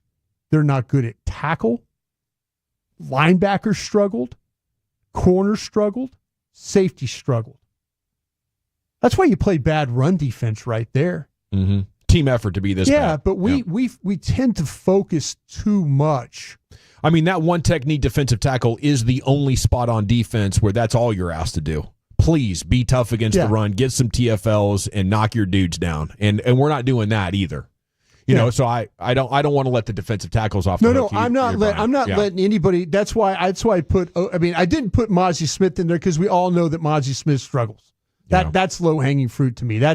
You've got to get better at that spot. But we got to hope that Sanborn helps fix it and Murray position change makes him less vulnerable. I think to me that they've got to. This is where I think that when you look at Wilson, and I said I teased something earlier about this. Yeah. And Doss, I don't know if you talked about, because you and I talked about this weekend. Did you mention anything about? Go ahead. Yeah. And you did this. You did this on a podcast. Yeah. And you and I were working on this together, and you and I had questions. Go ahead. Your podcast said this. Yeah, we were wondering about Donovan Wilson, and everybody was writing he's going to be a post-June 1 cut. So, I wrote about it, howboutwow.com. I did a video about it on YouTube, How About Wow, all one word. You could go watch it. But, I think this is a huge decision for the Cowboys because they got to stop the run. He's second best safety at stopping the run. He gives you the splash plays. His coverage is horrible. But $7 million, Brian, you know, that could go get you a defensive tackle and a linebacker and some other spots that could make you better. It could get you a tackling cornerback. I think Kendall Fuller is out there. Yeah. But they'd rather have Wilson at $7 million is my understanding. And they kind of don't know where the talk is coming from. And here you go. And this is what I heard over the weekend. I had somebody in the front office reach out to me and says, why do you guys trying to keep getting rid of Donovan Wilson? Mm-hmm. Why do you keep trying to get rid of him? And I'm like, well, the coverage aspect and all that. And he goes, 24 wasn't good. But he still had 3 takeaways? Yeah. See, to me, and it has been. We've talked about guys that maybe they can move on from this guy or they need to change this guy. And you're looking at stuff that's happening. With Bell, could Bell be in the mix here?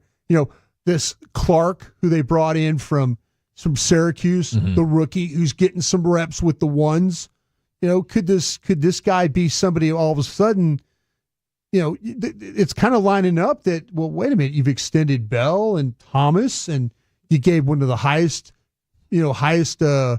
guarantees to a rookie free agent and Clark. And he's getting reps with the ones.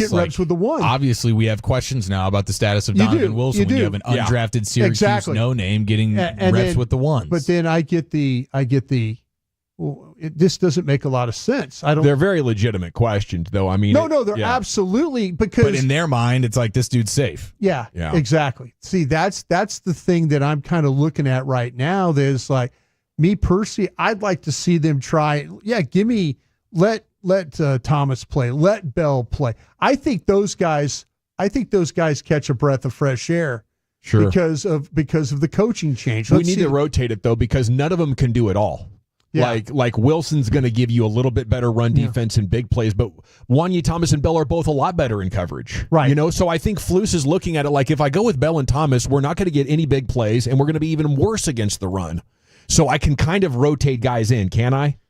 I think to me that maybe that, and like I said, the thing with Hooker and Wilson, the run grades are not bad. Right. But could you do better at the spot? We've seen Bell as a linebacker make almost every single tackle. But not with the guys here though. Well, but do you give him the opportunity because of the toughness? And I'm not just talking about the safety position. I'm talking about they need to figure out what's going on in the corners. They need to figure out the edges. Those edges, they need, I think they go out and get Turner to go play run defense. Mm-hmm. He's not a pass rusher, but my whole point is we need to be better when we're evaluating this. We need to be better at looking at, it's just not a defensive tackle problem. It's a problem when you really, really break it down that they have some fundamental problems. And listen, Matt Eberflus, some of the stuff at the Bears, very comparable to what Dallas was going through. Mm-hmm. Very comparable. So, if you think that's, throw the magic. But with the Colts and Bears, he did stop the run. He did with the Colts. But if you go through and metric and I'm going to look at some of his tape but if you go through and metric it, it's very similar. There's some very similar things. Yeah, it's not incredible. It's not one of these things like, oh wow, he's shutting everybody down. No, he's not. It's more pressure and turnovers, big plays. That's it. Yeah. And I do think one of the reasons why we keep harping on the defensive tackle, and I'm with you, the average football fan, when they think about run defense, is not thinking about safeties and corners, even though they absolutely play a huge role. But the other thing, too, is the Cowboys have addressed some things. You just name dropped the Turner guy as an edge defender who can stop the run. Yeah. You drafted Marshawn Nealon to be sort of that guy as well. You've done things. You've had some turnover at linebacker. What have you done at defensive tackle? You haven't addressed it. It's supposed to be low-hanging fruit. We all know Mozzie Smith sucks. We all know Osa, solid pass rusher, not much of a run defender. They haven't done anything about it. At least you could say, hey, they've tried at edge to get some run stoppers. They got a 342-pound. Yeah, and I'm hopeful about him, but it's you spent a 7th-round pick on him. But it's at least it's like it's not a retread. It's a guy that showed at UCLA that he could play the run. Yeah, I'm super hopeful I'm just saying that we focus just on the defensive tackle spot when it's really a bigger picture problem than it is just defensive tackle. Totally. You're 100% right. Yeah. We got 2 hours down, 3 to go. Krusty's Corner brought to you by Reliant Air Conditioning. Thank you, Brian. Thank you. Yeah, always every day 340 here is. Hey. A lot of piss poor stuff. Yeah, that was today. good. Yes. Not today. I mean, you developed a narrative. You had supporting evidence, some stats. I was thinking he was like the football Matlock in here. What is just this? dialed in the courtroom. No, I just all of a sudden woke up and decided, you know what? And they need to be better at defensive tackle. You're absolutely right. Yeah. But we need to be smarter as fans and don't go for the low-hanging fruit. Go out and try and figure some things out. You don't have to be a former scout to do this. There's 9-10 other dudes on the field that are contributing to being an awful absolutely. Run defense. You could see it with your own eyes. A rim session coming up next, Chief. Are you buying this Cooper Flag report? And we close the book on the 2025 Knicks next in the nation. Hey, you want the scoop from the sources? You came to the right place. It's the Gbag. Okay, now that is a very cute. That's like a little shag. I've never seen it before. Well, of course you have. It's the Rachel. Oh, is that your name? No, I think it's your name. No, I'm Jen. My name's Jen. Right, but I just mean this is your haircut. But that's hair on your head. I'm not saying this is your hair. Okay.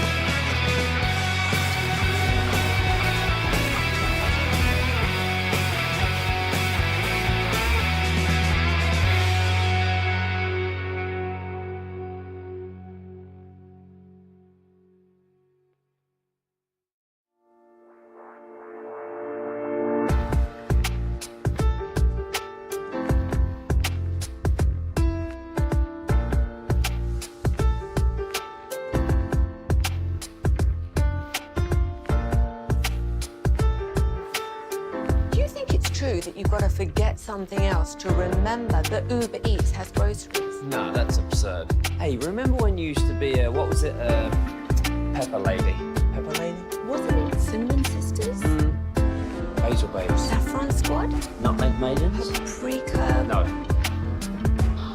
Nutmeg Maidens. I just said that. Was it Spice Girls? Doesn't sound right. Was it Saffron Squad?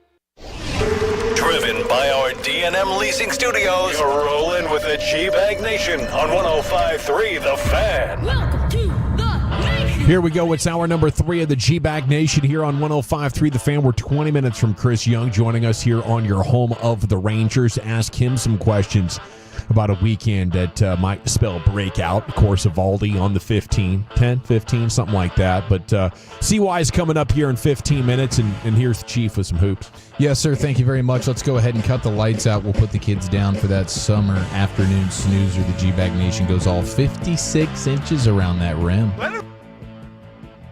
Right. Rain dance. I gotta join here, man. I've been saving for a special occasion. Always a special occasion when the rumors are alluding to the fact that the Dallas Mavericks are going to be one of 5 teams to be able to wear some retro uniforms this upcoming season. Okay. So it looks like the old green Mavericks uniform. Don Carter uniforms. Yes, with the Dallas from the 80s on the front. Yeah. Absolutely gorgeous. Looks like they're bringing back the green. You have 5 teams receiving a classic jersey this season. It's the Memphis Grizzlies. They look sick.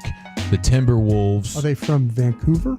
It looks like there's that Vancouver twist on it. Okay. But it says Memphis, obviously. Mm-hmm. Cleveland, Dallas, and Philadelphia are all going to have some classic jerseys. 76ers always have kind of cool suits, but they always have some kind of play on, words and phrases, the Liberty Bell, all that stuff, Yeah. I mean, all 5 of these that I'm looking at here, including the Mavs green one, they look fantastic. I mean, you could the old Don Carter suits from the days at Reunion Arena were awesome. Yeah, and I think you could say that about just about every franchise. Their retros are way cooler than their currents. I think there were some teams that kind of messed those things up a little bit, though. Why the was old school ones? Why was I thinking there was like a bad Atlanta Hawks one or something? I mean, there was something. You know what I don't like? I don't like when they have the retro and it doesn't even have the color of the actual team. Did we do that? Oh, yeah, weird. You know what I'm saying? Schemes. I think they do that more with these new ones where they get these city editions and you would never know if you were just looking at the uniforms. I mean, I've watched games before and I'm like, who's playing tonight? And you just don't. You can't tell by the uniform who's playing. It always seems like, well, what? How? The Boston Red Sox, they wear these like yellow uniforms. Oh yeah, sometimes. those are. And goofy. I guess it's something to do with the city. I'm sure somebody's going to text in and it says, "Oh, well, it has to do with some potato famine thing." That Be they careful. went We got a lot of listeners in Beantown. No, but they wear those yellow uniforms. I'm like, why? You know? And I think that's a great rhetorical question that we'll never know the answer to. But the retros are back for a handful of teams, including the Mavs. What are they called again? Don Carters? The Don Carters. The Don Carters. They look He's incredible. the original owner of the team. And if you notice, like Don used to wear a cowboy hat. Like he'd sit down courtside. So he had a white cowboy hat. And that's why if you look at the logo, they have the white hat on the M or something Love like that. it. Yeah. You know who's going to look great in the Don Carters? Don Carter. Cooper Flagg. Did you guys see the report? And you never know how real some of this stuff is, but alleging that Cooper Flagg made around $28 million in NIL deals at Duke.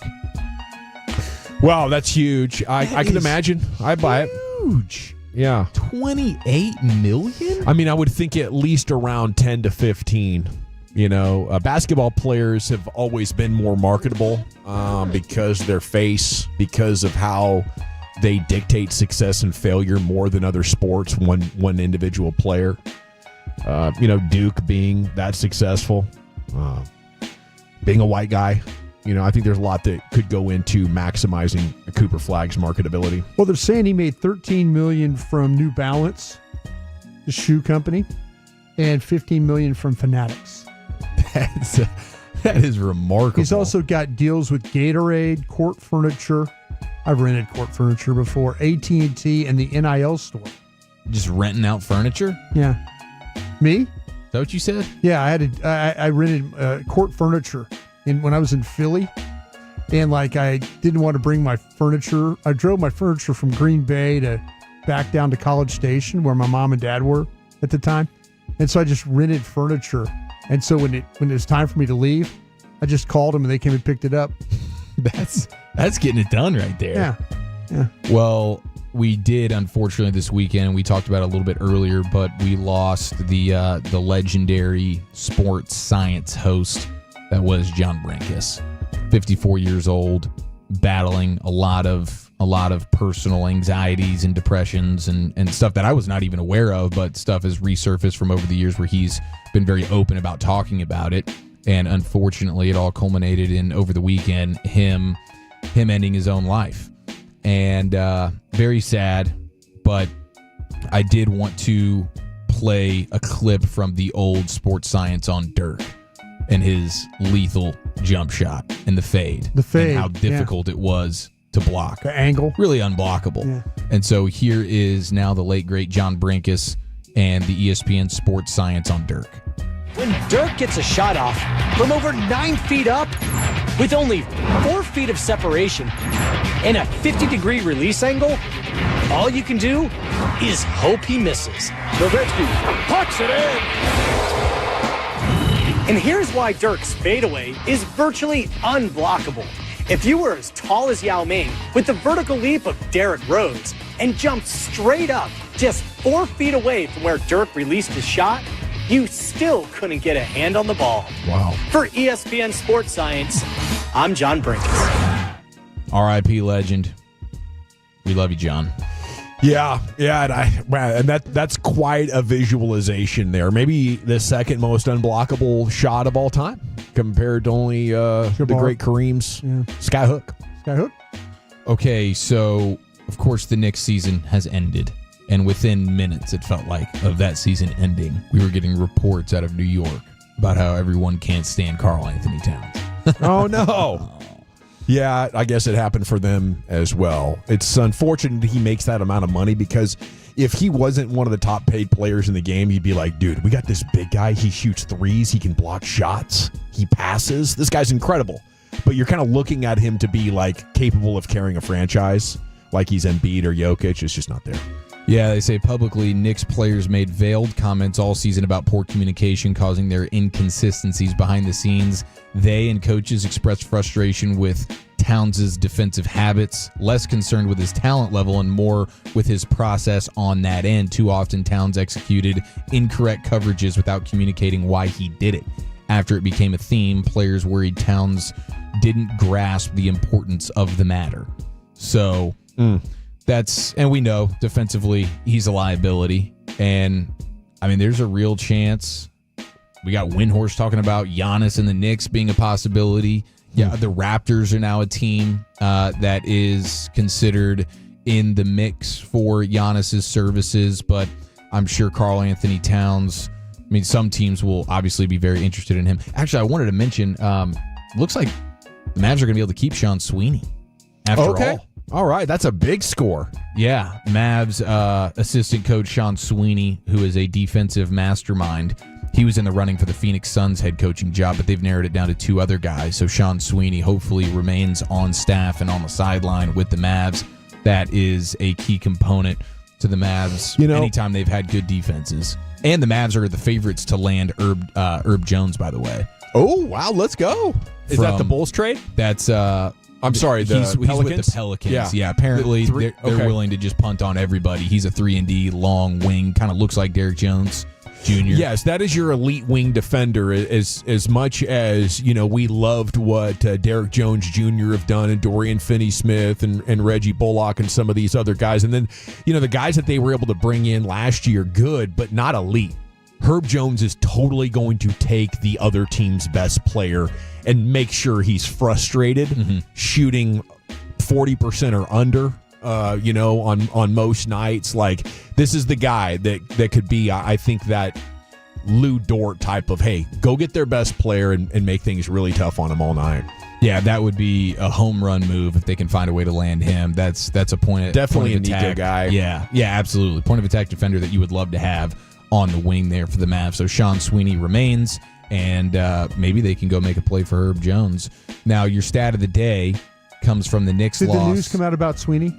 The news came out that Shams was reporting that the Suns have narrowed it down to 2 guys, and Sean Sweeney's not one of them. Okay. So Yeah, I would imagine. I'd heard that they were going to meet whoever the candidate. The 5 met with the GM, and then the last 2 were going to meet with the owner. That's kind of what I heard was going on with that.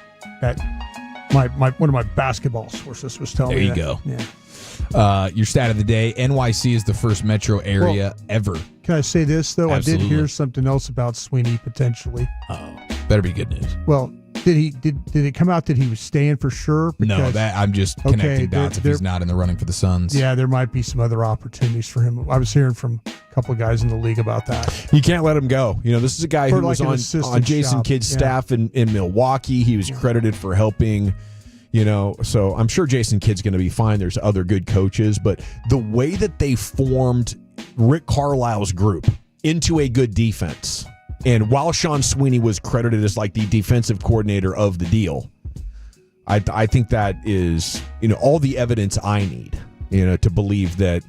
No, I mean, nobody's indispensable. Rick Carlisle, when they won their championships, he had Dwayne Casey and Terry Stotts, 2 very future head coaches who had tremendous success, and you can't overrule this kind of deal.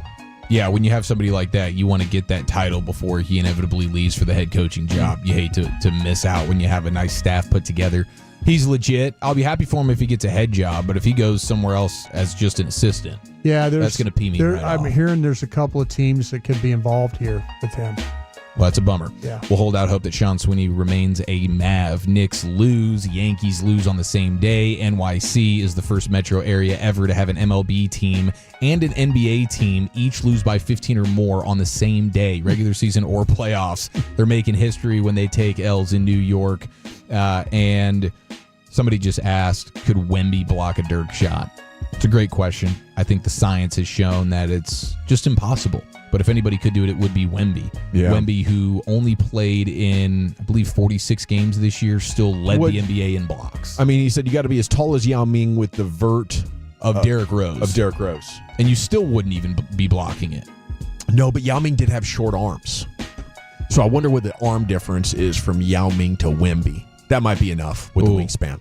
Yeah, 46 games Wemby played in, still led the league in blocks. Almost 4 per game is what he got. Congratulations to Pascal Siakam, who is the Eastern Conference Finals MVP. The video of Tyrese Halliburton thinking he was going to get it, and he starts inching closer as they make the announcement, was truly hilarious. And we'll play some sound a little bit later, but there it is. There's your rim sesh. Thank you, Chief. We got Chris Young. 8-foot wingspan. Okay. And on Wemby. Okay, and then Yao Ming must have been around just his height, 7'4" or so. We got to jump aside because Chris Young is set to join us. We'll talk with the Rangers president of baseball operations coming up next here in the nation.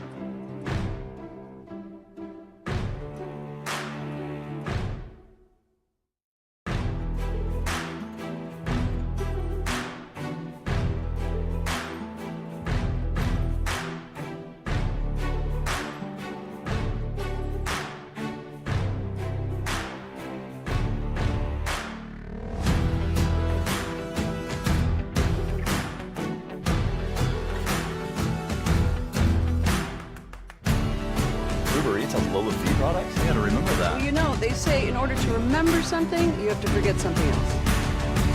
Okay, now that is a very cute haircut. That's like a little shag. I've never seen it before. Well, I mean, of course you have. So Rachel. Oh, is that your name? No, I mean like your name. No, I'm Jen. Your name's Jen. Right, but I just mean like this is your haircut. But that's hair on your head. I'm not saying this is your hair. Okay, freaking me out.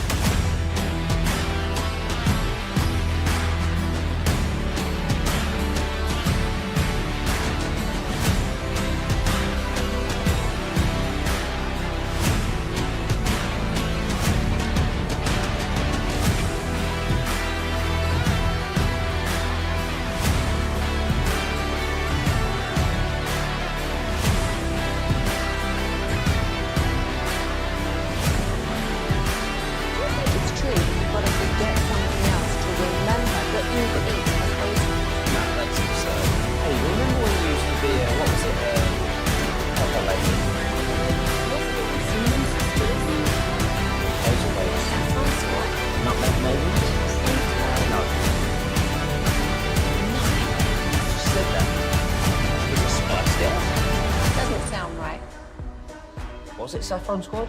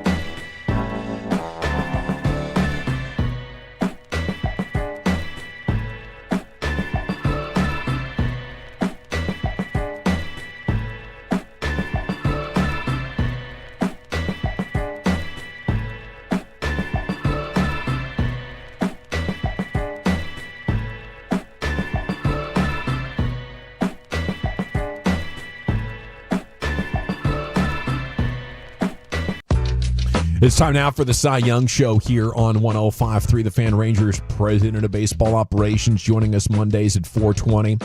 This segment is the CY Show brought to you by Anheuser-Busch and Play Score. And a good afternoon, sir.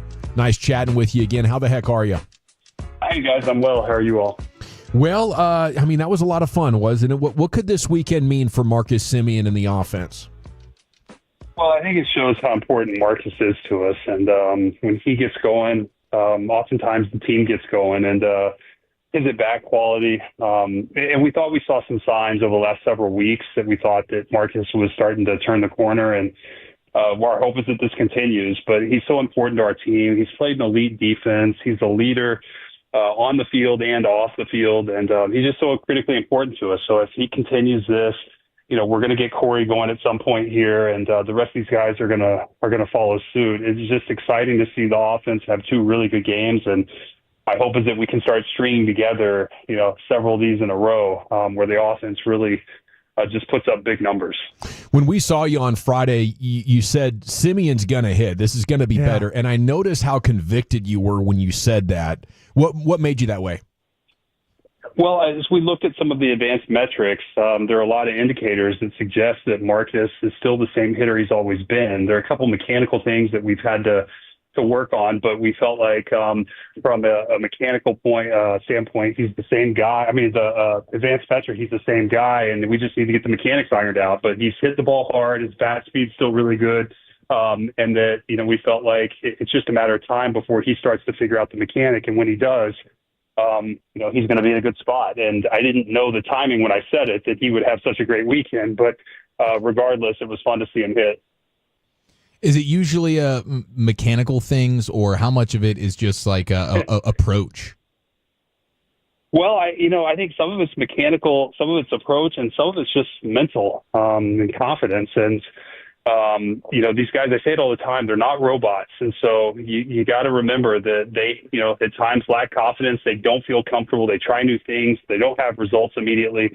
And, they don't know where to turn. So I think it's a matter of really just trying to give them the support they need from a mechanical standpoint, working with them when they've been they've been the best versions of themselves. So looking at times in their career where they've really been at their best and trying to identify what they did then, what they're doing now, if their body will allow them to be that same player, which, for a lot of these guys, we feel like they are the same, the same athletes that we've seen.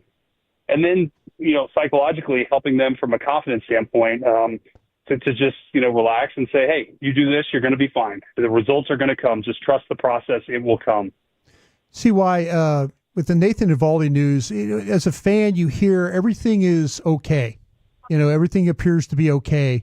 And then he's put on the 15-day injured list there. And is this one of these things that, and maybe it's a little bit worse? We're kind of thinking like, oh, everything's okay. We're going to be out of the woods here. But is it one of those things? I mean, should fans be worried about these types of things? Well, anytime a pitcher misses time, I have a level of worry, a level of concern, but we have one of the best team doctors in terms of arm specialties with the elbow and shoulder, and Dr. Keith Meister. And Keith has examined Nathan. I've spoken to Evo, Boch has. We're all pretty confident that this is going to be a short stint on the IL. And sometimes these things, it doesn't necessarily mean he couldn't pitch through it, or it's not very serious. I think what it means is we're looking at the big picture, and it doesn't make sense to make him pitch through something or ask him to come back and try to compete before he's 100%, because we're playing the long game here. I mean, ideally, we're going to get between 180 and 200 innings from Evo. Jacob has been on pace for, close to 180 innings right now, which is more than we had really mapped out for him. So these guys have pitched so well that they've got some innings thresholds that, they may hit that we want to sort of monitor. And when they're feeling something that maybe just minor, there's no sense in making either one of those guys, or Tyler Mahle for that matter, pitch through it and jeopardize the big picture here, because those guys are so critically important to our success.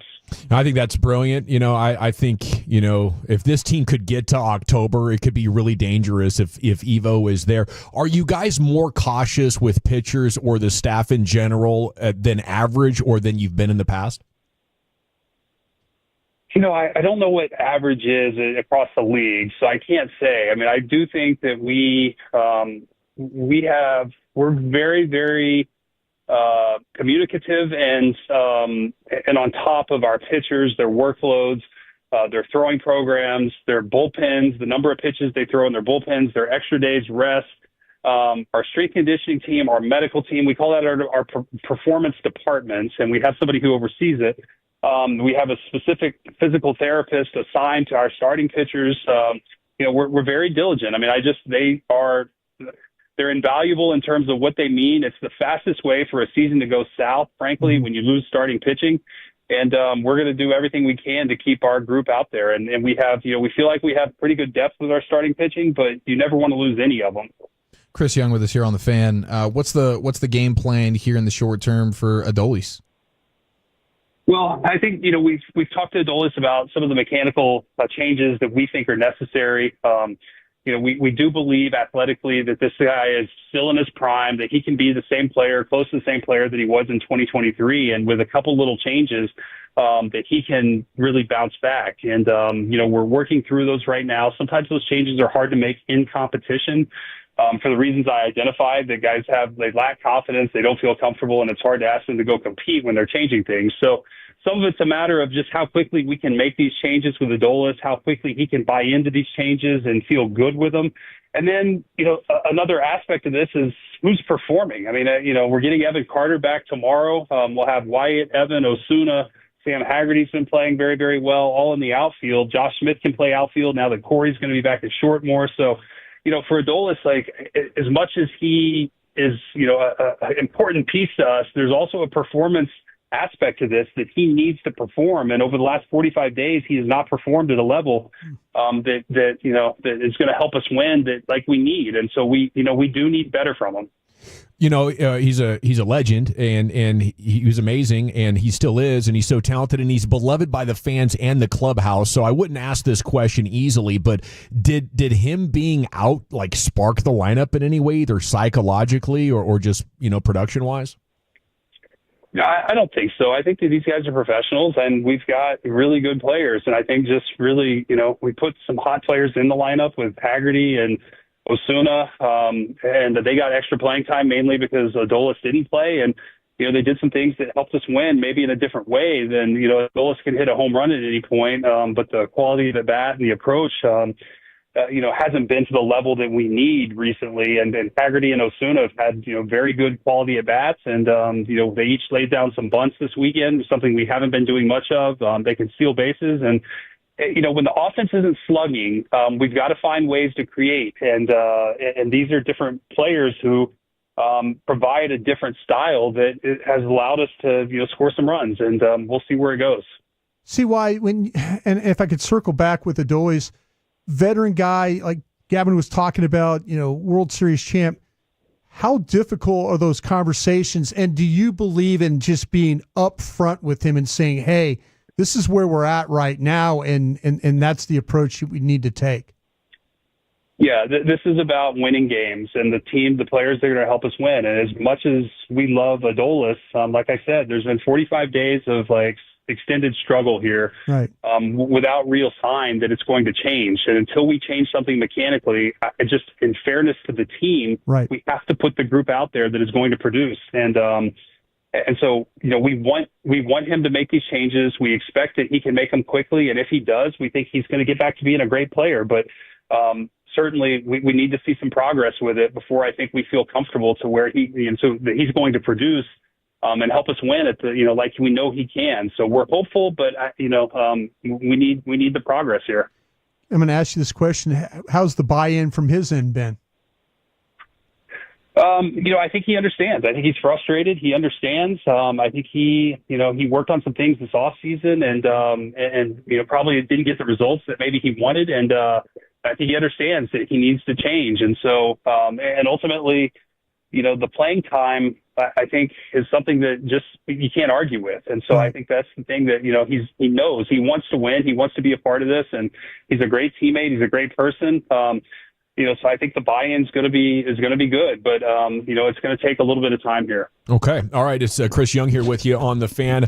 Is this a Jack Leiter breakout? Are you as fired up about him as his dad is on MLB Network? How would you talk about what we saw Friday? Well, Jack was great. It was fun to watch. He's, I think, with every outing gaining confidence, and we're seeing really how talented he is. Even when he doesn't have his best command, he can still compete and really pitch well against some of the best lineups in baseball. So it's fun to watch. I'm very happy for Jack. It's probably not been as fast of a road to the big leagues as maybe we all anticipated, but Jack has worked every step of the way. He deserves all the credit for the success he's having. And, I'm probably not as proud as his dad because I don't think anything can replace that fatherly love. But nonetheless, we're thrilled for him, and he's a huge part of our team. And if we're going to go to where we believe we can this year, Jack's going to be a big part of it. What's the status of Chris Martin? Chris is doing really well. He threw a live BP on Sunday, felt good. As long as he feels good tomorrow, he's likely to be activated. It could be Wednesday. if he needs one more day after the live EP. But I anticipate seeing Chris this week, assuming he comes in after the off day in Tampa and feels good. Speaking of off days, I was saying earlier, what caused this breakout? Is it a couple of days off? Like, did these guys just need a reset day and maybe get that mental health up a little bit?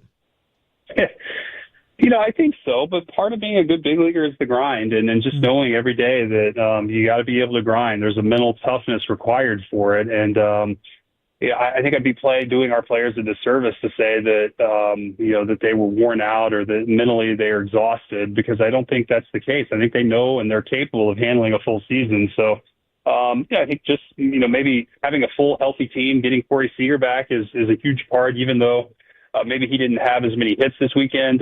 Just the confidence it gives everybody else. Maybe it's the way that opposing pitchers attack our lineup with Corey Seager in it. And just, I think, guys starting to get hot at once and playing for each other. So I just think that this is part of the season and the ebbs and the flows.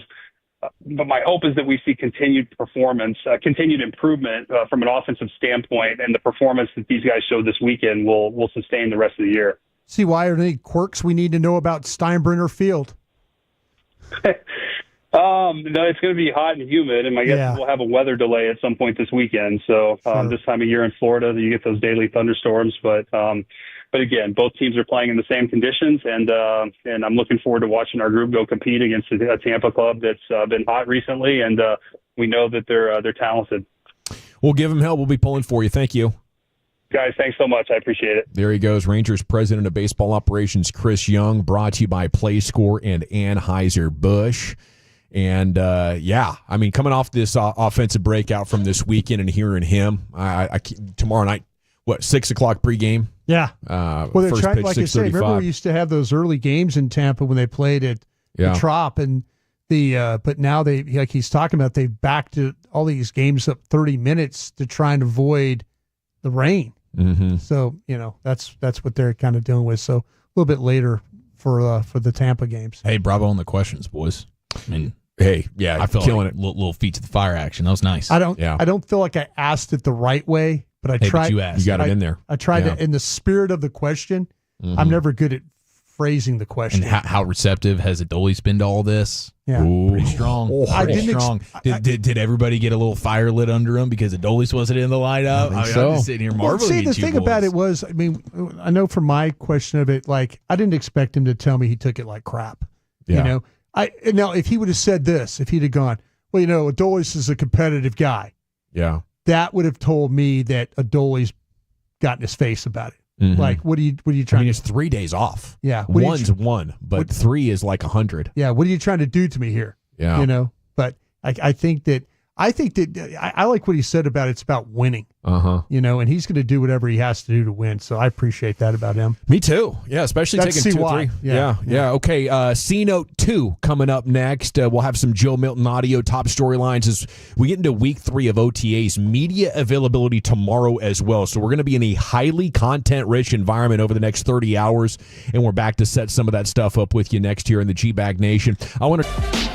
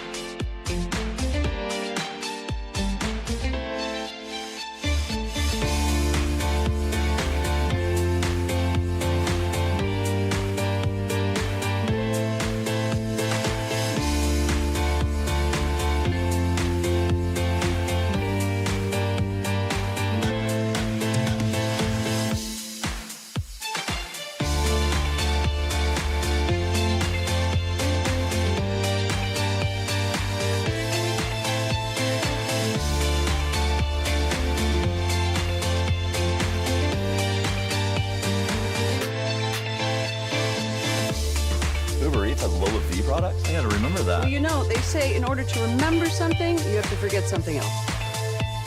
Okay, now that is a very cute haircut. That's like a little shag. I've never seen it before.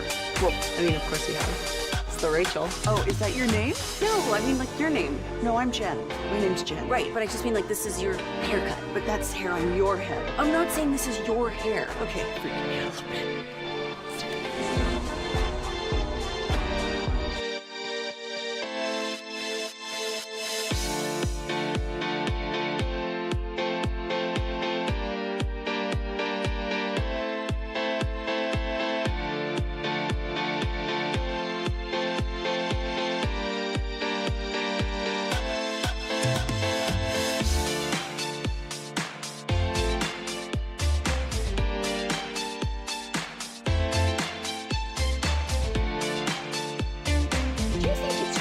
Got to forget something else to remember that Uber Eats has groceries. No, that's absurd. Hey, remember when you used to be what was it, Pepper Lady? Wasn't it the Cinnamon Sisters? Razor Blades. Saffron Squad? Nutmeg Maidens? No. Nutmeg Maidens. I just said that. Is it Spice Girls? Doesn't sound right. If you're in the market to upgrade your vehicle, get to Classic Chevrolet in Grapevine, back-to-back #1 Chevy dealership in the world. They've got more new Chevys than anyone in an all-prices sale. Silverados, Tahoes, Blazers, Malibus, Equinox, and more. Visit ClassicChevrolet.com. This is Texas. This is Classic Chevrolet. Together, let's drive, relax, and enjoy the difference. Based on new Chevrolet registrations 2023 and 2024. Well, thank you, Lucius. It's the Gbag Nation here on the Fan. I'm going to try to get these Joe Milton cuts in here. A couple of pretty good ones coming to you in just a second. But let's go to Tommy Yarish, DallasCowboys.com. Remaining OTA storylines here, as tomorrow will be the final practice that has media availability. Who's going to emerge as the green dot linebacker on defense is one of his questions. Kendricks, gone. Now you have Murray, you have Sanborn, you have Leofau. Does that have Sanborn's name written all over it to you, Brian? Green dot linebacker for the Cowboys? Yeah, he's the type of guy that very familiar with Flu's scheme, and for the last 3 years, been able to kind of be a part of that. So yeah, he's got that kind of capability. I think Leofau would be a guy that would also be in the mix for that as well, as we talked about. So, but Sanborn, because of his knowledge with Flus and working with him, Flus probably trusts him to be able to handle that. The other question, can Miles Sanders make a push for running back one? I don't really know who it is. I think I would bet on Jaden Blue or Jadon Blue being the guy in the second half of the season. Coming out of camp or right now, I just want Sanders or Williams to be pretty dang good. I don't think that's too much to ask from these guys, Brian. No, it isn't. And, I'm interested in Maffa and where he's going to fall in all this. But it seems like there's been some. Man, you show a lot of faith in 7th-round picks or day 3 guys. Well, I think they have to play. Me personally, I wouldn't have drafted him, but I'm interested because they saw something in him I didn't. Okay, and I'm hopeful that they prove me wrong about that. It looks like the media availability last week that it looks like Miles Sanders showed like he had a little juice to him. Yeah. So we'll see. These backs, he getting out of Carolina might be exactly what he needed. Williams a couple of years removed from a knee injury, but I want to believe that Sean probably moved on from him because he probably felt like he could run the ball. Here's a good question. Question 3, can Brevin Spanford make a push for tight end 2? He's 6'7", 270, and when you see him out there, you're like, man, if they could get something going here, it's Rico Gathers time, as far as a size mismatch or, a physicality mismatch. I just think that Schoonmaker's coming on here. I wouldn't be surprised if Scooney has big year 3 coming to you, Brian. Maybe he could finally be proven right about that guy. Yeah, maybe so. We'll see. We'll see how that plays. But he's got a lot to the fact that he's now a couple of years in, the experience, he knows about the training. He has to stay healthy.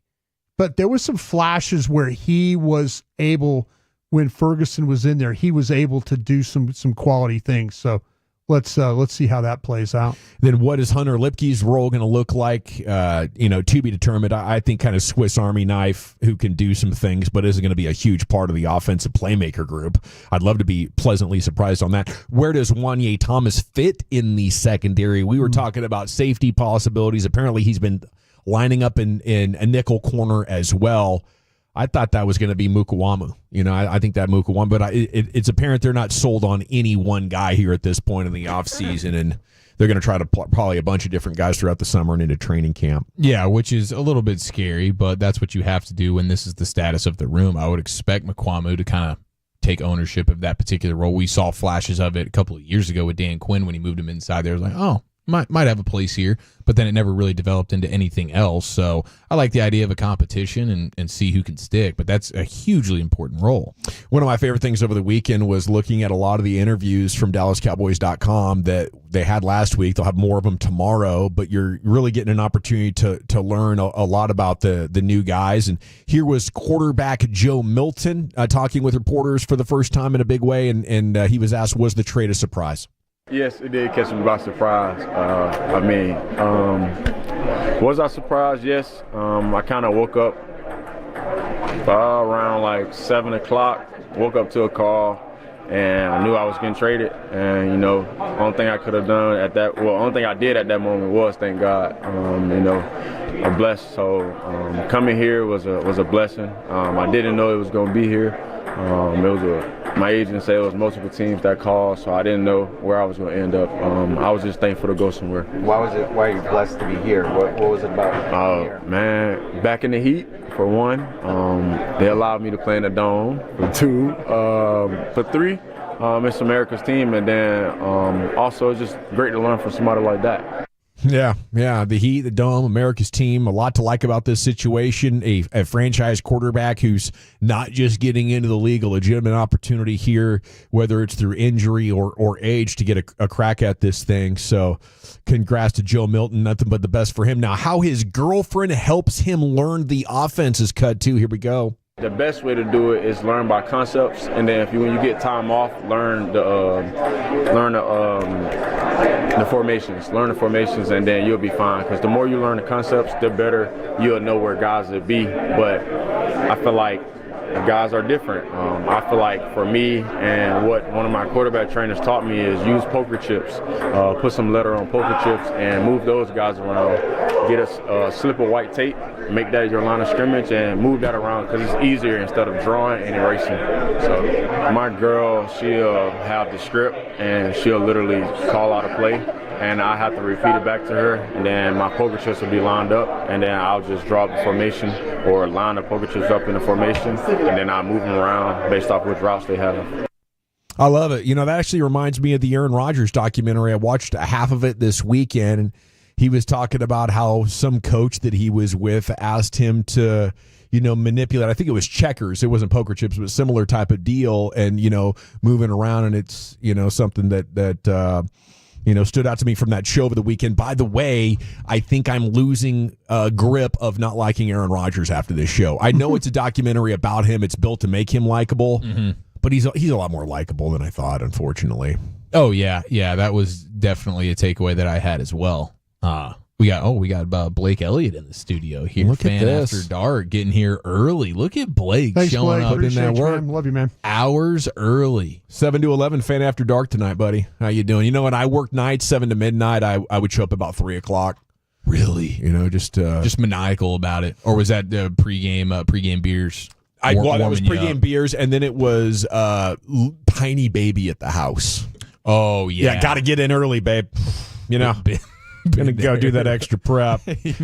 There's a Zach Martin salary cap story it's tough to fully get, but he retired before his contract is over. That creates $16.4 million of hit for 2026. So I guess they extended him last year.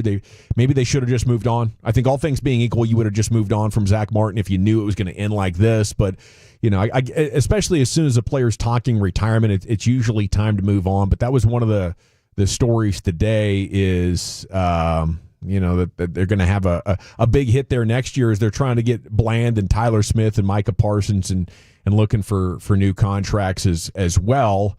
You're going to be dealing with now. It's not a surprise for them, but it is interesting accounting news. Okay, the Stars have left the building, but not before key guys talk to reporters. We'll take a look at what happens next and some Stars audio here as we look forward to their offseason coming up next in the Gbag Nation. I want to chat Frankels with you before we do anything else, though, because life's unpredictable. You never know when you or a loved one could be injured in a car or truck wreck due to somebody's negligence. And when it happens to one of us up here at the Fan, what do? We call the Frankels 214 or 817-333-3333. You can find them online, frankelfirm.com. And making sure you don't settle for less is the most important thing you can do, other than if it's trauma, getting to a hospital, getting medical care, getting rested up and healed up.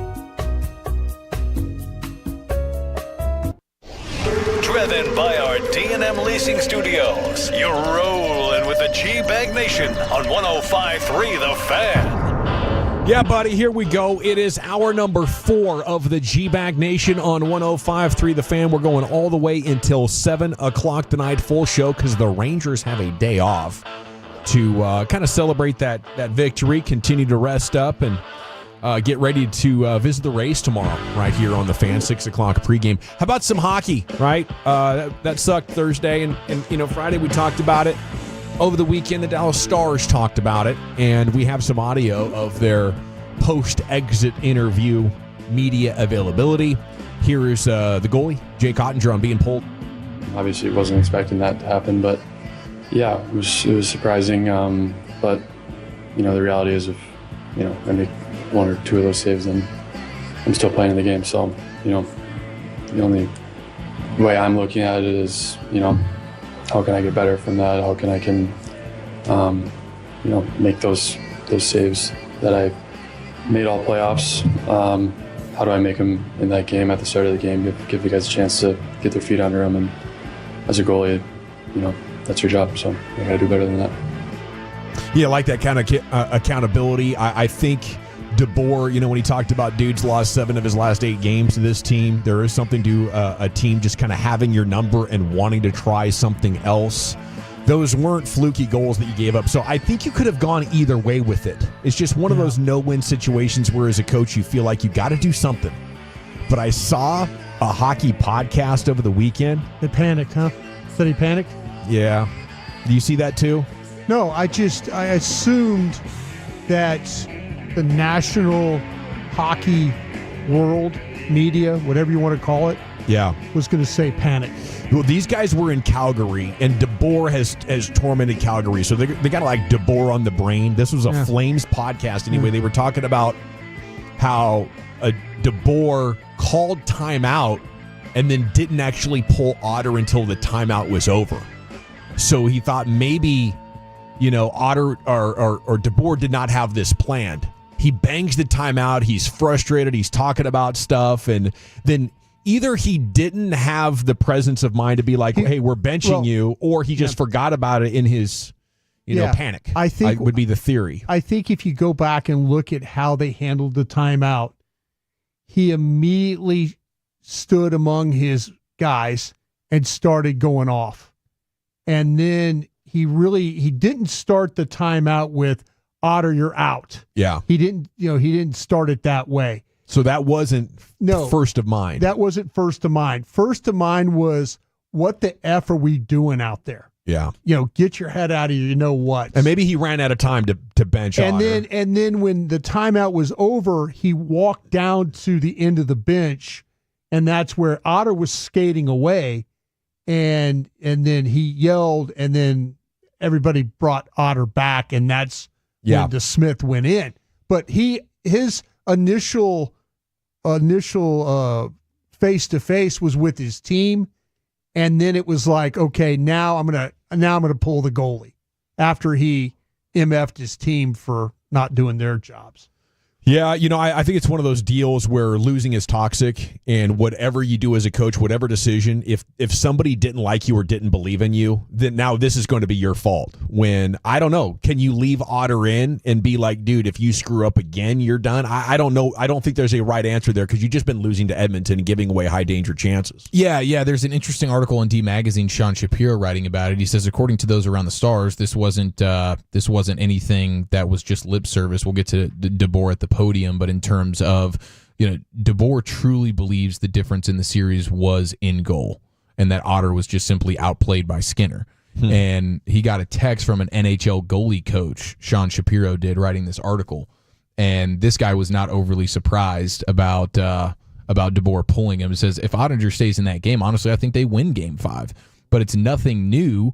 DeBoer is tough on goalies, and it's just a matter of when it comes out. Like there's a track record of DeBoer in Vegas and different stops where he hammers those goalies pretty good. Okay, now let's get some of DeBoer here on appreciating Ottinger. You know what? No one's a bigger fan of Jake Ottinger than me as a person or a goalie. Does that mean that, he can't be coached or he doesn't have growth left in him. Absolutely. He's a young goalie. He's a young goaltender. And, I think, from a coaching perspective, we're 1-7 against that team at this time of year in the conference finals. So, everything's on the table. Lineup decisions, goaltending decisions, system decisions, everything's on the table when you're looking for some type of way to flip that momentum, because it's not a small sample size. 1-7 is not a small sample size. So, but that's not just on Jake. That's on our entire group. I love how he's honest about his guys, though. Maybe you'd feel like I got to protect my guy, or this is too risky. Jake Ottinger's under contract till 2033 for $8 million a year, which is a huge contract. You don't bench that kind of player lightly. But I just think that's what separates the pretty good coaches from the great ones, is he's willing to do something in these big moments. They're not always going to be right. Well, what he does is, and I know the ownership came out and said, that his job status, there's no question. I don't want to get into the hiring of a coach at this time. You see what's out there kind of bit. We heard ownership say that. Yeah, they gave DeBoer the vote of confidence. They did. They absolutely gave him the vote of confidence. The thing about it, though, is that you make that call when you feel like that you're not going to get fired, that you feel like that you have the ownership has your back. Now he and probably with Jim Neal probably had his back as well. And so, when you pull one of the top, 5 goalies in the National Hockey League, that's showing that you've got security. Or it could have been the situation where, listen, if I don't do something now, and we lose this series, they might fire me anyway. I don't think there's a lot of security for these coaches, but he seems like a guy that does have some security. And I think that's why he made the move, because he knew that if he pulled Otter, that it was going to be like that ownership would have his back. For sure. I just wonder where their relationship goes from here. If DeBoer's still going to be here, Otter obviously still going to be here, and he says he acknowledges in that press conference that they hadn't even talked about it yet. Yeah. That feels weird to me. I'll say this. You pull your goalie in pretty historic fashion, super quick in a huge game, and you don't even talk to him before you end up meeting with reporters again. That just feels kind of weird to me. The goalie will outlast the coach. Absolutely. The goalie will outlast the coach. In terms of this season, like there's going to have to be some level of resolution between these guys. I think it's weird that they're both meeting with the media before they're even meeting with each other. There might not be. There might not ever be any kind of trust. Like Ottinger probably not trusting DeBoer, but he also might know exactly what you were talking about with the goalie coaches and stuff, reaching out and saying, hey, this guy has a history, man. Keep your chin up. He's going to be rough on goalies and that kind of thing. Well, if I have to rank like who's better at their job, I trust DeBoer more than Otter. Like I'm Team DeBoer on this one. I thank him for being a coach who is good enough to know that Otter's reputation as an elite goalie is touch and go. That bad boy is on thin ice. He's had some incredible series. Colorado, Winnipeg. There was a series earlier in his career against Calgary. There's been some incredible runs that have built his reputation, but there have also been moments like this. And I want DeBoer to continue to have high standards and accountability for him, because what you're doing right now at 25 years old is not good enough for this Stars team to win a Stanley Cup. We just proved that once again. We're still looking for that. So organizations made a big commitment to him, not going anywhere. The only other thing you have for inspiring him to try to do better is playing time. Okay, how about Jamie Benn on his future in Dallas? What do we think of the captain's quotes here? I don't see myself going anywhere else. This is all I know. So hopefully we can get something figured out, and then I don't have to answer these questions. Would you want him back as the organization? Man, it is really tough. I could see it going either way. Obviously, if he knew what his role was, like, hey, you're a fourth line leader guy. I think the leadership is something that is hard to fully understand how important he is from the outside looking in. The inside, they know just how important it is for his presence, but also how much money are you commanding? Yeah. Like the financials here, there's definitely an at the right price kind of deal with Jamie Benn, but I also wonder if they're ready for, hey, a more prominent guy on the ice to take over the captain role. Time's done. 35 years old, 33 points in 79 games in a limited role. Yeah. Time's done. Time's up. I would lean that way, but also as a third or fourth line guy, if he's going to play for league minimum, you'd probably have a hard time finding a better player. Although at this age, you can get, again, that much worse the next year. And the best GMs, what do? They move on. Yeah. Right. In moments like this. These are the days where it's the fan favorite and everybody wants you to, take care of the guy and all that. These are the tough decisions you have to make. You've had 3 runs now into the conference finals, not come out the other side, and that's a responsibility. It's on the coach, the goaltender, the captain. It's on all. He does not look like the same player that he's before. And I don't have a roster spot. It's like what CY was talking about. It's about winning. And yes, you've had some winning here, a lot of winning, but you haven't got over the hump with him as the captain in these things. So I think the skills have diminished. I think it's time to move on from this particular player. Okay, let's see what one of Wooley's favorite players, Matt Duchene, has to say here about Jamie Benn. I mean, you want to talk about kind of immortal type statue out front of the rink type person and player and leader. That's Jamie Benn. That's probably the best way I could put it. I got to know him even better this year. We spent a lot of time together. Had so many good times, and I hope those good times keep going for both of us together. And I think it'd be a crime, if he's not a Dallas Star for life. And I'd be shocked if it went. I don't know. Like, we haven't talked about it, so that's not any insider anything there. But so don't read into that. But we, he bleeds. He bleeds green, and he's going to go down as one of the greatest Dallas Stars to ever play, for a long, long time. And, hopefully he's able to continue his career, and he's still a great player, and he brings so much to the table for us, more than people would know, more than I knew before I got here. Very tough decision for Jim. You can also include their cap situation, their draft pick situation over the next 4 years. They do not have a first-round pick. Like, how are you going to replace any player that goes out that door? I think they have $6-7 million in cap space, and I'm glad Jim Nill is one of the best GMs in hockey, because it's going to take that to make this team better. Okay, Frank Ragnow retiring from the Detroit Lions sent a shockwave across the NFC and the NFL. I think he played 7 seasons at a very high level. Brian was talking about how, he's one of the great athletic centers in the game right now. Chief had the stat, their EPA, or a fancy analytic, they went from like 3rd to 23rd with Ragnow on and off the field last year. So this could impact the conference pretty big. I still remember how massively things changed when Travis Frederick announced that he had that Guillain-Barré syndrome, and they'd never recovered. Yeah, especially when it's just this late into the offseason. You don't really have any recourse to replace this dude.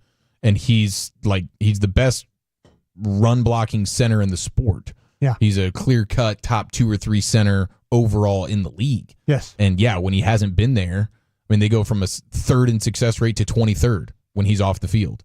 They go from 1st in EPA per play to 12th when he's not on the field. And then you combine that with losing your offensive coordinator and a litany of members on that coaching staff. That's going to be a really tough thing to overcome. Okay, speaking of overcoming, Deion Sanders on the pre-draft reports of Shedeur Sanders, he says, it did hurt, but the Bible says God uses the foolish things to confound the wise. Says there was some foolish stuff that went on, but that gave them something that they needed. Sanders said on the most recent episode of the Say What Needs to Be Said podcast, hosted by former NFL corner Asante Samuel Sr., said, like that edge that Tom Brady, it gave them the edge that you had. It gave them the edge that I have. Folks, we weren't going to be nothing, but we had to prove that.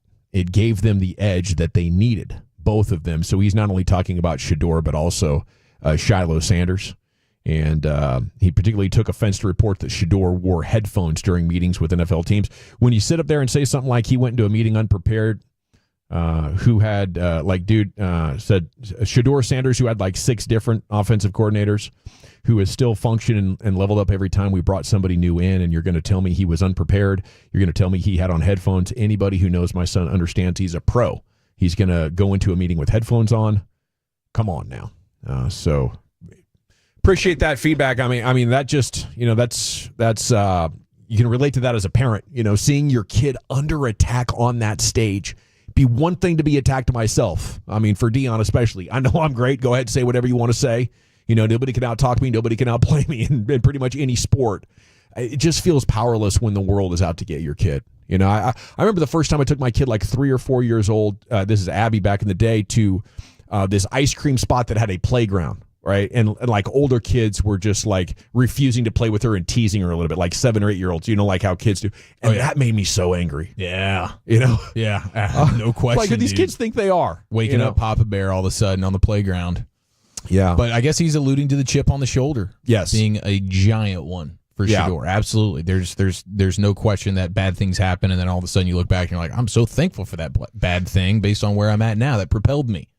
It's hard to take anything off of OTAs, but I do feel like this is heading in a pretty good direction with him in Cleveland, right? Playing. We're not hearing anything like, he's everything's fine. They have a very large quarterback room though, but you got a quarterback in, that's Joe Flacco is basically saying, I'm not here to hold kids' hands.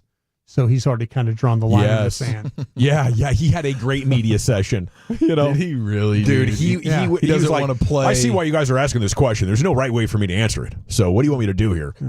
Okay, we'll hit the expressway. Couple interesting Cowboy stories coming out of the weekend. We'll take a look for you for any relevant breaking news, and then we'll get to the Gbag of the day coming up here at 5:30.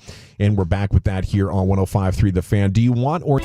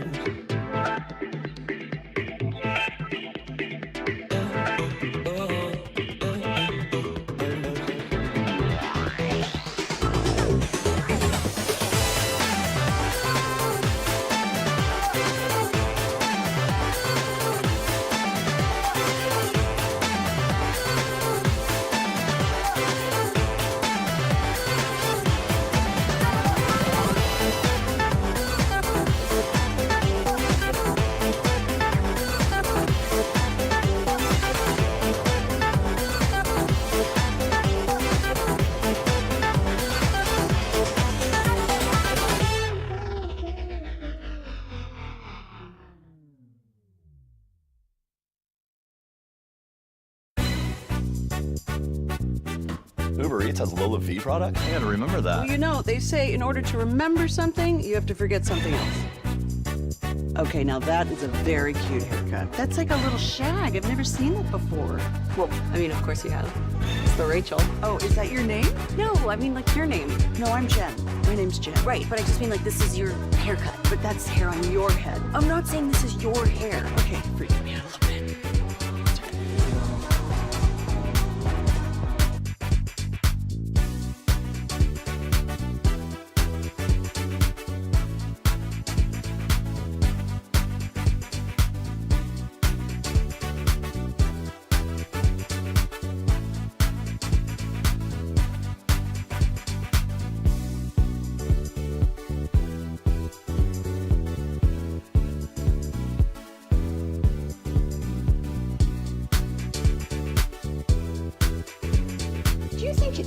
You've got to forget something else to remember that Uber Eats has groceries. No, that's absurd. Hey, remember when you used to be a, what was it, a pepper lady?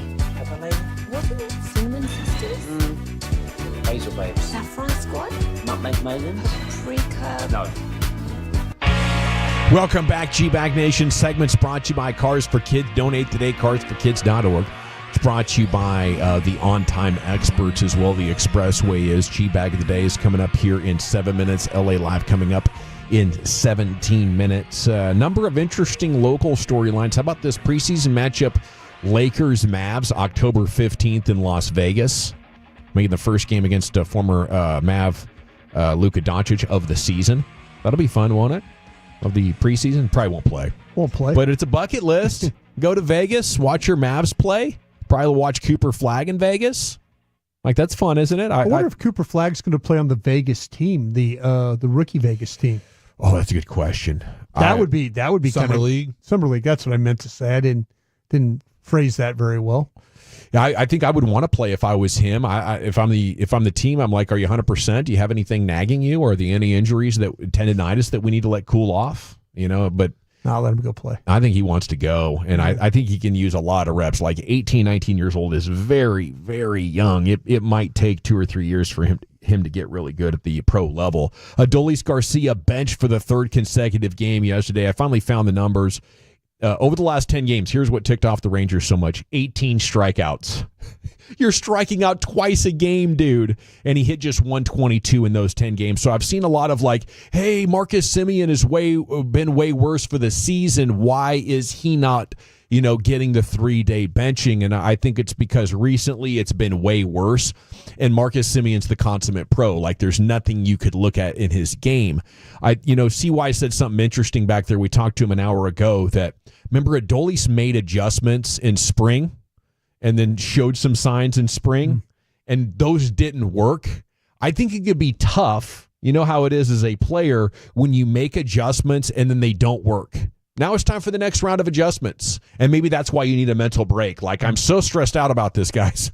If I could just get in a couple of days, and we'll come back at this with fresh energy. But nobody has the talent of Adolis, other than Corey Seager, maybe Langford. So we really need to be patient with this guy and hope like hell that he has a Marcus Semien-like weekend here pretty soon. Yeah, and you've seen him in years past. I mean, in particular, the championship season where his plate discipline got real dialed. Mm-hmm. It's like, can you get back to that?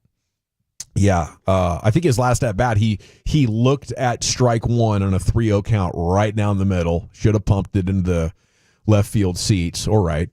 And then swung bat and missed at those sweepers or whatever that is way off the plate. Nathan Eovaldi placed on the 15-day injured list with right tricep soreness. The team does expect him to return after the minimum IL period, and CY was optimistic about that as well. You can go back and listen to that with the Odyssey app, with Twitch, with YouTube.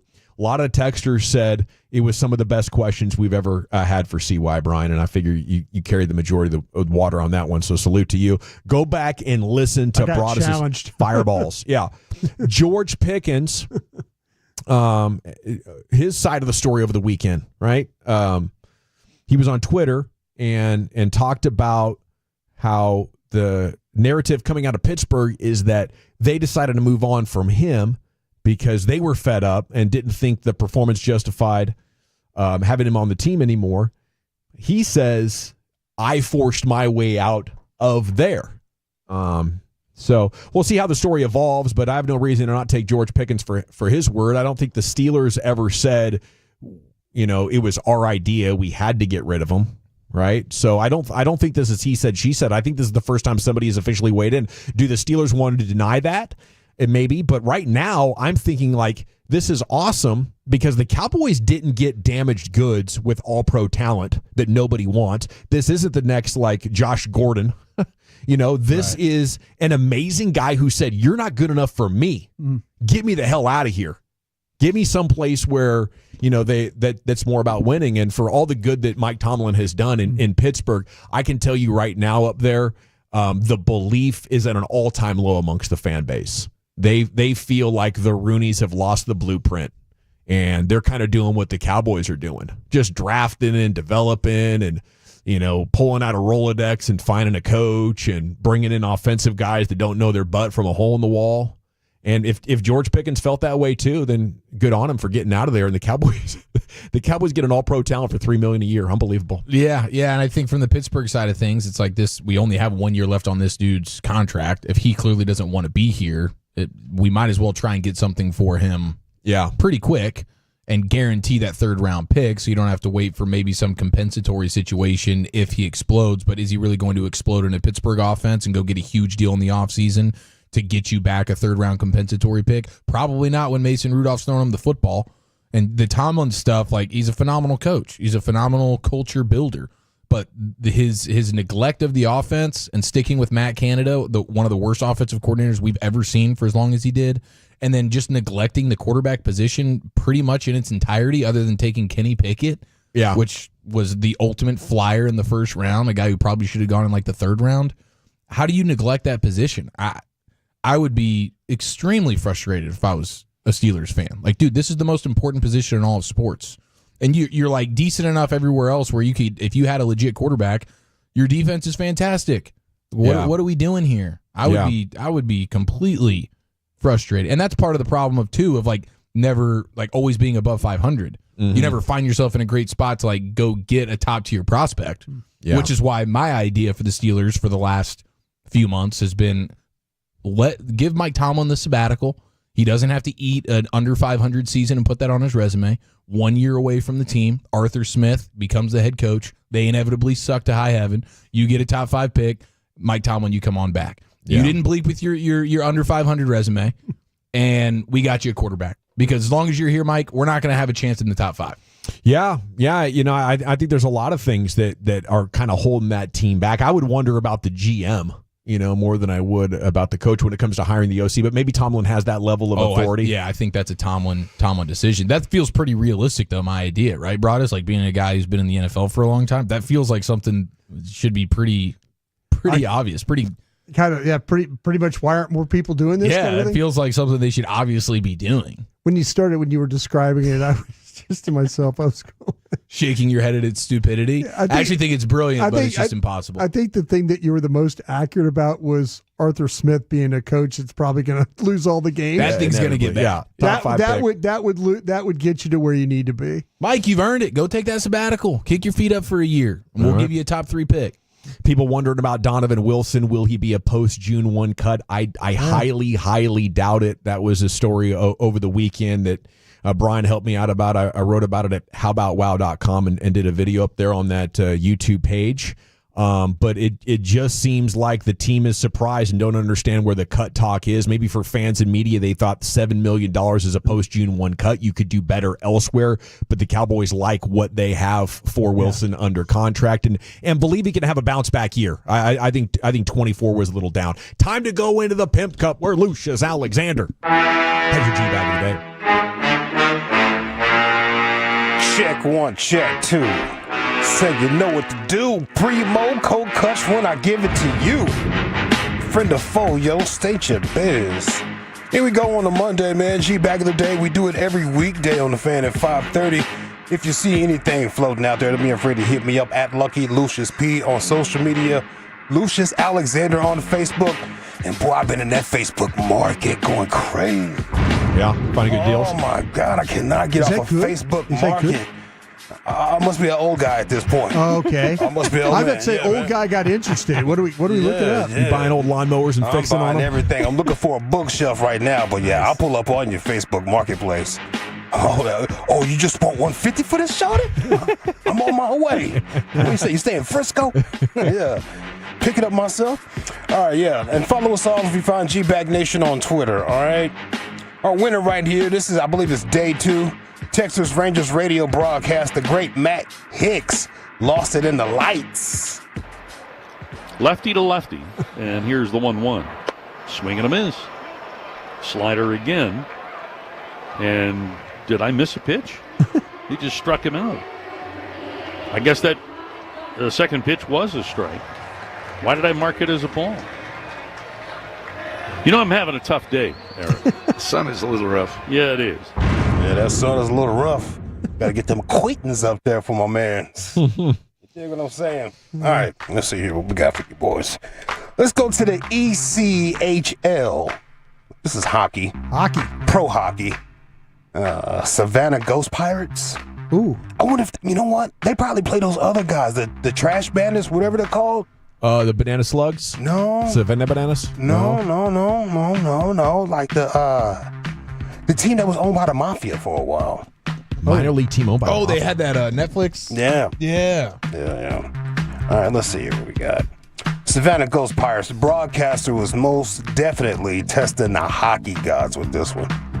You know, I'm just going to say it. I'm not going to worry about the broadcaster jinx. David Tendek's got a shutout going. He's looking for his second shutout of the season. There, shutout. I can't said it. Can't ruin it. It's up to the guys on the ice. You know, in baseball, at times guys try not to mention the no-hitter. Nobody talks to the pitcher when they come back to the dugout. Not sure what it's like in hockey on the bench, but I'm going to go ahead and just say the word shutout to try and break the jinx here. Tendek's been solid here tonight against the Ghost Pirates, who have struggled to connect offensively and struggled to connect on the power play as well. McCullum with a drop pass, shot on, and they score. Okay, I'll take that one. That's my bad. My bad, guys. It's on me.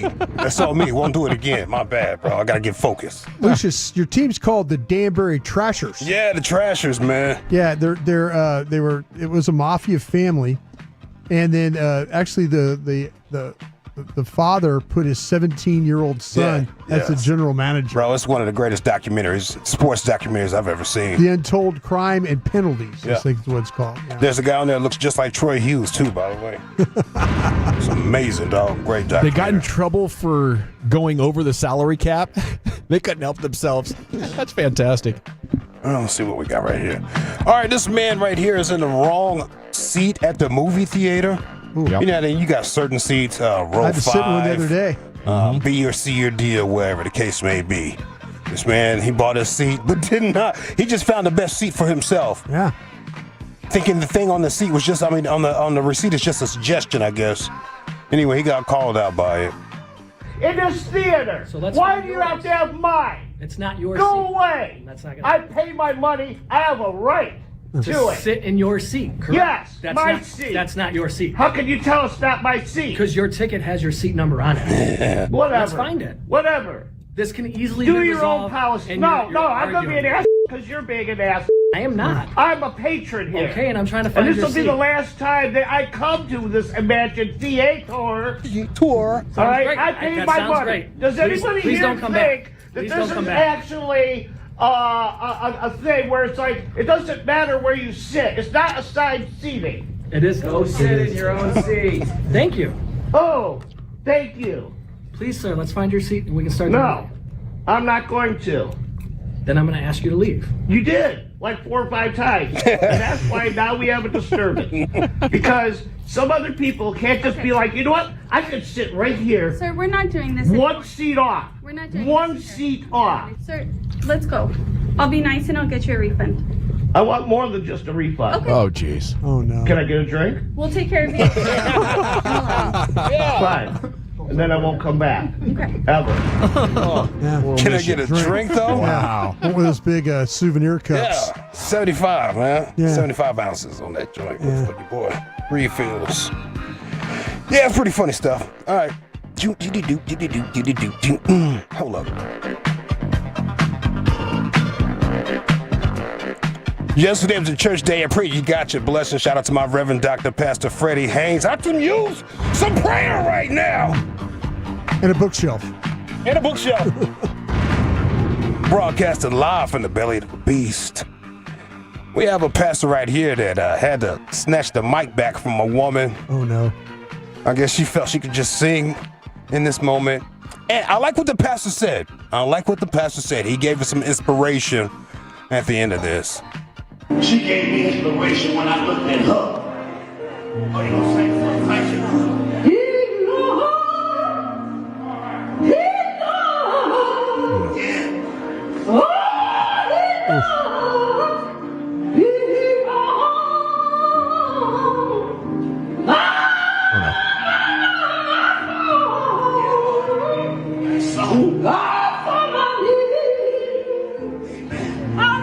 Hallelujah. And guess what that was?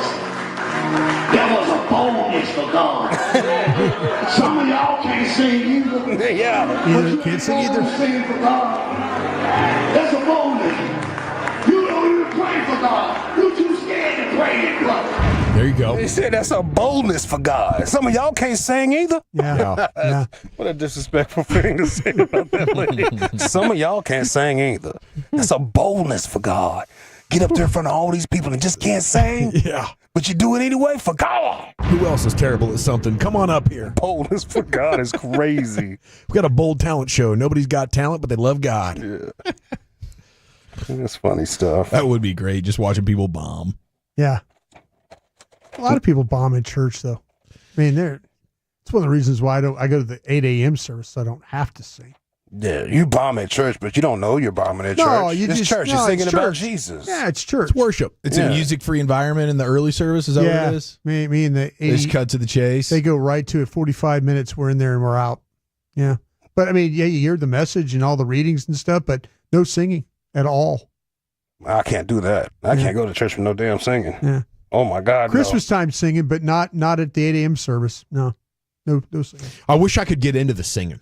You know, I wish I was good at singing. I go to the wrong church, bro. I guess. Yeah, dude. The worship probably. Worship got me on fire some of these days. It's like choir. Yeah. See, you can see some of them like that. Love. You're like, oh, another song. I actually got to stand up for this. Let's get an electric guitar in there. Let's start tearing this place up a little bit. You can get pretty hyped. I hear Jimi you. Hendrix at church? My man on the drums, and there's somebody on the piano, and organ. Yeah, the organ.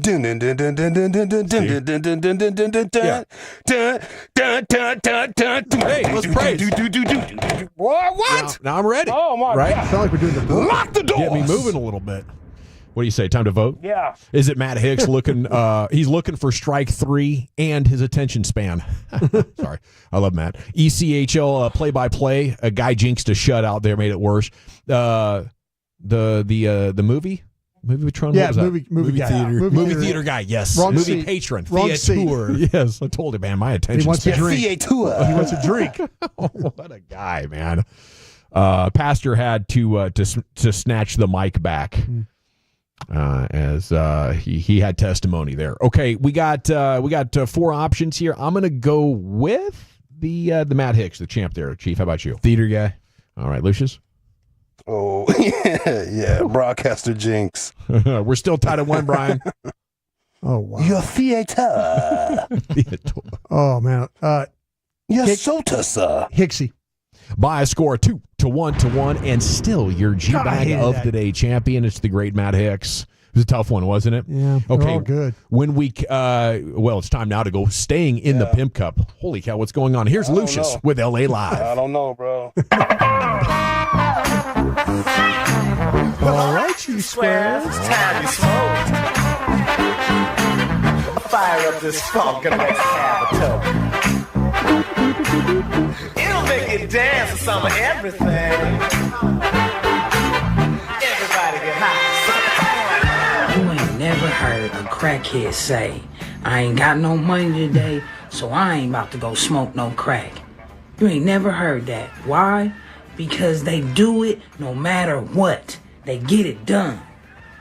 go out there today with that crackhead energy. This week. Go be a crackhead. I mean, don't go smoke crack. I'm just trying to give some morning motivation, man. Yeah. I don't know how else to say this. Hone in on that crackhead energy. Don't do crack, but be a crackhead. But not a crackhead. Just have a fucking good day. Yeah, I've been on that crackhead energy all weekend, trying to get focused out here. Trying to get focused out here, baby. Get on that crackhead energy this week and put them blinders on and go straight. This is LA Live for Monday, June 2nd, 2025. It is a Monday, Friday here in LA Live. Welcome in, Tolos. Welcome in first time, last time, and long time listeners. And shout out to the now disbanded Dallas hip hop group, PPT, for naming today. LA Live is sponsored by Greystone Roofing and Construction. That is greystone-roofing.com. Even though he is on the NBA campus. Well, as LeBron takes a deep three, oh my goodness! I just like to say this to put a button on it. When it's a beautiful shot, and the Lakers are up. But when you're a black man in this country, you can't compartmentalize. You must compartmentalize to stay sane. Damn right you got to. You got to compartmentalize out here, baby. Compartmentalize. And I understand. I understand what you're saying there, Chris Webber. Sometimes words are hard to get to. You know, it's hard to explain that. Hey, here we go.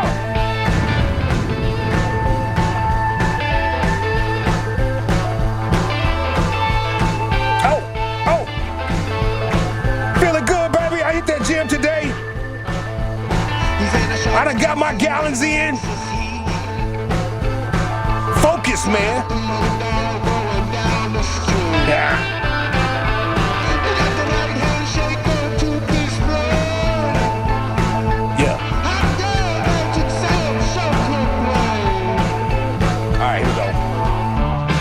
LA Live 105.3 The Fan on a Monday, Friday. Sawed-off shotguns, hand on a pump might be coming to Texas soon. Y'all seen this? No. Cypress Hill? A bill removing short-barreled or sawed-off guns from the state's list of banned weapons might be on its way. No hemp, but we got sawed-off shotguns on the way. How about that? Not good. Oh, they're going to make it a law that we can't have We can those? have them. Yeah. Oh, wow. Yeah. I guess. Wow. Gotta love that freedom, you know, for what we like. Yeah. A bill removing short-barreled or sawed-off shotguns from the state's list of weapons that are banned without federal registration. You don't have to register, just get you a sawed-off shotgun. Do they saw those things themselves? Like, can you take it to somebody and like, yo, I'll saw off your shotgun for you? Yeah, you go to like is it a gunsmith or something? A lot of these guys can Wider do blast. all sorts of things. Boring out barrels for different calibers. They can customize just about anything in there. This is headed to Governor Abbott's desk. Bill SB 1596.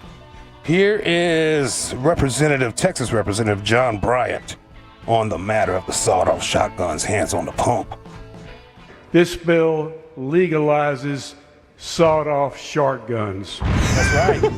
You got a shotgun? Ooh, I'm going to stay away from that. Please make that illegal. Yeah, please. That's a felony, bro. Shotguns, hands on the pump. Pause. Sipping on a 40. One more time, bro. Come on, man. Come on, bro. This bill legalizes sawed-off shotguns.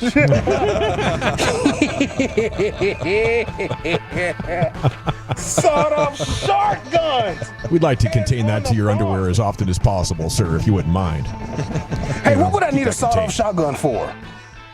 Home defense. Conceal. Okay, that's just a wider spray. Wider spray, Keep it under your deal. Yeah, you know, it's conceal with the spray. Close quarters. Did my man from The Wire have a sawed-off shotgun? I didn't watch much of that. I'm only like one episode in. I'm holding it. Omar? Yeah. Omar's coming? Did he carry a sawed off? I'm sure I've never vaguely remember that. That's weed. I mean, you could get it into your pants. You could have it in a trench coat a lot easier. I mean, hell, if you got some cargo shorts, you might be able to put that bad boy in your shorts. But yeah, concealing. Okay. Good to know. LA Live 105.3 The Fan. Hey, if you know somebody that's out there that's pimping and pandering, a man of leisure in a sense. Lucius, you're absolutely right, by the way. Omar Little, legendary stick-up man for the Wire, was known for carrying a sawed-off shotgun. Omar's coming! Where you going with that shotgun? Yes. Omar's shotgun appeared to be a double-barreled shotgun with the stock cut off, making it easier to conceal under his signature long coat. He and Johnny Tyler. Where you going with that shotgun, boy? Yeah, if you know somebody that's out here pimping and pandering, tell them I said run, girl, they are coming for you. There was another Senate bill, 2167. Texas is passing a whole lot of laws and bills right now. Is that the season? Yeah, I think Tis the season? Yeah, legislative session. Okay. It would prevent or delay massage licenses for people who have been basically connected to human trafficking. Now, I thought that was kind of already there. You tell me I can be busted for human trafficking and still open up a massage parlor out here?